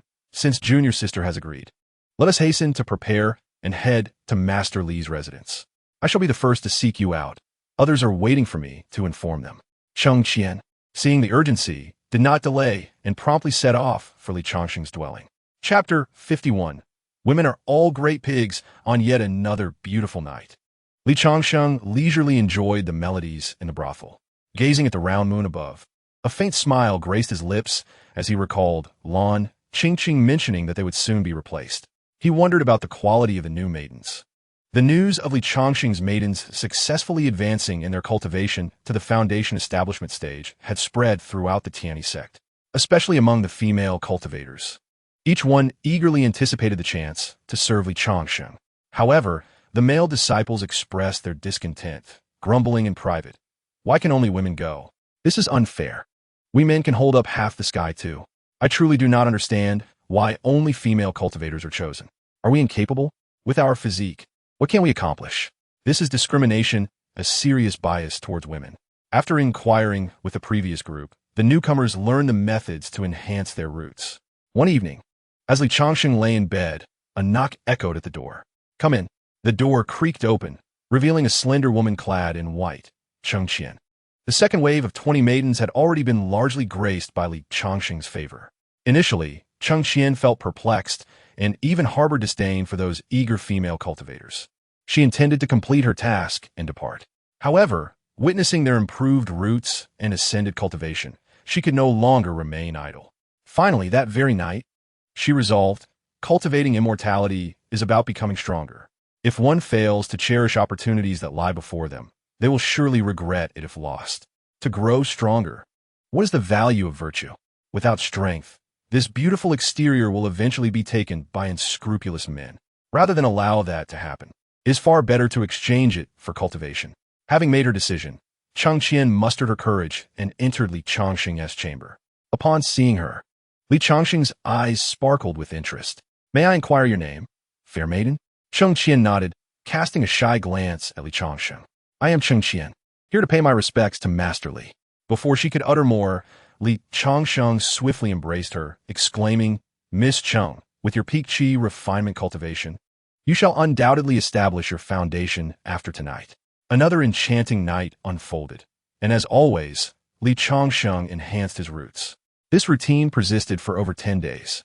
Initially, a new group of maidens would be rotated every 4 days, then every 3 days, and eventually every 2 days. Perhaps Wu Sheng had tasted the sweetness of success, for eventually, the rotation occurred every day. Although Li Changsheng felt somewhat fatigued, he could not afford to neglect such a golden opportunity. Fortunately, his physique was robust, and with the aid of the blue pills, he persevered. These female cultivators were all at the peak of qi refinement, and many were infatuated with Wu Fan. To ensure Li Changsheng bestowed more foundation establishment pills, Wu Fan spared no expense. 10 days later, Wu Fan approached Changsheng, wearing a smug expression. "Little junior sister, how do you find it? I did not deceive you, did I? You have completed your foundation establishment so swiftly." Changsheng's mind drifted to Li Changsheng's image, and a blush crept on her cheeks. Seeing this, Wu Fan grew excited, thinking to himself, could it be that little junior sister intends to offer herself to me? However, he was abruptly doused with cold water by Changsheng's words. "Senior brother, I am afraid I must decline. I already have someone dear to my heart. It is rather inappropriate for us to be alone in this room. You should leave quickly, lest my husband misunderstand." Upon hearing this, Wu Fan stood frozen, struck by disbelief. "Husband? Little junior sister, where did you acquire a husband?" Changsheng blushed even more, her smile sweet. "Do not ask, but my husband would certainly be displeased to find us alone together." Changsheng gently pushed Wu Fan out the door and closed it behind him. He stood there, his mind blank.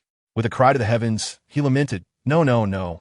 After a moment, as if an epiphany struck him, he thought, "Husband? What a cliché excuse for rejection. I thought you would be grateful to me, at the very least not as cold as before. Clearly, I was mistaken. Changsheng, you are an ungrateful woman. There are so many women in the world. How can I, Wu Fan, hang my hopes on just one tree?" He scoffed and walked away, feeling no sorrow but rather disdain. "Do you truly think I hold you in such high regard? You are merely one of my targets." Wu Fan recalled the dozens of female cultivators he had sent to Li Changsheng and felt a renewed sense of anticipation. With dozens of beauties, surely one will yield. He thought, this is what they call casting a wide net to catch fish. The diligent bird finds worms to eat. He refused to believe that out of 60 women, none would willingly offer themselves. Excited once more, he set forth toward his next target. Soon, he emerged, grumbling, "Bah, ungrateful wretches." Using the same excuse. Do they truly believe I would fall for that? Cursing, he resolved to find the next one. How shameless, utterly shameless. This must be a conspiracy among them to reject me. Not long after, Wu Fan was once again dismissed. Unperturbed, he set off toward his next target. I refuse to believe that within the vast Tianyi sect, I cannot find a grateful woman. Thus, he visited 60 female cultivators, only to be rejected 60 times. The reason remained the same. I fear my husband will misunderstand. Disheartened, Wu Fan wandered the path, crying out to the sky. No, no, no. Women are all great pigs. After a lengthy tirade, he finally calmed himself. At that moment, he sensed something amiss. Why do all the maidens returning from serving say they have husbands? There is surely something amiss. Wu Fan's mind whirled with a plan. This matter is shrouded in mystery, difficult to discern. As the saying goes, one must enter the tiger's den to capture the tiger cub. The only way forward is to disguise myself as a woman and investigate Li Changsheng. I must discover the truth. With determination, Wu Fan hurried back to his residence, rummaging through his belongings. He sought the gifts returned by the female cultivators, remembering there were several sets of women's clothing among them. Soon, he located the garments, and, after changing, he nodded approvingly in front of the mirror. Not bad at all. With my looks, even as a woman, I would be a heartthrob. Next, he shaved his beard clean and applied rouge, transforming into a convincing woman. The only difference was that his chest appeared slightly less pronounced. This matter is quite manageable. 2 apples will suffice. Wu Fan produced 2 apples and placed them confidently against his chest, nodding in satisfaction. This will certainly deceive anyone. As night deepened, Wu Fan arrived at Li Changsheng's doorstep. After knocking, a voice from within beckoned. Enter. Chapter 52. This secret must not be disclosed. Perhaps by chance. Li Changsheng was alone in his room today. Upon noticing a woman's arrival, he instinctively began to assess her reproductive qualifications. According to his usual practice, one cannot outright reject those deemed unattractive. It is customary to first assess their reproductive potential before making a decision, as reproductive qualifications are unrelated to physical beauty. Should the qualifications be commendable, he, Li Changsheng, could endure any visage that is not utterly repulsive. In this regard, he is not picky. Everything is for the sake of enhancing his strength. There is no shame in that. It is merely a matter of whether the lights are on or off. Wu Fan, however, was disguised as a woman. Although he generally resembled one, he lacked any semblance of the delicate beauty that characterizes femininity. He appeared robust and somewhat unbalanced. At that moment, the system's alert sounded. Warning, target detection failed. Li Changsheng's brow furrowed deeper as he scrutinized Wu Fan. Could it be that there are no reproductive qualifications? Or perhaps he is infertile. Why has the system failed to detect anything? This was the first time Li Changsheng encountered such a situation, leaving him rather perplexed. He attempted another examination, but the result was the same. System, have you encountered a bug?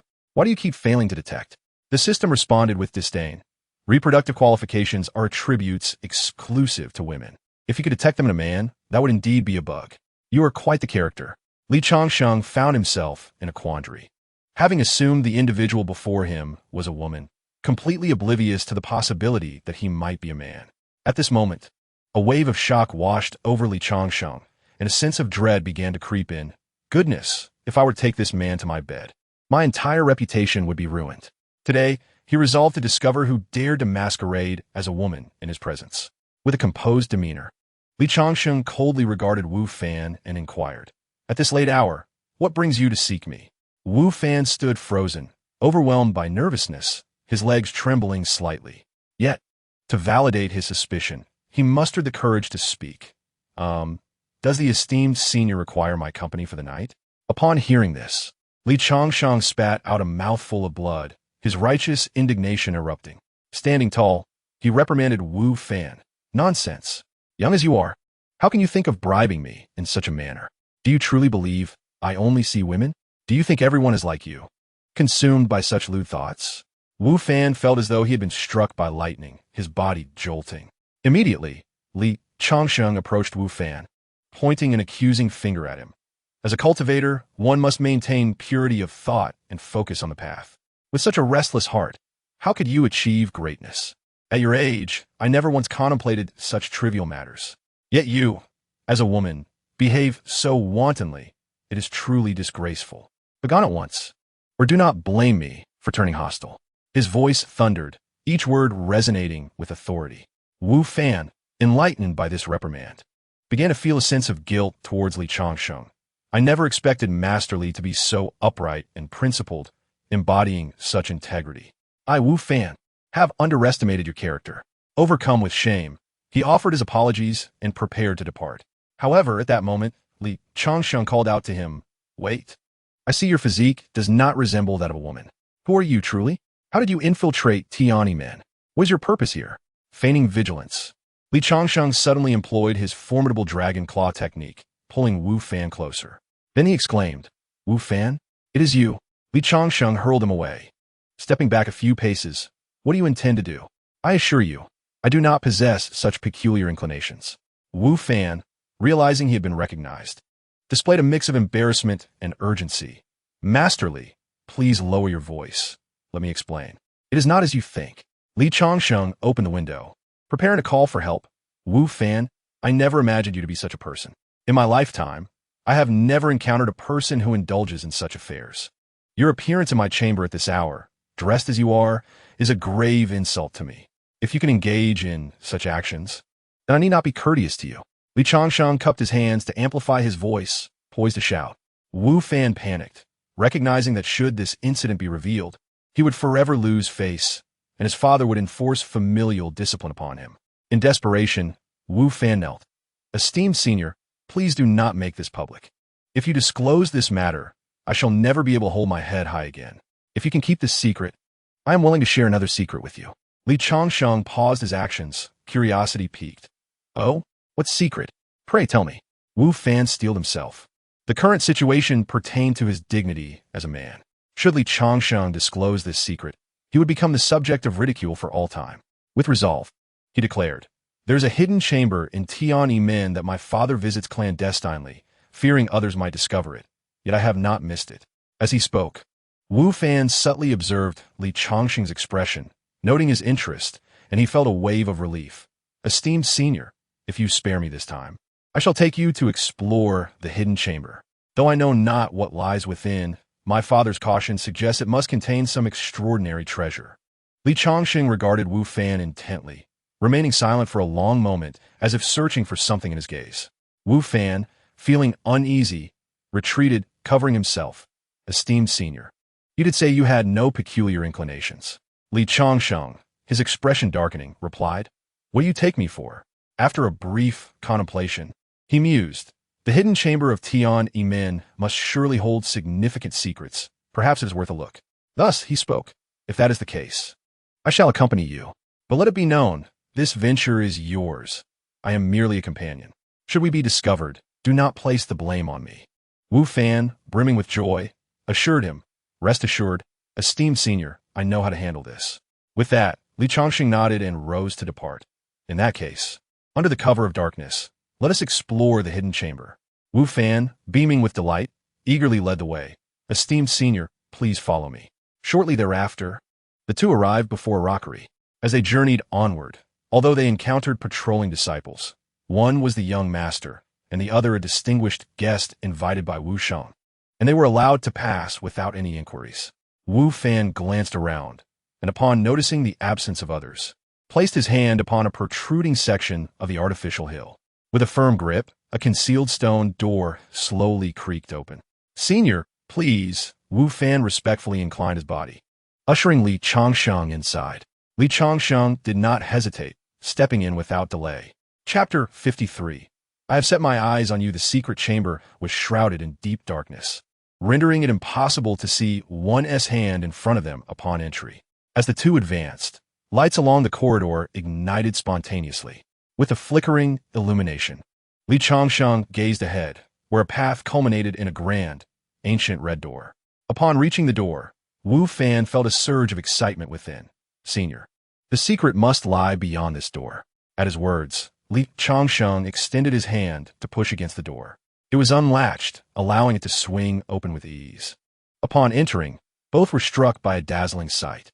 In the chamber lay a woman upon a stone bed, her beauty akin to that of a celestial being descended from the heavens. Li Changsheng inhaled sharply, unable to restrain his advance. He fixated on the woman's visage, a wave of heat coursing through him, leaving him parched. The woman was not deceased. Her gently rising and falling chest revealed that she was merely in a deep slumber. Li Changsheng licked his lips, contemplating. Such an exquisite beauty lying here is a sheer waste. How wonderful it would be if she could become my concubine. With that thought, he began to assess the woman's potential for progeny.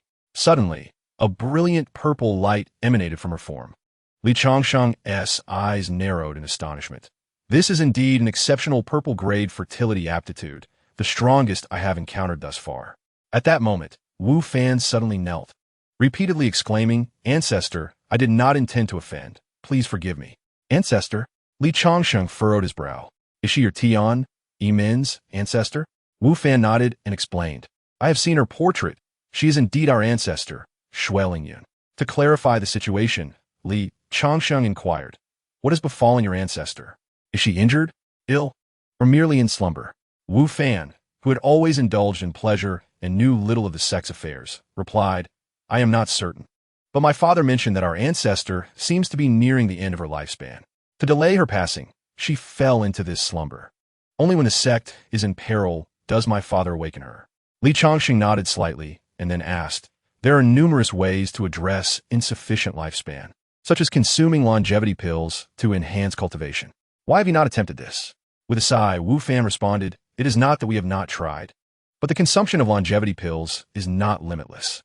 Our ancestor has already taken many 6th grade longevity pills. Now, they hold no efficacy for her. To be effective, one must consume pills of a higher grade. Yet, where can one easily acquire 7th grade pills? Just then, a voice echoed from behind them. Indeed. Li Changsheng's body jolted, and he turned abruptly to find that it was Wu Sheng who had arrived. He had not noticed his approach. Now, caught in the act, Li Changsheng felt somewhat embarrassed. Wu Sec Master. I. Wu Sheng waved his hand and sighed softly. Senior need not explain. I understand you harbor no ill intentions. You are here because my unworthy son wished to see what lay in the secret chamber. Wu Sheng turned to Wu Fan, who lowered his head. Father, I did not expect this to be our ancestors' resting place. Had I known, we would not have come. Ignoring Wu Fan, Wu Sheng focused on Li Changsheng. Senior, I express my gratitude for your assistance. Our Tian Yimen has gained many foundation-building cultivators thanks to you. Upon hearing this, Li Changsheng averted his gaze, feeling a twinge of guilt, and cleared his throat. Wu Sheng performed a respectful bow to Li Changsheng, then glanced at Shui Lingyu nearby. The purpose of inviting you here was twofold. First, to concoct a breakthrough pill. Second, to ascertain whether our ancestor can still be saved. I had planned to wait a while longer before inviting you again, but since you are here now, we might as well take this opportunity to examine her condition. Examine her condition? Li Changsheng's thoughts wandered, and he considered the implications. Indeed, it is necessary to assess her health. He approached Shui Lingyun and extended his hand to feel her pulse, his brow furrowing instinctively. Taoist Shui does not appear to be injured nor ill. Rather, it seems she is bound by some force, preventing her body from functioning freely. As an alchemist, Li Changsheng possessed a modicum of medical knowledge. Wu Sheng, already aware of these details, spoke slowly. What you say is correct, Senior. Our ancestor is neither injured nor ill. However, she suffers from the rare and difficult-to-transcend constitution known as the Du Yin Nti. Li Changsheng's brow furrowed further. This constitution was unfamiliar to him. Wu Sheng continued to explain. The Du Yin Nti is an innate condition. In a resource-rich sect, it might be considered a blessing, but in our humble circumstances, it is a calamity. This unique constitution reveals its drawbacks when a cultivator reaches the pinnacle of foundation establishment, causing their lifespan to deplete at an exponentially increasing rate. Furthermore, as long as this constitution persists, the cultivator will never ascend to the nascent soul stage, remaining forever at the pinnacle of foundation establishment. The only remedy is to consume Du Yi Dan, Wu Sheng added. Yet, Du Yi Dan is an 8th grade pill, and acquiring such a potion is no easy feat. Does Du Yi Dan truly eliminate the Du Yin Nti? Li Changsheng inquired. Wu Sheng nodded. Indeed, once the Du Yin Nti is removed, with a bit of cultivation, one can enter the next realm. In terms of combat prowess, it far surpasses cultivators of the same level. However, from the moment one reaches foundation establishment, the demand for Du Yi Dan increases with each breakthrough. This means that while this constitution offers superior combat capabilities, the resource consumption is astronomical. Li Changsheng pondered this, then asked, if that is the case, why do you not seek refuge with those larger sects? With such a constitution, they would surely assist you. Wu Sheng shook his head. We have considered it, but those large sects allow only our ancestor to join. The rest of us from Tian Yimen are not even given a glance. Our ancestor understands that once she departs from Tian Yimen, the demise of our sect becomes merely a matter of time. Therefore, she has resorted to secret methods, falling into slumber to protect Tian Yimen from extinction. Upon hearing this, Li Changsheng felt his heart tremble involuntarily. He gazed at Shui Lingyun, feeling a pang of sympathy. She still appears as a young girl, yet bears such a heavy burden. Perhaps, you too require a shoulder to lean on. Rest assured, I can provide you with that support. Li Changsheng turned around and addressed Wu Sheng. Please awaken your ancestor. I have matters to discuss with her. Wu Sheng's face lit up with surprise. Are you esteemed senior? Intending to refine a 7th grade Shoyuan Dan? Li Changsheng shook his head. Incorrect. It is the Du Yi Dan. Upon hearing this, Wu Sheng was struck with astonishment. Senior, can you truly? Li Changsheng nodded. Although it may be somewhat troublesome, it is indeed possible. However, there's one issue. I need to consult your ancestor face to face once she awakens. Wu Sheng, His face brimming with joy, respectfully bowed to Li Changsheng. I shall forever remember your great kindness, esteemed senior. I will awaken our ancestor at once. Wu Sheng formed a hand seal, and a beam of light shot towards Xue Lingyun. Shortly thereafter, Xue Lingyun gradually awakened, her eyes revealing a hint of confusion. Upon seeing Wu Sheng, her gaze became animated. Wu Sheng, has the sect encountered crisis? Wu Sheng, filled with excitement, performed a respectful bow and recounted the events that transpired. Xue Lingyun turned her attention to Li Changsheng, her eyes narrowing slightly. Such a refined cultivation power. I did not expect you to be an alchemist. Slightly astonished, she offered a slight bow. Can you truly assist me in refining the Dui Dan? Li Changsheng nodded, glancing at Wu Fan and Wu Sheng before looking back at Xue Lingyun. However, before that, I have some questions for you, Taoist Xue. Xue Lingyun's beautiful eyes flickered as she waved her hand towards Wu Sheng. You may leave for now. Seeing this, Wu Sheng took Wu Fan and exited. Xue Lingyun then turned to Li Changsheng. Please speak your mind. Li Changsheng scrutinized Xue Lingyun and then spoke candidly. Taoist Xue, to speak frankly, I've taken a liking to you. Chapter 54, I will consider it. Xue Lingyun was momentarily taken aback by his words. After a moment, her delicate brows furrowed, and her tone grew notably cold. Taoist Li, if you continue to be so frivolous, I shall have no choice but to see you out. Li Changsheng sighed, gazing at Xue Lingyun with deep affection. Taoist Xue, despite your esteemed position as an ancestor of the sect, I believe the youthful sentiments in your heart still linger. Otherwise, you would not risk the accelerated consumption of your lifespan to maintain this youthful appearance. As an alchemist, Li Changsheng could discern that Xue Lingyun's beauty was sustained by her cultivation power, a process that came at the cost of her lifespan. Perhaps she had once consumed a beauty-enhancing Dan, but those of 5 or 6 parts purity came with nearly half the toxicity, making it exceedingly difficult to maintain 1S appearance over a lifetime. Such Dan could only sustain one's looks for a few decades before requiring renewal. Given Xue Lingyun's prolonged slumber, she had no opportunity to consume beauty-enhancing Dan. The only option was to rely on her cultivation.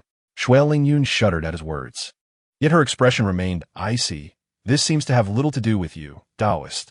Li Changsheng smiled gently, producing dozens of flawless beauty-enhancing Dan. If you would not mind, I have crafted several beauty-enhancing Dan. Please accept them. Being a woman, Xue Lingyun had consumed her fair share of beauty-enhancing Dan. However, none she had encountered could compare to those presented by Li Changsheng. She gazed at the beauty-enhancing Dan in his hand, her eyes widening in disbelief. 3rd grade, flawless beauty-enhancing Dan? Li Changsheng nodded. Please accept them. Such a potion is only fitting for a beauty like you, Taoist Xue. Xue Lingyun hesitated, her hand reaching out before retracting as she recalled Li Changsheng's earlier declaration of affection. Feeling that he might have ulterior motives, Taoist, it would be better if you kept them. Given my current condition, I see little hope of survival, and consuming beauty-enhancing Dan would serve no purpose. Li Changsheng smiled softly, revealing another handful of Dan. What if I were to help you refine the Shoyuan Dan? Xue Lingyun's eyes widened in shock. A 7th grade Shoyuan Dan? She looked at Li Changsheng, astonished. You are indeed a 7th grade alchemist? As for his own alchemical rank, Li Changsheng was uncertain, but he seemed to have reached the limit of 7th grade refinement. Perhaps once he broke through to the Jidan stage, he could refine 8th, 9th, or even 10th grade Dan. Li Changsheng nodded. Taoist Xue, the 7th grade Shoyuan Dan can extend your life by 50 years. Here are 10, even if your lifespan diminishes faster than others. It should suffice to grant you an additional century. Xue Lingyun was finally moved, accepting the Shoyuan Dan with both hands, but her expression revealed a hint of regret. Thank you, Alchemist Li, for the Dan, but what you mentioned earlier is indeed a difficult decision for me at this time. After all, this is our first meeting, and such a request places me in a rather awkward position. Furthermore, as I am a Dewey difficult body, without the Dewey Dan, I will eventually depart from this world.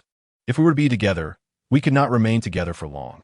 Li Changsheng extended his other hand, offering her the beauty-enhancing Dan once more, speaking slowly. What if I were to help you refine the Dewey Dan? At this, Xue Lingyun was even more astonished. What? Are you not a 7th grade alchemist? The Dewey Dan is an 8th grade potion. Li Changsheng smiled faintly, nodding indeed, but I possess a method to refine 8th grade potions, albeit it requires some effort. Xue Lingyun's mind became a whirlwind. The the successive revelations causing her thoughts to short-circuit.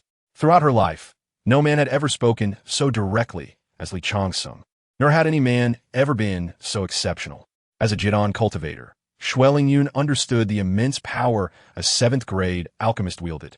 To be associated with a 7th-grade alchemist would not only resolve her future cultivation resources, but also earn her the respect of countless powerful individuals. After all, those strong beings seeking high-grade potions would only look to high-grade alchemists. Alchemists of grade 6 and above were a rarity. Encountering one would warrant great respect. In this small place called Longhua, to meet a 7th-grade alchemist who favored her so greatly was undeniably a stroke of fortune. Xuelingyun's heart raced, and she found herself wavering. Li Changsheng did not press her further. Daoist Xue, if you need time to contemplate, please do so. I can wait. Xuelingyun chuckled lightly, slightly bending her knee. Thank you, Alchemist Li. I shall provide you with a prompt response. Li Changsheng remained unhurried. Judging by her reaction, she had already been swayed. His next task was to deepen that sway. He then cupped his hands in a bow. In that case, please rest well, Daoist Xue. I shall take my leave. Xuelingyun escorted Li Changsheng out of the secret chamber, lingering at the door, motionless. She gazed at the 7th-grade Xian Dan in her hand, unable to suppress her exclamation. I once thought it exceedingly difficult to achieve flawless purity in a 3rd-grade Dan. I never imagined that Alchemist Li could elevate a 7th-grade potion to such perfection. With such profound mastery of alchemy, his future accomplishments are bound to be limitless. Upon returning to his residence, Li Changsheng informed his maid, rest early today. Tomorrow morning, I shall begin the alchemical process of refining elixirs for your sect leader. Upon hearing this, the female cultivators felt a deep sense of reluctance. They understood that once the elixirs were completed, it would signal Li Changsheng's departure. My husband, what shall we do if we wish to see you again? Li Changsheng smiled gently, stroking the maid's chin. Since you have entrusted your bodies to me, you are now mine. If you ever long for me, come to Wulong City, and I, Li Changsheng, shall take you as my wife. Upon hearing this promise, the maiden's eyes glistened with emotion. With such words from our husband, we are content. After a night passed, Li Changsheng's cultivation had significantly progressed. He bathed, changed attire, and enjoyed breakfast. Subsequently, amidst the throng of maidens, he proceeded to the plaza of Tianyi sect. At that moment, numerous disciples had gathered, eager to witness the renowned alchemist in action. Among them was Xuelingyun, clad in a flowing azure dress that accentuated her perfect silhouette. Her ethereal aura revealed she had consumed the youth-preserving elixir gifted by Li Changsheng, and her vibrant vitality hinted at having taken the longevity elixir as well. Upon his arrival, Xuelingyun rose slightly and offered a respectful bow, her heart racing. Li Changsheng remained composed, nodding lightly before gracefully ascending the platform and summoning the alchemical furnace. Wu Sheng addressed the disciples. Today, Master Li will refine elixirs, a blessing for our Tianyi sect. You should humbly learn. Perhaps you too may become alchemists. The disciples displayed expressions of reverence, particularly the maidens who had been favored by Li Changsheng. Their cheeks flushed as memories of intimate moments resurfaced. Just then, a voice announced from afar, sect leader, Murong Yunhai requests an audience. Upon hearing this, Li Changsheng turned to Wu Sheng. Let him in. He is my disciple. Wu Sheng, having heard of the Murong family's reputation for alchemy, was astonished to learn that the family elder was Li Changsheng's pupil. He promptly instructed his subordinates. Quickly invite Daoist Murong in.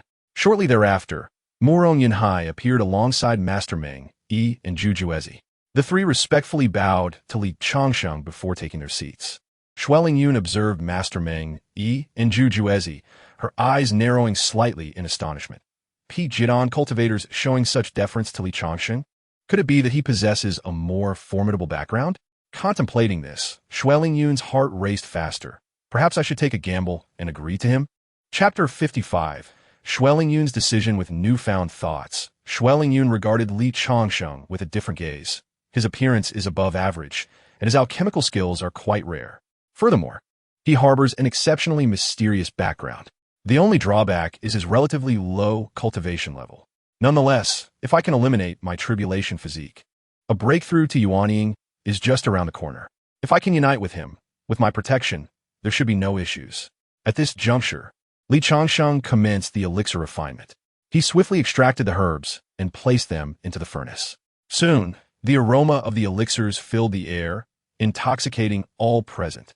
Li Changsheng gently tapped the furnace and waved his hand, retrieving the finished elixirs. A total of 30 breakthrough elixirs, each of perfect purity. Wu Sheng, visibly excited, praised. Master Li's alchemical prowess is extraordinary.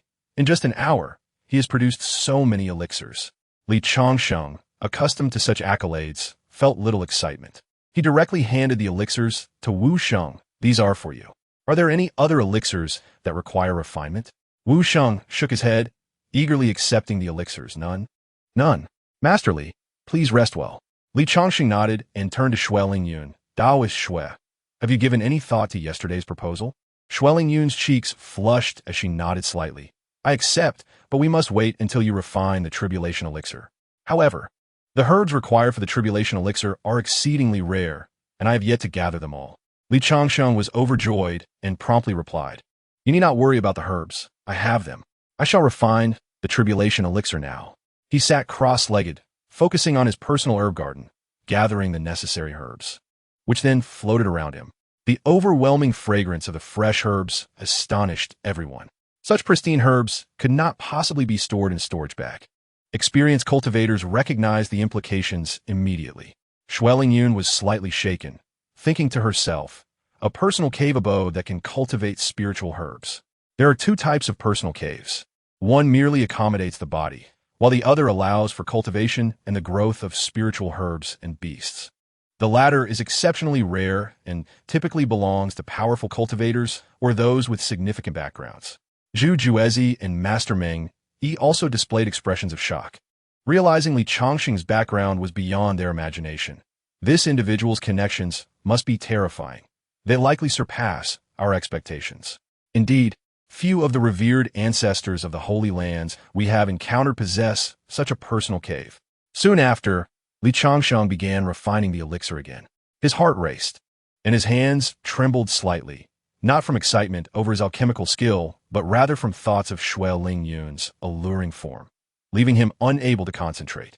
After some time, Li Changsheng's expression suddenly changed as he hurled the furnace skyward. A tremendous explosion resonated as the furnace erupted. Li Changsheng sighed. It seems this furnace cannot withstand the refinement of the tribulation elixir, or perhaps my distractions caused the explosion. Murong Yanhai, witnessing this, offered his own furnace. Master, please use my furnace. It is a 6th-grade artifact, sufficient for refining 8th-grade elixirs. Li Changsheng accepted without hesitation and resumed the refinement process. However, contrary to expectations, while the furnace did not explode this time, the elixir refinement ultimately failed. Murong Yanhai thought to himself, 8th-grade elixirs?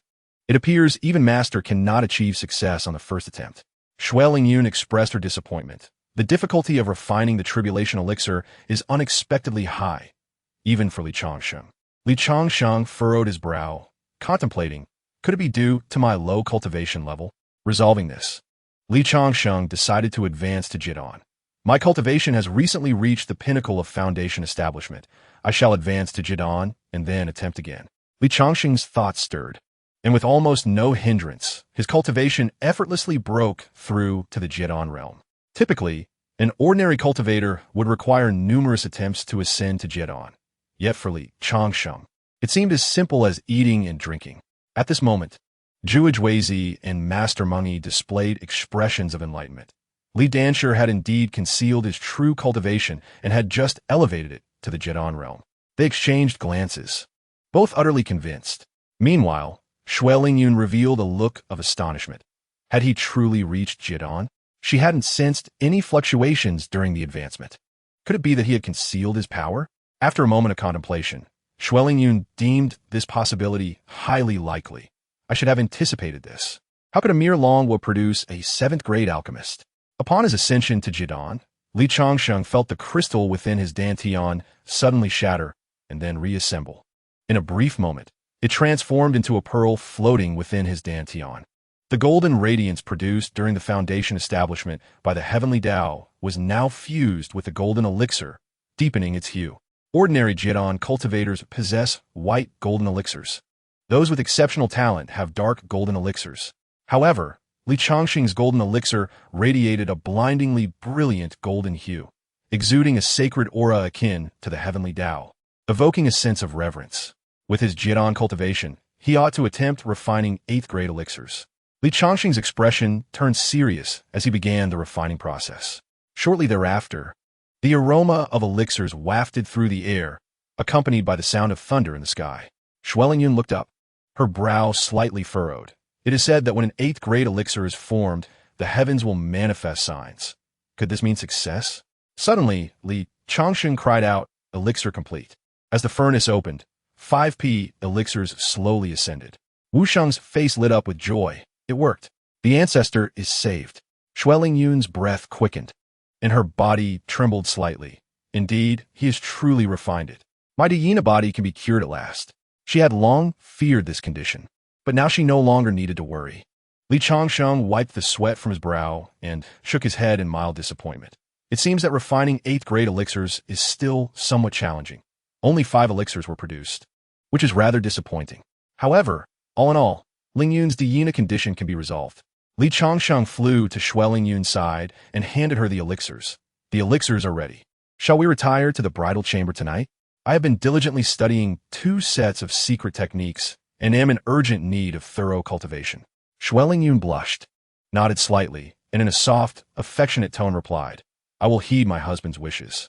Wu Sheng, overhearing their conversation, appeared somewhat confused. "Ancestor, what is this about?" Xuelingyun cast an awkward glance at Li Changsheng, tugging at his sleeve. Seeing this, Li Changsheng explained, "I intend to marry your ancestor. We shall pay our respects to heaven and earth tonight. Go prepare and adorn the sect properly." Wu Sheng stood there in a daze before breaking into a joyful expression. "Congratulations, ancestor and Li Dansher. We will go and decorate the sect at once." If Li Changsheng's talent in alchemy truly connects with the Tianyi sect, it would be a tremendous leap for them. Countless disciples erupted in cheers, celebrating the ancestor's great joy. While those female cultivators who had been slighted by Li Changsheng now bore resentful expressions, their eyes filled with jealousy. In a short time, the entire sect was transformed, adorned with vibrant decorations, creating a lively atmosphere. After all the preparations were complete, Li Changsheng embraced Xuelingyun and made his way to the bridal chamber, ushering in another enchanting night. The following day, Li Changsheng gazed at his attribute panel with delight, unable to suppress a smile. His root bone had ascended to the purple premium level, and his indestructible skin had reached great perfection. His cultivation had risen to the first layer of Jidan, truly befitting the female cultivator with purple premium root bones. Unable to contain his excitement, Li Changsheng indulged in a brief return to slumber with Xuelingyun. As the sun rose high, Xuelingyun nestled in Li Changsheng's embrace, displayed a tender side. "Husband, you hurt me yesterday." Li Changsheng chuckled. "I did not intend to. However, I possess a nickname you might not know." Xuelingyun's curiosity piqued. "What nickname?" Li Changsheng grinned. "Li Dagan." Xuelingyun was taken aback, then playfully began to punch Li Changsheng's chest. "You are truly annoying, husband." After sharing a moment of tender affection, Li Changsheng inquired of Xuelingyun, "Yuner, what do you plan to do in the future? Will you return to Wulong City with me, or remain in Tianyi sect?" Xuelingyun's eyes showed confusion as she remained silent for a while. Noticing her hesitation, Li Changsheng sighed. "I understand you wish to stay in Tianyi sect. If you want to remain, then do so, as this is your sect." Xuelingyun felt touched, resting her head against Li Changsheng's chest, her fingers drawing circles on his abdomen. "Thank you for your understanding, husband. I am, after all, the ancestor of Tianyi sect. I cannot neglect these juniors." After spending a few more days in Tianyi sect, Li Changsheng returned to the Murong family, as there were many concubines awaiting his affection. Since learning that Li Changsheng could enhance the root bones of others, women had been arriving daily since his return. Li Changsheng welcomed them all, and in a short time, he had elevated the root bones of all the young, unmarried female cultivators in the Murong family by an entire grade. Having been away for quite some time, it was also time for him to return home, as he had many concubines there. Essentially, all the female cultivators of the Murong family had become Li Changsheng's women. Logically, they should accompany him back to Wulong City. However, if they left, the Murong family's strength would be significantly diminished. To maintain the Murong family's foothold in the area, Li Changsheng decided to let them stay. On this trip back to Wulong City, he brought only Murong Shui with him. They traveled in the Jiulong sedan, and within just 3 days, they arrived back in Wulong City. Yet, upon entering the city, Li Changsheng sensed an unusual atmosphere. He leaped to the front of the Li residence, only to find the gates tightly shut. In stark contrast to the usual bustling activity, an eerie silence prevailed. Li Changsheng knocked on the door, and a cautious voice inquired from within. "Who is it?" Li Changsheng had a foreboding feeling. "It is I, your master." Upon hearing his voice, the servant's tone turned excited, but soon shifted to a lament. "Master, you have finally returned. You cannot imagine the calamity that has befallen the Li family these past few days." The door creaked open, and Li Changsheng observed the shattered rockery in the courtyard. Instantly realizing that someone had come to provoke them. Who dares to cause trouble at my Li residence?" He turned to the servant, his expression turning icy. "Where is Steward Du? Could he not fend off the intruders?" The servant's face displayed a trace of fear. Recalling the terror of that day, Steward Du exerted all his strength, but merely forced the opponent back a few steps. It was ultimately Matriarch Song Yanfei who intervened, prompting them to relent. Were there any injuries within the household? Li Changsheng's face tightened with concern. Had we thoroughly investigated the details of the assailants? The servant had yet to speak when a cough echoed from afar. "Ahem, my lord, they are the cultivation families from Tiandu City." The speaker was Du Fengchuan, and as Li Changsheng turned to look, he saw Du Fengchuan's face pale and haggard. His hands and feet were wrapped in bandages. He walked with a noticeable limp, and a gruesome scar marred his face. Witnessing this scene ignited a fierce anger within Li Changsheng. "Old Du, who are they? How could they inflict such injuries upon you? This vendetta must be avenged." Du Fengchuan coughed again, spitting out a mouthful of blood. "My lord, one must not act rashly. Their family wields immense power. They have dozens of cultivators at the 8th level of Qi refinement and above. The one who came to provoke us was a 2nd-level foundation establishment cultivator. Had it not been for Matriarch Song Yanfei's intervention, you may never have seen me again." Li Changsheng's expression darkened considerably as he produced several healing elixirs, handing them to Du Fengchuan. "Take these elixirs for now. Focus on healing first." Du Fengchuan accepted the elixirs and promptly consumed them. Soon after, his injuries began to mend, and color returned to his face. "Thank you for the medicine, my lord. I am nearly recovered." Du Fengchuan exhaled with relief, expressing his gratitude repeatedly. Li Changsheng waved his hand dismissively. "There is no need for such formality between us. Now, tell me, who dared to cause trouble at the Li family?"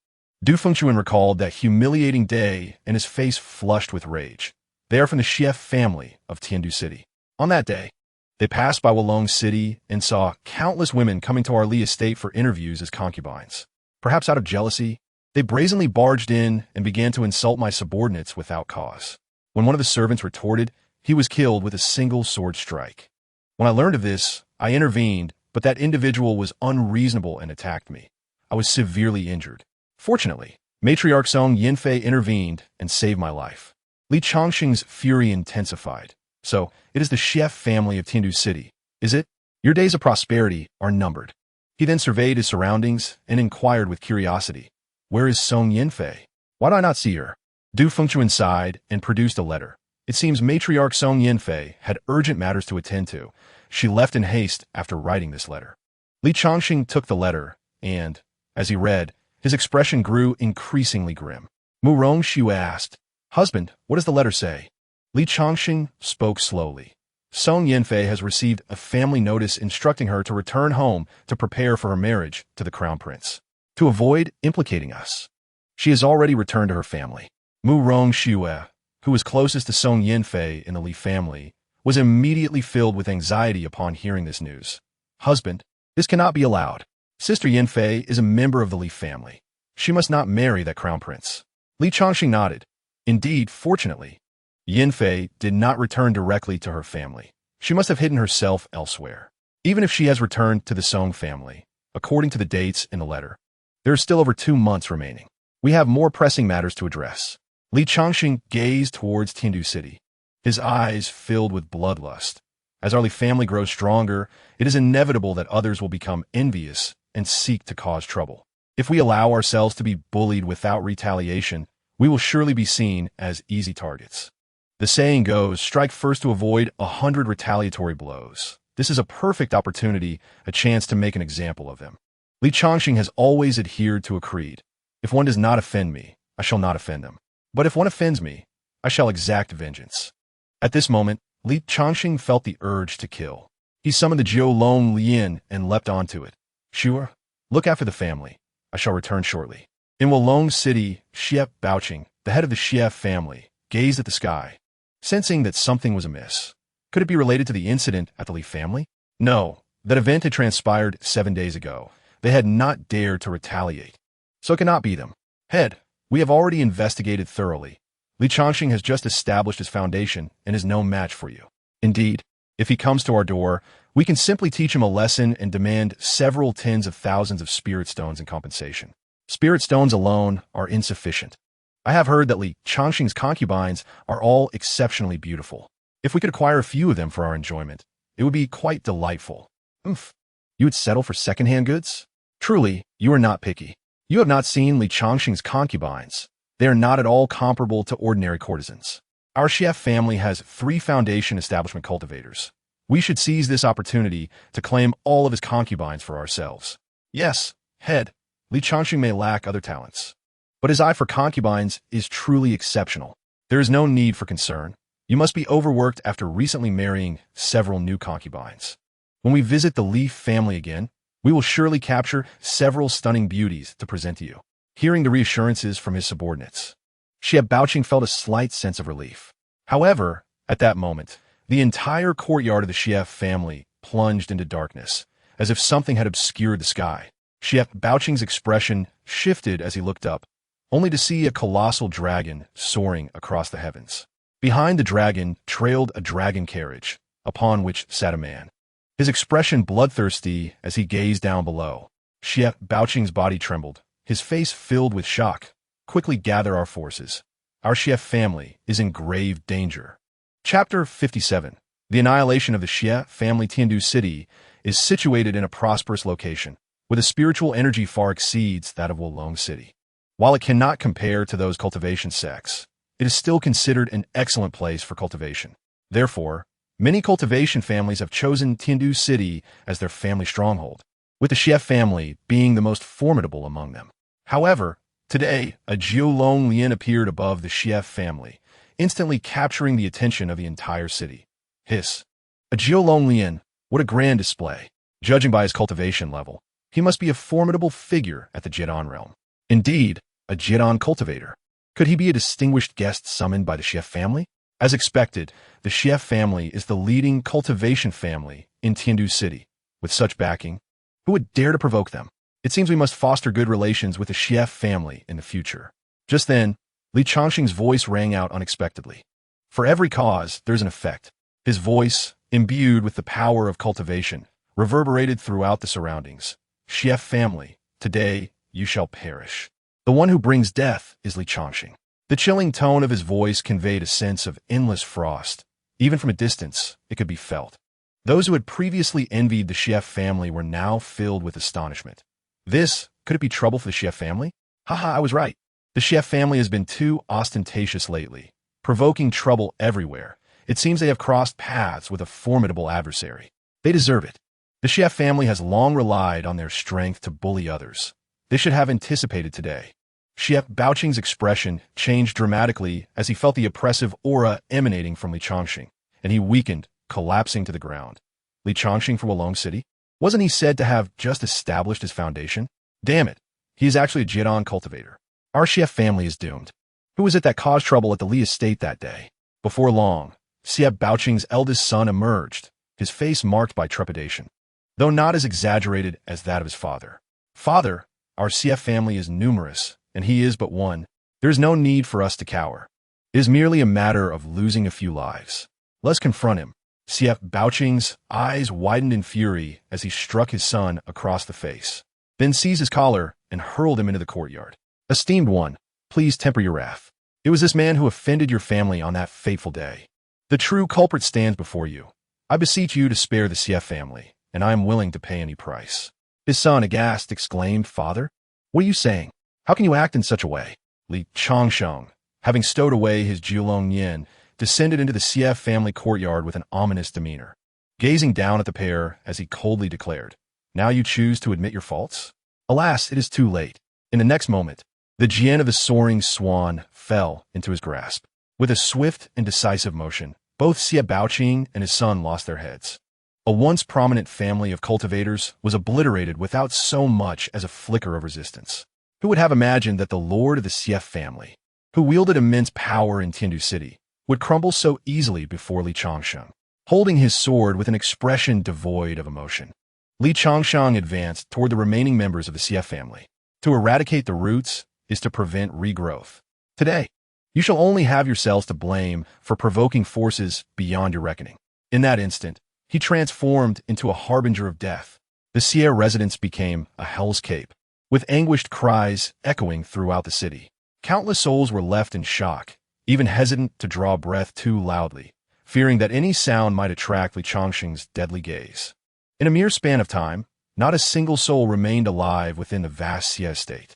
The stench of blood permeated the air, inducing a shudder in all who inhaled it. Remarkably, all of this transpired in the brief span of 5 minutes.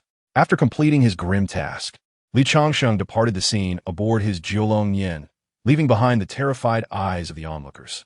Only after his figure vanished into the horizon did the people of Tiandu City exhale a collective sigh of relief. Other cultivation families within the city exhibited expressions of horror. As they detected the faint scent of blood in the air, a chilling realization dawning upon them. Was this the might of a Jian cultivator? Even a family as formidable as the Xie family was not but an insect in comparison. Did they truly grasp the identity of this Jian elder? Wulong City, Li residence. Li Changsheng. Li Changsheng? I have heard of him. Did he not just recently ascend to the foundation establishment stage? There exists a method known as concealing one's cultivation. Do you genuinely believe that Elder Li is merely at the foundation establishment level? Upon hearing this, the crowd fell into contemplation. One individual finally spoke up. Elder Li is known for his amiable nature, never engaging in disputes. This calamity must surely be the result of Xie Baoqing's overreach, which has brought about his demise. Indeed, Elder Li had a reputation as a benevolent figure in Wulong City, and he harbored a peculiar penchant for taking concubines. I have also heard of this. It is said that Elder Li is quite accommodating in this regard. Accommodating? Upon hearing this, the crowd plunged into deep thought. When Li Changsheng returned home, Du Fengshan was still in the courtyard. He lifted his gaze towards the horizon, contemplating, "Master, your journey will surely involve a fierce battle. You shall not return for at least 3 to 5 hours." Just then, Li Changsheng alighted in the courtyard. Upon seeing Li Changsheng, Du Fengshan's expression turned perplexed. "Master, you have returned so soon?" Li Changsheng nodded. "Indeed, I have returned." Du Fengshan, increasingly bewildered, inquired, "Did you not say you were going to seek vengeance on the Xie family?" Li Changsheng replied, "Yes, vengeance has been exacted. The Xie family no longer exists." Hearing this nonchalant proclamation, Du Fengshan was taken aback. "Master, have you advanced in your cultivation?" Li Changsheng responded coolly, "Indeed, I have reached the first layer of Jian. It is rather satisfactory. You should be at foundation establishment by now, correct?" As he spoke, Li Changsheng produced a foundation establishment pill and handed it to Du Fengshan. "Hasten to establish your foundation. You ought to investigate the ancient tomb you mentioned." Du Fengshan accepted the pill with excitement, tears streaming down his face. "Rest assured, master, with this foundation establishment pill, I shall surely complete my cultivation within 7 days." After a brief exchange, Li Changsheng proceeded deeper into the courtyard. He intended to check on his concubines. Despite the Li family's grand stature, the number of cultivators remained insufficient. It appeared time had come to enhance the innate talents of his concubines, allowing them to embark upon the path of cultivation. Li Changsheng first arrived at the chamber of Yang Yuhuan, who was currently entertaining their son. Upon seeing Li Changsheng, her face lit up with surprise. "Nanny, please take Chiyed downstairs." The nanny cradled their son, bowed to Li Changsheng, and exited the room. Having been apart for a month, both yearned for each other. In their reunion, Yang Yuhuan appeared even more enchanting than before. Perhaps due to nursing, her body radiated a faint fragrance of milk that was utterly intoxicating. At that moment, she was slender, a stark contrast to their first meeting. "Wife, I've been laboring excessively of late and am in dire need of nourishment." Yang Yuhuan, with a worried expression, responded, "Husband, Do not overexert yourself. I shall instruct the servants to prepare some medicinal cuisine. Li Changsheng smirked mischievously. My dear, there is no need to trouble the servants. I have no desire for medicinal cuisine. Yang Yuan, slightly puzzled, asked, Then what would you like, my husband? I shall prepare it for you personally. Li Changsheng glanced at her bosom, licking his lips. I wish to drink milk. Yang Yuan, fully aware of his intentions, blushed deeply. Husband, you are quite mischievous, attempting to compete with our son for a meal. Li Changsheng chuckled. Our son does not require as much. After all, he is a wet nurse. With a resigned sigh, Yang Yuan said, Very well, I am at your service. Thus, over the next 2 days, the two of them continually enhanced their innate talents. Finally, after 2 days, Yang Yuan's innate quality reached the lower tier of green. In the realm of cultivation, such a quality would allow her to reach the pinnacle of foundation establishment without difficulty. Subsequently, Li Changsheng bestowed upon her a foundational cultivation manual. Wife, this is the foundational technique for qi cultivation. If you practice according to it, you shall surely become a qi practitioner. Should you have any queries, do not hesitate to ask Shuer, as she has been cultivating longer and should be able to guide you. Having completed these instructions, Li Changsheng proceeded to the chamber of his next concubine. Yanru, I suddenly feel quite thirsty. Tang Yanru, noticing where Li Changsheng's gaze lingered, blushed and playfully remarked, Husband, you are truly incorrigible. Li Changsheng embraced Tang Yanru with a mischievous grin. Does my dear not enjoy it? Tang Yanru nestled into Li Changsheng's embrace, shyly whispering, I do enjoy it. Tang Yanru's innate quality appeared to have been quite good from the start, as she completed her enhancement in merely 2 to 3 hours. After advising her on how to cultivate, Li Changsheng moved on to Zhao Qing's chamber. Qing'er, does our son have any leftover food? Leftover food? Zhao Qing asked, puzzled. Our son can only drink milk. Or would there be leftover food? Suddenly, Zhao Qing seemed to realize something, and her face flushed crimson. Is there leftover food? Would you like something fresh? Li Changsheng nodded repeatedly. Yes. Afterward, Li Changsheng visited the rooms of the sisters Wang Yuyin and Wang Xuan, assisting them in advancing their cultivation to the green low-grade root. He also provided them with essential instructions for their practice. Following that, he attended to Gu Manor, Zhou Huimin, Wu Minfeng, Zheng Qiuyin, Qin Muqing, and Bao Shuang. In the blink of an eye, 7 days had passed. During this time, Li Changsheng had successfully elevated the roots of all the concubines he could name to the green low-grade. As for the others, he would gradually uplift them when time permitted. Moreover, after 7 days of diligent effort, Li Changsheng discovered that several concubines had become pregnant. Yang Yuan, Wang Yuyin, Wang Xuan, Tang Yanru, and Zhao Qing all had once again conceived. Du Fengshan also lived up to expectations. Of course, he had not become a father himself, as he lacked that capability. He had merely succeeded in elevating his cultivation to the foundation establishment realm. Subsequently, Du Fengshan sought out Li Changsheng, and the two set off towards the ancient tomb together. Chapter 58. Entering the ancient tomb, gaining extraordinary fire, lifespan halved. With his cultivation now at the foundation establishment level, Du Fengshan not only fully recovered from his injuries, but also significantly enhanced his combat prowess. At this moment, he stood atop the 9-dragon cart, gazing down with a hint of concern on his face. Master, it has been a long time since anyone visited this ancient tomb. Could have been discovered by someone? Li Changsheng looked down and saw several cultivators patrolling continuously. Is that the location of the ancient tomb? Du Fengshan nodded. Indeed, that is the place. They're patrolling the entrance. Li Changsheng, now at the core formation level, was no longer the qi refinement practitioner he once was. There is a time to feign weakness, and when one can overpower, it is a display of cowardice. Only when one is truly weak is it appropriate to act as such. Li Changsheng commanded the 9-dragon cart to descend, instantly capturing the attention of the patrolling cultivators. Senior, this place has already been claimed by my Linghua sect. The elders are on their way. Please, Senior. Before the cultivator could finish, Li Changsheng sent him flying with a single slap. I shall say this once. We discovered this ancient tomb first. Just because we were delayed does not grant you the right to monopolize it. Not a chance. At this moment, the other qi refinement cultivators, realizing they were outmatched, hastily retreated to the side. Their show of weakness was merely a covert plea for assistance from their peers. Li Changsheng paid them no heed, boldly entering the entrance of the ancient tomb alongside Du Fengshan. Under Du Fengshan's guidance, the two quickly arrived at a burial chamber.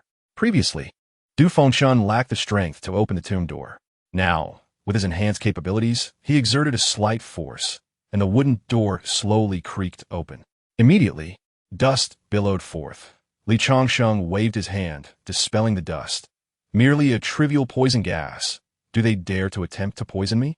The two advanced deeper into the tomb, passing by accompanying burial items, most of which consisted of women's garments and jewelry. While they appeared valuable in Li Changsheng's eyes, they were utterly insignificant. Without a glance, they continued onward. Before them appeared another great door, yet they searched in vain for the mechanism to open it. Li Changsheng, impatient with the waste of time, drew the Jinghong sword and cleaved through the door. As they stepped through, dark arrows suddenly shot out from the surroundings. As cultivators, they were unfazed by such common traps, easily dodging and pressing forward. After walking for a short while, Li Changsheng abruptly halted, his brow furrowed. Murmuring in perplexity, "This journey has been excessively tranquil. It seems devoid of any danger, yet I cannot shake this unsettling feeling." Noticing Du Fengshan's silence, he turned around only to find that Du Fengshan had vanished. Damn it, I knew this ancient tomb was peculiar. Li Changsheng retrieved several pills and consumed them all at once. Among them were detoxification pills, illusion-breaking pills, and spirit-replenishing pills. In short, he ingested every protective pill he possessed. He then swiftly circulated his cultivation power to refine the medicinal effects, and his vision gradually became clearer. He glanced to the side, only to see that Du Fengshan had collapsed unconscious. After a brief examination, he let out a sigh of relief. It seems he fell under an illusion without realizing it. A single illusion-breaking pill should suffice. After administering the pill to Du Fengshan, he soon regained consciousness. "Master, have we not already exited? How have we returned?" Li Changsheng recounted the incident of falling under the illusion, then resumed his forward march. With the aid of the illusion-breaking pill, we need not fear ordinary illusions. We must be nearing the end of the burial chamber, where the tomb's master should be. The two quickened their pace, and soon they arrived at the center of the burial chamber. There stood a high platform upon which lay a coffin. Surrounding the coffin were various magical artifacts, pills, and spirit stones. Li Changsheng waved his hand to collect them all, then approached the coffin. The most important treasure should be within this coffin. He exerted a slight force, and the coffin lid slowly pushed open, revealing the tomb's master inside. As they leaned closer, both were taken aback. "Is this person alive or dead?" Du Fengshan questioned, astonished. Li Changsheng's eyes narrowed slightly as he replied slowly, "She is likely dead, yet not entirely so." Inside the coffin lay a beautiful female corpse, her entire body enveloped in a mysterious golden light. The golden light flickered and twisted, resembling golden flames. Perhaps it was the presence of these golden flames that had prevented the corpse from decaying. Li Changsheng gazed at the corpse's exquisite features, unable to resist reaching out to touch her face, which still felt remarkably elastic, as if she were merely asleep. At that moment, the golden light beside the corpse seemed to possess awareness, directly entering Li Changsheng's body. Du Fengshan quickly recoiled, anxiously asking, "Master, what has entered your body?" Li Changsheng was uncertain, but felt no pain whatsoever. Instead, a profoundly pleasant sensation washed over him. Focusing his mind and sensing carefully, he suddenly realized, could it be the golden radiance of the Heavenly Dao's foundation establishment? At that moment, the golden light emanating from his golden core resonated with the golden flames, as if they were conversing. After a considerable time, the golden flames were entirely absorbed by Li Changsheng. With a sharp exhale, he opened his palm, and with a thought, summoned the golden, sacred fire from his dantian into his hand. With a thunderous roar, the flames surged high, causing Du Fengshan to retreat repeatedly, the heat compelling him to withdraw. "Master, this flame is exceedingly hot. You must put it away." Li Changsheng was puzzled, as he felt no temperature at all. However, judging by Du Fengshan's reaction, he clearly emitted intense heat. "This flame is intriguing. Could it be due to our fusion?" Li Changsheng released the flames once more, then drew forth a divine weapon. Under the scorching flames, the weapon disintegrated, unable to withstand a single strike. Li Changsheng's expression was one of astonishment. Although this flying sword was merely of the second rank, a mere exposure to the flames could lead to its destruction. Could it be that this flame was the legendary Yihua? As an alchemist, he possessed some knowledge of Yihua, which was an essential element for enhancing the alchemical abilities of practitioners.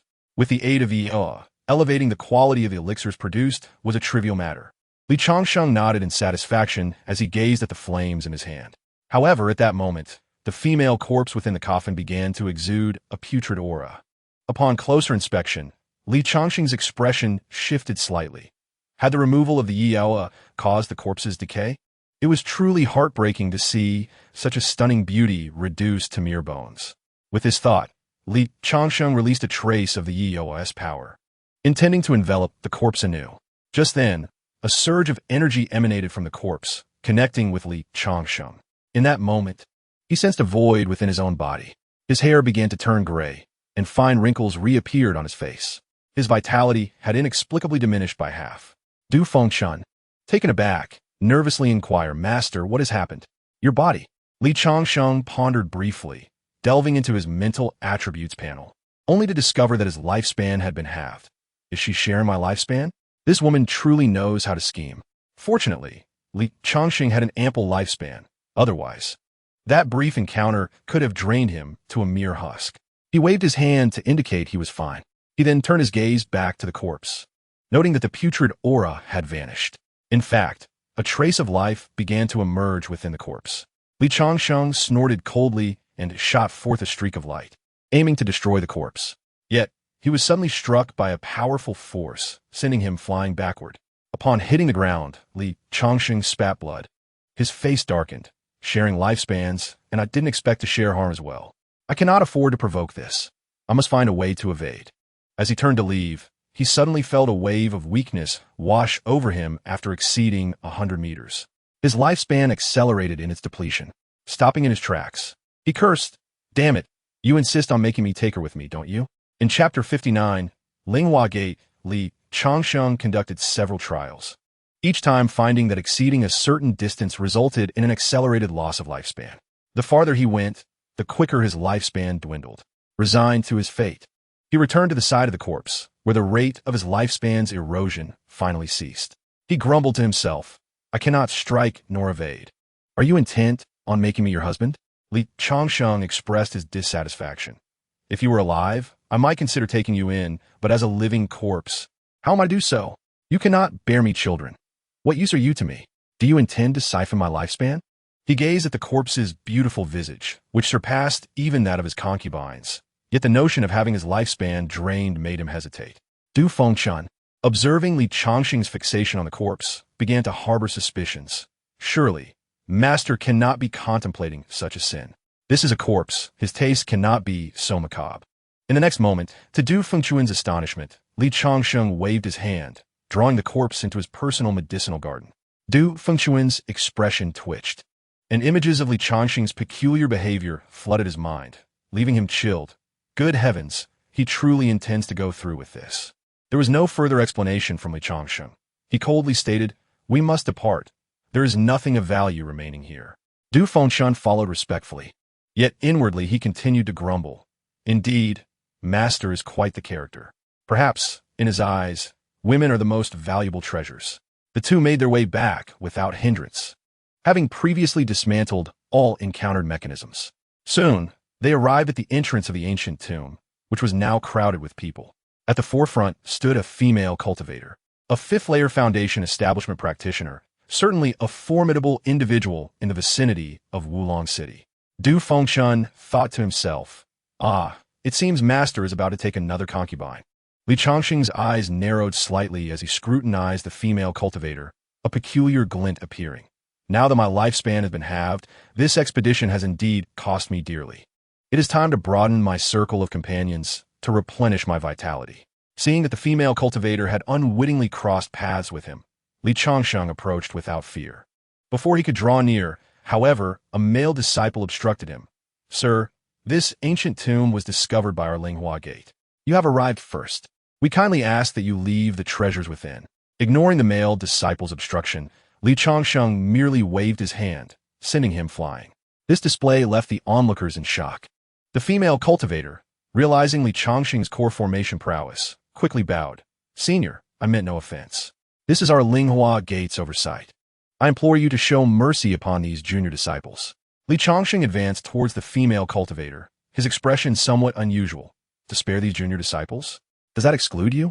The female cultivator felt embarrassed under his scrutiny, her complexion shifting as anxiety and fear intertwined. "If you could spare these disciples, I would be willing to do anything." Li Changsheng smiled slightly and unabashedly stated his intent. "Anything? In that case, you shall serve me this night." The female cultivator was momentarily taken aback. She had never anticipated such an audacious request being made publicly. What audacity it took to utter such words. Her face displayed a conflicted expression. "Senior, I fear." Li Changsheng snorted, his core formation prowess evident. The crowd found it difficult to breathe under the pressure. "Fear what? The strongest in your sect is merely at the peak of foundation establishment. You have never encountered a core formation master before." As she beheld Li Changsheng's imposing presence, she contemplated the harsh realities of the cultivation world, where the weak were preyed upon and women were often treated as mere playthings. Without a powerful backing, one could be abducted at any moment. Realizing that this elder was indeed a core formation master, she thought it wiser to seek a strong ally through marriage, thus alleviating her burdens.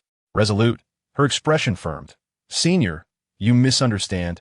I merely worry about the time constraints and inadequate preparations." Li Changsheng waved dismissively. "Such trivial matters need not concern you. Simply follow me into marriage. The Li family of Wulong City has everything arranged." Subsequently, to the astonishment of the Linghua Gate disciples, the typically aloof elder was swept up by Li Changsheng and taken skyward. The disciples gazed as Li Changsheng gradually faded from view, then spoke. "Elder Ji Qing has been abducted. We must promptly inform the sect master." "Indeed, Elder Ji risked her life for us. We must rescue her." The profound kindness of Elder Ji necessitates that we risk our lives to save her. Regrettably, Elder Ji Qing's chastity may no longer be preserved.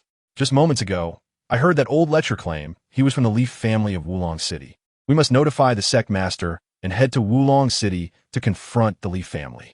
Time is of the essence. Let us return to the sect, for perhaps we can still safeguard Elder Ji Qing's honor. With resolute expressions, they summoned their flying swords and soared towards the sect. Soon after, they returned to Linghua sect, shouting loudly, "Sect master, urgent news. Elder Ji Qing has been taken by thieves. If we delay, her honor may be at stake."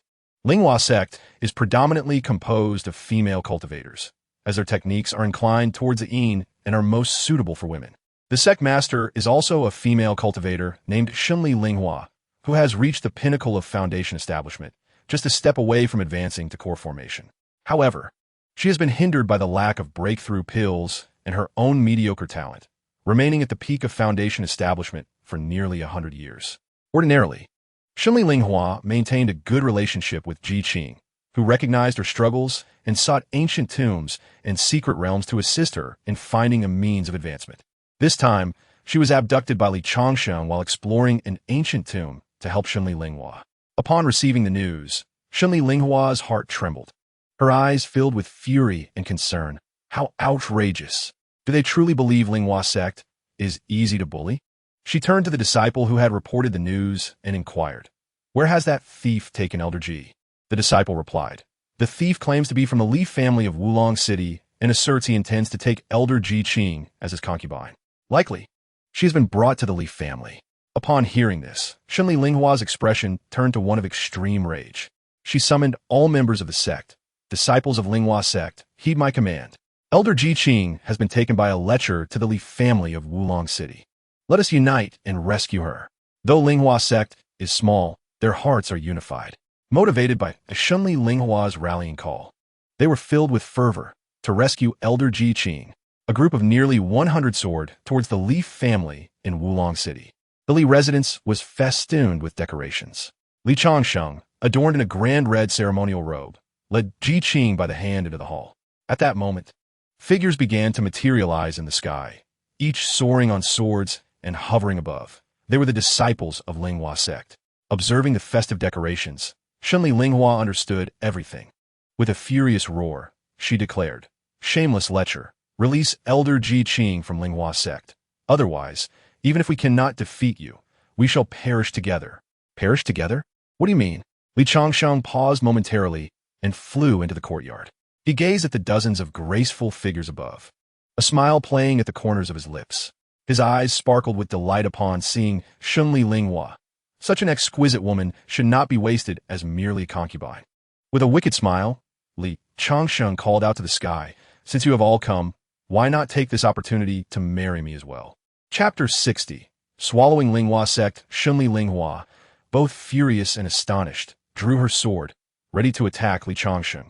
Shameless lecher, you are truly delusional. I, Shunli Linghua, would rather leap to my death than marry you. The other disciples, witnessing their sect master draw her weapon, followed suit and unsheathed their flying swords. However, at that moment, Li Changsheng's cultivated concubines stepped forward.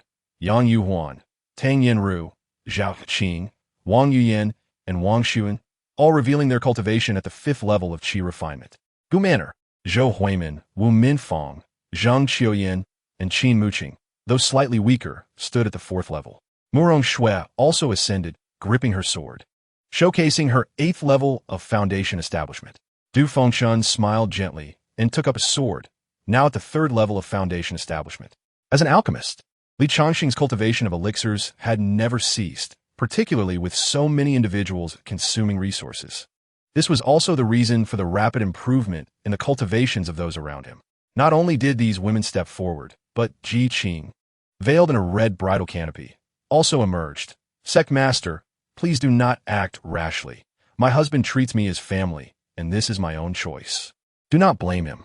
Shunli Linghua found herself a loss, neither advancing nor retreating, staring blankly at Ji Qing. Elder Ji Yu.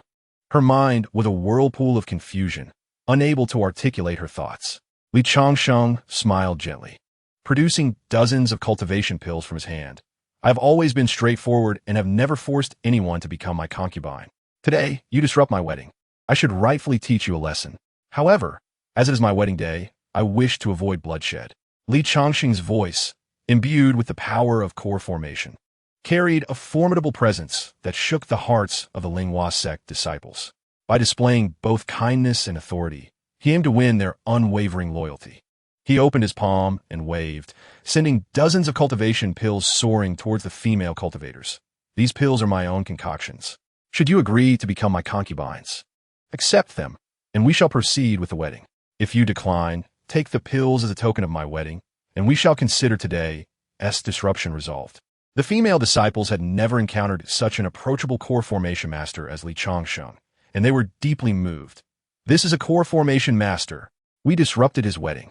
Yet he treats us this way and even offers us pills. What a charming man, they reflected. Look at his concubines. All are foundation establishment cultivators who willingly serve him. Marrying such an esteemed elder is certainly a privilege. Such fine men are rare.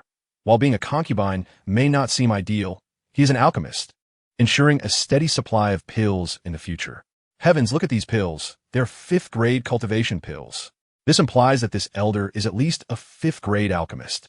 Furthermore, these are pills of perfect purity, which ordinary alchemists cannot produce. Perfect purity?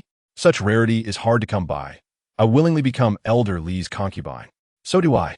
This exclamation instantly captured everyone's attention as they beheld the 5 golden stripes on the pills, stirring a tempest in their hearts. In their lifetimes, they had encountered only 4th grade alchemists. 5th grade was nearly mythical. Now, to have a 5th grade alchemist willing to take them as concubines, such fortune left no room for hesitation. It was akin to a billionaire suddenly proposing to a beggar. Unless the beggar were deranged, he would undoubtedly accept. In the next moment, the first female cultivator descended gracefully, bowing respectfully to Li Changsheng. Husband, I greet you.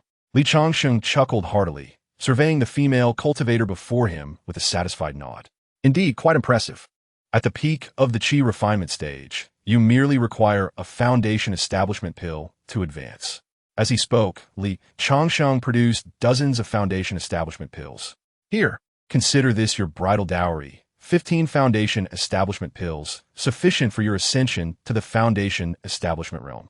The female cultivator's expression brightened with excitement as she accepted the pills, repeatedly expressing her gratitude. "Thank you, my lord. From now on, I shall obey your every command without a hint of complaint." Li Changsheng nodded approvingly. "Quickly, change into your wedding attire. Tonight, we shall hold our wedding ceremony together." The female cultivator blushed and nodded, being escorted away by the attendants to change. At that moment, the remaining female cultivators gazed enviously at her retreating figure. Suddenly, another female cultivator fell to the ground, exclaiming, "My lord, I wish to become your concubine as well." With his lifespan significantly reduced, Li Changsheng welcomed all requests for concubines. "Very well, here are 15 foundation establishment pills. Though you may not yet be ready for foundation establishment, they will surely be of use someday." After 2 individuals received the pills, the remaining female cultivators could no longer restrain themselves, all kneeling before him. "My lord, we too wish to become your concubines." Li Changsheng, unyielding in his generosity, waved his hand, sending hundreds of foundation establishment pills into the hands of each. "Go and change into your wedding attire. Tonight, we shall finalize the marriages." In a brief span, only a handful of male cultivators and Shun Li Linghua remained in the sky. With a gentle smile, Li Changsheng had already secured Shun Li Linghua's attention. "Sect leader Shun, I see you have reached the peak of foundation establishment. Do you not urgently require a breakthrough pill?" Shun Li Linghua hesitated, concerned that Li Changsheng might be incapable of refining 6th-grade pills. Hearing his words, she was taken aback. "You can refine breakthrough pills?" Li Changsheng laughed heartily, showcasing several breakthrough pills. "Such trivial pills, I can produce them in mere moments." Shun Li Linghua's heart raced, her eyes filled with longing. "Senior, if you could bestow upon me a breakthrough pill, I would be willing to become your concubine." Li Changsheng's lips curved into a smirk as he tossed a breakthrough pill to her. "In that case, hurry and change your attire. Everyone is awaiting you."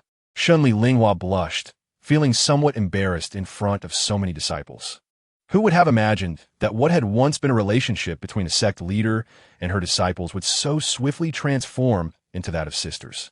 Upon landing, Shun Li Linghua slightly bent her knee, seemingly wishing to speak. Li Changsheng saw through her thoughts. "Do not worry, my dear. These male disciples will serve as the Li family servants, responsible for the family's protection. As for their cultivation, they need not fret. Once they meet the promotion criteria, they may claim foundation establishment pills." The male disciples were ecstatic upon hearing this news.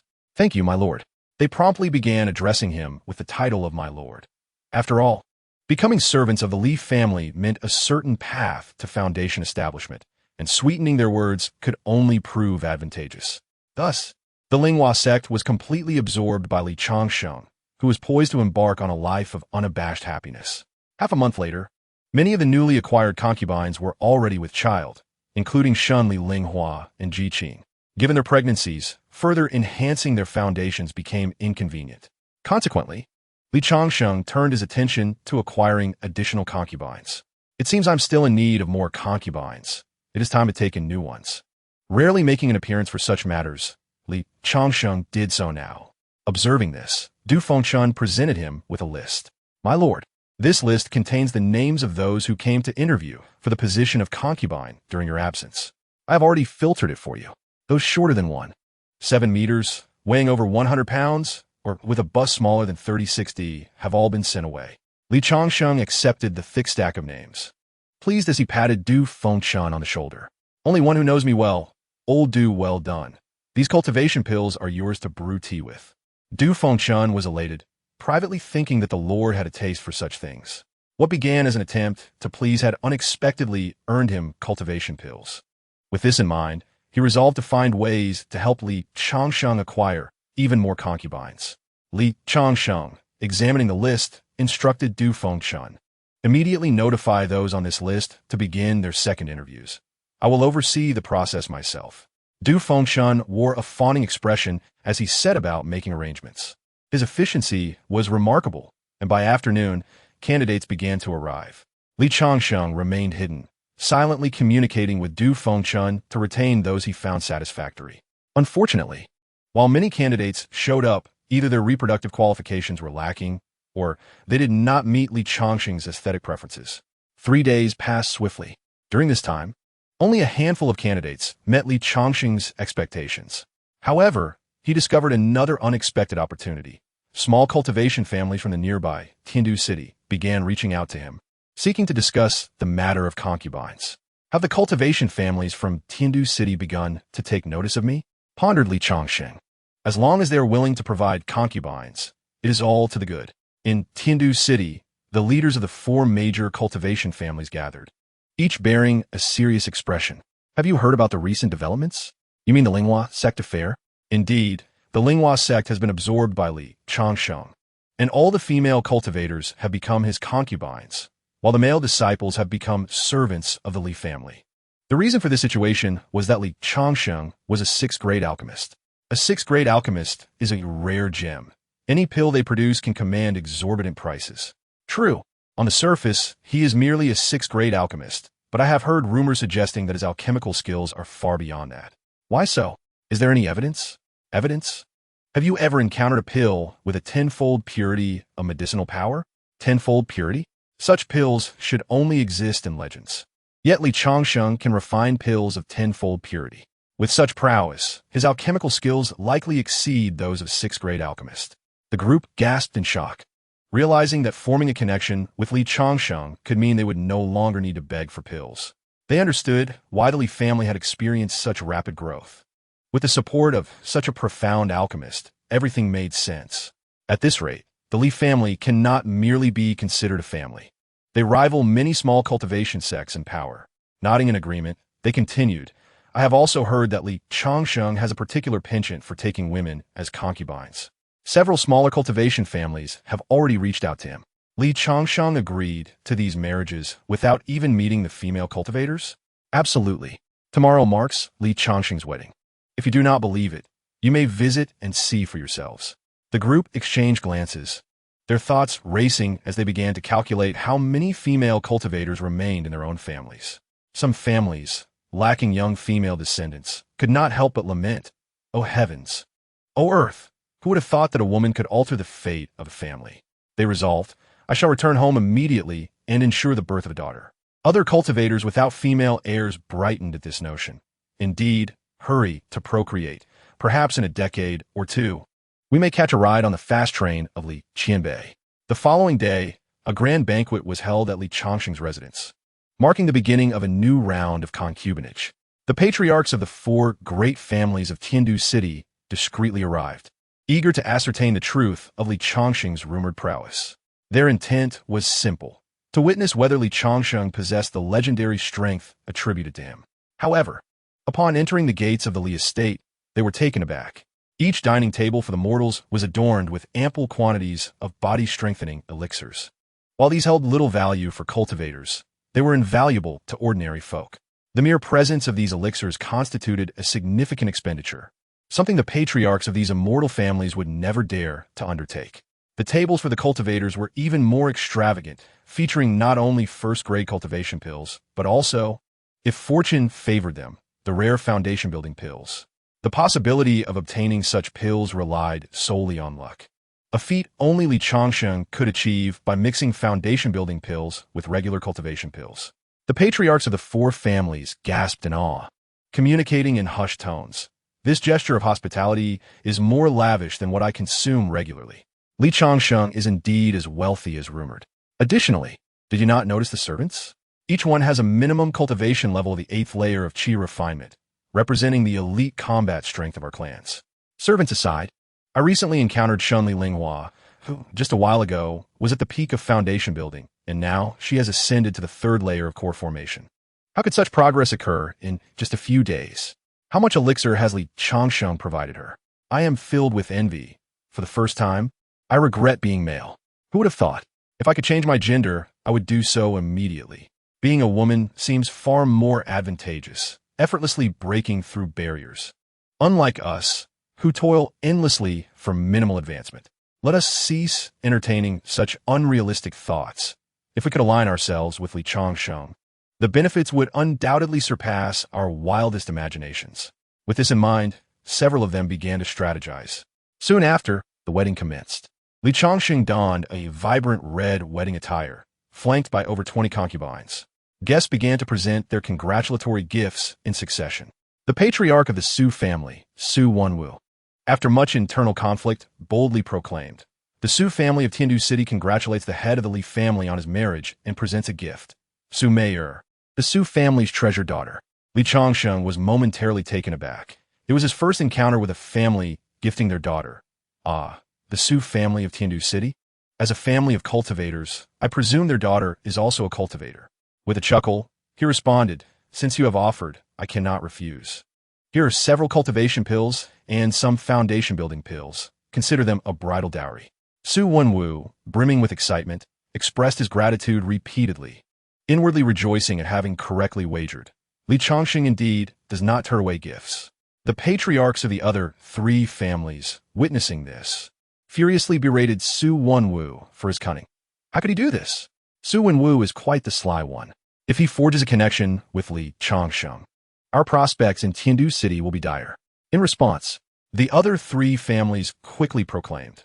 The Wen family of Tiandu City congratulates the head of the Li family on his marriage and presents Wen Tingting, the Wen family's cherished daughter. The Zhuang family of Tiandu City congratulates the head of the Li family on his marriage and presents Zhuang Biyu, the Zhuang family's beloved daughter. The Han family of Tiandu City congratulates the head of the Li family on his marriage and presents Han Sai, the Han family's esteemed daughter. The 4 great families successively offered their beloved daughters to Li Changsheng, a spectacle that left the onlookers astounded. If I am not mistaken, they are indeed the 4 great immortal families of Tiandu City. Indeed, with Li Changsheng achieving core formation and many of his concubines embarking on their own cultivation journeys, the Li family could easily be mistaken for a sect. Li Changsheng laughed heartily, waving his hand to distribute dozens of elixirs. Your kind gestures are gratefully accepted. Tomorrow, I shall personally visit Tiandu City to wed the daughters of each of your esteemed families. After a night, Li Changsheng's cultivation experienced yet another elevation, and the system's voice resonated repeatedly. Ding, congratulations to the host. Cultivation has ascended to the 3rd layer of core formation. Ding, congratulations to the host. The Immortal True Spirit technique has reached the pinnacle of its initial stage. Ding, congratulations to the host. Bone quality has improved to the lower grade red. Ding, congratulations to the host. Family reputation has reached 1500, granting mastery in artifact forging. Ding, congratulations to the host. The 2nd dragon control authority of the 9-dragon carriage has been unlocked. A lower grade red bone quality is an exceptionally rare endowment, even within large sects. Disciples with red bone quality are fiercely sought after. The moment he attained this red bone quality, he felt a wave of comfort wash over him, his thoughts becoming clear. With each breath, he could sense his cultivation becoming more refined. Truly, this is the mightiest red bone quality. While maybe classified as lower grade, even so, the rate of cultivation is unparalleled by ordinary cultivators. Indeed, I am Li Changsheng. He laughed heartily, reveling in his remarkable progress. With the unlocking of the 2nd Dragon Control Authority, I now have 2 dragons at my disposal. Even when confronting those of superior cultivation, I need not feel alarmed. I sense that the more dragons I unlock, the stronger each individual dragon becomes. This explains why I previously believed their strength was limited to the peak of core formation. It was merely due to incomplete unlocking. Moreover, the most delightful surprise was the mastery in artifact forging. Artifact forging is one of the most useful auxiliary skills. With sufficient materials, I can create magical artifacts to enhance combat prowess. Splendid indeed. Without hesitation, Li Changsheng opted to learn artifact forging mastery. System, I wish to learn artifact forging mastery. Ding, congratulations to the host. Artifact forging mastery has been successfully learned. The host has now mastered the universe's strongest artifact forging techniques. Begin forging your own magical artifacts and divine weapons forthwith. At that moment, Li Changsheng felt an influx of knowledge regarding artifact forging flooding his mind. He promptly retrieved his Jinghong sword, eager to test the extent of his newfound mastery. Golden flames of sacred fire enveloped his hands, crackling as they enveloped the Jinghong sword.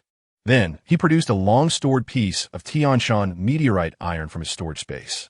As the Jinghong sword fused with the Tianshan meteorite iron, a voice from the system suddenly chimed. Ding, congratulations to the host. Your first artifact forging was successful, enhancing the Jinghong sword's quality to the 6th grade magical artifact. As the Jinghong sword settled in his grasp, a surge of powerful energy enveloped him.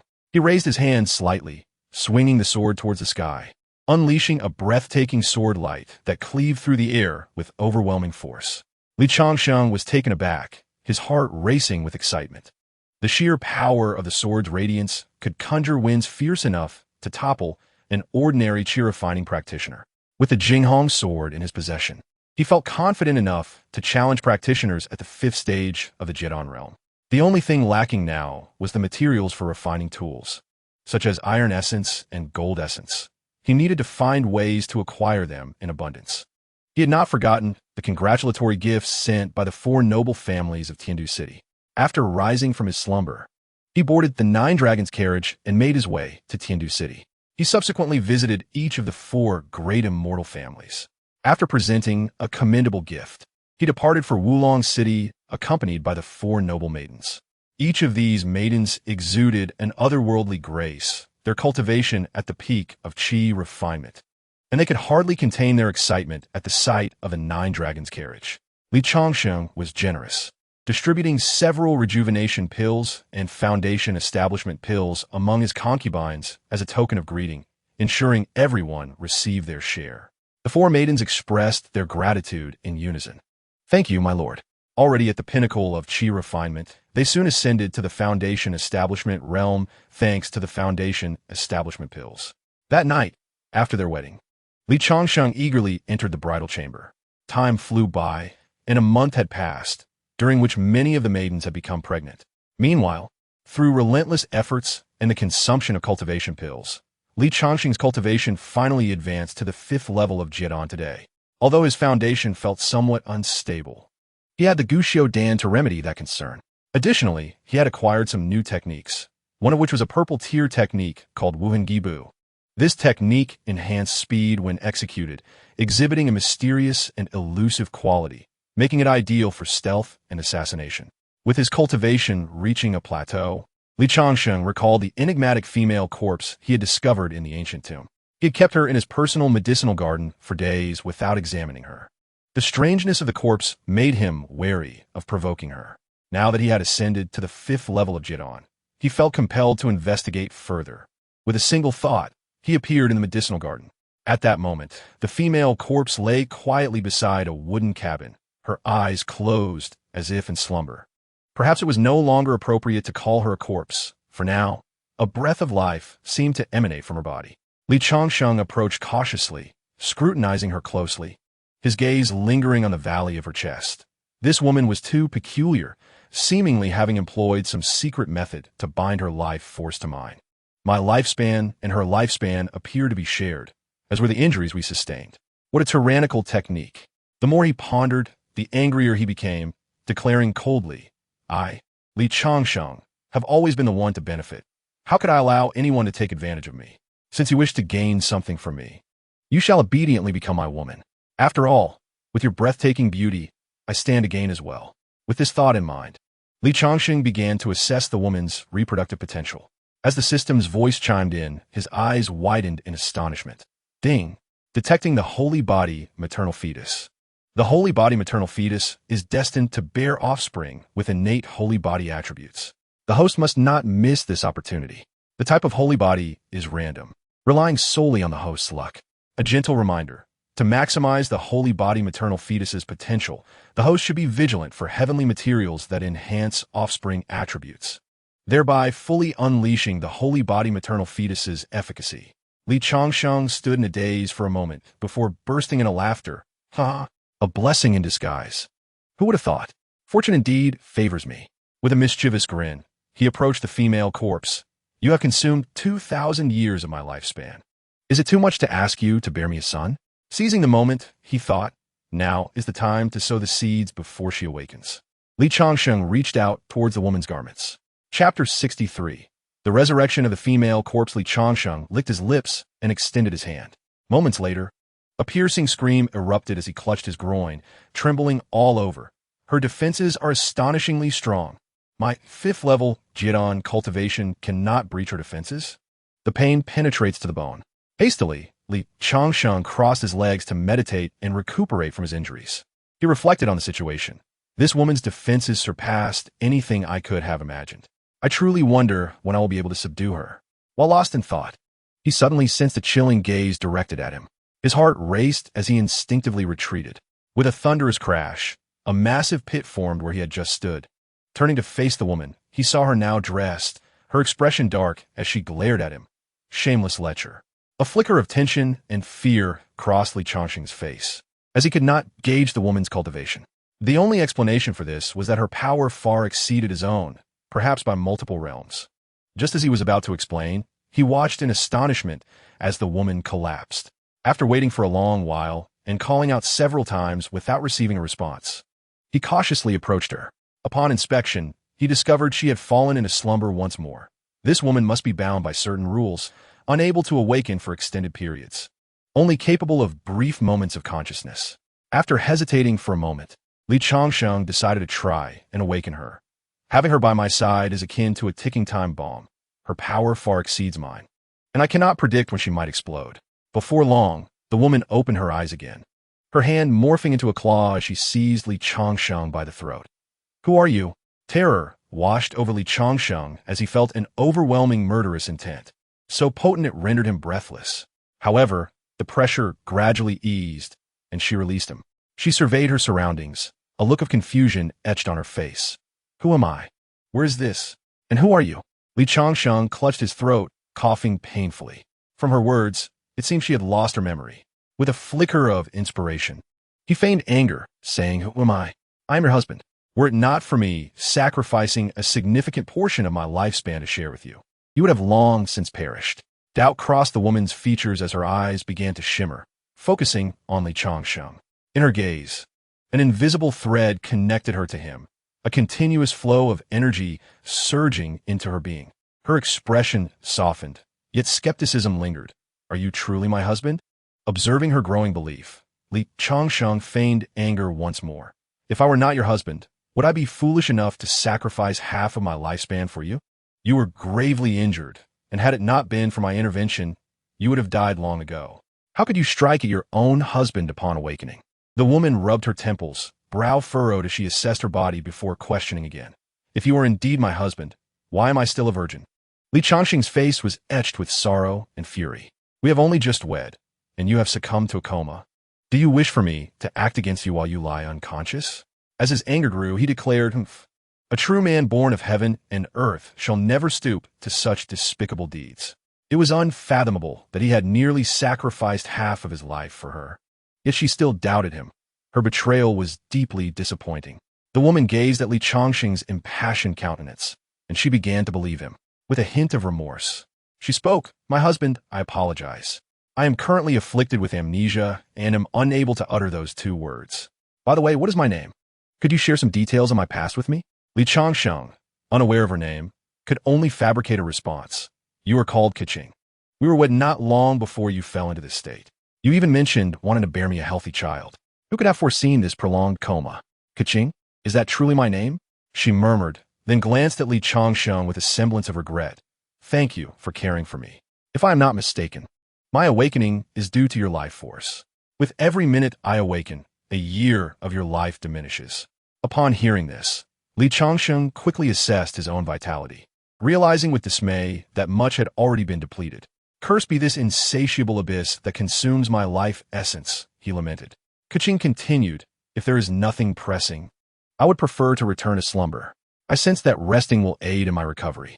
However, should you find yourself in peril, I may be able to assist, as I perceive your cultivation is somewhat lacking." Embarrassed, Li Changsheng nodded in agreement, eager for her to return to her restful state. "For now, there is no urgency. My dear wife requires ample rest." With that, Changsheng acquiesced and drifted back into slumber. At that moment, Li Changsheng's dwindling vitality ceased its decline. "Phew! I have managed to navigate this precarious situation. This ticking time bomb could detonate at any moment. I must hasten to elevate my cultivation." With a swift motion, he departed from his personal medicinal garden, prioritizing the enhancement of his lifespan through his concubines. Days passed, and his vitality was nearly restored. Li Changsheng gazed towards the horizon, clutching a letter. "Yinfeng, in 1 month's time, the royal decree of Longwa regarding marriage will be upon us.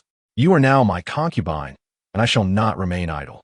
I have reached the 5th level of Jidan, making me formidable within the capital of Longwa. Prepare for my arrival to reclaim you.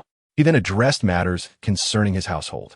Having learned from the previous assault by the Xie family, Li Changsheng had significantly boosted the cultivation levels of his wives and concubines, with several having achieved the foundational stage. Commissado Ayaka had ascended to Jidan. With her at his side, the Li family was assured of safety. Summoning the nine-dragon carriage, Li Changsheng stepped aboard, and with a thunderous roar, the dragons soared into the distance. A month later, in the capital, at the Song family residence, Song Yinfeng knelt on the ground. Her expression resolute. "Father, I'm already married and carry my husband's child. My belly is beginning to show. Will the crown prince truly wed a married woman?" Song Qingtian, the owner of the Zhuzhou auction house, and her father, had never encountered defiance in his lifetime. Yet, now Song Yinfeng dared to openly oppose his command. "Fair, your pregnancy is barely over a month. There is still time to terminate it. I shall summon the finest physician immediately." Song Yinfeng, incredulous, replied, "Father, this is your own grandchild. How can you be so heartless? You seek the Ning Shandan to aid our family in cultivation. Yet my husband can refine it with perfect purity. I have stated this countless times. Why do you refuse to believe me?" With a scornful snort, Song Qingtian's displeasure was palpable. "Perfect purity? Do you truly think I am ignorant of alchemy? In this world, pills achieving even 80% purity are remarkable. The imperial alchemist, Master Guhi, can manage no more than that. To claim your husband can create a perfect Ning Shundan is absurd. What does Guhi amount to? His alchemical skills do not even merit comparison to my husband," Song Yinfeng retorted, anxiety written on her face. She regretted not having preserved a few Ning Shindan. "Father, my spirit has successfully ascended to the Night Wanderer level, thanks to the assistance of the Ning Shindan. Does that not serve as proof?" With a dismissive wave of his sleeve, Song Qingtian responded, "Such words are futile. I do not believe a single one. You will not protect that bastard son. He is not my grandchild. I have no such illegitimate grandchildren." He then commanded his men, "Fetch the best physician in the capital. Terminate the pregnancy." At that moment, a voice suddenly resonated, "I dare anyone to try." Unbeknownst to Song Qingtian, a figure appeared silently, and despite his peak Jidan cultivation, he was utterly oblivious. "Who dares to conceal themselves? Show yourself." Li Changsheng stood atop the dragon's head. Following a resounding roar, the dragon descended into the Song family's courtyard. Amidst the terrified gazes of onlookers, he leaped down with fervor. Upon hearing his voice, Song Yinfeng's heart soared with joy, and she dashed towards the courtyard. Yet, she was halted by Song Qingtian. "Is this the wild man you found? Today, not only will I ensure the termination of your child, but I shall also annihilate this wild man." In that moment, Song Yinfeng was filled with profound disappointment towards her father. She cried out desperately to Li Changsheng, "Husband, flee. You're no match for my father." With a cold snort, Song Qingtian unleashed his imposing aura. "Since he dares to come, he shall not leave so easily. If you cherish that child, let its father accompany it to the underworld." Believing Li Changsheng to still be in the foundational stage, Song Yinfeng was engulfed with anxiety. In a moment of despair, she knelt before Song Qingtian. "Father, I will marry the crown prince. I promise to terminate this child. I only ask you to spare my husband." Seeing his daughter's earnest plea softened Song Qingtian's heart. If he had only said so sooner. He then commanded his subordinates, "Dismantle that wild man's cultivation and expel him from the capital. Should he dare return, execute him without mercy." Overwhelmed with sorrow, Song Yinfeng could only plead, "Husband, run." Li Changsheng's expression darkened as he surveyed the encroaching Song family members. He declared, "You are all of Feier's kin. I had no intention of causing harm." As he spoke, he drew his sword, the stunning Hong Jian in hand. A brilliant ray of sword light erupted, instantly obliterating dozens of Song family members.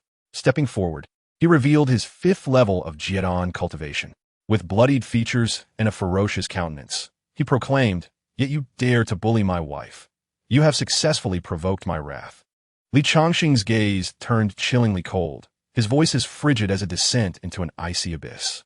Song Qingtian's eyes narrowed slightly, though taken aback. He still regarded Li Changsheng with disdain. He leapt gracefully before Li Changsheng, declaring, "Young man, I concede that I underestimated you. Yet, with mere 5th-tier Dan formation cultivation, how dare you cause a ruckus in my Song family? Surely, you are overly confident." Li Changsheng stood resolutely with his sword, blood dripping from its tip. He raised the Jinghong sword and pointed it at Song Qingtian, stating, "You insult me by calling me a wild man. I shall refrain from retaliating due to your relationship with Fei Er. However, when you repeatedly label my son as a bastard, you have touched upon my reverse scale." Song Qingtian scoffed, "Am I mistaken? How dare you wed Fei Er without my consent? Such an act is a grave insult to the Song family. Today, I shall make you understand that my family is not one that can be trifled with by a mere small-town rogue." As he spoke, Song Qingtian's aura erupted, launching an attack towards Li Changsheng. A peak Dan formation cultivator, his power was extraordinary, generating boundless gusts of wind as he struck with a palm aimed at Li Changsheng. Unfazed, Li Changsheng's eyes widened with fury, a faint yellow glow flashing around him as he activated the undying skin. The burning spirit technique quietly unfolded, hastening the consumption of his spiritual energy, followed by the implementation of the invisible ghost step. He transformed into a shadow, vanishing from sight, only to reappear behind Song Qingtian. Channeling all his strength, he struck at Song Qingtian's back. With the aid of the burning spirit technique, his combat power surged fivefold, exuding an astonishing momentum. Song Qingtian reacted swiftly, turning around and countering with a palm strike, leading to a thunderous clash. The ground trembled, and the air began to whirl. The immense shockwave sent members of the Song family flying. As endless dust enveloped the scene, a vast crater emerged. The two figures were obscured within the haze. Song Yanfei rushed towards them desperately, tears scattering in the wind. Gazing at the wreckage before her, she collapsed to her knees, crying out, "Husband!" At that moment, Li Changsheng's voice resonated through the dust. "Fei Er, do not fear. I am unscathed." As the dust settled, Li Changsheng knelt on one knee, clutching his chest, gasping for air. Meanwhile, Song Qingtian wore an expression of disbelief, filled with trepidation. "Impossible. You are merely at the 5th tier of Dan formation." Song Qingtian's internal energy wavered, and unable to suppress it, he coughed up blood, his aura significantly diminished. Li Changsheng, subtly swallowing a healing pill, regained his composure and retorted, "What of being at the 5th tier? Do you truly believe I fear your Song family?" Li Changsheng's aura surged as he addressed the surrounding members of the Song family coldly. "I have come here today for one purpose, to take Fei Er away. Should anyone obstruct me, even if you are her kin, I shall show no mercy." Hearing these commanding words, Song Yanfei was moved to tears, exclaiming, "Husband, meeting you in this life is enough for me. But the strength of the Song family is beyond your imagination. You must leave quickly. Perhaps our fates are only meant to reach this point." Undeterred by anyone's obstruction, Li Changsheng felt a pang of sorrow at Song Yanfei's apparent desire to retreat. "Fei Er, you now carry my child. How can I leave you here? You have already sacrificed enough for the Song family. You came to me for medicine, and it was because I could refine the Ning Shun Dan that you married me. My intention was to assist the Song family in resolving the issue of the Ning Shun Dan so that we could leave together. But I never anticipated this old fool would seek to harm our child." Li Changsheng's anger escalated as he produced dozens of Ning Shun Dan, hurling them to the ground with force. "In that case, those Ning Shun Dan I crafted, you heartless wretches are unworthy to consume." As he spoke, Li Changsheng slashed with his sword. The sword's brilliance surged forth, shattering the dozens of 5th-grade Ning Shun Dan on the ground. Countless members of the Song family were taken aback, particularly Song Qingtian, who stood frozen in shock. Having witnessed many Ning Shun Dan, Song Qingtian was intimately familiar with their fragrance. The moment Li Changsheng revealed the Ning Shun Dan, he recognized their significance, noting the high purity as fragments of the shattered pills scattered through the air. One such fragment landed beside Song Qingtian. He reached out, inhaling its scent, and was immediately shaken to his core. This is indeed Ning Shun Dan, and its purity is at least 80%, if not higher. Song Qingtian turned abruptly to face Li Changsheng, then glanced at Song Yanfei, his expression becoming exceedingly complex.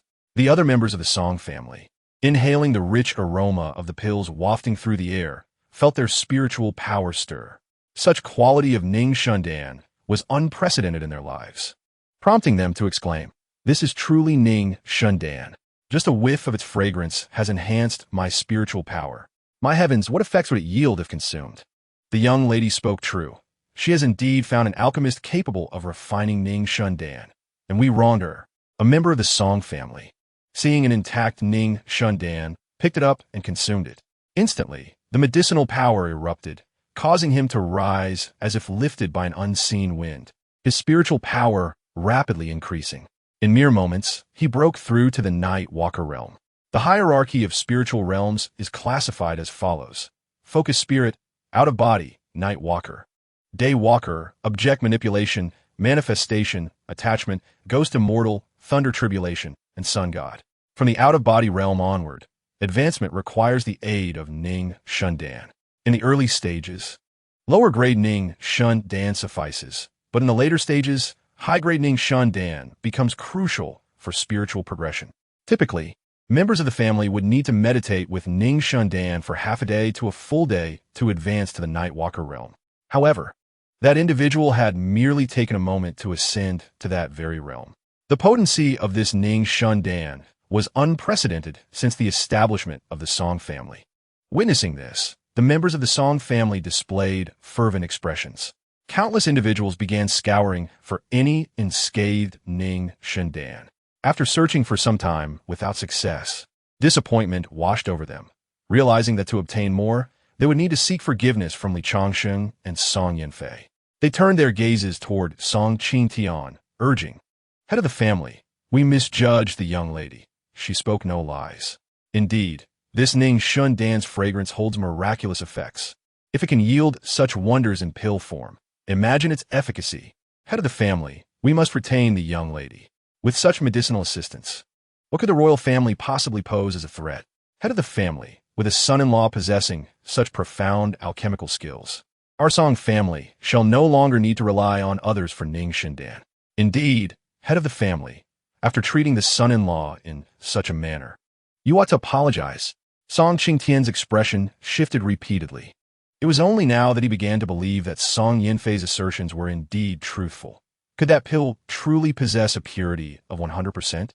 Upon contemplating this, Song Qingtian turned his gaze towards Li Changsheng. Just as he was about to speak, he heard Li Changsheng emit a cold snort.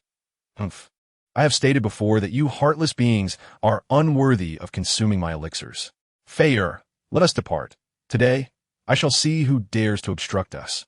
As he spoke, Li Changsheng summoned the Jiulong Nian, and the mighty roar of the dragon brought an overwhelming pressure that rendered the air heavy.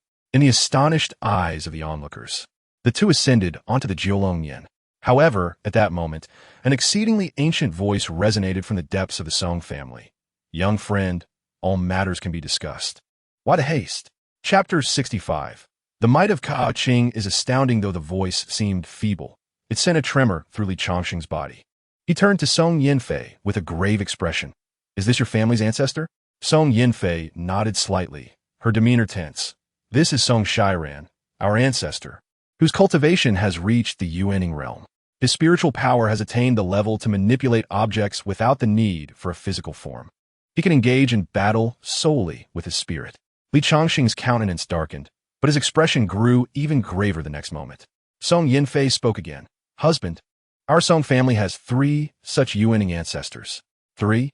Li Changsheng gasped in astonishment. If there were only one, perhaps he could escape relying on his indestructible defense and the speed of the Jiulongyan. But with 3, doubt began to creep into his heart. Yet, this moment of shock was fleeting, and his resolve returned. "Today I, Li Changsheng, shall depart. No one can stop me. Not even the ancestor of the Song family can deter me. Mark my words." He then commanded the Jiulong Nian to speed away, but just then, its pace suddenly faltered. An old man with a white beard materialized. "Young friend, I am Song Shiran, the ancestor of the Song family. This matter was indeed our family's fault. What can we do to persuade you to stay?" Li Changsheng furrowed his brow. Hearing Song Shiran's words only fueled his anger. "So, you have been aware of this matter from the beginning? Fei was coerced into an abortion and forced to marry into the royal family with your tacit approval? As ancestors of the Song family, exchanging the marriage of your own descendants for the Ning Shundan, do you not feel ashamed? Do you not find it disgraceful? You disgrace the title of ancestor." Li Changsheng's ire remained unresolved. "If you were unaware and sincerely apologized, perhaps I might have considered staying. But now, it is absolutely impossible." Song Shiran was left speechless, his face flushed with embarrassment. Subsequently, Li Changsheng waved his sleeve and controlled the Jiulong Yin to soar into the distance. Yet at that moment, a cold snort echoed. What a sharp-tongued junior. Following this, a terrifying force surged forth, forcibly halting the Jiulong Yin. Li Changsheng turned back in fury, only to see yet another elder appear. Song Yinfei whispered, "Husband, this newcomer is also an ancestor of the Song family. His name is Song Shiming. He has a fiery temper and is exceedingly difficult to deal with. Perhaps you should leave first. I can hold him off. After all, I am a member of the Song family, and they should not harm me." At this moment, Li Changsheng was seething with rage since acquiring the system. He had never felt so oppressed. He did not leave, but instead shouted angrily, "What? Do you old relics seek to bully me by virtue of your status? I, Li Changsheng, shall accompany you. Come at me." Song Shiran slightly shook his head, intending to persuade Li Changsheng to calm down. However, before he could speak, Song Shiming unleashed his formidable aura. "Humph, boy, as Yuaning powerhouses, we are already showing you great courtesy by appearing to negotiate. Do not take this kindness for granted." Li Changsheng showed no fear. "Do you think you can force me to concoct pills?" It was well known that Song Shiming had a notoriously explosive temper, and everyone else treated him with the utmost respect. Li Changsheng was one of the few who dared to retort, "Little brat, do you truly think we would not dare? Since you refuse to appreciate our goodwill, then you shall remain in our Song family as our pill-concocting slave." Li Changsheng could no longer endure. He summoned 2 colossal dragons to shield himself, revealing his 5th layer of Jiedan cultivation. With a single thought, the 2 dragons lunged towards the 2 Song ancestors. Currently, the combat capabilities of the dragons were akin to those at the peak of Jiedan, although they could not defeat Song Shiming and Song Shiran. Their formidable defenses meant the ancestors could not vanquish them either. Meanwhile, Li Changsheng executed the Wu Chengguei Bu, continuously launching surprise attacks on the 2. With a wave of his hand, he produced dozens of explosive talismans, waiting for the opportune moment to hurl them in the faces of the 2 elders. Though the damage was minimal, the insult was profoundly humiliating. In a brief span, both of their beards were singed to oblivion. Song Shiran remained relatively composed, showing no signs of excessive anger. However, Song Shiming let out a furious roar, coldly admonishing, "Boy, if it were not for wanting you to assist my Song family in pill concoction, you would already be dead. Do not push me to my limits. Even if my Song family does not consume the Ningxin Dan, I would still eradicate you." Li Changsheng snorted. "If you have the capability, then try it. I'm not afraid of you, you trash." Song Shiming was nearly driven to madness. He bellowed at the Song family estate. "Song Dingen, how much longer will you hide?" Soon after, a sigh emanated from within the depths of the Song family. "Young friend, heed my advice and cease hostilities.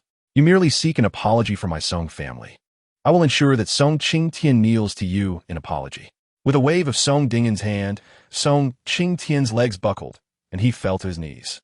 Song Dingen spoke deliberately. "Qingtian, this matter is indeed your fault.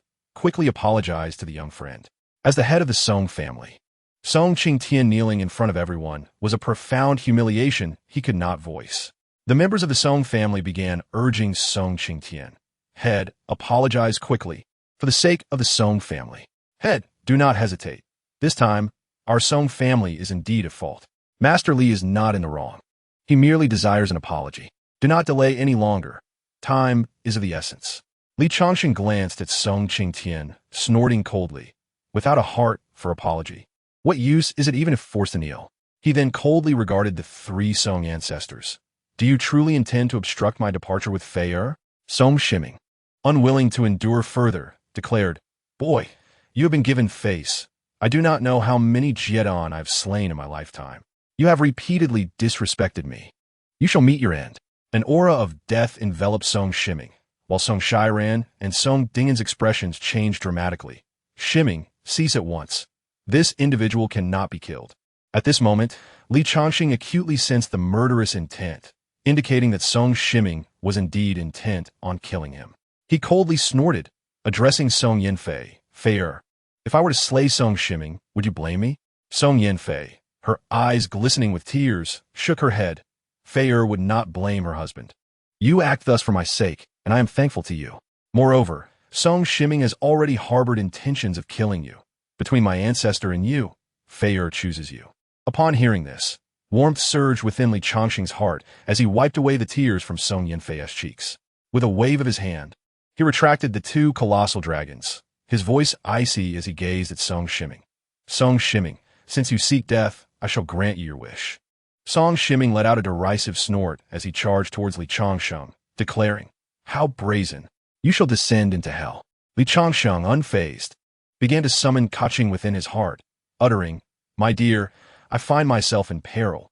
Hasten forth to rescue me. In an instant, Kaching's eyes flew open, and she appeared before Li Changsheng with a swift motion. Song Shimming trembled in shock, pondering, Who is this person? I cannot fathom her cultivation. After a moment's contemplation, a fierce glint flickered in Song Shimming's eyes.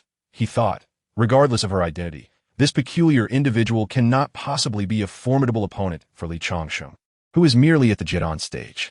At this moment, Song Shimming's imposing aura surged forth, his divine abilities unleashed like arrows released from a bow, irrevocably set in motion. Kaching cast a cold gaze upon Song Shimming, her expression frigid as she raised her hand to form a seal, pointing at him. In an instant, Song Shimming's body shattered explosively, akin to a crimson firework erupting in the night sky. Subsequently, his soul emitted a wretched cry, fear evident upon his countenance, as he sought salvation from Song Shiran and Song Dingen behind him, exclaiming, Save me! Without uttering a single word, Kaching directed another finger at Song Shimming's soul, resulting in a deafening roar as it disintegrated completely. Such an astonishing turn of events rendered the Song family speechless, followed by gasps of cold air. The patriarch of the Song family had been slain in an instant, and instead of harboring hatred, the family members displayed expressions of terror. They knelt upon the ground, pleading desperately, Masterly, spare us. Masterly, please show mercy. Song Qingtian's expression shifted dramatically as he too bent low. Song Shiran and Song Dingen sighed, helplessly kneeling before Li Changsheng, stating, Senior, we implore you to spare the Song family this time. We are willing to pay any price. Li Changsheng looked at Kaching, his eyes brimming with astonishment, realizing, I never anticipated Kaching to be so formidable. Could she possibly be an ancient being of transcendent prowess? Yet in the next moment, his expression soured as he glanced at his attribute panel, exclaiming in frustration, In such a brief moment, I have expended 1,000 years of lifespan. The cost is far too steep. How many concubines must I marry to recoup this loss?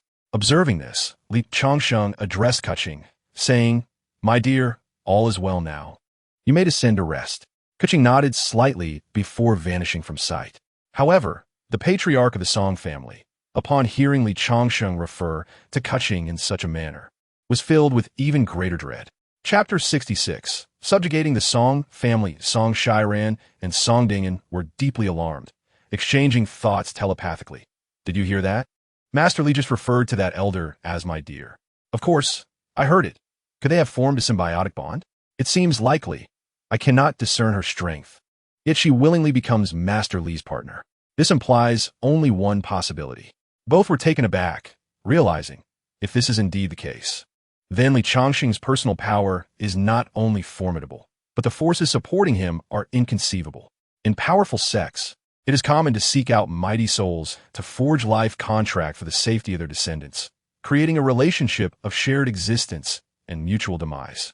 If the two are of opposite genders, they may even become verbally bonded as spouses to deepen their connection. At this moment, the patriarch of the Song family regarded Kaching as the soul of a significant figure. In the patriarch's mind, a soul as powerful as Kaching's could not be summoned by any ordinary celestial sect. Thus, they naturally speculated that Li Changsheng hailed from a prestigious celestial lineage. Now both knelt before Li Changsheng, their faces filled with trepidation. Li Changsheng gazed down upon them and spoke coolly, I might spare your lives, but you must assure me of your trustworthiness. Song Shiran and Song Dingen raised their heads, pleading, We ask Master Li to speak plainly. Li Changsheng snorted and suddenly declared, I require one strand of your souls, relinquishing control over your own lives. Are you willing? Both men displayed hesitation, exchanging glances. Yet, recalling Kaching's terrifying cultivation, they reluctantly acquiesced, saying, We are willing. Observing their submission, Li Changsheng smiled faintly and turned to Song Yanfei, stating, Feier, their soul shall be entrusted to you. From now on, You shall reign supreme in the Song family. Song Yinfei appeared taken aback by Li Changsheng's decision, repeatedly declining. Husband, is this truly appropriate? At this moment, the patriarch of the Song family, quick-witted, interjected, do not hesitate. Since Master Li has spoken, you must agree. Both had their own considerations. After all, entrusting their lives to a family member was far preferable to handing them over to an outsider. Compared to Li Changsheng, they knew Song Yinfei well enough to be assured she was not one to resort to violence without cause. Thus, without waiting for Song Yinfei to continue, both men projected strands of soul energy from their foreheads toward her. In an instant, the two strands of soul energy melded into Song Yinfei's brow, causing her aura to surge dramatically. Previously at the Night Tour realm, her soul power now ascended a level to the Day Tour realm. The nature of the soul being yin, it is most averse to sunlight. However, upon reaching the Day Tour realm, her soul power would greatly amplify, allowing her to withstand sunlight even in daylight. Song Yinfei sensed the changes within her body, looking at the patriarch with excitement. Elder you, the two men, though somewhat weakened, managed to smile, saying, you shall be the head of the Song family from now on. You will dictate the family's affairs. This old power is a gift from us two old fellows. Song Yinfei was deeply moved and turned to Li Changsheng, asking, Husband, might we spare the elders? Both Song Shiran and Song Dingyan are good men. Li Changsheng had no intention of killing them, gently squeezing Song Yinfei's tear-streaked face, stating, their lives now rest in your hands. How you choose to deal with them is entirely your decision. Upon hearing this, the patriarch of the Song family felt a surge of joy. However, at that moment, Li Changsheng's tone shifted sharply. The two elders may be spared, but Song Qingtian. He cast a piercing gaze at Song Qingtian on the ground, declaring, this man is devoid of humanity. He not only coerced you into marrying the crown prince, but also sought to harm our child. To be blunt, he bears a grudge against me for my child's life. This vendetta must be avenged. Hearing those cold words, Song Qingtian collapsed to the ground, looking up at the two elders with a trembling voice. Elders, please save me. Song Shiran and Song Dingyan turned their gazes away, sighing. Song Qingtian trembled all over. Turning to Song Yinfei, it is all my fault. Plead for mercy on my behalf. I was merely momentarily foolish. Song Yinfei's expression remained cold. Yet he was still her father. At this juncture, Li Changsheng delivered a forceful strike to Song Qingtian's dantian. Song Qingtian flew backward, crashing against the wall, blood spewing from his mouth, his breath faint. Li Changsheng let out a cold snort and gracefully descended beside Song Qingtian. Slowly, he raised his foot, preparing to deliver a fatal kick to Song Qingtian's head. It was evident that if his kick landed, Song Qingtian's skull would surely shatter. Regardless of the circumstances, Song Qingtian was still Song Yinfei's father. Just as Li Changsheng was about to bring his foot down, Song Yinfei called out, Husband, could you spare his life? Li Changsheng's movements faltered as he gazed down at Song Qingtian, stating, since my wife has spoken, I shall naturally spare his life. However, while death can be avoided, the consequences of his actions cannot be escaped. As he spoke, a pill materialized in Li Changsheng's hand, which he forced into Song Qingtian's mouth. In an instant, Song Qingtian's eyes widened, his face a mask of terror. My cultivation, my spiritual energy. Inside Song Qingtian's body, his spiritual energy began to drain through his 7 orifices. His cultivation diminished visibly, and in a mere moment, he transformed from a formidable practitioner to an utterly powerless mortal. Now curled on the ground, Song Qingtian found himself lacking even the strength to rise. Li Changsheng looked down at him and coldly remarked, this is the price you pay for offending Yin Fei and attempting to harm my son. Were it not for Yin Fei's plea, you would already be a corpse. A bitter expression crossed Song Qingtian's face as he glanced at Li Changsheng and Song Yinfei, weakly clasping his fists in gratitude. Thank you for your mercy. At that moment, Song Shiran and Song Dingyan also descended to the ground, standing respectfully to the side. Without a word from Li Changsheng, they dared not depart, observing their frail appearance.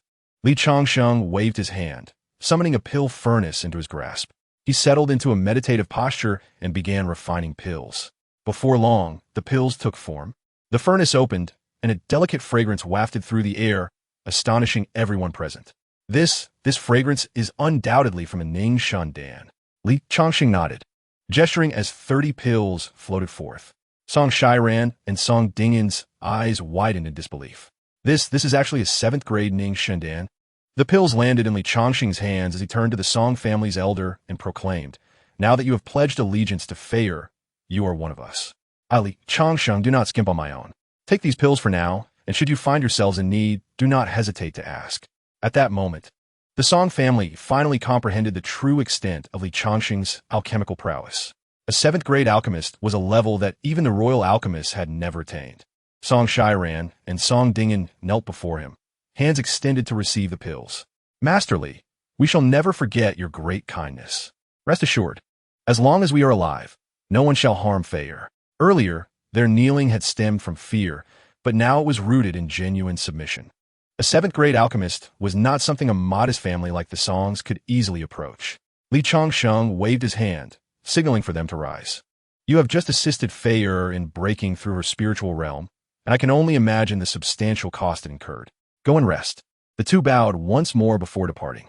With the matter concerning the Song family resolved, the issue of their alliance with the royal family still loomed. Li Changsheng turned to Song Qingtian and inquired, "Tell me about the royal family. It is time to address this." Song Qingtian's eyes narrowed as he gazed toward the palace, hatred swirling within them. "In truth, had it not been for the royal family's coercion, I would never have forced Feier to marry the crown prince." Chapter 67. Killing you is like slaughtering chickens, Song Qingtian recounted. "My Song family has maintained close ties with the royal family. Whenever we required Ning Shendan, we would seek out the royal alchemist for assistance. However, after the passing of the late emperor and the ascension of the new emperor, this arrangement was shattered." Li Changsheng, possessing little knowledge of the Dragon Kingdom's emperor, furrowed his brow. "The new emperor has taken the throne?" Song Qingtian nodded affirmatively. "Indeed, the new emperor is the younger brother of the late emperor, named Long Hai. It is rumored that the late emperor's demise was orchestrated by Long Hai." Li Changsheng nodded. "And what is their reason for forcing Feier to marry the crown prince?" Song Qingtian sighed. "What else could it be? It is all due to the crown prince, Long Feiping, who has taken a fancy to Feier's beauty. The two of them are debauched and shameless, even threatening to cut off our supply of Ning Shendan to coerce my Song family. The Song family boasted 3 Yuan Ing ancestors, and logically, they should not fear the royal family." Li Changsheng inquired in confusion. "With 3 Yuan Ing to protect you, do you truly fear the royal family?" Song Qingtian offered a bitter smile. "Though my Song family possesses 3 Yuan Ing, should we fall out with the royal family, all the major factions in the capital would turn against us. At that point, there would be no need for the royal family to act. Those coveting our assets would besiege us. The royal family may only have 2 Yuan Ing ancestors, but they control the most elite alchemists in the Dragon Kingdom. We, who rely on pills for cultivation, cannot afford to offend the royal family lightly." After this exchange, Li Changsheng gained a clearer understanding of the royal family structure. Emperor Long Hai appeared to have seized the throne through underhanded means. The crown prince, Long Feiping, was as debauched as his father, having taken hundreds of concubines. Long Hai was even worse, having amassed over 3,000 beauties for his harem shortly after his ascension. It was estimated that over 2,000 had yet to be summoned to his bed, an utter waste of resources. As for the royal family's 2 Yuaning powerhouses, their cultivation levels hovered around the 5th tier of Yuaning.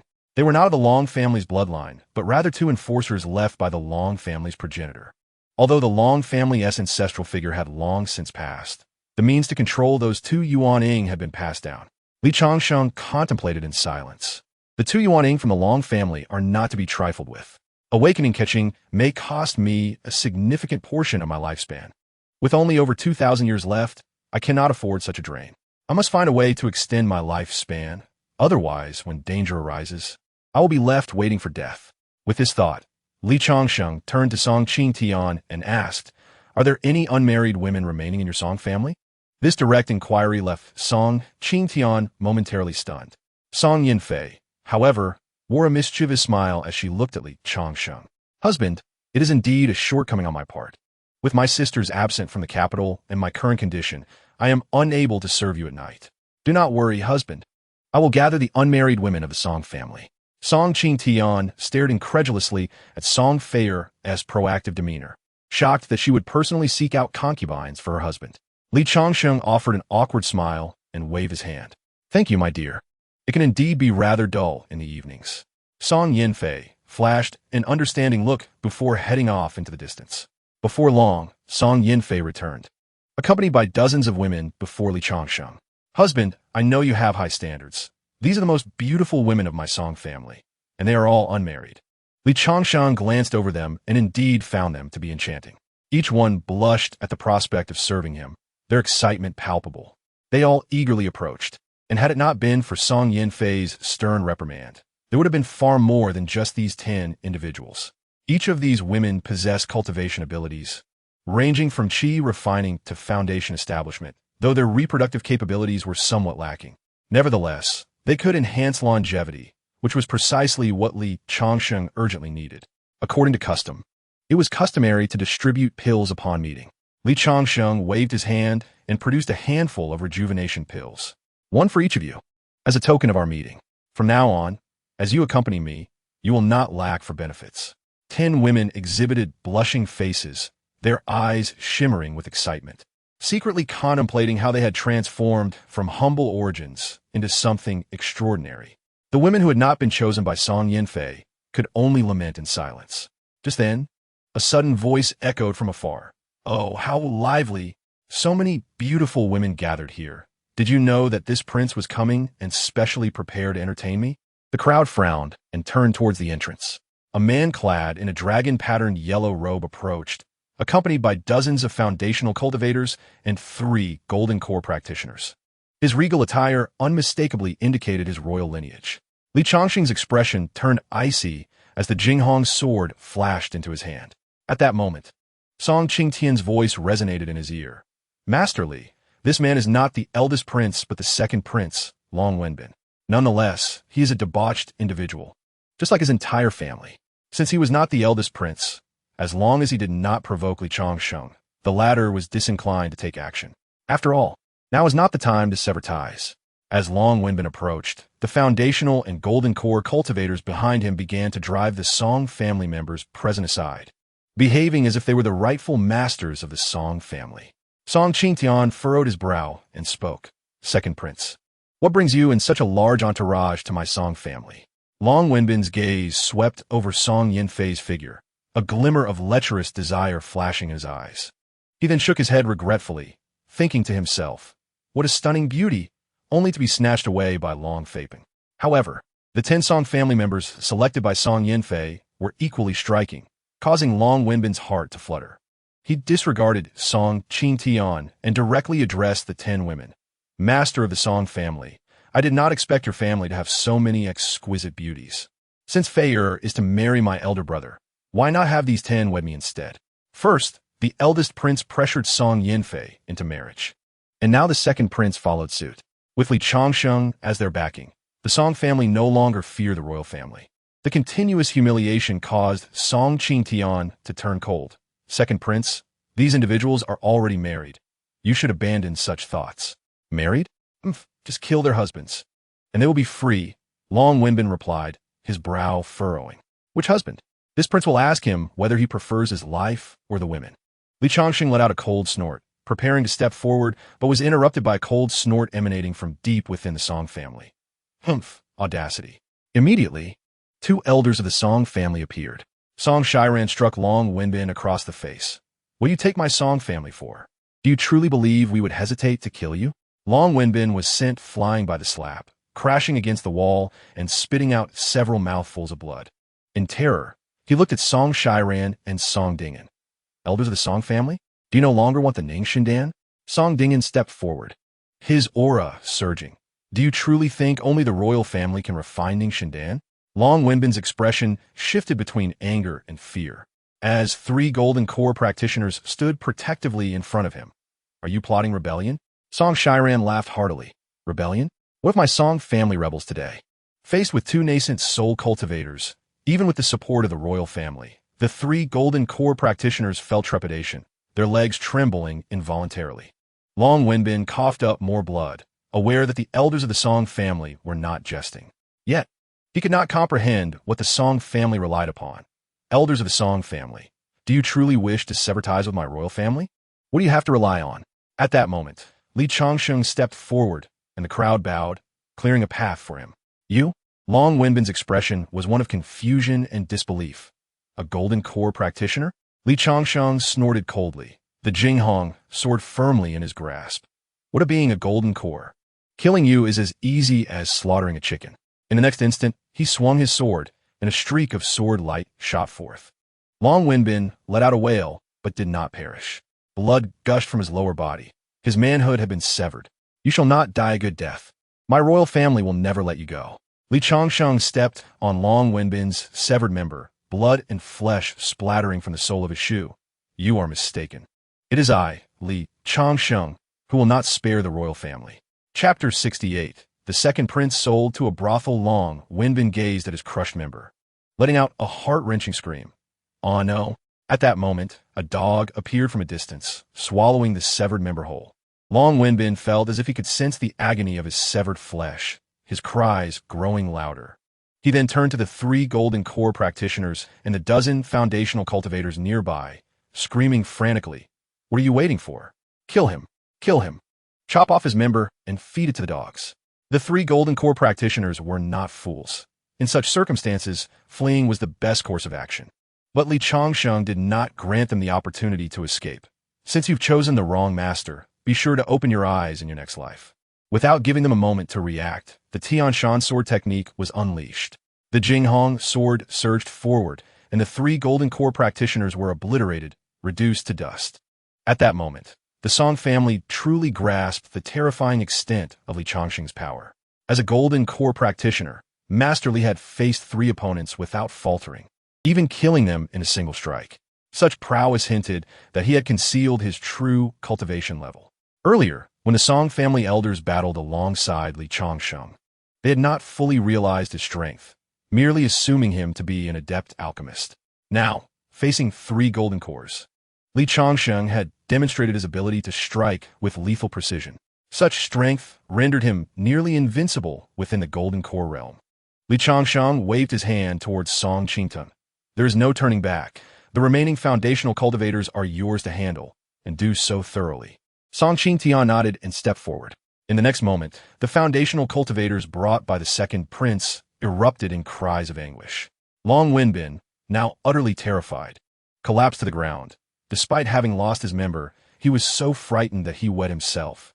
The mingling of urine and blood emitted a foul odor.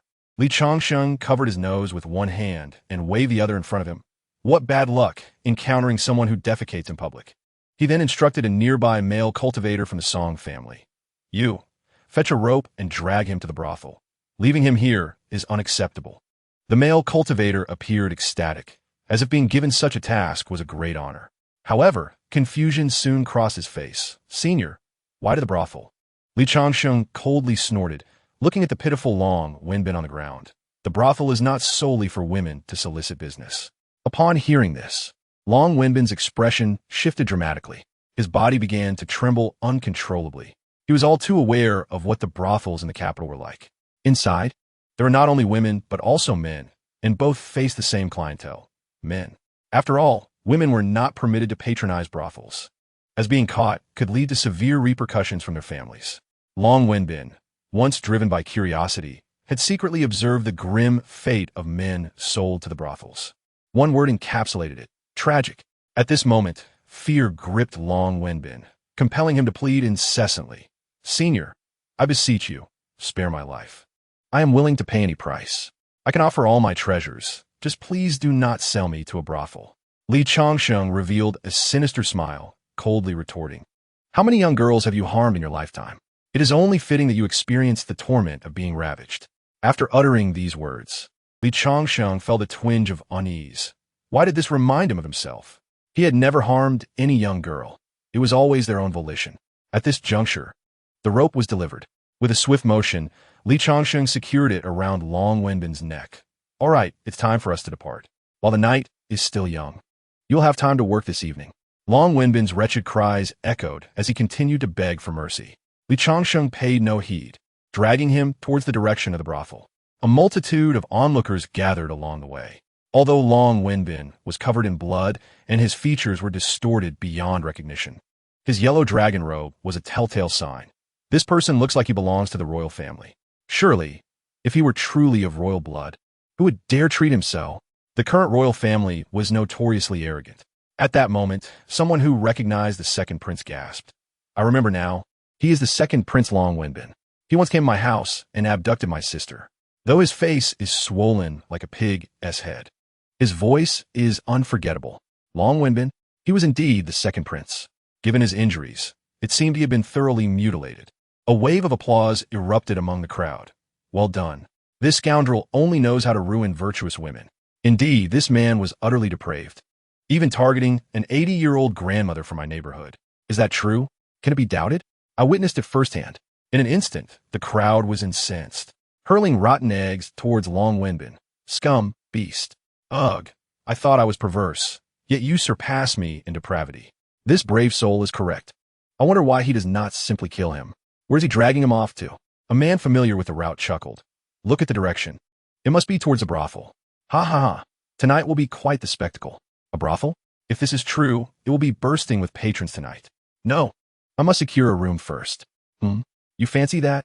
Soon after, Changsheng, amidst the throngs of spectators, arrived at the entrance of the brothel. The matron, alerted to the commotion, emerged with a look of trepidation.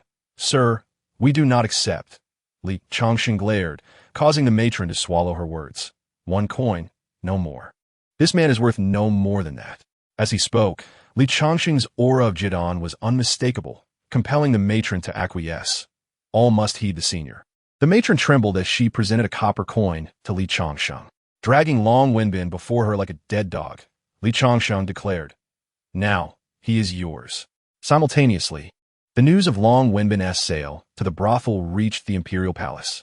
Emperor Long Hai, blindfolded while playing hide-and-seek with his concubines, was abruptly interrupted by a eunuch's voice. Your Majesty, the second prince is in trouble. He has been sold to a brothel. What? Long Hai yanked off his blindfold, his expression darkening. What exactly happened? The eunuch recounted the events. A mysterious Jidon cultivator did this. He is currently at the brothel entrance, enticing patrons with a reward of 10,000 taels of silver for each. Upon hearing that it was a Jidon cultivator, the anger on Long Hai's face faded into contemplation. A Jidon? That rascal Long Wenbin must have crossed him.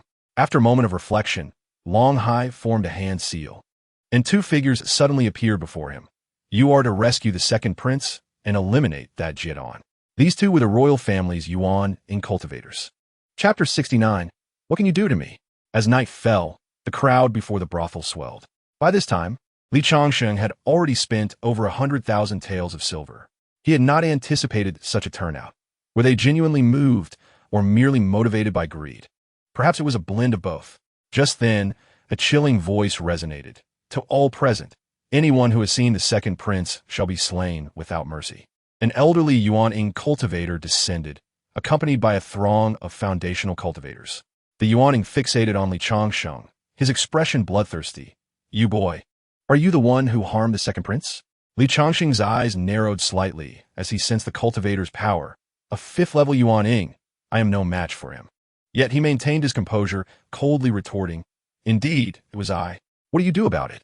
The Yuaning cultivator chuckled sinisterly. You admitting it makes it easier for me. He lunged at Changsheng. Changsheng frowned and activated his invulnerability, swiftly employing the Wuhan ghost steps to transform into a fleeting shadow, darting away. When faced with such an opponent, adhering to the 6th principle was paramount. When the enemy is strong and I am weak, I must develop cautiously. When the enemy is weak and I am strong, I will act arrogantly. Retreat when they advance when they retreat, and disrupt them when they're still. This strategy was most applicable at this moment. As these individuals arrived, the crowd began to scatter. The foundational cultivators showed no mercy, pursuing the fleeing masses. Just then, another wave of individuals approached, led by 2 Yuaning cultivators. They were the ancestors of the Song family. With a disdainful snort, they swiftly dispatched the foundational cultivators before landing beside Changsheng. Casting a cold glance at the royal Yuaning, the royal Yuaning appeared taken aback, his expression turning grave. Song Shiran, Song Dingen. I have been ordered to eliminate this man. Do you dare defy imperial command? Song Shiran and Song Dingen exchanged glances of scorn. Imperial command? That throne of Long Hai is illegitimate. We do not recognize him as emperor, so how can we defy imperial command? The royal Yuan Ying's expression twitched, finding himself in a precarious predicament. Do you wish to rebel? Song Shiran and Song Dingen chuckled. You are mistaken. We aim to expel the treacherous and restore the Long Kingdom. For those entrenched in the capital, a legitimate reason was necessary before the onset of war. With that, the two surged forth, their powers clashing against the royal Yuan Ying, easily overpowering him. Li Changsheng exhaled softly, realizing that his cultivation had reached a pressing juncture. Soon after, the two ancestors from the Song family dispatched the royal Yuan Ying. Fortunately, only a single royal Yuan Ying appeared this time. Otherwise, it would not have been so effortless to slay him. This event swiftly spread throughout the entire capital city of Jingdu. Numerous factions began to stir with anticipation. Is the Song family rebelling? What audacity do they possess? There is no rush. We can simply wait for both the Song family and the royal family to exhaust each other, and then we shall reap the benefits. The Song family has indeed been driven to desperation. However, the royal family's alchemists have deep-seated connections with Yaowang Valley. Even if the Song family annihilates the royal family, the royal alchemists may not serve the Song family. This time, the Song family has miscalculated. The first prince, Long Feipeng, upon hearing the news, hurried to the imperial palace. Father, the Song family has rebelled. What about Song Yanfei? I have yet to enjoy her company. Long Hai cast a dark and menacing glare at Long Feipeng. What enjoyment are you speaking of? If it weren't for your insistence on marrying Song Yanfei, would the Song family dare to rebel? Is this not why your second brother has been so mistreated? You, who are more a hindrance than a help, get out. Beside them, Long Wenbin trembled in fear as he lay on the bed. He wished to lie down as well, but with his plight, where could he find solace? Long Wenbin's face was a mixture of humiliation and rage. Father, you must avenge me. The Song family, and that fellow named Li Changsheng, must be castrated before being sold to a brothel. Also, leave me a few stunning beauties from the Song family. Long Hai's expression darkened ominously. You wretch. Even in your state, you still desire women. Truly, a dog cannot change its nature. As for the Song family within my Long Kingdom, no one shall tread upon the head of the Long family. Long Feipeng furrowed his brow again. But father, after dealing with the Song family, can we keep Song Yanfei? Let me enjoy her before she meets her end? Long Feipeng spat out a mouthful of blood, shouting angrily, Get lost! How could I have fathered such a creature? At such a time, you still think of women? How absurd! Long Feipeng was taken aback. Father, have you forgotten? Mother has been deceased for many years. Long Hai spat out another mouthful of blood. Someone, throw this useless creature out. Long Feipeng, drenched in humiliation, stormed out of the grand hall. As he passed the imperial harem, Long Feipeng muttered in fury, Humph, if you won't let me play with my own wife, then I shall play with yours. Thus, Long Feipeng headed directly toward the chambers of one of the concubines. Meanwhile, the two elders of the Song family, although they had successfully slain a royal Yuan Ying, had also sustained injuries. They did not press on towards the palace, but instead returned to the Song family to recuperate. Li Changsheng also returned to the Song family, for there were still 10 beautiful maidens awaiting him. That night, Li Changsheng arrived at the wedding chamber hastily prepared for him by the Song family. He employed all 18 of his skills. This exhilarating battle brought him profound insights. It seemed that the longevity rewarded for taking concubines was greater if the concubine's cultivation was higher. By extension, if the concubine's cultivation was higher and her root constitution better, would their offspring not also be stronger? After contemplating for a long while, he found much merit in this reasoning. Furthermore, as my root constitution improves, the probability of my offspring possessing good qualities should significantly increase. With this thought, he could not help but recall the figure of Kaching in his medicinal garden. That woman's cultivation was so formidable that she could annihilate even a Yuan Ying. One wondered what rewards would come from making her a concubine. Li Changsheng's imagination ran wild, but he soon sighed. Alas, my current cultivation is too weak. I cannot even breach her thin layer of defense, which is truly vexing. Nevertheless, it must be said, Kaching's beauty is beyond reproach, and I still find it impossible to forget that day. Chapter 70. The Song family is besieged. Li Changsheng breaks the deadlock. The next day, at the Song family, an elder exclaimed in alarm, Elder, it is bad. The royal family is coming towards us with a large army. Had they discerned the number of cultivators? Song Shiran hastily inquired. how many are above Yuanying? A Song family disciple, his face pale with fear, replied, at least 5 Yuanying. 5 Yuanying? The crowd gasped. Where did the royal family find so many Yuanying? Song Shiran's expression darkened. Humph. It seems that the Yuanying elders from the other families cannot sit idly by. Perhaps they have been promised alchemical rewards by the royal family. After all, the royal family has 6 great alchemists. Those alchemists hail from Yawang Valley and have built good relations with them. In their eyes, they are far more important than our Song family. Listening to Song Shiran's speculation, Li Changsheng became intrigued by Yawang Valley. Is Yawang Valley truly that impressive? Song Shiran bowed respectfully. Yawang Valley is a sect dedicated to teaching alchemical techniques. With it are nearly 10 6th-grade alchemists, and there is one within the royal family as well. Recently, rumors have circulated that someone in Yawang Valley has ascended to the rank of 7th-grade alchemist. If that is true, it would explain why those major families have aligned themselves with the royal family.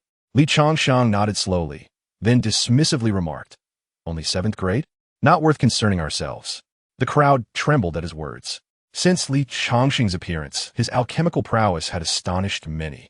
Yet they had only witnessed him concocting a 7th-grade Ning Shendan. Now hearing his words, it seemed that 7th grade was not his limit.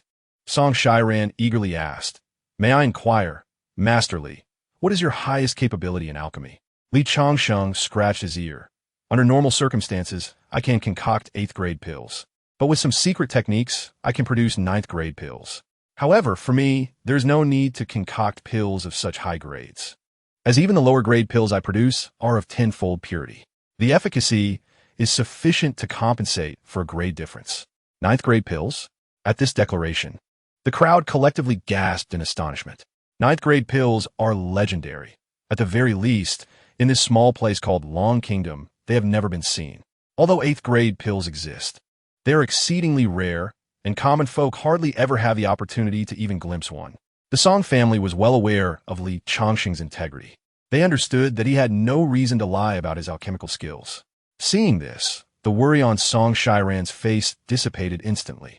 If that is the case, I wonder if Master Li can publicly demonstrate his alchemical talents later.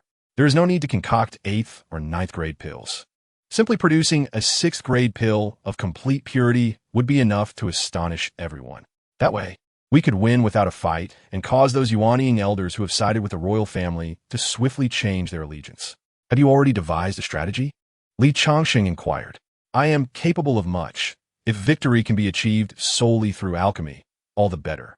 For Li Changsheng, the act of violence was not to his liking. Although he could easily deal with the 5 Yuanying cultivators by merely transforming Changsheng, doing so would cost him precious lifespan. How valuable is lifespan? Summoning once is equivalent to marrying dozens of concubines without paying a dime. Song Shiran, filled with fervor, bowed deeply. Later, we will hold back the Yuanying cultivator from the royal family. Master Li, you only need to refine a completely pure Pei Yuan Dan. Li Changsheng nodded slightly. Why refine Pei Yuan Dan? Song Shiran, with unwavering conviction, replied, those Yuanying cultivators suffer from hidden ailments. They sustain severe injuries in their early years, damaging their vital energy. They require high-grade Pei Yuan Dan for recovery. The royal family has always refused their requests for medicine out of fear that they would grow stronger once healed. I believe this time, the royal family must have agreed to refine the elixirs for them in exchange for their support. Just then, a stern voice rang out from outside. Song family traitors, come out and die. Hearing this, the members of the Song family stepped outside. At that moment, the Song residence was completely surrounded. Although most of the encirclement consisted of mortal soldiers, the imposing aura they exuded was quite overwhelming. In addition to thousands of mortal soldiers, there were also hundreds of Qi, refinement, and foundation establishment cultivators, as well as a dozen Jidan cultivators and 5 Yuanying cultivators. The patriarch of the Song family soared into the air, gazing at the crowd with a hint of disdain at the corners of his mouth. To besiege my Song family, you truly are investing a lot. Song Shiran looked at one of the Yuanying cultivators. Gong Sun Chang, Zhang Huichuan. Does your Gong Sun family really wish to wade through this murky water? Gong Sun Chang and Zhang Huichuan were the Yuanying ancestors of the Gong Sun family, a married couple. Originally, they had no grievances with the Song family, but now they were attacking due to the royal family's promise to refine 6th grade Peiyuan Dan for them. Gongsun Chang chuckled awkwardly and cupped his hands slightly. Young brother Song, people die for wealth as birds perish for food. You know our injuries. We must acquire the Peiyuan Dan. Long Hai, overhearing their conversation, sneered, Song Shiran, Song Dingen, you need not struggle. Since you sheltered the murderer who harmed my son, your fate has long been sealed. Hand over Li Changsheng quickly, and perhaps I may spare your lives. Otherwise, even if your Song family has 3 Yuanying, you will surely face death today. Song Shiran scoffed and ignored Long Hai, instead turning to the other 2 Yuanying cultivators, Yin Feiyang, Yin Zhanghe. Has your Yin family also received the promise of elixirs? Yin Feiyang and Yin Zhanghe were the Yuanying ancestors of the Yin family.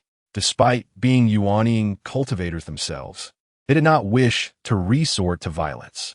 After all, one could not predict the means a desperate Yuanying cultivator might employ. Yin Feiyang and Yin Zhanghe clasped their hands in respect. Young brother Song, as you know, like the Gongsun family. We are also seeking the 6th grade Peiyuan Dan due to our injuries. We do not wish to oppose you, but we have no choice. Song Shiran detected the helplessness in their words and responded with a smile. What if we could provide you with 6th grade Peiyuan Dan? And not just any, but one with complete purity. Upon hearing this, everyone erupted in laughter. Longheim mockingly said, Song Shiran, have you lost your mind in your final moments, spouting nonsense? Complete purity in elixirs? Are you not aware that such a thing does not exist in this world? Even the royal alchemist Dong Tiancheng can only produce elixirs of 70% purity. Could it be that your Song family possesses alchemists more skilled than Master Dong? A man beside Long Hai sneered. He was the royal alchemist, Dong Tiancheng. Song Shiran, do you truly believe the purity of elixirs can be claimed so lightly? 70% purity is what countless alchemists dream of achieving. You audaciously assert that you possess 6th grade Peiyuan Dan of complete purity. How absurd. At that moment, Li Changsheng stepped forward. Is 6th grade elixir really that high? It is merely low-grade trash. Dong Tiancheng's expression twisted in disbelief, for he was a 6th grade alchemist. To call 6th grade elixirs trash would imply he himself was worthless. Enraged, Dong Tiancheng retorted, where did this impudent brat come from, daring to utter such big words? 6th grade elixirs are trash? Then prove it by refining one. Li Changsheng smiled faintly and readily agreed. Very well. Dong Tiancheng, with a look of disdain, replied, all right, today I shall witness what you can concoct. As he spoke, Li Changsheng sat cross-legged, a Dan furnace appearing before him, as herbs materialized out of thin air. The speed at which he sorted the herbs and his methods of decomposition astounded all present.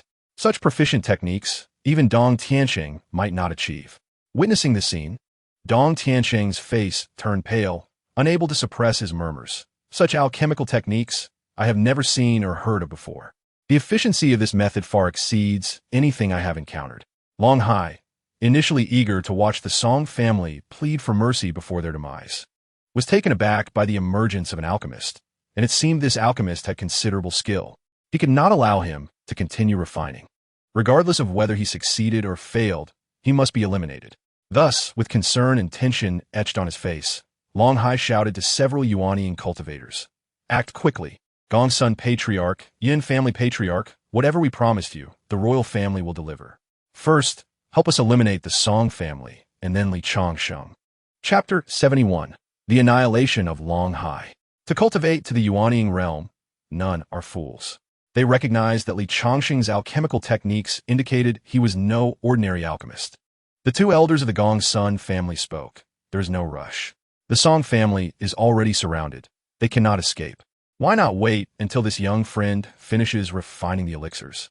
The 2 elders of the Yun family smiled slightly. Indeed, our Yun family shares the same sentiment. After all, we are all Yuanying cultivators. It would be unwise to engage in conflict. Long Hai's expression darkened upon hearing this, and he threatened, I know your thoughts. However, I must remind you, if you wish to obtain the Peiyuan Dan, you must act now to eliminate the Song family and that Li Changsheng. If you wait any longer and Li Changsheng fails to refine the Peiyuan Dan, our previous promises will be void, and you will have no chance of obtaining even a single Peiyuan Dan. Hearing this, the Gongsun family and Yun family displayed expressions of contemplation. While it was evident that Li Changsheng was an alchemist, Whether he could successfully refine the Peiyuan Dan remained uncertain. In contrast, the royal alchemist was a guarantee for producing the elixir. Observing this, the two families exchanged glances, seemingly reluctant to take significant risks. Song Shiran and Song Dingen spoke. Everyone, if you wish to strike, please consider carefully. The elders of the Gongsun family jumped forward. Apologies, Brother Song. Perhaps your family's alchemist can indeed refine 6th grade Peiyuan Dan. But we see no necessity to take such a risk. As they spoke, the elders of the Gongsun family charged toward the patriarch of the Song family, while the two elders of the Yun family surged toward the remaining members of the Song family. Upon witnessing this, Longhai smiled faintly and proclaimed, "That is correct. What I have promised you, I shall never go back on." He then turned to the royal Yuan Ying and commanded, "Bring that Li Changsheng to me. I wish to make him experience the agony of Wenbin." The royal Yuan Ying bowed and rushed towards Li Changsheng. Li Changsheng furrowed his brow slightly, with a thought. He summoned 2 colossal dragons. One coiled around him, enveloping him in its protective embrace. Although the royal Yuan Ying was formidable, he could not breach the dragon's defenses in a short span of time, thus granting Li Changsheng ample opportunity to concoct his elixirs. The other dragon, under Li Changsheng's command, guarded his concubines. At present, the ancestral figures of the Gongsun family and the Yun family had begun their assault on the Song family. A flicker of anger flashed in Li Changsheng's eyes. Humph! If that is the case, then do not blame me for being ruthless. He retrieved several soul-devouring herbs from his medicinal garden without hesitation and added them to the alchemical furnace, declaring, by incorporating the soul-devouring herbs, I shall transform this elixir into a soul-devouring pill, compelling these individuals to obey only me.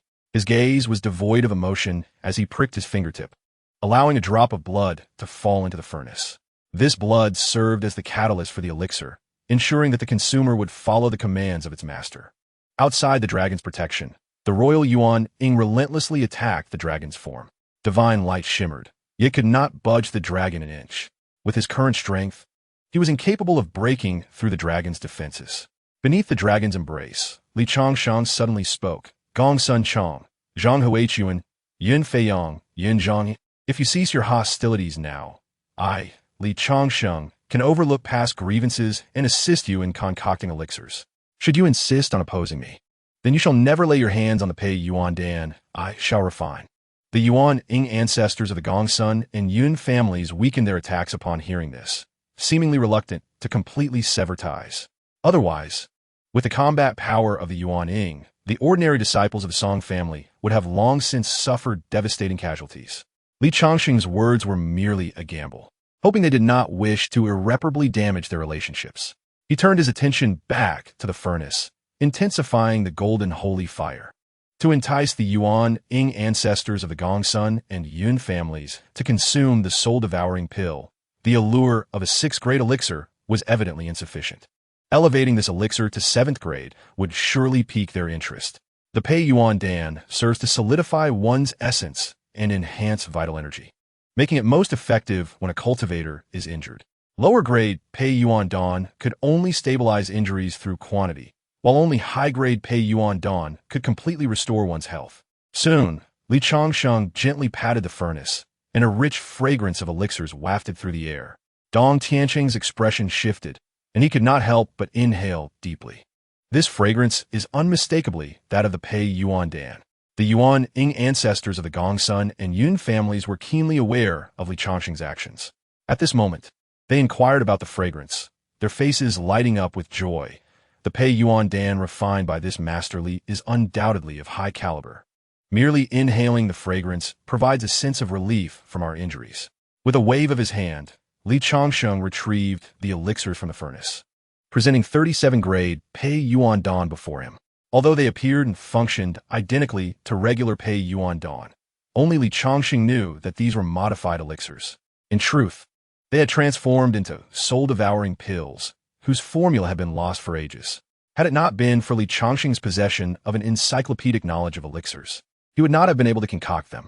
With the elixirs in hand, Li Changsheng rose and waved his hand, dismissing the dragons. Casting a cold glance at the royal Yuan Ying, "You have had your fill. Now it is my turn." The royal Yuan Ying displayed a sinister grin. "Just you? You should obediently accept your demise." In the next moment, a chilling smile appeared on Li Changsheng's face as he summoned Keqing with a thought. My dear, eliminate him. Suddenly, Keqing materialized before Li Changsheng. She raised her hand, performing a gesture, and an immense surge of energy erupted from within the royal Yuan Ying. With a scream, the royal Yuan Ying exploded into a fine mist. This scene caused everyone to feel a chill run down their spines. They were all acutely aware of the royal Yuan Ying's strength, a formidable figure at the 5th level of Yuan Ying. The ancestral figures of the Gongsun and Yun families felt their scalps tingle with dread as they gazed at Keqing, eyes filled with fear. Such power! Could she be a transformation stage cultivator? With the royal Yuan Ying now deceased, Li Changsheng hurriedly summoned Keqing back. The purpose of this summoning was merely to use her as a deterrent.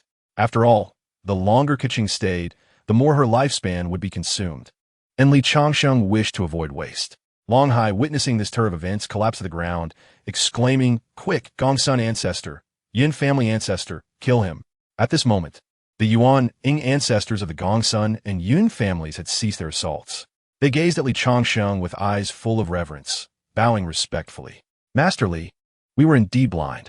To make amends for our previous errors, our Gongsun family is willing to submit to Master Li's authority and follow your commands. Our Yin family is also willing to submit to Master Li's authority and follow your commands.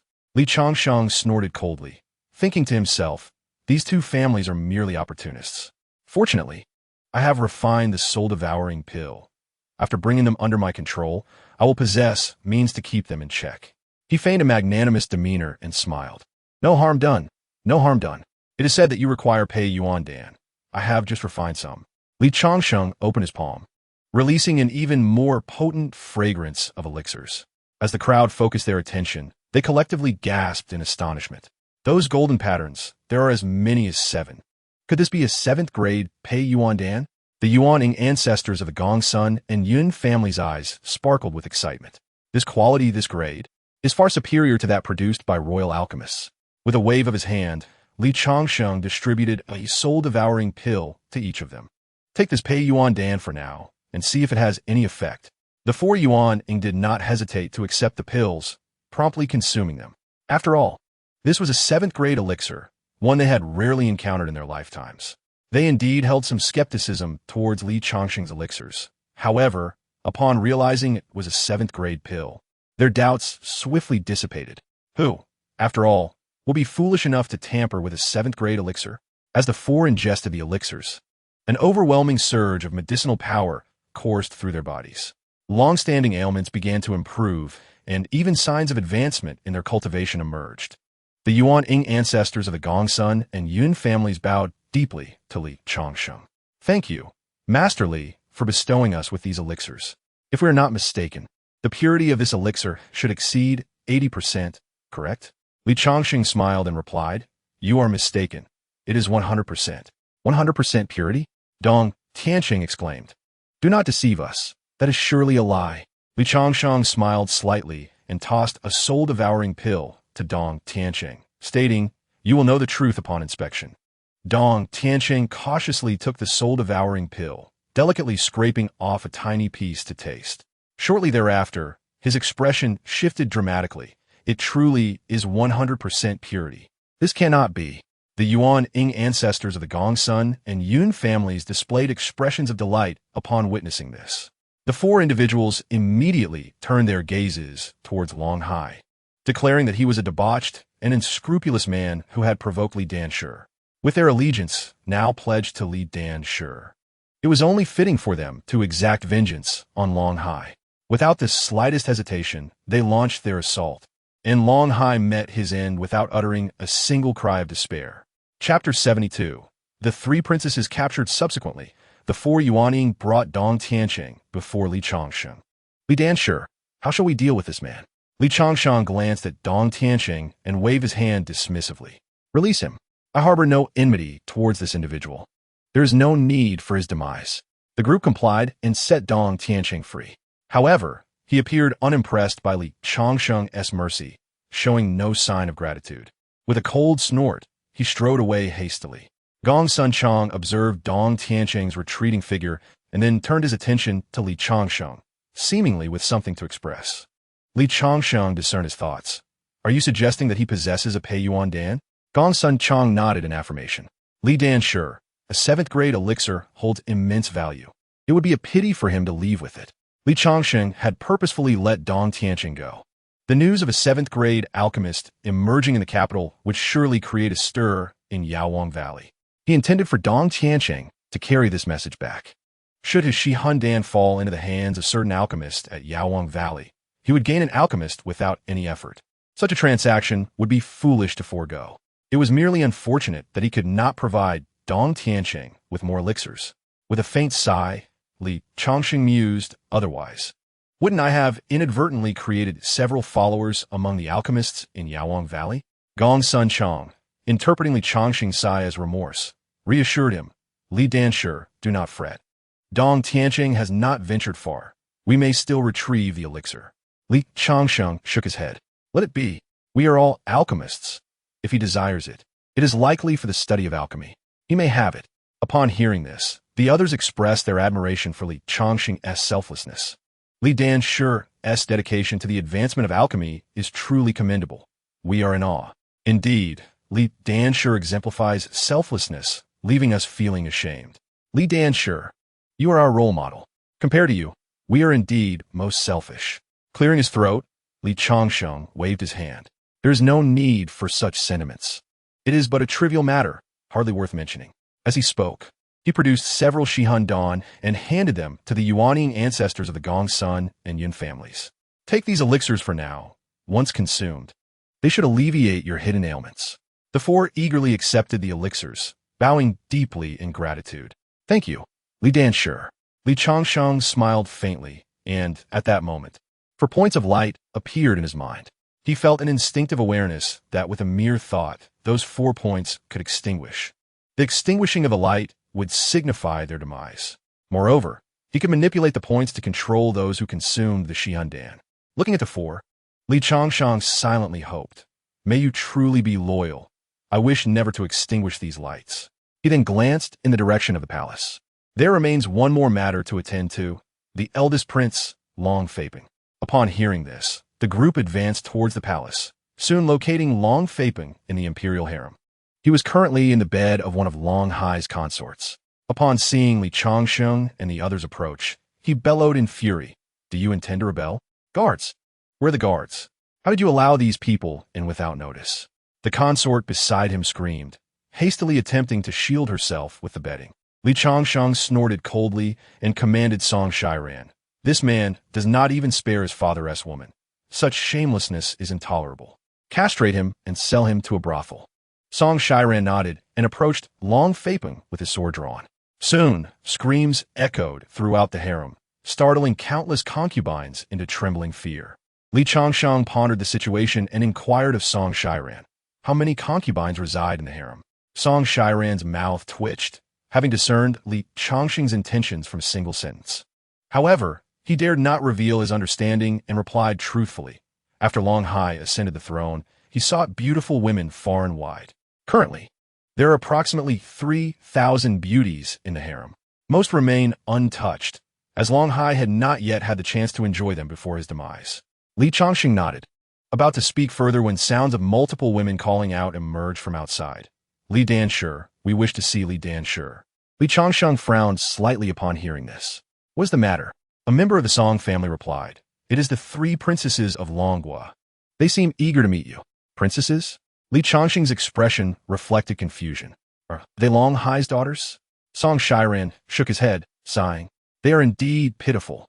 They are the daughters of the late emperor, who was killed by Long Hai and subsequently imprisoned.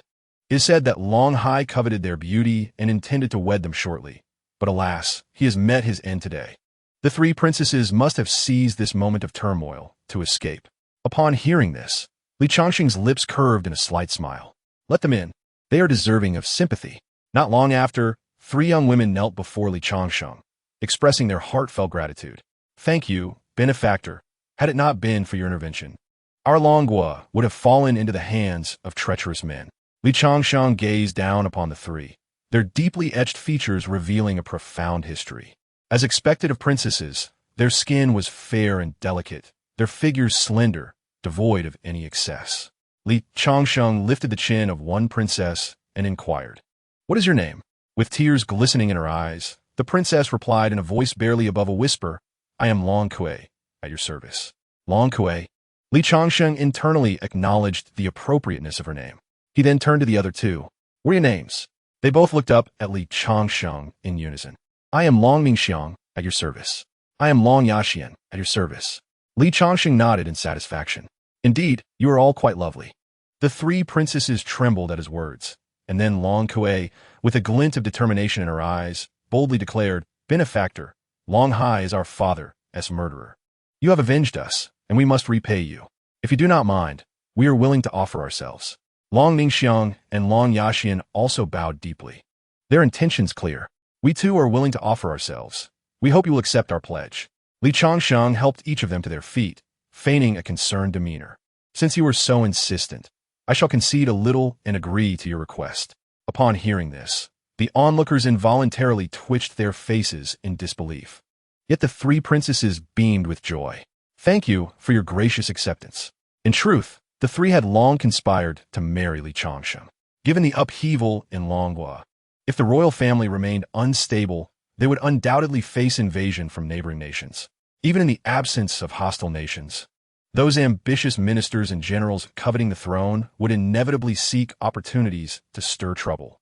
With Li Changsheng's extraordinary capabilities, marrying him would not only safeguard the imperial family of the Long Kingdom, but also provide the nation with a formidable ally, yielding multiple benefits. Moreover, upon seeing Li Changsheng, they found him quite handsome, further solidifying their resolve. Before long, the palace was adorned with festive decorations, radiating joy throughout. This night was destined to be sleepless. Chapter 73. The coronation ceremony a few days later, the three princesses had seamlessly connected with Li Changsheng several times, growing much more familiar with him. The rebels in the Long Kingdom had been eradicated, and Long Kui began to contemplate the future of their nation. "Husband, now that the Long Kingdom is without a leader, since you have become our consort, why not directly declare your ascension to the throne and become the emperor of the Long Kingdom?" Li Changsheng pondered for a moment before shaking his head, saying, "While being an emperor may seem delightful, only tyrants and fools truly revel in such power.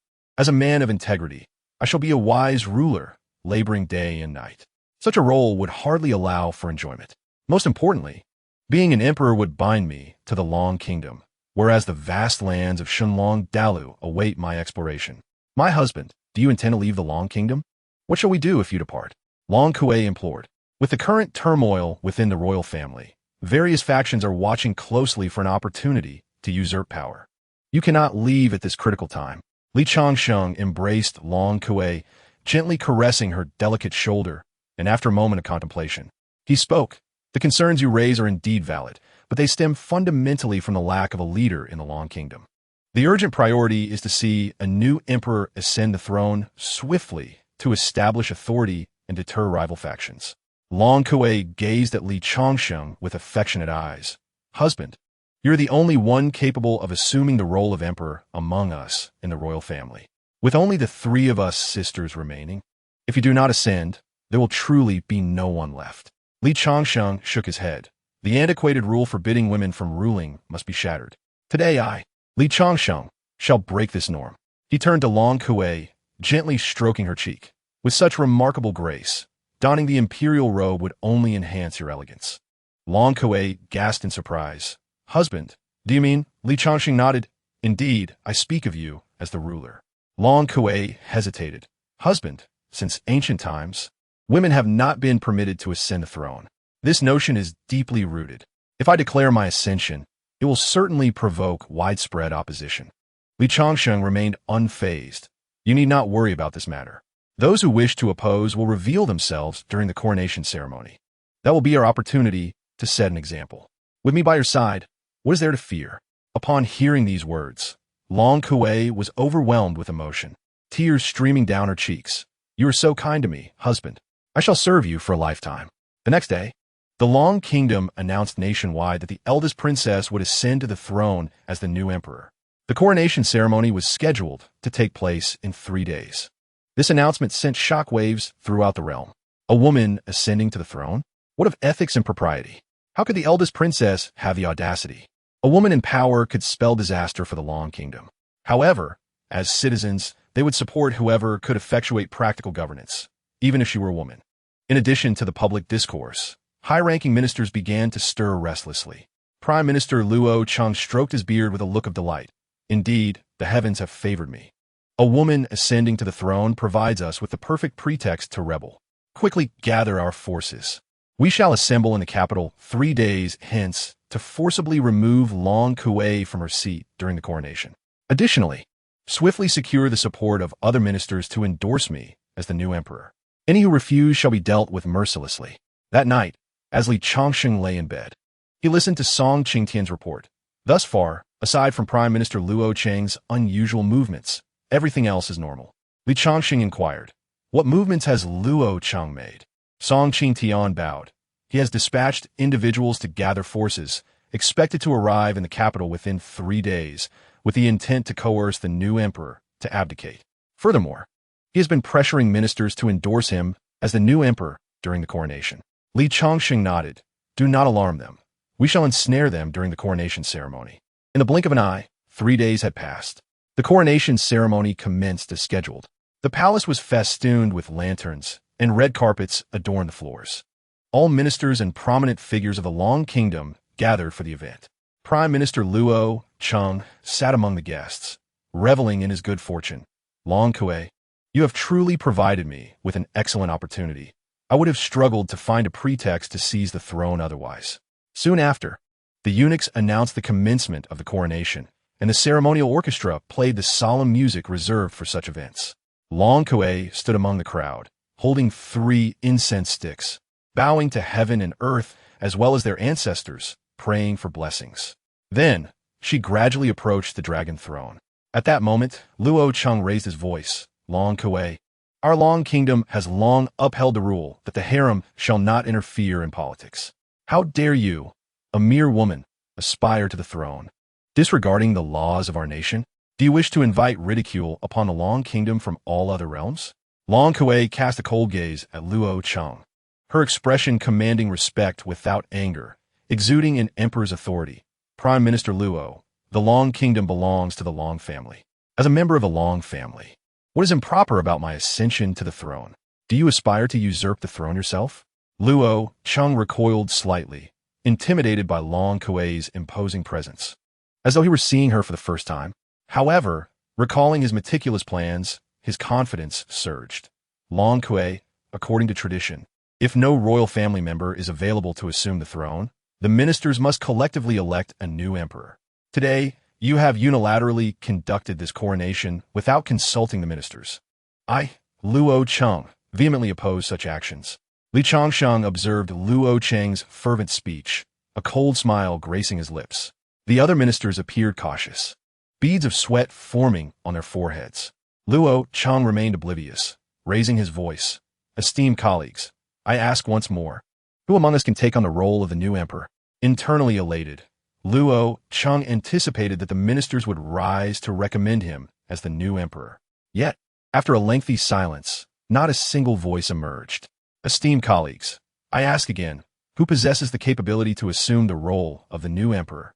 Luo Cheng reiterated, but still, no one responded. Long Kuei sneered. "Prime Minister Luo, your schemes have already been seen through by my husband. Do you truly believe these ministers will consent to assist you?" Upon hearing this, Luo Cheng abruptly turned to Li Changsheng, his expression darkening. "You, a mere kept man, shall be the first to bear the consequences once my forces arrive." As the dialogue unfolded, Luo Cheng turned his gaze towards the treacherous ministers who had betrayed him, declaring that none of them could escape their fate. At that moment, a guard hurriedly arrived with alarming news. A vast army was gathering outside the city, numbering in the tens of thousands. Upon hearing this, a smile of triumph spread across Luo Cheng's face.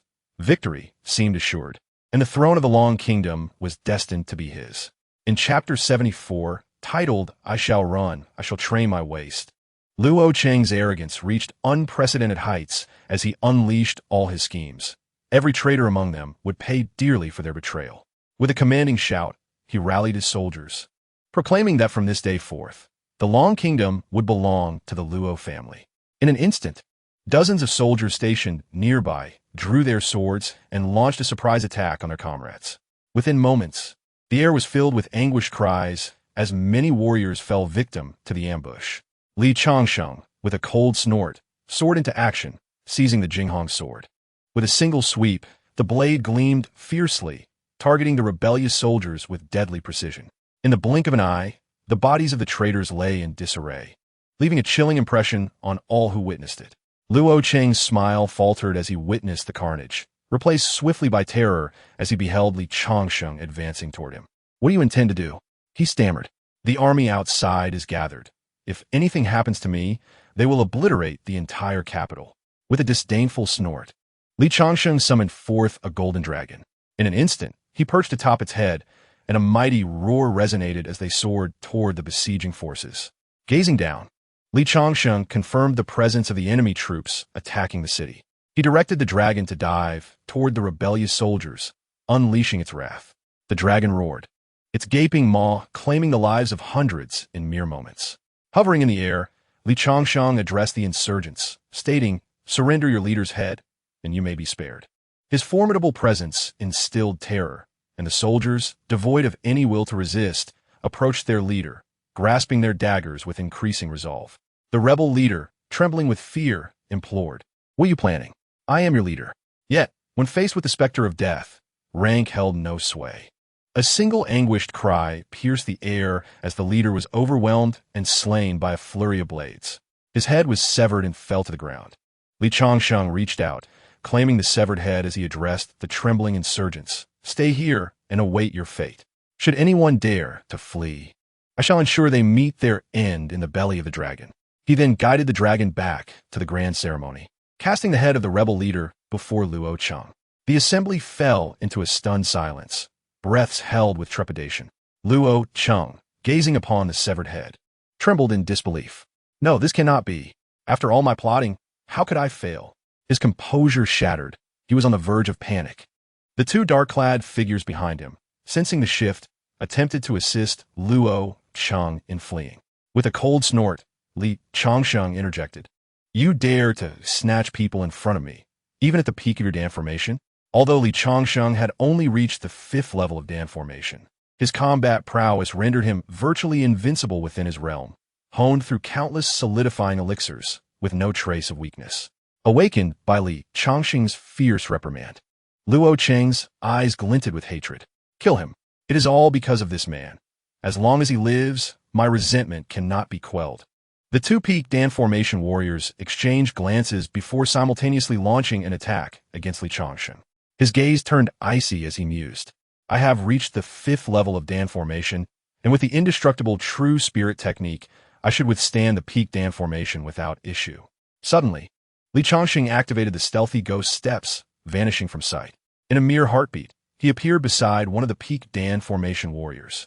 The spirit incineration technique surged within him, amplifying his power tremendously.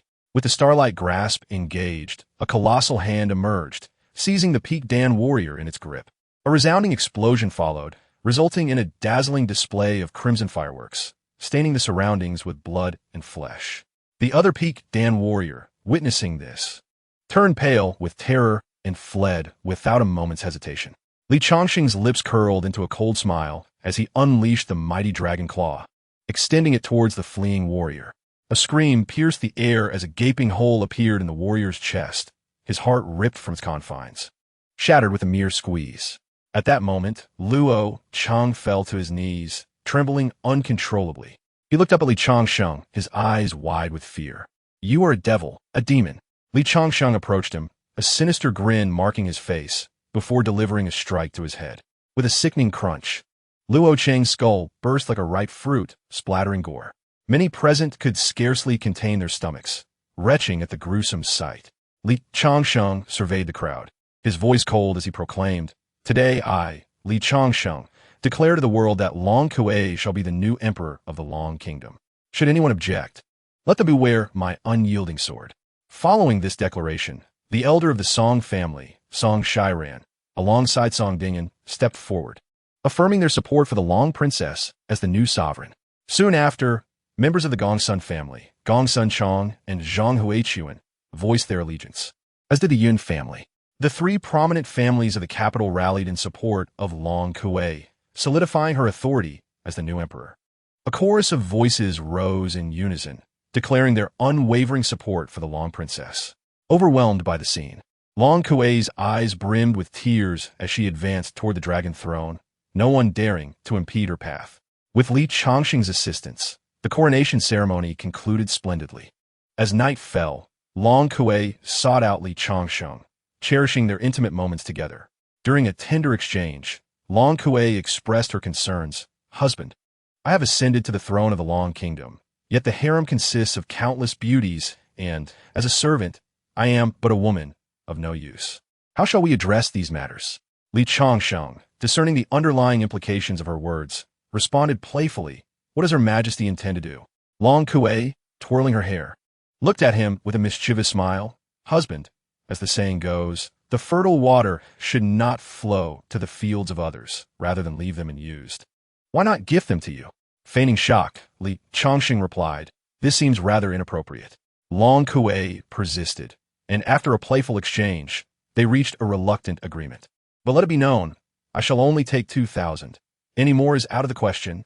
The remaining 1,000, those who are not maidens, the older ones, and those less pleasing to the eye, should receive some compensation and be sent back home.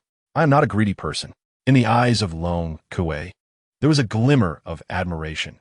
"My lord possesses a heart of kindness. I am truly fortunate to have encountered you." Li Changsheng coughed softly, rising from his slumber and dressing himself. Long Kuei, puzzled, inquired, "At such a late hour, where does my lord intend to go?" Li Changsheng chuckled lightly and replied, "I have been feeling somewhat weak of late and wish to take advantage of the night to engage in some exercise. The palace grounds are spacious and most suitable for running. You need not wait for me. Rest well." Observing this, Long Kuei obediently lay down, saying with such discipline, "I cannot help but feel inadequate." Li Changsheng donned his shoes and stepped towards the door, pausing at the threshold. "By the way, I may not have the time to return in the coming days, as I intend to run. Most importantly, I wish to strengthen my core." In the following days, Li Changsheng reaped significant rewards. His lifespan increased by a remarkable 15,000 years, and his cultivation ascended to the 7th level of the Jidan stage. His innate talent improved to a rare red medium grade. The family's prestige rose to 2,000, earning him a special skill, automatic mind sensing. This skill allows him to sense the presence of various mines, including spirit stone mines, iron or mines, gold or mines, and fire spirit stone mines, among others. Upon hearing of this reward, Li Changsheng felt a surge of joy. "Oh, system, I am utterly enamored with you. Just as I received mastery in weapon forging, now I have gained mind sensing. This is truly a feast laid before me." With mind sensing, he could swiftly locate essential materials for weapon crafting, envisioning a future where every member of the Li family wields a supreme flying sword. The thought exhilarated him, as he mused that even the most prestigious immortal sects could not compare.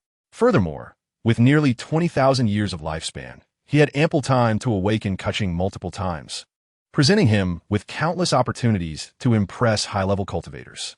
At that moment, a voice from outside interrupted his reverie.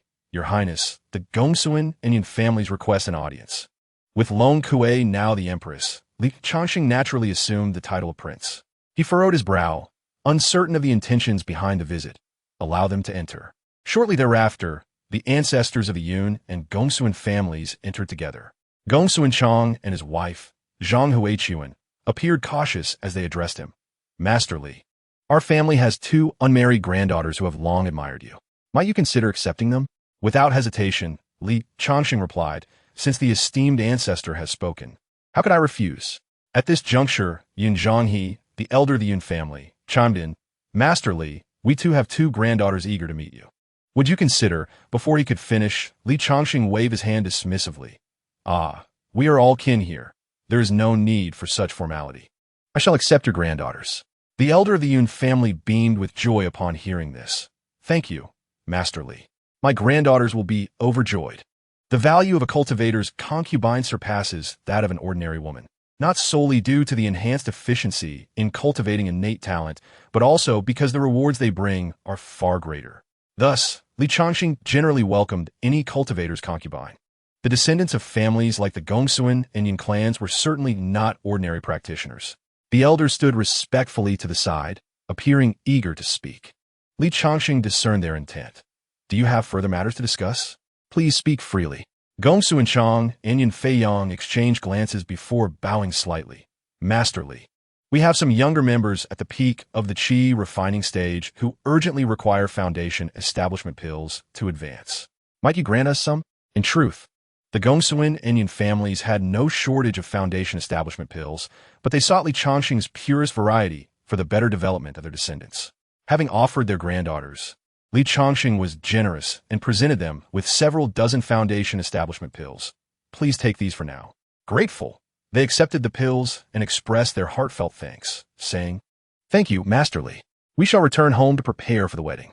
The following day, Li Changsheng donned a splendid red ceremonial robe and paid homage to heaven and earth. Following tradition, he assessed the breeding qualifications of the young women. Suddenly, four beams of purple light shot into the sky. Two of the beams reached their zenith, indicating the peak of the purple grade. These two were the Yun family's granddaughters, Yun Yun and Yun Saihuan. The Gongsuan family's two granddaughters were also impressive, achieving a medium purple grade, namely Gongsuan Yin and Gongsuan Jingshu. Witnessing this exhilarating scene, Li Changsheng lifted Yun Yun's chin and asked, You are Yun Yun, are you not? She nodded demurely, her cheeks flushed. I am Yun Yun. Thank you for your favor.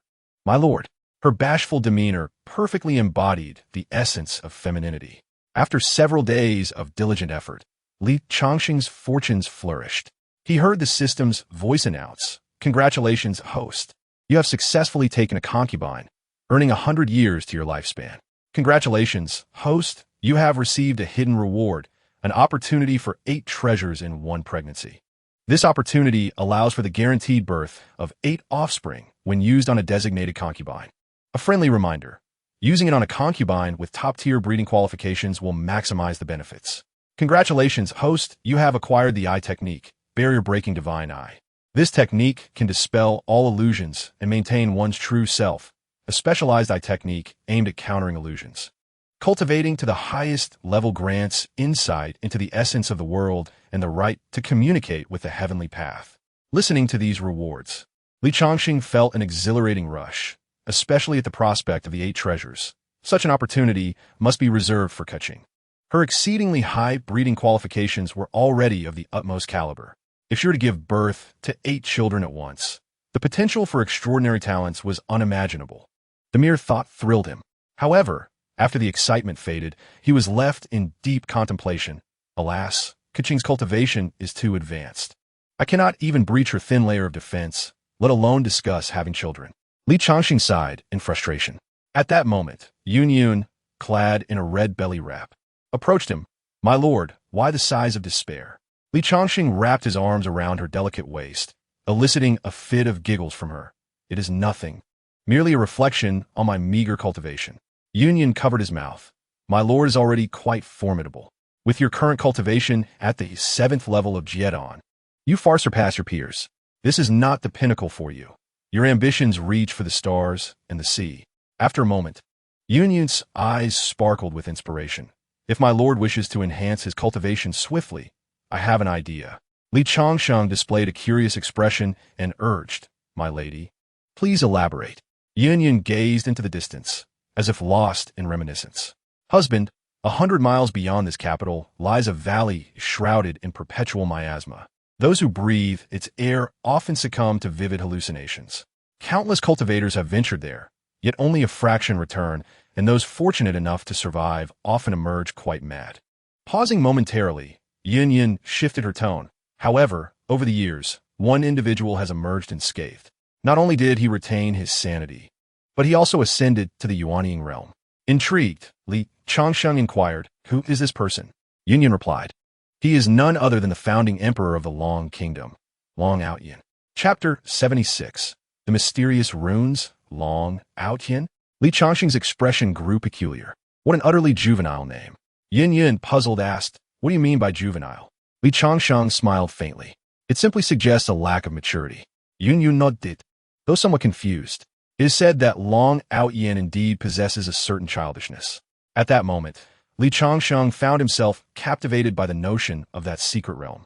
As for whether he could escape unscathed, he harbored no concerns. With a lifespan of 20,000 years and the ability to summon Changsheng numerous times, he felt utterly fearless. He could not believe that within the confines of this modest Long Kingdom, there existed a secret realm from which he could not emerge. Turning to Yin, he asked, since Long Yin successfully returned, has he ever disclosed any information regarding the secret realm? Yin shook his head. After Long Yin returned, he entered seclusion and soon broke through to the Yuanying realm. Strangely, however, his lifespan began to dwindle. It is said that a Yuanying cultivator's lifespan exceeds 2,000 years. Yet Long Yin's hair turned white and vitality waned 200 years after achieving Yuanying. How peculiar, Li Changsheng mused, a frown creasing his brow as various speculations arose within him. Could it be that he acquired some technique within the secret realm that consumes lifespan to enhance cultivation? The thought ignited a thrill within him. If such a technique exists, it will be tailor-made for me. Overwhelmed with excitement, Li Changsheng quickly rose from his seat, intent on seeking out Long Kuei for clarity. Shortly thereafter, he arrived at Long Kuei's chamber. Long Kuei set down the documents she had been reviewing, shyly removing her dragon robe. Husband, you finally remembered me. I was nearly withering away. At that moment, Li Changsheng's mind was elsewhere, and he promptly asked, what do you know about your ancestor, Long Yin? Long Kuei appeared momentarily taken aback, but replied, I do not know much. Only that he once ventured into a secret realm, returned to ascend to Yuanying, and in the subsequent 2 centuries, with his formidable strength, he subdued 2 Yuanying cultivators and established the Long Kingdom. This response aligned closely with what Yin had shared, yet Li Changsheng remained puzzled about Long Yin's rapid aging. Do you know the reason for your ancestor's swift decline? Long Kuei shook her head. If you're truly interested, you could personally investigate your ancestor's tomb. Li Changsheng had intended to suggest this, but given that it was Long Kuei's ancestor, he refrained from doing so. Now that Long Kuei had broached the subject, he readily agreed. Very well, let us depart at once. Lead the way. Long Kuei nodded, dressing as she spoke. The circumstances surrounding the ancestor's death are mysterious. We have investigated for many years without uncovering the truth. As Li Changsheng listened to her explanation, he understood why she had suggested a personal investigation of the tomb. It seemed that Long Yin's mausoleum had already been opened. Perhaps the Long family also sought an answer. Soon, they arrived at Long Yin's tomb, where soldiers stood guard. Upon seeing Long Kuei and Li Changsheng, they promptly knelt. Long Kuei waved her hand, commanding, open the tomb's entrance. With the sound of stone grinding against the ground, the great door of the tomb was revealed. Long Kuei stepped inside first, followed closely by Li Changsheng. The tomb was filled with a plethora of burial artifacts, astonishing in their abundance. Yet, these were not what Li Changsheng sought. His focus was solely on Long Yin's remains. Before long, they arrived at the coffin containing Long Yin's body. Upon opening the coffin, they found Long Yin lying peacefully within, his hair white, age spots abundant, and his body frail. Practically a mere skeleton. Were it not for his Yuanying cultivation, which preserved his flesh from decay, he might have turned to ash by now. Li Changsheng furrowed his brow, for apart from the evident signs of aging, he could discern nothing further. Husband, have you discovered anything? Long Kuei inquired. Li Changsheng shook his head. Nothing of note. Just then, Changsheng, residing in his medicinal garden, blinked rapidly before suddenly opening her eyes. What a familiar aura. Li Changsheng was startled and quickly delved into his mind to communicate with Changsheng. My lady, what have you sensed? Changsheng's expression reflected deep contemplation. This corpse evokes an extraordinarily familiar sensation within me, an odd feeling I cannot articulate. Li Changsheng's demeanor grew grave as he turned his gaze back to Long Yin's remains. Silently pondering, could it be that the secret realm is connected to Changsheng? The situation was becoming increasingly enigmatic, and his curiosity intensified. Regardless, I must venture into the secret realm. As for Long Yin's body, it appears far more complex than it seems. With this thought in mind, Li Changsheng mentally chanted, Breakthrough Divine Eye, cultivate. The recently acquired Breakthrough Divine Eye could dispel all illusions. If any form of deception surrounded Long Yin's body, it would surely be revealed by this power. Li Changsheng's eyes suddenly radiated a golden light, which then converged and melded into his irises. At that moment, He felt his surroundings sharpen into focus, and the tiniest particles of dust in the air became discernible with a mere glance. Excited, he turned once more to Long Outyen's remains. This time, a transformation indeed occurred. Within Long Outyen's body, peculiar runes were imprinted, flickering in a rhythmic breath, continuously absorbing the energy from within him. What strange runes! Even in death, they do not dissipate, Li Changsheng murmured. Suddenly, a thought struck him with profound significance. Wait, can these runes absorb lifespan? Kuching sensed a familiar presence again, and unease crept into her thoughts. Could it be that I too? The more she contemplated, the more alarmed she became, glancing down at her own body. The world spun around her, and her heart sank. There are indeed these mysterious runes within me as well. Is my fate destined to mirror Long Outyen's? Li Changsheng found it impossible to accept this reality, instinctively retreating several steps. Impossible, absolutely impossible. Long Kue, witnessing his distress, asked with concern, "Husband, what troubles you?" Li Changsheng shook his head, his expression resolute. "I must venture into that secret realm. The mysteries within it must be unraveled." Li Changsheng could no longer afford to wait. Despite the inherent dangers, he felt compelled to unravel the enigma that lay before him. He was uncertain when the runes would undergo a transformation. Even with a lifespan of 20,000 years, it might prove insufficient if the absorption of longevity were to suddenly increase. Long Kue, observing his determination, expressed her concern. "Are you referring to the secret realm that our ancestor visited?" Li Changsheng nodded affirmatively. "Indeed, there are matters within that secret realm which I must clarify." Although Long Kue was apprehensive, she was at a loss for how to dissuade him. "I shall await your safe return." Subsequently, Li Changsheng departed from the tomb, seeking out members of the 3 prominent families to conduct a comprehensive investigation into the secret realm. Once all preparations were in place, he left the imperial palace, accompanied by the Yuan-Ing ancestors of the 3 families, heading towards the secret realm. Chapter 77. The Woman in Red. The innate poison body, the secret realm, nestled within the Shennong Mountains, shrouded in perpetual clouds and mists, with toxic vapors permeating the surroundings. No mortal who ventured within had ever escaped, and those cultivators of low rank were assuredly doomed. Only those of the Jidan stage or above could preserve their safety for a limited time. However, prolonged exposure would render them incapable of withstanding the noxious mists. Fortunately, such toxins posed little threat to Li Changsheng, for he possessed detoxification pills that rendered him immune to their harm. Soon after, Li Changsheng arrived at the mountain's base, activating his barrier-breaking divine eye, which revealed a tremendous surge of dark, poisonous gas erupting from within the mountain. This toxic miasma was invisible to ordinary people, who would unknowingly breathe it in and meet their demise. At this moment, a few individuals gathered at a tea pavilion at the foot of the mountain, their eyes fixed curiously on Li Changsheng. "Young brother, do you intend to enter Shennong Mountain?" Li Changsheng turned back and nodded at the mortals. "Indeed. I have long heard tales of extraordinary treasures within Shennong Mountain, and I have come specifically to investigate."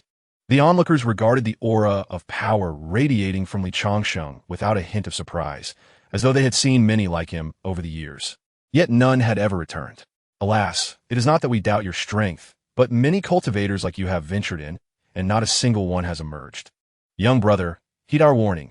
Shennong Mountain is perilous, with mists that no ordinary person can withstand." Li Changsheng shook his head. Having arrived, retreat was not an option. Ignoring their cautions, he stepped forward, swiftly disappearing into the dense fog. The voices of the onlookers echoed behind him, lamenting, "Another body shall be added to the count within Shennong Mountain." It was no fault of theirs. They had already warned him. The female cultivators who had entered days prior were likely dead by now. It was a foregone conclusion. How unfortunate that such beautiful women would meet such a fate. Upon entering Shennong Mountain, Li Changsheng placed a 7th-grade detoxification pill in his mouth. The medicinal properties gradually released, neutralizing any poisonous miasma that dared to enter his body. According to the text from Long Kue's family, the secret realm was located within a cave halfway up the mountain. Li Changsheng looked up, the miasma obscuring his vision. The dim light filtering through the forest and the damp air created an unsettling tension. The distant, eerie cries of strange creatures further heightened his unease. With determination in his eyes, Li Changsheng soared into the air, heading towards the mountain's midpoint. At that moment, An unusual aura caught him off guard. Is someone there? His gaze sharpened, and the barrier-breaking divine eye activated. He beheld a woman clad in red, staring directly at him. Her crimson attire, juxtaposed with the surrounding gloom and dampness, evoked an uncanny sensation. Heavens, could it be a ghost? The thought of a ghost crossed Li Changsheng's mind. However, after centering himself and assessing the situation, he felt reassured. This individual radiated vitality and was likely human. Yet, he sensed no cultivation power from her. Was she concealing her abilities or merely an ordinary person? With this thought, Li Changsheng approached the woman. Landing silently, he greeted her. "Greetings, fair maiden." The woman recoiled, startled, and let out a scream as she stumbled back. A ghost! Li Changsheng shook his head in exasperation, thinking, your attire is far more ghostly. Now that he observed her closely, he couldn't help but notice her remarkable beauty. Adopting a scholarly demeanor, he bowed slightly. "My lady, this place is fraught with danger. What brings you here alone?"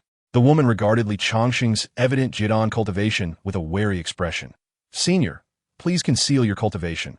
This place is treacherous, and great calamities lurk here." Great calamities? Li Changsheng's gaze inadvertently drifted to the woman's chest, muttering to himself, "Indeed, quite impressive." The woman flushed with indignation upon hearing his words, yet intimidated by his cultivation. She dared not express her feelings. She turned away, but the movement only accentuated her figure. Li Changsheng found himself captivated, inwardly lamenting, "In all my years on the battlefield, I have never encountered such a remarkable figure." The woman, flustered and angry, spoke up. "Senior, your demeanor frightens me." Li Changsheng licked his lips, clearing his throat to ease the tension. "Ahem, please do not misunderstand. I was merely reflecting on some amusing thoughts. May I inquire your name? Fair maiden? What brings you to this place?" The woman bowed slightly and replied, "I am Li Hongfu, a disciple of the Hongyi sect. I have come to Shinnong Mountain to gather medicinal herbs." Hearing her account, Li Changsheng furrowed his brow. "Your cultivation is merely at the peak of qi refinement. Yet you venture here alone. You possess considerable courage." At this, Li Hongfu's eyes dimmed with melancholy. "Senior, you may not be aware that I possess a unique constitution known as the innate poison body. I am immune to many toxins in this world, and can even enhance my cultivation by absorbing poisonous substances." Li Changsheng regarded Li Hongfu with newfound curiosity. "Such an extraordinary constitution. No wonder you can breathe freely amidst the miasma without harm." Just then, a fierce roar from a beast echoed from afar. Li Hongfu's complexion shifted, and she turned to Li Changsheng. "Senior, please conceal your cultivation quickly. If the ferocious beast approaches, we shall be in grave danger." Yet it seemed all too late. Not far away, 3 ferocious beasts with crimson eyes were advancing towards them. A look of despair crossed Li Hongfu's face. "Senior, these beasts have lived in the poisonous miasma for ages, their bodies transformed by the toxins. They are exceedingly lethal, and any who are injured by them will surely succumb to the poison and perish within a short time. An elder from my sect perished at their hands." Li Hongfu took flight, positioning herself protectively before Li Changsheng. "You must flee, senior. I am immune to their toxins due to my innate poison body. Moreover, the 2 elders sacrificed their lives for me, leaving me with no face to return to the sect. I cannot continue to burden the sect any longer." Li Changsheng gazed at the frail young woman before him, his heart filled with compassion. Alas, despite her own fears, she still yearns to assist others. What a heart-wrenching little girl she is. However, since fate has brought you to me, what could mere venomous beasts possibly signify? With a firm push of his feet, Li Changsheng activated the Wuhen Gui Bu, transforming into a shadow and instantaneously appearing beside the 3 ferocious beasts. The sword, Jinghong, was drawn, its ringing echoing in the air.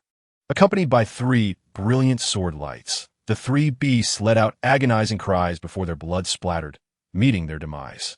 Li Changsheng stood there, sword in hand, his expression stern, emanating an overwhelming aura. The toxic miasma around him rolled back in layers, and several demonic beasts attempting to rush toward him exploded into pieces from afar. Li Hongfu observed everything before her heart trembling, unable to regain her composure. The senior actually severed 3 beasts comparable to half-step Jidan with a single strike. He even remains unscathed by the toxic assault.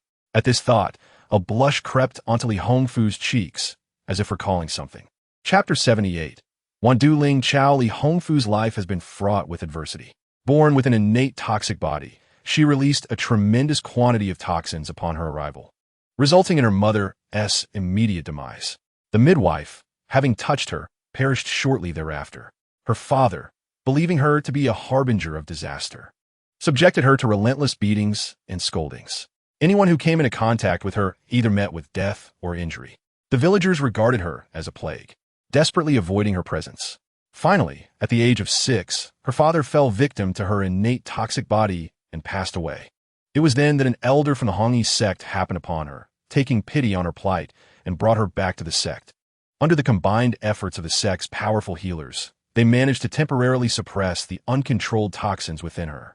Through this treatment, the members of Hongyi sect discovered her to be an exceedingly rare innate toxic body. If harnessed properly, such a body could lead to the emergence of a formidable queen of toxins. Unfortunately, to gain mastery over her innate toxic body, one would need to find the exceptionally rare Wandu Ling Chao and refine it into the Wandu Ling Dan. Not long ago, Li Hongfu sensed that the toxins within her were nearing uncontrollable levels. After reporting to the sect, 2 Jidan elders accompanied her to Shennong Mountain in search of the Wandu Ling Chao. The Wandu Ling Chao thrives in areas shrouded in toxic mists, making Shennong Mountain an ideal location for its growth. However, unexpectedly, shortly after entering Shennong Mountain, they encountered those strange toxic beasts. The 2 elders fought valiantly to fend off the beasts, allowing Li Hongfu to escape. Yet now, with their fates uncertain, it seems grim indeed. The sight of Li Changsheng slaying 3 demonic beasts with a single stroke deeply captivated Li Hongfu. The toxins of Shennong Mountain matched the potency of her innate toxic body. Yet Li Changsheng moved freely within it, seemingly unaffected. This was the first time she encountered someone unafraid of toxins. Instantly, her curiosity about Li Changsheng ignited. She bowed deeply. "Senior, how is it that you can withstand the assault of these toxins?" Li Changsheng chuckled lightly. "It is but a common toxin. I have a detoxification pill in my mouth to manage it." Detoxification pill? Li Hongfu's expression turned perplexed. "Senior, the effects of a detoxification pill cannot possibly counteract the toxins here." Li Changsheng smiled gently, producing a detoxification pill adorned with 5 striking golden patterns. Li Hongfu's eyes widened in astonishment, her breath quickening. "This is actually a 5th-grade detoxification pill?" Li Changsheng nodded slightly. "I crafted it casually. It is of no significance." Upon hearing this, Li Hongfu felt as if thunder had struck her heart. "Crafted casually? Senior, could it be that you're an alchemist?" Li Changsheng waved his hand, revealing a hint of bashfulness. "Merely an alchemist. There is no need for you to be so astonished, fairy." Li Hongfu's expression turned respectful, and she knelt before him. "Senior, my innate toxic body is on the verge of losing control. I urgently require the Wandu Ling Dan for treatment. I implore you, please assist me." Li Changsheng looked down at Li Hongfu, peering into the depths of her soul through the collar of her garment. Ahem. This matter. Seeing Li Changsheng's hesitant expression, Li Hongfu steeled her resolve and spoke. "As long as you can assist me, I am willing to pay any price." The suffering brought by her innate toxic body had been more than enough. With her parents tragically dead and those around her avoiding her like the plague, she had endured countless strange glances throughout her life. Furthermore, the 2 elders of her sect had perished because of her. If given a choice, she would rather be an ordinary person. She had already prepared herself to remain in Shennong Mountain, never to venture out again, should she fail to eliminate the side effects of her innate toxic body. However, the appearance of Li Changsheng was like a ray of light piercing through the darkness. Renewing her hope, Li Changsheng stroked his chin, inhaling the fragrant scent of youth emanating from Li Hongfu, and nodded. "You say you need the Wandu Ling Dan. I can indeed refine this elixir.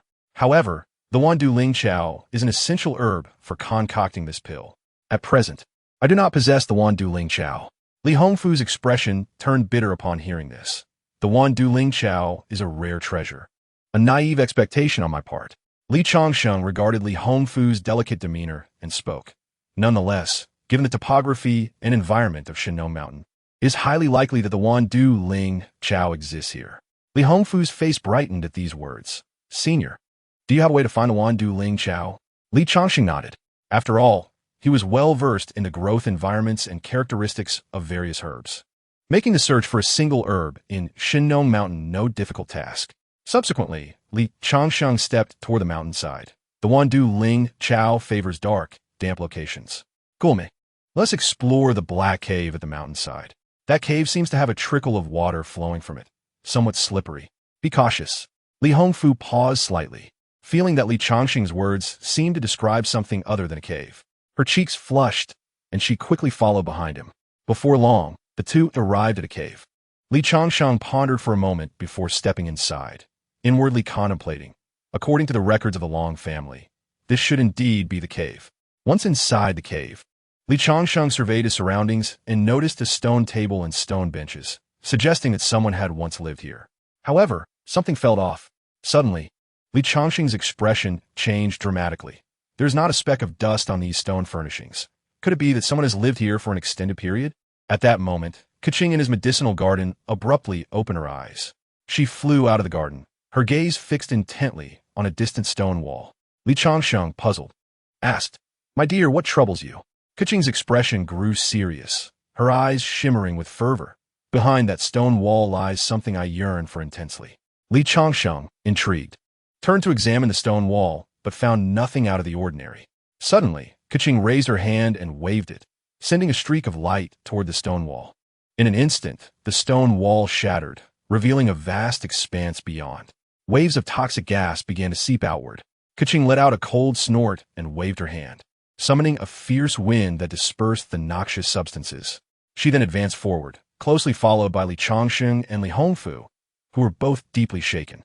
As Li Hongfu gazed at Changsheng's exquisite figure and beauty, she recalled Li Changsheng's reference to Changsheng, and a peculiar expression crossed her face. The elder refers to her as wife. Could it be they hail from a formidable sect? At this moment, Changsheng halted, her eyes fixed intently on the stone platform ahead. It was shrouded in black mist, obscuring its contents. Yet through the haze, a shadow of a figure could be discerned lying atop the platform. Li Changsheng's eyes sparkled as he activated his breaking barrier divine eye. Enhanced by this ability, the black mist no longer obstructed his vision, and he could see the figure on the stone platform clearly. However, as clarity dawned upon him, a deafening roar echoed in his mind, rendering him motionless. For there, upon the stone platform, lay a woman who bore an uncanny resemblance to Changsheng. Her eyes were tightly shut, and the surrounding black toxins were being continuously absorbed by her, as if she were practicing some form of toxic cultivation. Li Changsheng stood frozen, his mind swirling with turmoil. What in the world is happening?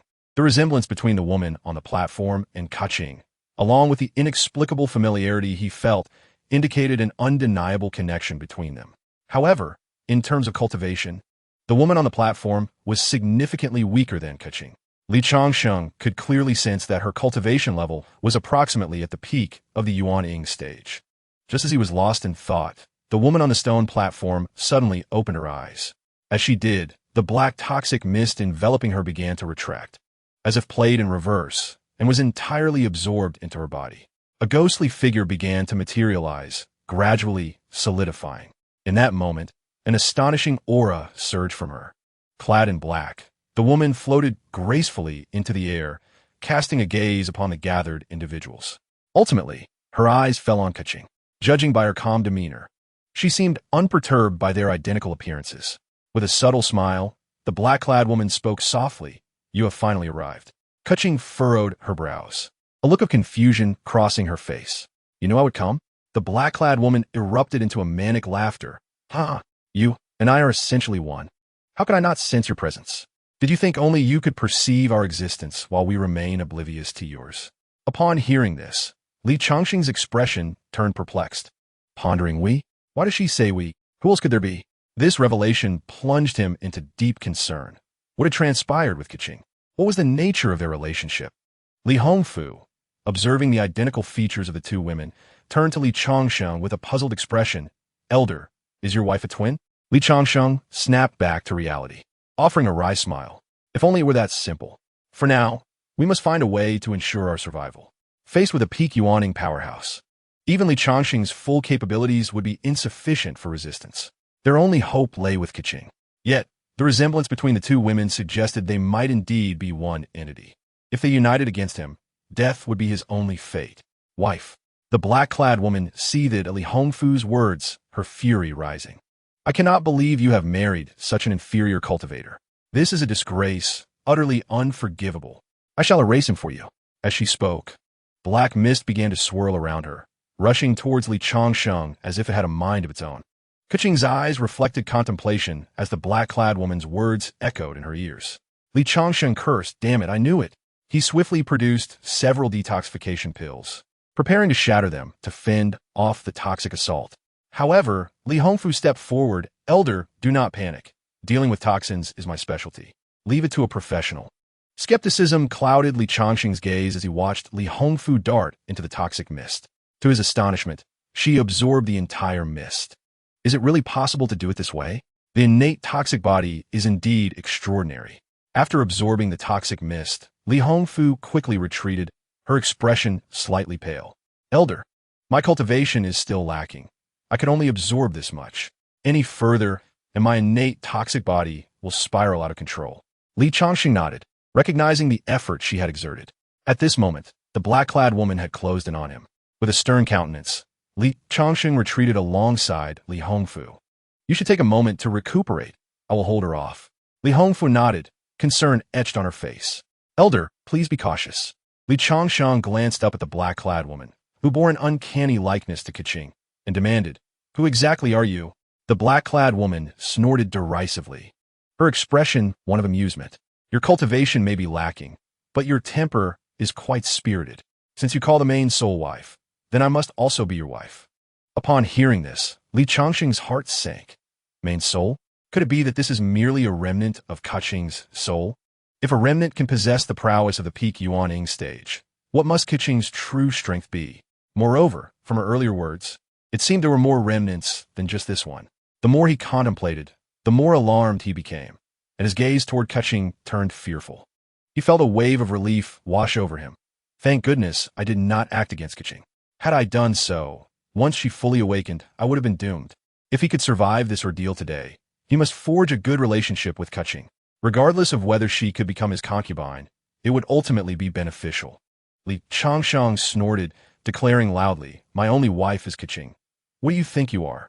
Do not attempt to establish a connection here." The black-clad woman laughed recklessly. "Seeing your affectionate demeanor, I am truly envious. Alas, your wife stands with me. After all, she and I are the true kin." Li Changsheng looked at Keqing, a bitter expression on his face. "My dear, for you, I have sacrificed thousands of years of my lifespan. Is this truly how you wish to treat me?" In Keqing's eyes, a flicker of struggle appeared as she sensed the lifespan being absorbed within her. Her expression gradually solidified with determination. Suddenly, her form vanished, reappearing behind the black-clad woman. With a swift motion, her hand cut through the woman's chest, emerging from her front. The black-clad woman's face contorted in disbelief. "Main soul. You." Thus, the black-clad woman breathed her last.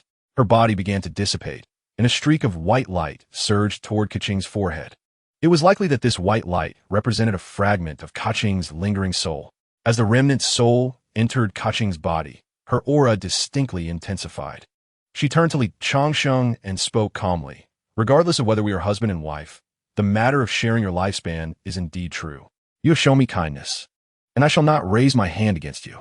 Upon hearing this, Li Changsheng let out a slight sigh of relief. "With my wife saying this, I can rest easy. You should return to the medicinal garden.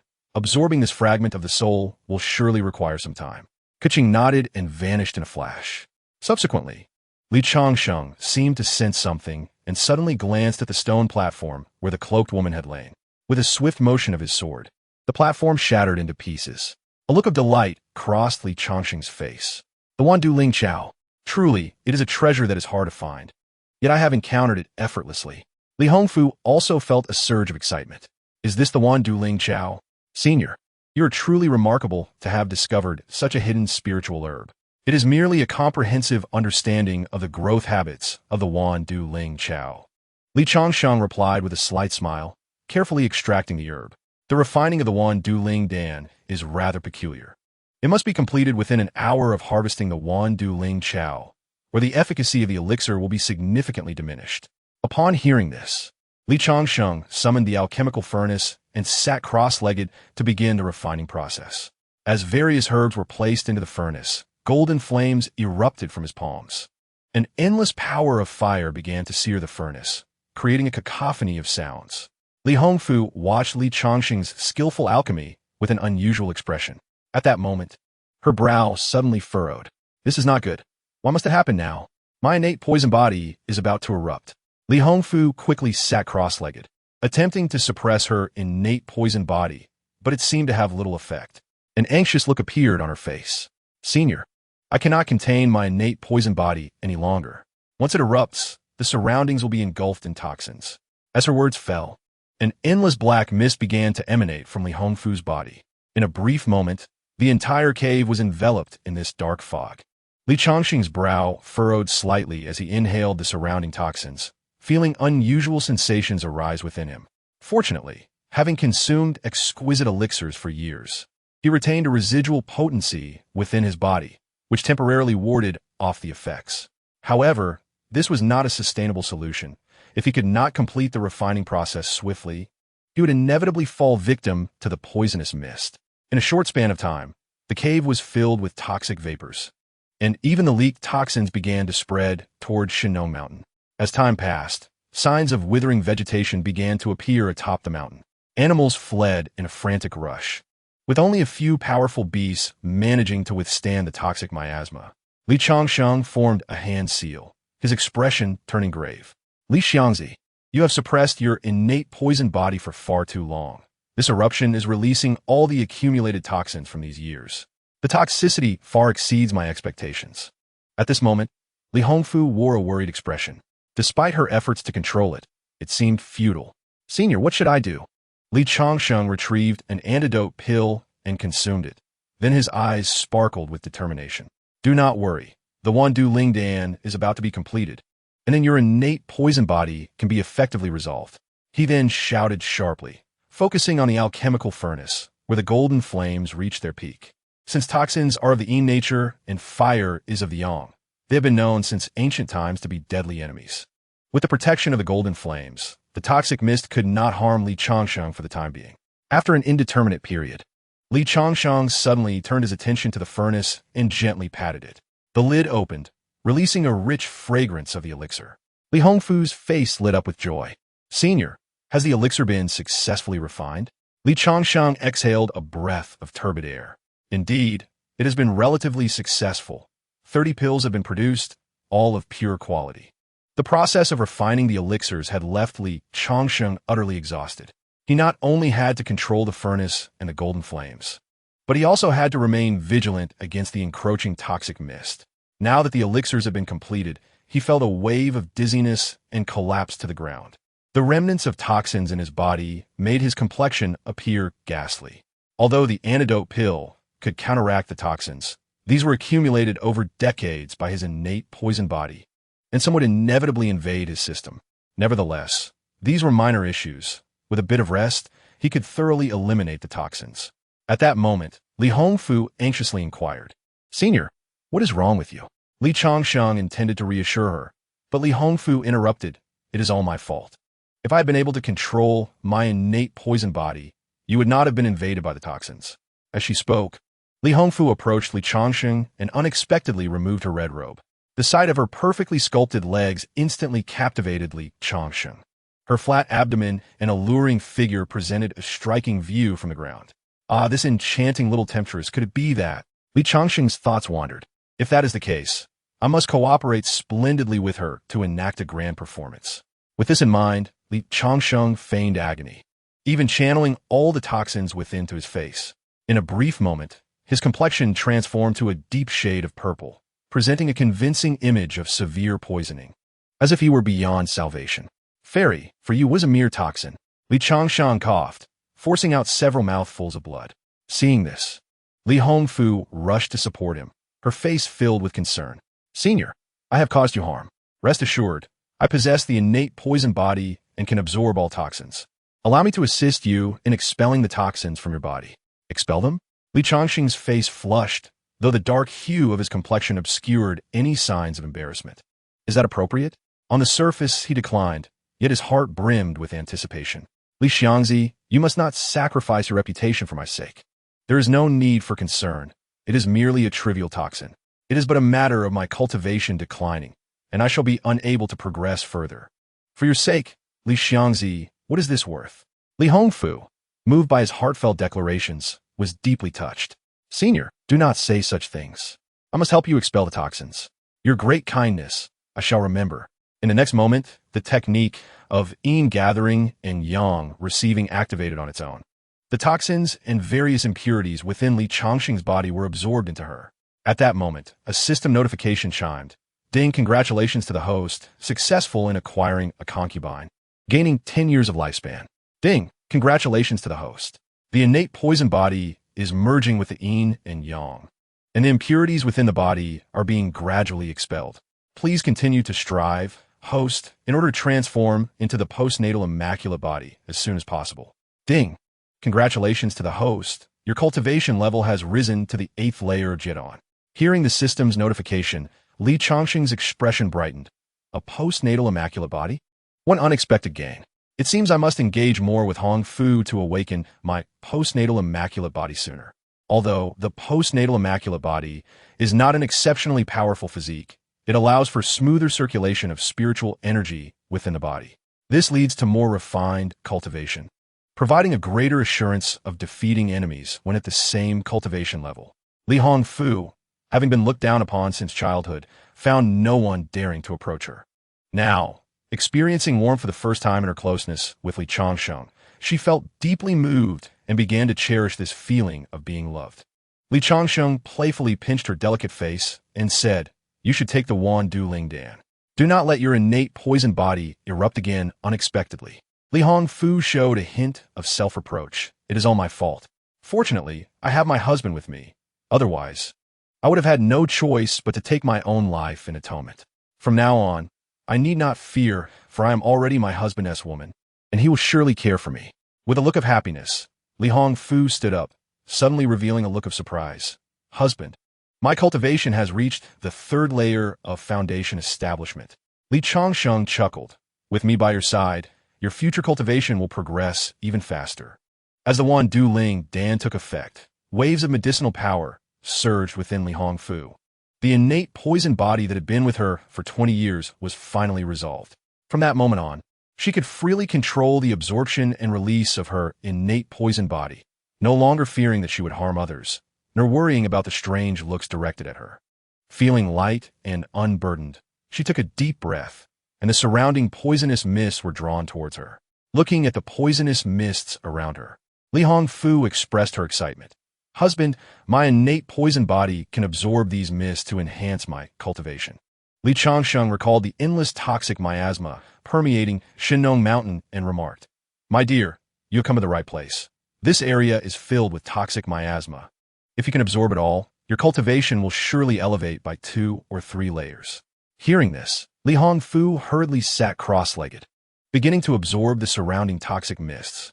Soon, the miasma within the cave had become extremely thin, prompting them to venture outside. As they emerged, they encountered miasma that had turned nearly black. Excellent. The more toxic, the better. Li Changsheng drew all the miasma towards him while Li Hongfu absorbed it with delight. After 5 or 6 days of absorption, the toxic mists were completely consumed, and Li Hongfu's cultivation had risen to the 9th layer of foundation establishment. Who would have imagined that she, who had been at the peak of chi refinement before entering the mountain, could elevate her cultivation to the 9th layer of foundation establishment in less than 10 days? With the dissipating miasma, the tragic state of Shinong Mountain became apparent to the two. Chapter 81. Encounter with a little fox, witnessing the true Shinong Mountain. Shinong Mountain is perpetually shrouded in toxic miasma. After years of adaptation, both animals and plants have reached a delicate state of balance. However, with the release of the toxins accumulated in Li Hongfu's body over 20 years, this balance was disrupted. Although the miasma had been largely absorbed, many demonic beasts suffered greatly, and numerous plants had withered. Li Hongfu's eyes reddened with guilt. "It is all my fault. I never expected to cause such destruction. Husband, can we remedy this?" Li Changsheng sighed softly as he observed the scene. It was an unintentional mistake, There is no need for you to blame yourself. For now, we can only do our best to heal those demonic beasts that are still alive." Li Hongfu wiped away her tears, nodding despondently. "It seems this is all we can do." In the following days, they devoted themselves to healing the poisoned demonic beasts. Fortunately, Li Changsheng had an ample supply of detoxification pills, and through their efforts, they managed to save quite a number.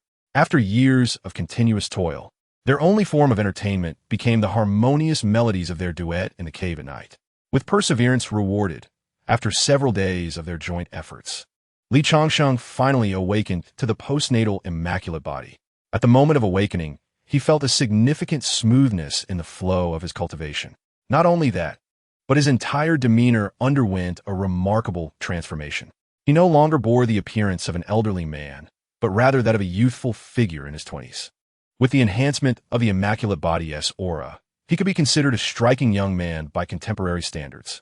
In this newfound state, Li Changsheng possessed a deadly allure for married women, particularly those innocent young maidens who found it hard to resist his charm. Admiring his unparalleled visage, Li Changsheng nodded in satisfaction. "Indeed, very good, very good. With such looks, my future endeavors in taking concubines are bound to soar.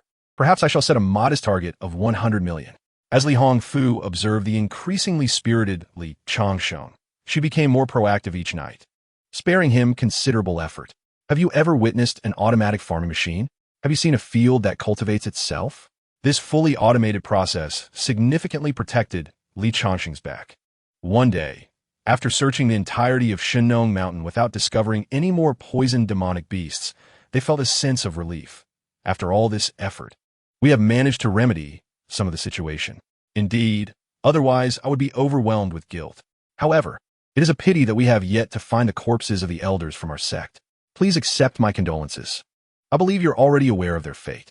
Li Hongfu nodded, letting out a sigh. "I anticipated such an outcome before we came, yet they still chose to accompany me. I never expected their departure to be so abrupt. They did it all to protect me." Seeing the tears welling in Li Hongfu's eyes, Li Changsheng gently wiped them away, then embraced her, stroking her back.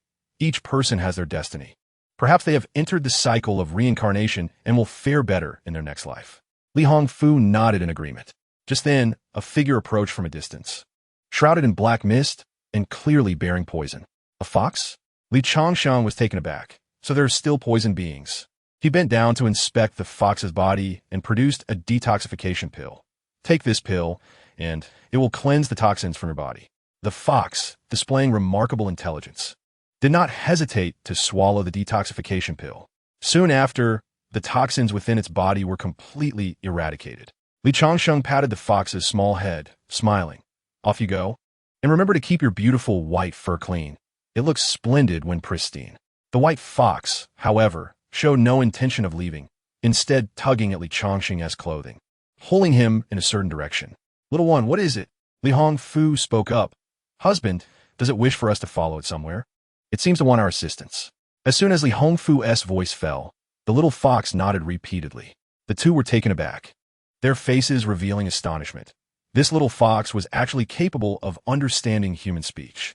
"Lead the way, and we shall certainly lend our assistance," they said. The little fox stood on its hind legs and extended its front paws in a gesture of gratitude towards them. How intriguing! Such a spirited fox. The little fox darted ahead, occasionally pausing to wait for the two. Soon, it halted at a secluded cave. Remarkably, the two had not noticed this hidden cave during their previous days. Before the cave, a shimmering light barrier was evident, likely some sort of formation designed to conceal it from prying eyes. Upon entering the cave and traversing a long passage, they arrived at a stone door. Li Changsheng's eyes widened in surprise.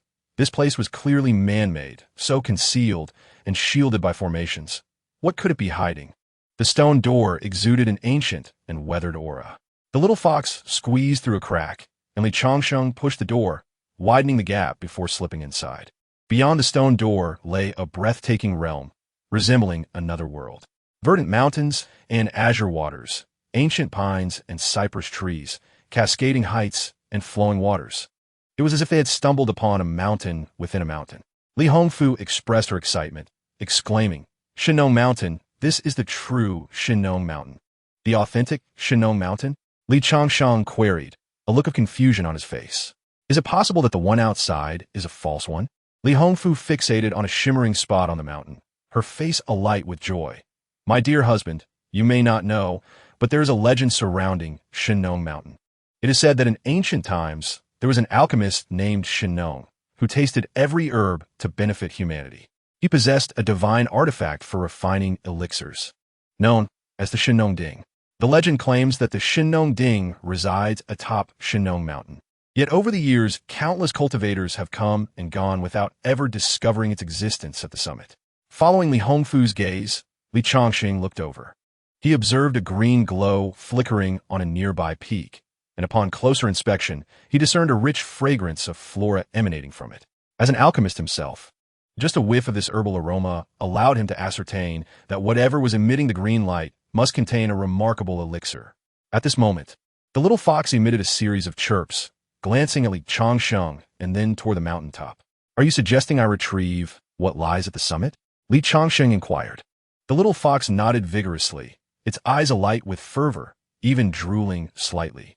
Seeing this, Li Hongfu turned to Li Changsheng. My dear husband, this little fox is no ordinary beast. It could not have found this secret place otherwise. Perhaps this little fox is a descendant of the guardian beast of Shinnong Mountain. Li Hongfu's words seemed to strike a chord, as the little fox nodded frantically. Observing this, Li Changsheng raised an eyebrow in suspicion. Shouldn't the guardian beast be the one protecting this treasure? Does that not imply a breach of trust? However, judging by its current demeanor, it seemed the guardian beast lacked the ability to protect the treasure. But for now, Li Changsheng was unconcerned with such matters. Since the guardian beast had indicated he should retrieve the treasure, he resolved to do just that. Li Changsheng soared into the air, heading toward the mountaintop. Moments later, he landed atop the peak, where an ancient square cauldron sat undisturbed. Waves of dense herbal fragrance wafted from within the cauldron. Li Changsheng focused his gaze, noticing a single elixir hovering inside. The elixir was entirely golden, and the potent essence of herbs emanated from it. Having never encountered such an elixir, as soon as Li Changsheng reached out to touch it, his body jolted violently. He felt as if the world were spinning, the scenery around him rapidly rewinding, with countless images flashing before his eyes, ultimately crystallizing upon an elderly man with a white beard. In that instant, everything around him seemed to vanish. Li Changsheng found himself enveloped in chaos, his expression shifting from bewilderment to terror. The elderly man, smiling, scrutinized Li Changsheng, nodding in approval. Not bad at all. With less than a century of bone age, you have attained the level of an 8th-grade alchemy apprentice. You barely qualify to receive my legacy. Li Changsheng regarded the elder warily, then cautiously asked, Are you the esteemed Shinnong? The elder stroked his beard and laughed heartily. After all these years, it is surprising that someone still remembers my name. It seems my efforts to benefit the world were not in vain. Shinnong examined Li Changsheng closely, his eyes narrowing slightly. Interesting, I sense the aura of my descendants within you. Li Changsheng's heart raced. He suddenly thought of the Murong family. Elder, I am fortunate enough to have married one of your descendants. Ah, I see. From your aura, it seems that must be my collateral bloodline. Shinnong stroked his beard again, surveying Li Changsheng with an odd expression. It appears my descendant must possess extraordinary beauty. Otherwise, you would not be so lacking in vitality. Li Changsheng was momentarily taken aback, his face darkening. Elder Shinnong, perhaps we should refrain from discussing such matters? Shinnong chuckled, his eyes sparkling. What is there to be embarrassed about? With me here, your vitality is of no concern. For the happiness of my descendant, I shall bestow upon you this elixir. As he spoke, Shinnong conjured 2 elixirs with his hands, which slowly drifted toward Li Changsheng. These 2 elixirs are named Yin-Yang harmonizing pills. One was a yin pill, and the other a yang pill. This elixir was specifically crafted for my Shinnong bloodline. You shall consume the yang pill, while my descendant shall take the yin pill. When you unite in the future, the results will undoubtedly exceed your expectations. Li Changsheng was deeply moved, continuously expressing his gratitude. The ability to conjure elixirs from thin air was far beyond his comprehension. Moreover, the name Shinnong was too illustrious. Even in his past life, this was an extraordinary figure. Thank you, Elder Shinnong, for your generosity. But may I ask, what is this place? Li Changsheng inquired, gazing at the surrounding chaos. Also, did you not ascend long ago? How is it that you still appear here? Shinnong maintained a gentle smile as he addressed Li Changsheng. This is merely a projection of myself that I left behind. It will soon dissipate. Since I can manifest, it indicates you have indeed reached the summit of Shinnong Mountain. Li Changsheng's face reflected reverence as he slightly bowed. I have indeed arrived at the summit, where a square cauldron rests, containing a peculiar elixir. Shinnong chuckled. Indeed, that is the legacy I have left for you, the Shinnong Ding. As for that elixir, it is meant for the little one. The little one? Li Changsheng pondered. Are you referring to that fox? Shinnong nodded. Indeed, it is remarkable that their lineage has managed to guard Shinnong Mountain until now. I once promised their ancestors that if a fated individual were to receive my legacy, they could bestow that elixir upon their descendants. May I inquire what that elixir is? Li Changsheng asked with curiosity. That little fox seems exceedingly eager to obtain it. Shinnong erupted into hearty laughter. That elixir is quite extraordinary, one of the finest I have crafted throughout my life. It is called the Transformation Elixir. Transformation Elixir? Li Changsheng's face displayed a curious expression, for the name of this elixir alone suggested its extraordinary nature. May I inquire, esteemed elder, what is the function of this elixir? Shinnong, observing the insatiable thirst for knowledge in Li Changsheng, nodded in satisfaction. The 2A Fan Dan, as its name implies, allows one to shed their mundane existence upon consumption. Its medicinal power can awaken the ancestral bloodline within the user, which will, over time, continue to strengthen. Ultimately, it enables one to reach the pinnacle of their bloodline, elevating their very essence to the highest realm. As Li Changsheng listened to Shinnong's explanation, his heart thundered with astonishment. Such an unparalleled elixir was beyond anything he had ever encountered. In fact, he had not even found any mention of the 2A Fan Dan in the Encyclopedia of Elixirs. At this moment, Shinnong's voice resonated once more. This projection of mine cannot endure for much longer. Let us complete the transmission of knowledge first. Without waiting for Li Changsheng's response, Shinnong abruptly pointed toward his forehead. A stream of radiant light emanated from Shinnong's fingertip, swiftly penetrating Li Changsheng's mind. In an instant, Li Changsheng felt as though his head were splitting apart. A wealth of alchemical knowledge surged into his consciousness, much of which had long been lost to time, revealing Shinnong's unique insights into the art of potion making. Among these were numerous distinctive formulas, including the 2A Fan Dan. Many of the herbs mentioned were so obscure that Li Changsheng had never even heard of them. As the transmission continued, a comprehensive understanding of various herbs flooded into Li Changsheng's mind. Time became irrelevant as the importation finally ceased and Shinnong's figure began to wane. Young one, I have tasted countless herbs throughout my life and have endured numerous poisons, gaining profound insights into both toxicology and antidotes. In my later years, I created the Shinmu Ju and the Wandu Ju, two unique techniques. The Shinmu Ju enhances one's perception of flora and allows one to absorb the vitality of plants, facilitating rapid recovery from injuries. The Wandu Ju, on the other hand, is a rare method for controlling poisons. Just as Shinnong was about to fade away, he summoned the last of his strength to utter, "Young one, cultivate diligently. I shall await your arrival in the celestial realm." Li Changsheng suddenly awoke, finding himself back atop Shinnong Mountain. He gazed at the verdant square cauldron before him, and with a wave of his hand, the elixir materialized in his grasp. Another wave caused the Shinnong Ding to shrink rapidly, soon resembling an ordinary alchemical furnace. After a series of intricate maneuvers, he inscribed his own mark upon the cauldron. At this moment, Li Changsheng finally mastered the Shinnong Ding's manipulation to a level of complete control. His face lit up with delight as he mused. This Shinnong Ding can alter its size at will. It is not merely a tool for alchemy, but also serves as a formidable instrument for both offense and defense. However, such a powerful artifact must not be revealed lightly, lest I invite calamity upon myself. After all, countless tales abound in the cultivation world of those who perished due to ostentatious displays of wealth. Resolute in his decision, he quickly stored the Shinnong Ding away. With the 2A Fan Dan in hand, he soared towards Li Hongfu. Upon landing, he opened his palm to reveal the elixir. "Little fox, is this what you sought?"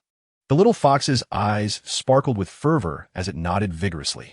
Seeing this, Li Changsheng tossed the elixir to the little fox. "This is your fortune. Cherish it wisely and do not squander the elder Shinnong's earnest intentions. The little fox swallowed the elixir in one gulp and then prostrated on the ground, seemingly falling into a deep slumber. Li Changsheng shook his head slightly. This creature, unable to wait for my words to finish, has already succumbed to sleep. Li Hongfu, possessing a congenital poison body, could absorb various toxins but lacked the means to control them. Li Changsheng recalled Shinnong's teachings, realizing that the Wandu Ju was perfectly tailored for Li Hongfu. My dear, I have just received the transmission from the elder Shinnong, which includes a technique that aligns closely with your abilities. Li Hongfu's eyes lit up with curiosity. What technique is that? Li Changsheng raised his hand and imparted the teachings of the Wandu Ju to Li Hongfu. This technique, known as Wandu Ju, is a method for controlling myriad poisons. Though you possess the capacity to absorb toxins, you lack the means to manipulate them. This is a perfect match for you. As Li Hongfu absorbed the essence of the Wandu Ju, her face displayed astonishment. Husband, this technique for controlling poisons is remarkably intricate, allowing one to wield toxins invisibly. Even at a rudimentary level, it could kill without a trace. Watching Li Hongfu's excitement, Li Changsheng chuckled. I'm glad you are pleased, but do remember, do not use it against me. Li Hongfu playfully punched Li Changsheng's chest. What are you saying, husband? I would never do such a thing. The two exchanged playful banter before Li Changsheng continued. My dear, the little fox will require some time to refine the 2A Fandan. This place is exceptionally secluded. I doubt anyone will disturb it. We have lingered here long enough. It is time for us to depart. Li Hongfu nodded, nestling into Li Changsheng's embrace. Indeed, we should leave. The sect must be quite worried about us. The two retraced their steps, soon emerging from the cave, breathing in the air of Shinnong Mountain. Both displayed a long-lost sense of ease. Li Hongfu relished the mountain breeze, exclaiming, without the poisonous miasma, the air on Shinnong Mountain is remarkably sweet. Li Changsheng grinned, wrapping his arm around Li Hongfu's slender waist. No matter how sweet the air, it pales in comparison to the sweetness of my dear's lips. At this teasing remark, Li Hongfu's cheeks flushed crimson. If my husband desires, Before she could finish her sentence, her expression abruptly changed. She fixed her gaze toward the foot of the mountain, her eyes blazing with fury. Chapter 83. Rescuing the elder of the Hongyi sect. Following Li Hongfu's line of sight, Li Changsheng looked toward the mountain's base, his brow furrowing slightly. My dear, those two women clad in red bear a striking resemblance to you. Could they be your fellow disciples? At the foot of the mountain stood a group of 6 or 7 individuals. Leading the group were 2 women in red, their hands bound and their cultivation severely diminished. They appeared weary and bloodied, clearly suffering from severe injuries that rendered their steps unsteady. Behind them, several male cultivators occasionally shoved the 2 women forward, seemingly forcing them to scout the path ahead. With the miasma of Shinnong Mountain dissipated, it was certain to attract the attention of nearby cultivators. The 2 women had undoubtedly been captured by these men, compelled to lead the way. Witnessing this scene ignited a spark of anger within Li Changsheng. It was an utter disgrace for men to send women ahead to scout. Tears welled in Li Hongfu's eyes, her expression filled with compassion. Husband, those are the elders of my Hongyi sect, Lu Xian and Mei Xianglu. They risked their lives for me, and I feared they had met with misfortune, only to discover they were abducted by vile individuals. They have saved my life. I must rescue them. Li Changsheng nodded slightly and gently patted Li Hongfu's back. Since they are your benefactors, they are also my benefactors, Li Changsheng. Rest assured, with me by your side, the 2 elders will be safe. Li Changsheng fixed his gaze upon the 2 individuals, noting the several gruesome wounds upon their bodies, which filled him with deep sorrow. Such exquisite beauty, yet someone dares to lay a hand on her. He then tenderly wrapped his arm around Li Hongfu's waist. There is no time to lose. We must hasten to rescue the 2 elders. Li Hongfu nodded, and the 2 of them soared into the air, soon landing before the group of travelers. Upon seeing Li Hongfu, Liu Xuan and Mei Xianglu displayed expressions of surprise. Hongfu, you are alive? Li Hongfu rushed towards them, tears welling in her eyes. I am alive. It was my husband who saved me. It was clearly not the moment for pleasantries, as the 5 male cultivators behind them gazed at Li Hongfu's stunning beauty, their lips curling into lewd smiles. Another enchanting woman has arrived. Tonight, brothers, we have something to entertain ourselves with. Li Changsheng snorted coldly, suddenly channeling the power of the Zhai Xingshou. A colossal hand shadow materialized out of thin air, gripping one of the male cultivators. With a forceful squeeze, a loud bang echoed, and the man exploded like a watermelon, blood and flesh scattering. This shocking turn of events instantly caused the other male cultivators to retreat in alarm. How dare you provoke my Yumingzong? Are you tired of living? Yumingzong? Li Changsheng brushed off the dust from his hands, a look of disdain curling his lips. I have never heard of it. At this moment, Mei Xianlu and Liu Xuan wore anxious expressions. Esteemed senior, Yumingzong is a demonic sect with a legacy spanning thousands of years. They are ruthless, and within their ranks is even a peak Jidan ancestor. If Yumingzong becomes aware of this, they will undoubtedly seek revenge. Li Changxing chuckled, showing no concern for Yumingzong. After all, with his current cultivation, he had no fear of a peak Jidan practitioner. Oh, if that is the case, then let us eliminate them all. Then Yumingzong will be none the wiser. Eliminate them all? The two elders stared in disbelief, their faces filled with incredulity. They are 3 peak foundation establishment cultivators, and there is even a false Dan realm expert among them. Li Hongfu, observing the shock on the elders' faces, interjected, there is no need for concern. My husband's strength is more than sufficient to handle them. Your husband? Mei Xianlu and Liu Xuan exchanged surprised glances. You and he. Li Hongfu's cheeks flushed with shyness, her face radiating happiness. I have become my husband's. The situation was rather special, which is why I did not inform the 2 elders. When we hold our wedding, you 2 must partake in the joyous celebration. As her words fell, amidst the astonished gazes of those present, Li Changxing suddenly vanished. The Wuhin Gui Bu activated, and when he reappeared, he was already beside a disciple of Yumingzong. The Jinghong Jian was firmly in his grasp, and with a flash of sword light, he severed the man's head. With another swing, he pierced the chest of another Yumingzong disciple. At this moment, the false Dan realm cultivator displayed a look of shock. He is actually a peak Jidan cultivator. Lacking any will to fight, he knelt on the ground, bowing his head in supplication. Esteemed senior, I meant no offense. Please spare us for the sake of our sect leader. Upon hearing this, Mei Xianlu and Liu Xuan shouted in anger. Senior, you must not let them go. They are known for their vengeful nature and commit heinous acts. Indeed, they deserve death. Li Changxing had no intention of sparing them, swinging his sword to bisect them both. The air was filled with their agonized screams, leaving everyone in shock. In mere moments, all 5 Yumingzong disciples lay dead, with not a single survivor. Among them was even a false Dan realm cultivator, yet they could not withstand Li Changxing's might. Such prowess left Liu Xuan and Mei Xianlu in awe. They quickly knelt before him. We are eternally grateful for your immense kindness, esteemed senior. Li Changxing helped them to their feet. There is no need for such formality. You are not only Hongfu's elders, but have also saved her life. This gratitude Li Changxing, will forever remember. He then produced several pills and handed them over. These are some qi replenishing pills and healing pills. Your current condition is clearly quite dire. Consuming these will hasten your recovery. The 2 women gazed at the pills in Li Changxing's hand, their breaths quickening. Could it be 5 golden patterns? These are 5th-tier pills? Li Changxing smiled slightly. Indeed, please take them promptly. They swallowed hard, hesitant to accept such precious items. Li Hongfu spoke up, elders. Your recovery is urgent. You must accept them. After all, my husband is an alchemist, and such pills are nothing to him. Her seemingly casual remark struck the 2 elders like thunder. An alchemist? This implies he is at least a 5th-tier alchemist. As they looked at Hongfu, who was now radiating power, their jaws dropped in astonishment. Hongfu, your cultivation. Li Hongfu, her face adorned with a blooming smile, turned to Li Changxing. Thanks to my husband, I have successfully broken through to foundation establishment, and, with his assistance, have ascended to the 8th level of foundation establishment. They had only spent a brief month at Changsheng. They vividly recalled that prior to their arrival, Li Hongfu was merely at the peak of qi refinement.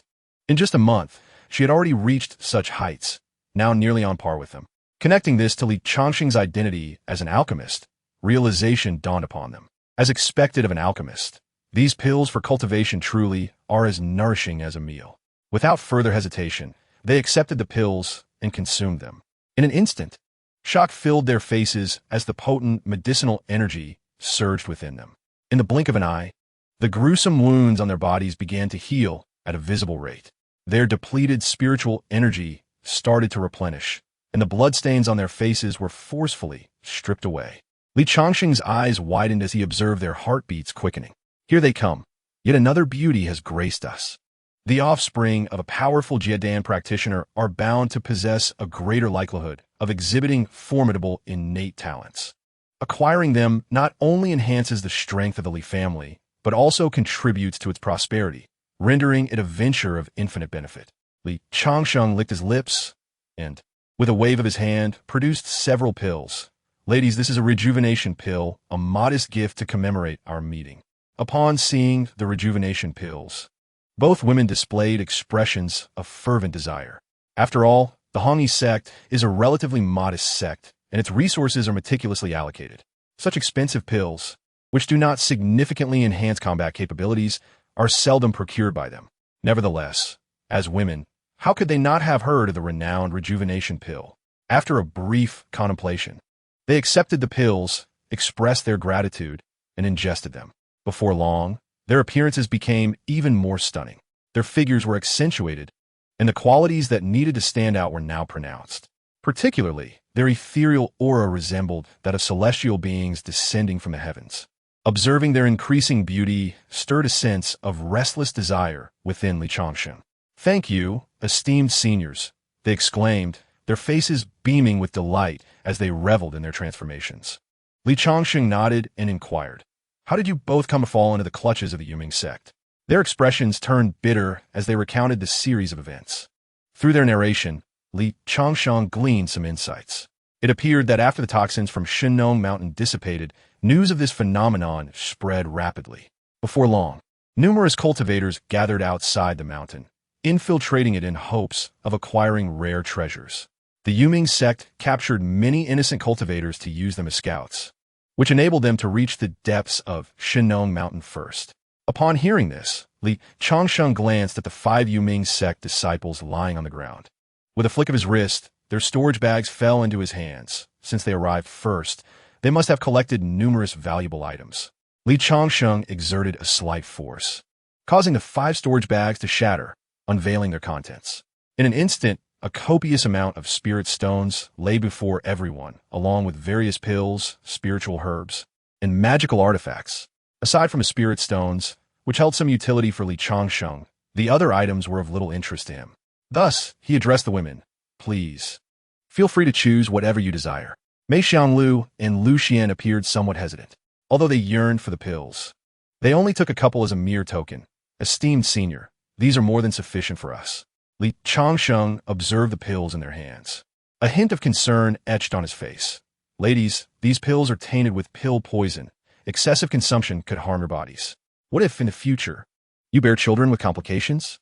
With earnest intent, he presented several pills. "For your own well-being and that of your future children, please be kind to yourselves." The 2 women were momentarily taken aback, perplexed. "Esteemed senior, as cultivators, we are wholly devoted to our paths. Matters of childbirth are not currently within our considerations." Li Changsheng, slightly anxious, inadvertently revealed his inner thoughts. He cleared his throat to mask his embarrassment. "Indeed, your words are quite valid. However, the dangers of pill poison are too significant. Kindly accept these pills, which are of perfect purity and devoid of any toxins." As they focused on the pills, their eyes widened in astonishment. These are 5th-grade cultivation pills. While astonished, they could not resist accepting the pills. Their gazes toward Li Changsheng shifted, tinged with a newfound appreciation. Alas, marrying such a man as him would elevate one to great heights. They hoped he would offer the Hongyi sect ample support in the future, justifying their journey alongside Hongfu. As they contemplated, envy towards Hongfu began to blossom, even lamenting why they could not encounter such an exceptional man. It is said that cultivating requires a tranquil heart. Yet after merely a month with him, Hongfu's cultivation has soared. Could it be that tranquility truly aids in cultivation? In that moment, the 2 women fell into profound doubt. Li Changsheng, well-versed in matters of the heart, noted their fluctuating emotions and felt a surge of joy. Seizing the opportunity, he sought to draw them closer. "Ladies, in the mundane world, there exists a saying that women are meant to be cherished. Observing you both consume those toxin-laden pills causes me great distress." At that, Li Hongfu joined in with a supportive remark. What my husband says is quite true. Fortunately, I have him to care for me now, and I shall no longer need to consume those tainted pills. Upon hearing this, Lu Xian and Mei Xianglu's envy for Li Hongfu intensified, unconsciously glancing at Li Changsheng. At that moment, Li Changsheng, possessing an untainted body and the legacy of Shinnong, exuded an air of nobility and allure. Sensing their gazes, he returned with a concerned look. When their eyes met, both women averted their gazes, their faces flushed with embarrassment. Li Hongfu, noticing this, grinned mischievously and said to Li Changsheng, "Dear husband, you need not worry. With you around, the toxins within them pose no issue." She continued, "Husband, do you not possess medical knowledge, especially regarding the female anatomy? Even if the elders were to fall ill, would it not be a simple matter for you to remedy?" Li Changsheng's expression twitched. He had not anticipated Li Hongfu's audacity to jest about him in public. The esteemed image he had painstakingly crafted might crumble with that single remark. He feigned a threat to spank Li Hongfu. "Such disrespectful words to your husband. Let us see if I do not punish you." Li Hongfu not only appeared unembarrassed, but even playfully arched her back in anticipation. "If my husband insists on punishing me, I can only comply." Li Changsheng's expression twisted in awkwardness as he glanced at Lu Xian and Mei Xianglu. "Ahem, ladies, I am not usually like this." They coughed lightly, their cheeks flushed with embarrassment, and swiftly changed the topic. "Esteemed senior, it would be wise to collect these items first. The current state of Shinnong Mountain is chaotic. If it catches the eye of someone with ill intentions, it could lead to further trouble." No sooner had they spoken than a young girl's voice echoed from a distance. "Master, is that not our spiritual herb?" As Li Changsheng turned to look, he saw a petite girl skipping toward them. Upon encountering the bodies on either side, her eyes sparkled with delight. "Master, look! All those who stole our herbs are dead." Behind the girl, a mature female cultivator shook her head in resignation. "Yu Chu Yao, you are being quite impolite in front of your master." The girl, named Yu Chu Yao, glanced at Li Changsheng and then at her stern master, sticking out her tongue and making a face. However, she soon regained her composure and offered a slight bow. "Greetings, esteemed senior." Li Changsheng beheld Yu Chu Yao's porcelain-like features, her petite stature, delicate dimples, charming tiger teeth, and her black bangs. He mused inwardly. "I have yet to experience the allure of such a lowly-style concubine. I must make her mine to enjoy." Upon hearing this, Li Changsheng promptly spoke, "Fairy, there is no need for such formalities." Yu Chu Yao, amused by being addressed as a fairy, let out a melodious laugh. "Senior, please refrain from calling me a fairy. It sounds rather odd. Just call me Yao Yao." The female cultivator behind her admonished Yu Chu Yao sharply. "Yao Yao, how can you be so disrespectful in front of senior? You must address him properly." Pouting, Yu Chu Yao stood obediently to the side and muttered, "Understood, but master is too strict."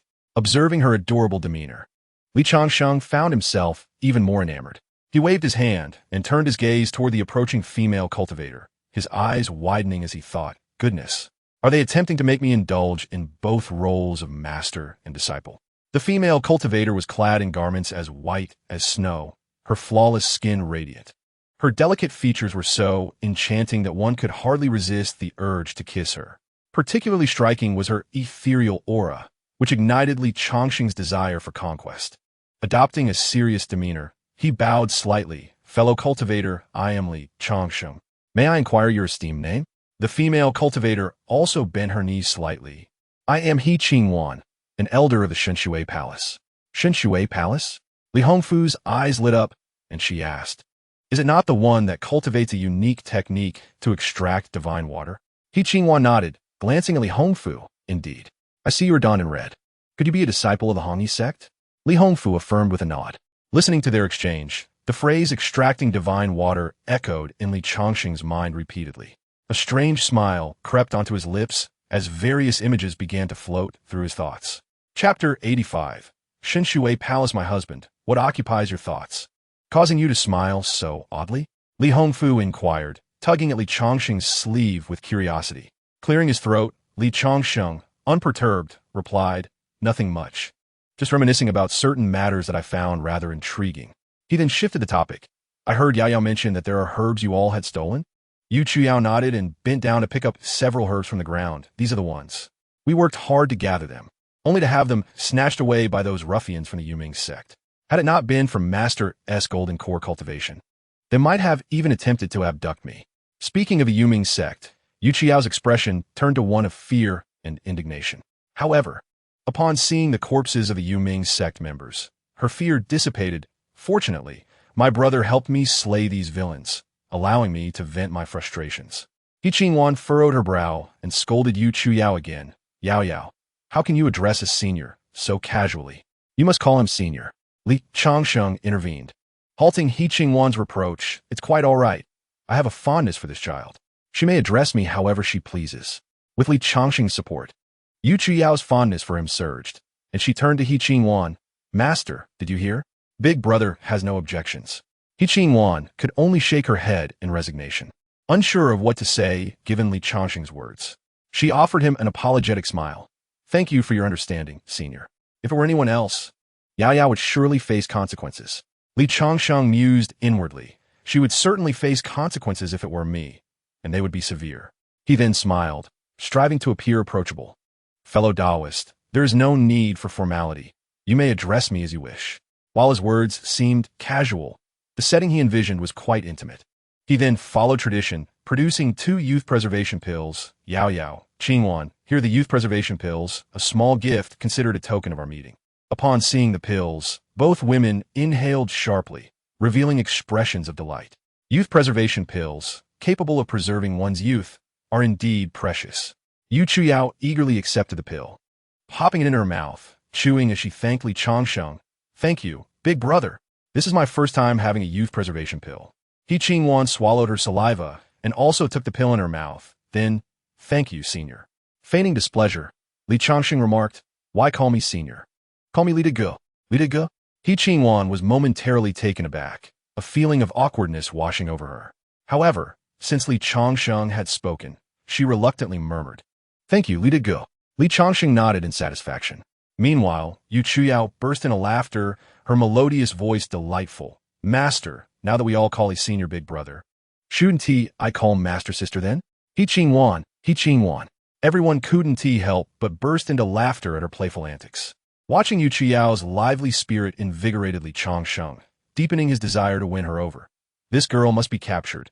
My cravings cannot be contained any longer. He Qingwan's face flushed with a mix of colors as she lightly tapped Yu Qiao on the head. You speak without restraint. I'll punish you by making you cultivate for an extra 2 hours tonight. Yu Qiao pouted, mumbling in a muffled tone, but it's clearly like that. Why should I be punished? He Qingwan, feeling the eyes of others upon her, could only glare at Yu Qiao, who promptly fell silent. Afterward, the group gathered the spoils from the ground while chatting. Qingwan, I noticed the herbs you gathered are all detoxifying herbs. Is there someone in your sect who has been poisoned? He Qingwan's eyes brightened as she looked at Li Changsheng in surprise. These jiuyu grass and wujian flower are both highly toxic substances. Ordinary people would never consider them detoxifying herbs. Could it be that Li De is an alchemist? Li Changsheng, appearing unfazed, adopted the demeanor of a sage. I am but a humble practitioner. I occasionally concoct a few pills in my spare time. The youth preservation pills you just consumed were crafted by my own hands. He Qingwan's expression shifted to one of astonishment. The potency of the youth preservation pills far exceeded any she had previously consumed. Hearing Li Changsheng admit to being an alchemist, her respect for him deepened. Li Hongfu, having overheard their conversation, interjected, is it true that someone in Shenshui Palace has been poisoned? He Qingwan sighed, alas. This is a lengthy story. Our Shenshui Palace has a unique technique that allows us to extract divine water. This divine water is remarkable, accelerating the growth of spiritual herbs and enhancing their medicinal properties. However, 3 years ago, a poisonous plant in our medicinal garden mutated. When the palace master examined it, they inadvertently became contaminated by the toxin. For the past 3 years, they have suffered greatly, their temperament becoming quite volatile. I scoured the sect's records and discovered that this poisonous plant is a rare Tianju grass. To heal the palace master's affliction, it is necessary to use Tianju grass in conjunction with jiuyu grass, wujian flower, and other rare resources for even a glimmer of hope. Li Changsheng pondered for a moment before responding. These herbs are all rare poisons. Indeed, employing poison to counteract poison could yield a remedy. However, why do you speak of only a glimmer of hope? He Qingwan revealed a bitter expression. This elixir is called Jiuzhuan Huitian Dan, and only those of 6th rank or above can completely eradicate the toxicity of Tianju Chao. Yet, my Shenshui Palace has expended great resources merely to invite a 5th rank alchemist from Yaowang Valley. A 5th rank Jiuzhuan Huitian Dan can hardly eliminate the poison completely. For the palace master, it is merely a delay of death. At this point, Yu Chuyu and He Qingwan both exhibited a trace of sorrow. Li Changsheng's mind stirred, and he turned to Li Hongfu. My dear, you possess an innate poison body, and poison serves as a great tonic for you. Do you have confidence in absorbing the toxins from the palace master? Li Hongfu contemplated for a moment. Then her face revealed a hint of certainty. I should be able to, but the specifics will depend on meeting the palace master. Upon hearing this, He Qingwan's face lit up with surprise. Miss Li, you truly possess an innate poison body? Few are aware of such a body. Yet He Qingwan, having scoured ancient texts, had previously encountered knowledge of this remarkable constitution. She understood well the characteristics of an innate poison body. Li Hongfu nodded, though I lack complete assurance. The palace master's recovery is a certainty. With that, Li Hongfu turned her gaze to Li Changsheng, shifting the topic. After all, we have an esteemed alchemist among us. Even if I cannot fully absorb the toxins within the palace master, with my husband's assistance, healing is assured. He Qingwan knew that Li Changsheng was an alchemist, but was unaware of his exact rank, assuming him to be around the 3rd rank. However, upon hearing Li Hongfu's confident words, her eyes brimmed with hope. He Qingwan's expression turned astonished as she gazed at Li Changsheng. Senior, do you truly have the confidence to concoct 6th rank elixirs? Li Changsheng smiled and nodded. A mere 6th rank is hardly noteworthy. To me, 6th rank elixirs are as simple as a flick of the wrist. I could even proficiently concoct 8th rank ones. Currently, Li Changsheng has a sense that with the enhancement of his cultivation, he has at least a 50% certainty of producing 9th rank elixirs. If combined with Murong Shue's blood, a 9th rank elixir can surely be crafted. Witnessing this, He Qingwan's delight was evident, and soon she and Yu Chuyu knelt before him. We implore you, senior, to lend your hand and save our palace master. Li Changsheng helped them to their feet. This is agreeable. I am quite interested in coaxing out the Shun Shui's ultimate techniques. Let us depart swiftly, for the sooner the poison is expelled, the sooner we can find peace. Chapter 86. Do you dare accept my challenge? He Qingwan's face illuminated with joy upon hearing Li Changsheng's agreement. Thank you, brotherly.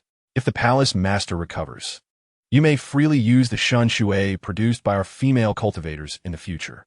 Freely use? It seems there is an abundance. Li Changsheng's thoughts wandered astray. Alas, how have I become increasingly lecherous? He Qingwan, oblivious to Li Changsheng's peculiar expression, continued to explain the various properties of the Shun Shui. As an alchemist, I presume you also cultivate spiritual herbs. With Shun Shui nourishing the spiritual herbs, their growth cycle will be shortened, and their potency will become more refined. There is even a chance to refine high-grade herbs from low-quality ones. In recent years, Yaowang Valley and my Shun Shui Palace have collaborated, and it is said that they have cultivated 3 or 4 large spiritual herb gardens. The elixirs refined from herbs nourished by Shun Shui surpass those from other alchemical sects in quality. Li Changsheng's mind stirred. It appears that this Shun Shui is indeed extraordinary. If applied to the spiritual herbs in my portable herb garden, it may significantly enhance the yield. We shall discuss this further upon our arrival at Shun Shui Palace. Li Changsheng laughed heartily and turned to He Qingwan. Now, let us proceed. The sooner we depart, the sooner we return. With that, Li Changsheng waved his hand, and the Julong Yin appeared before them. 9 colossal dragons emitted a series of roars, causing the surrounding fierce beasts to cower in submission. He Qingwan's expression changed dramatically. Her heart filled with astonishment. 9 dragons. Brother Li is no ordinary alchemist. Li Hongfu's eyes sparkled as she looked at Li Changsheng with admiration. Husband, you truly are full of surprises. I only just learned of your extravagant mount. Li Changsheng wore a proud smile. What is yours is mine, and since you are mine, everything I possess belongs to you. Mei Xianglu and Lu Xian gasped, their breaths quickening and their chests trembling slightly. They exchanged glances of envy. Hongfu has truly ascended to great heights. Even a single dragon is beyond the imagination of ordinary folk, yet Master Li possesses 9. Such extravagance is not something even the most powerful sects can rival. They reflected on their own centuries of cultivation, still alone and struggling to progress, while Li Hongfu, having met Li Changsheng for merely a month, was rapidly closing the gap in cultivation. In a moment of melancholy, they gazed at Li Changsheng with a hint of unusual admiration. Could it be that entering the mortal realm, forming a bond, and refining one's heart in the secular world allows for greater advancement in cultivation? Yu Chuyu, the young girl, was devoid of such contemplations, gazing at the Jiulong Yin with excitement and dancing joyfully. Wow, Big Brother is so amazing. Yao Yao has never seen dragons before. This is my first time seeing one of such size. Saying this, Yu Chuyu leapt onto the Jiulong Yin, perching atop one of the dragon's heads, observing it closely. Li Changsheng shook his head slightly and addressed the group. Let us board. With the Jiulong Yin assisting us, we need not toil on our journey. The group nodded and took to the air. Under He Qingwan's guidance, they soon arrived at a verdant mountain shrouded in mist. The rising water vapor resembled a celestial realm, with a few female cultivators clad in white flying gracefully like fairies. Brotherly, this is the place. He Qingwan pointed to a waterfall below. Shunshui Palace lies behind the waterfall. Li Changsheng nodded and maneuvered the Jiulong Yin to descend. The imposing Jiulong Yin caught the attention of the disciples guarding the periphery of Shun Shui Palace before it even touched down. Senior, this is the entrance to Shun Shui Palace. May I inquire about your purpose? The disciples, wary of offending Li Changsheng, bowed respectfully.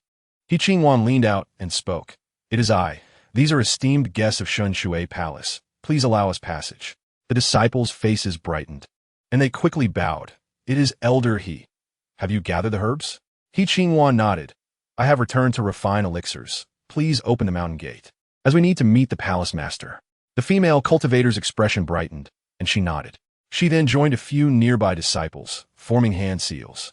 Before long, the rushing waterfall gradually diminished, and then ceased flowing altogether. An ancient stone door appeared behind the waterfall. He Qingwan gestured invitingly.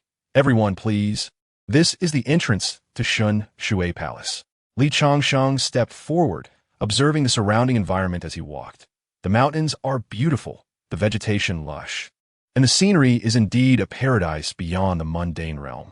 Could it be that the unique cultivation techniques of Shun Shui Palace have contributed to the lushness of the flora nearby, surpassing that of other locales? Before long, the group traversed the stone gate and walked along the corridor. Upon passing through yet another stone door, it felt as though they had entered a realm akin to the peach blossom spring. Majestic mountains and rivers, flowing streams and vibrant birds, exquisite female cultivators standing elegantly. Celestial cranes danced gracefully, while ethereal insects chirped melodiously. The female cultivators, adorned in sheer garments playing in the water, revealed their fair skin, causing Li Changsheng to drool in awe. This seemed like a brand new world, a realm belonging to fairies, a world that captivated Li Changsheng's heart and soul. As the group made their entrance, the denizens of Shun Shui Palace began to take notice, particularly Li Changsheng, whose presence elicited shrieks of delight from the female cultivators. Ah, a lecher. I'm exposed. I am tainted. I am no longer pure. The water-frolicking maidens clasped their chests, their faces flushed with a mixture of embarrassment and indignation, adding an extra layer of allure. Li Changsheng gazed intently at the playful maidens, his eyes sparkling with an unusual glimmer. The dampness of their garments clung closely to their forms, displaying their perfect figures before him, tantalizingly ambiguous. With the sound of their cries, many female cultivators turned their attention towards Li Changsheng. He Qingwan, witnessing this, admonished, rascals. This gentleman is here to assist our esteemed palace master in detoxification. Do not act disrespectfully. As an elder of Shun Shui Palace, He Qingwan's words carried weight.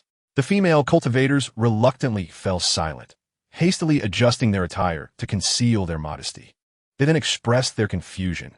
Elder He, did we not summon a Dan master from Yaowang Valley to concoct the elixirs? He Qingwan was well aware of the situation. The Dan master from Yaowang Valley is merely of the 5th rank and cannot entirely remove the toxins from our palace master. Upon hearing this, the female cultivators cast several curious glances at Li Changsheng. Just then, a female disciple approached with news. Elder He, Dan Master Feng Shuahai from Yaowang Valley has arrived. What? Why has he come at this time? Li Qingwan's expression turned conflicted. "Do we not agree on 3 days hence?" Originally, Shunshui Palace had planned to gather the herbs and proceed after 3 days. Who would have anticipated that Feng Shuahai would arrive so soon? Suddenly, a male voice resonated. "Elder He, how do you fare?" Li Qingwan slightly bowed, her face betraying a hint of embarrassment. Feng Shuahai observed her demeanor and then turned his gaze to Li Changsheng, his eyes narrowing. "Shunshui Palace has always prohibited the entry of men. Pray tell, who is this?" Realizing the impossibility of concealment, Li Qingwan expressed her apologies. "Dan Master Feng, I sincerely regret that your visit may be in vain this time. However, rest assured, we shall offer the promised compensation to Yawang Valley." With that, she gestured, and a disciple presented several storage bags. Within are 3 10,000-year spirit herbs, 10,000-year spirit herbs, and a substantial quantity of divine water. Feng Shuahai did not glance at the storage bags, but fixed his gaze on Li Changsheng. "Is this the Dan Master you have summoned?" Li Qingwan nodded. "Indeed. This time the Jiuzhuan Huitian Dan will be refined by Dan Master Li. The act of refining elixirs can be performed by anyone. Yet for a Dan Master to intercept another's work mid-course is undoubtedly a challenge to the integrity of a Dan Master's capabilities. Dan Master Li, in the entirety of Longhua, I have not heard of any illustrious Dan Master by the surname Li." Feng Shuahai snorted derisively. "Humph, though I, Feng Shuahai, am not an exceptionally powerful alchemist. As a 5th-rank alchemist of Yawang Valley, I cannot be easily replaced by an unknown alchemist." At this juncture, Feng Shuahai turned to Li Changsheng and boldly declared, "To intercept mid-course, such an ignoble act, can you truly undertake it? Today, whether for personal or professional reasons, I, Feng Shuahai, wish to witness your prowess." Li Changsheng's expression was somewhat peculiar. "Are you truly intent on this?" Feng Shuahai, with an air of arrogance, showed no hesitation. "Spare me the trivialities. Do you dare to accept this challenge?" Having inherited the legacy of Shinnong, Li Changsheng possessed an array of techniques etched in his mind, yet he had yet to engage in practical application. Now that Feng Shuahai had issued a challenge, it presented an opportune moment for him to test his mastery of the ancient alchemical techniques of Shinnong. With a hearty laugh, Li Changsheng responded with bravado, "What is there to fear? However, if it is a challenge, it would lack excitement without a reward."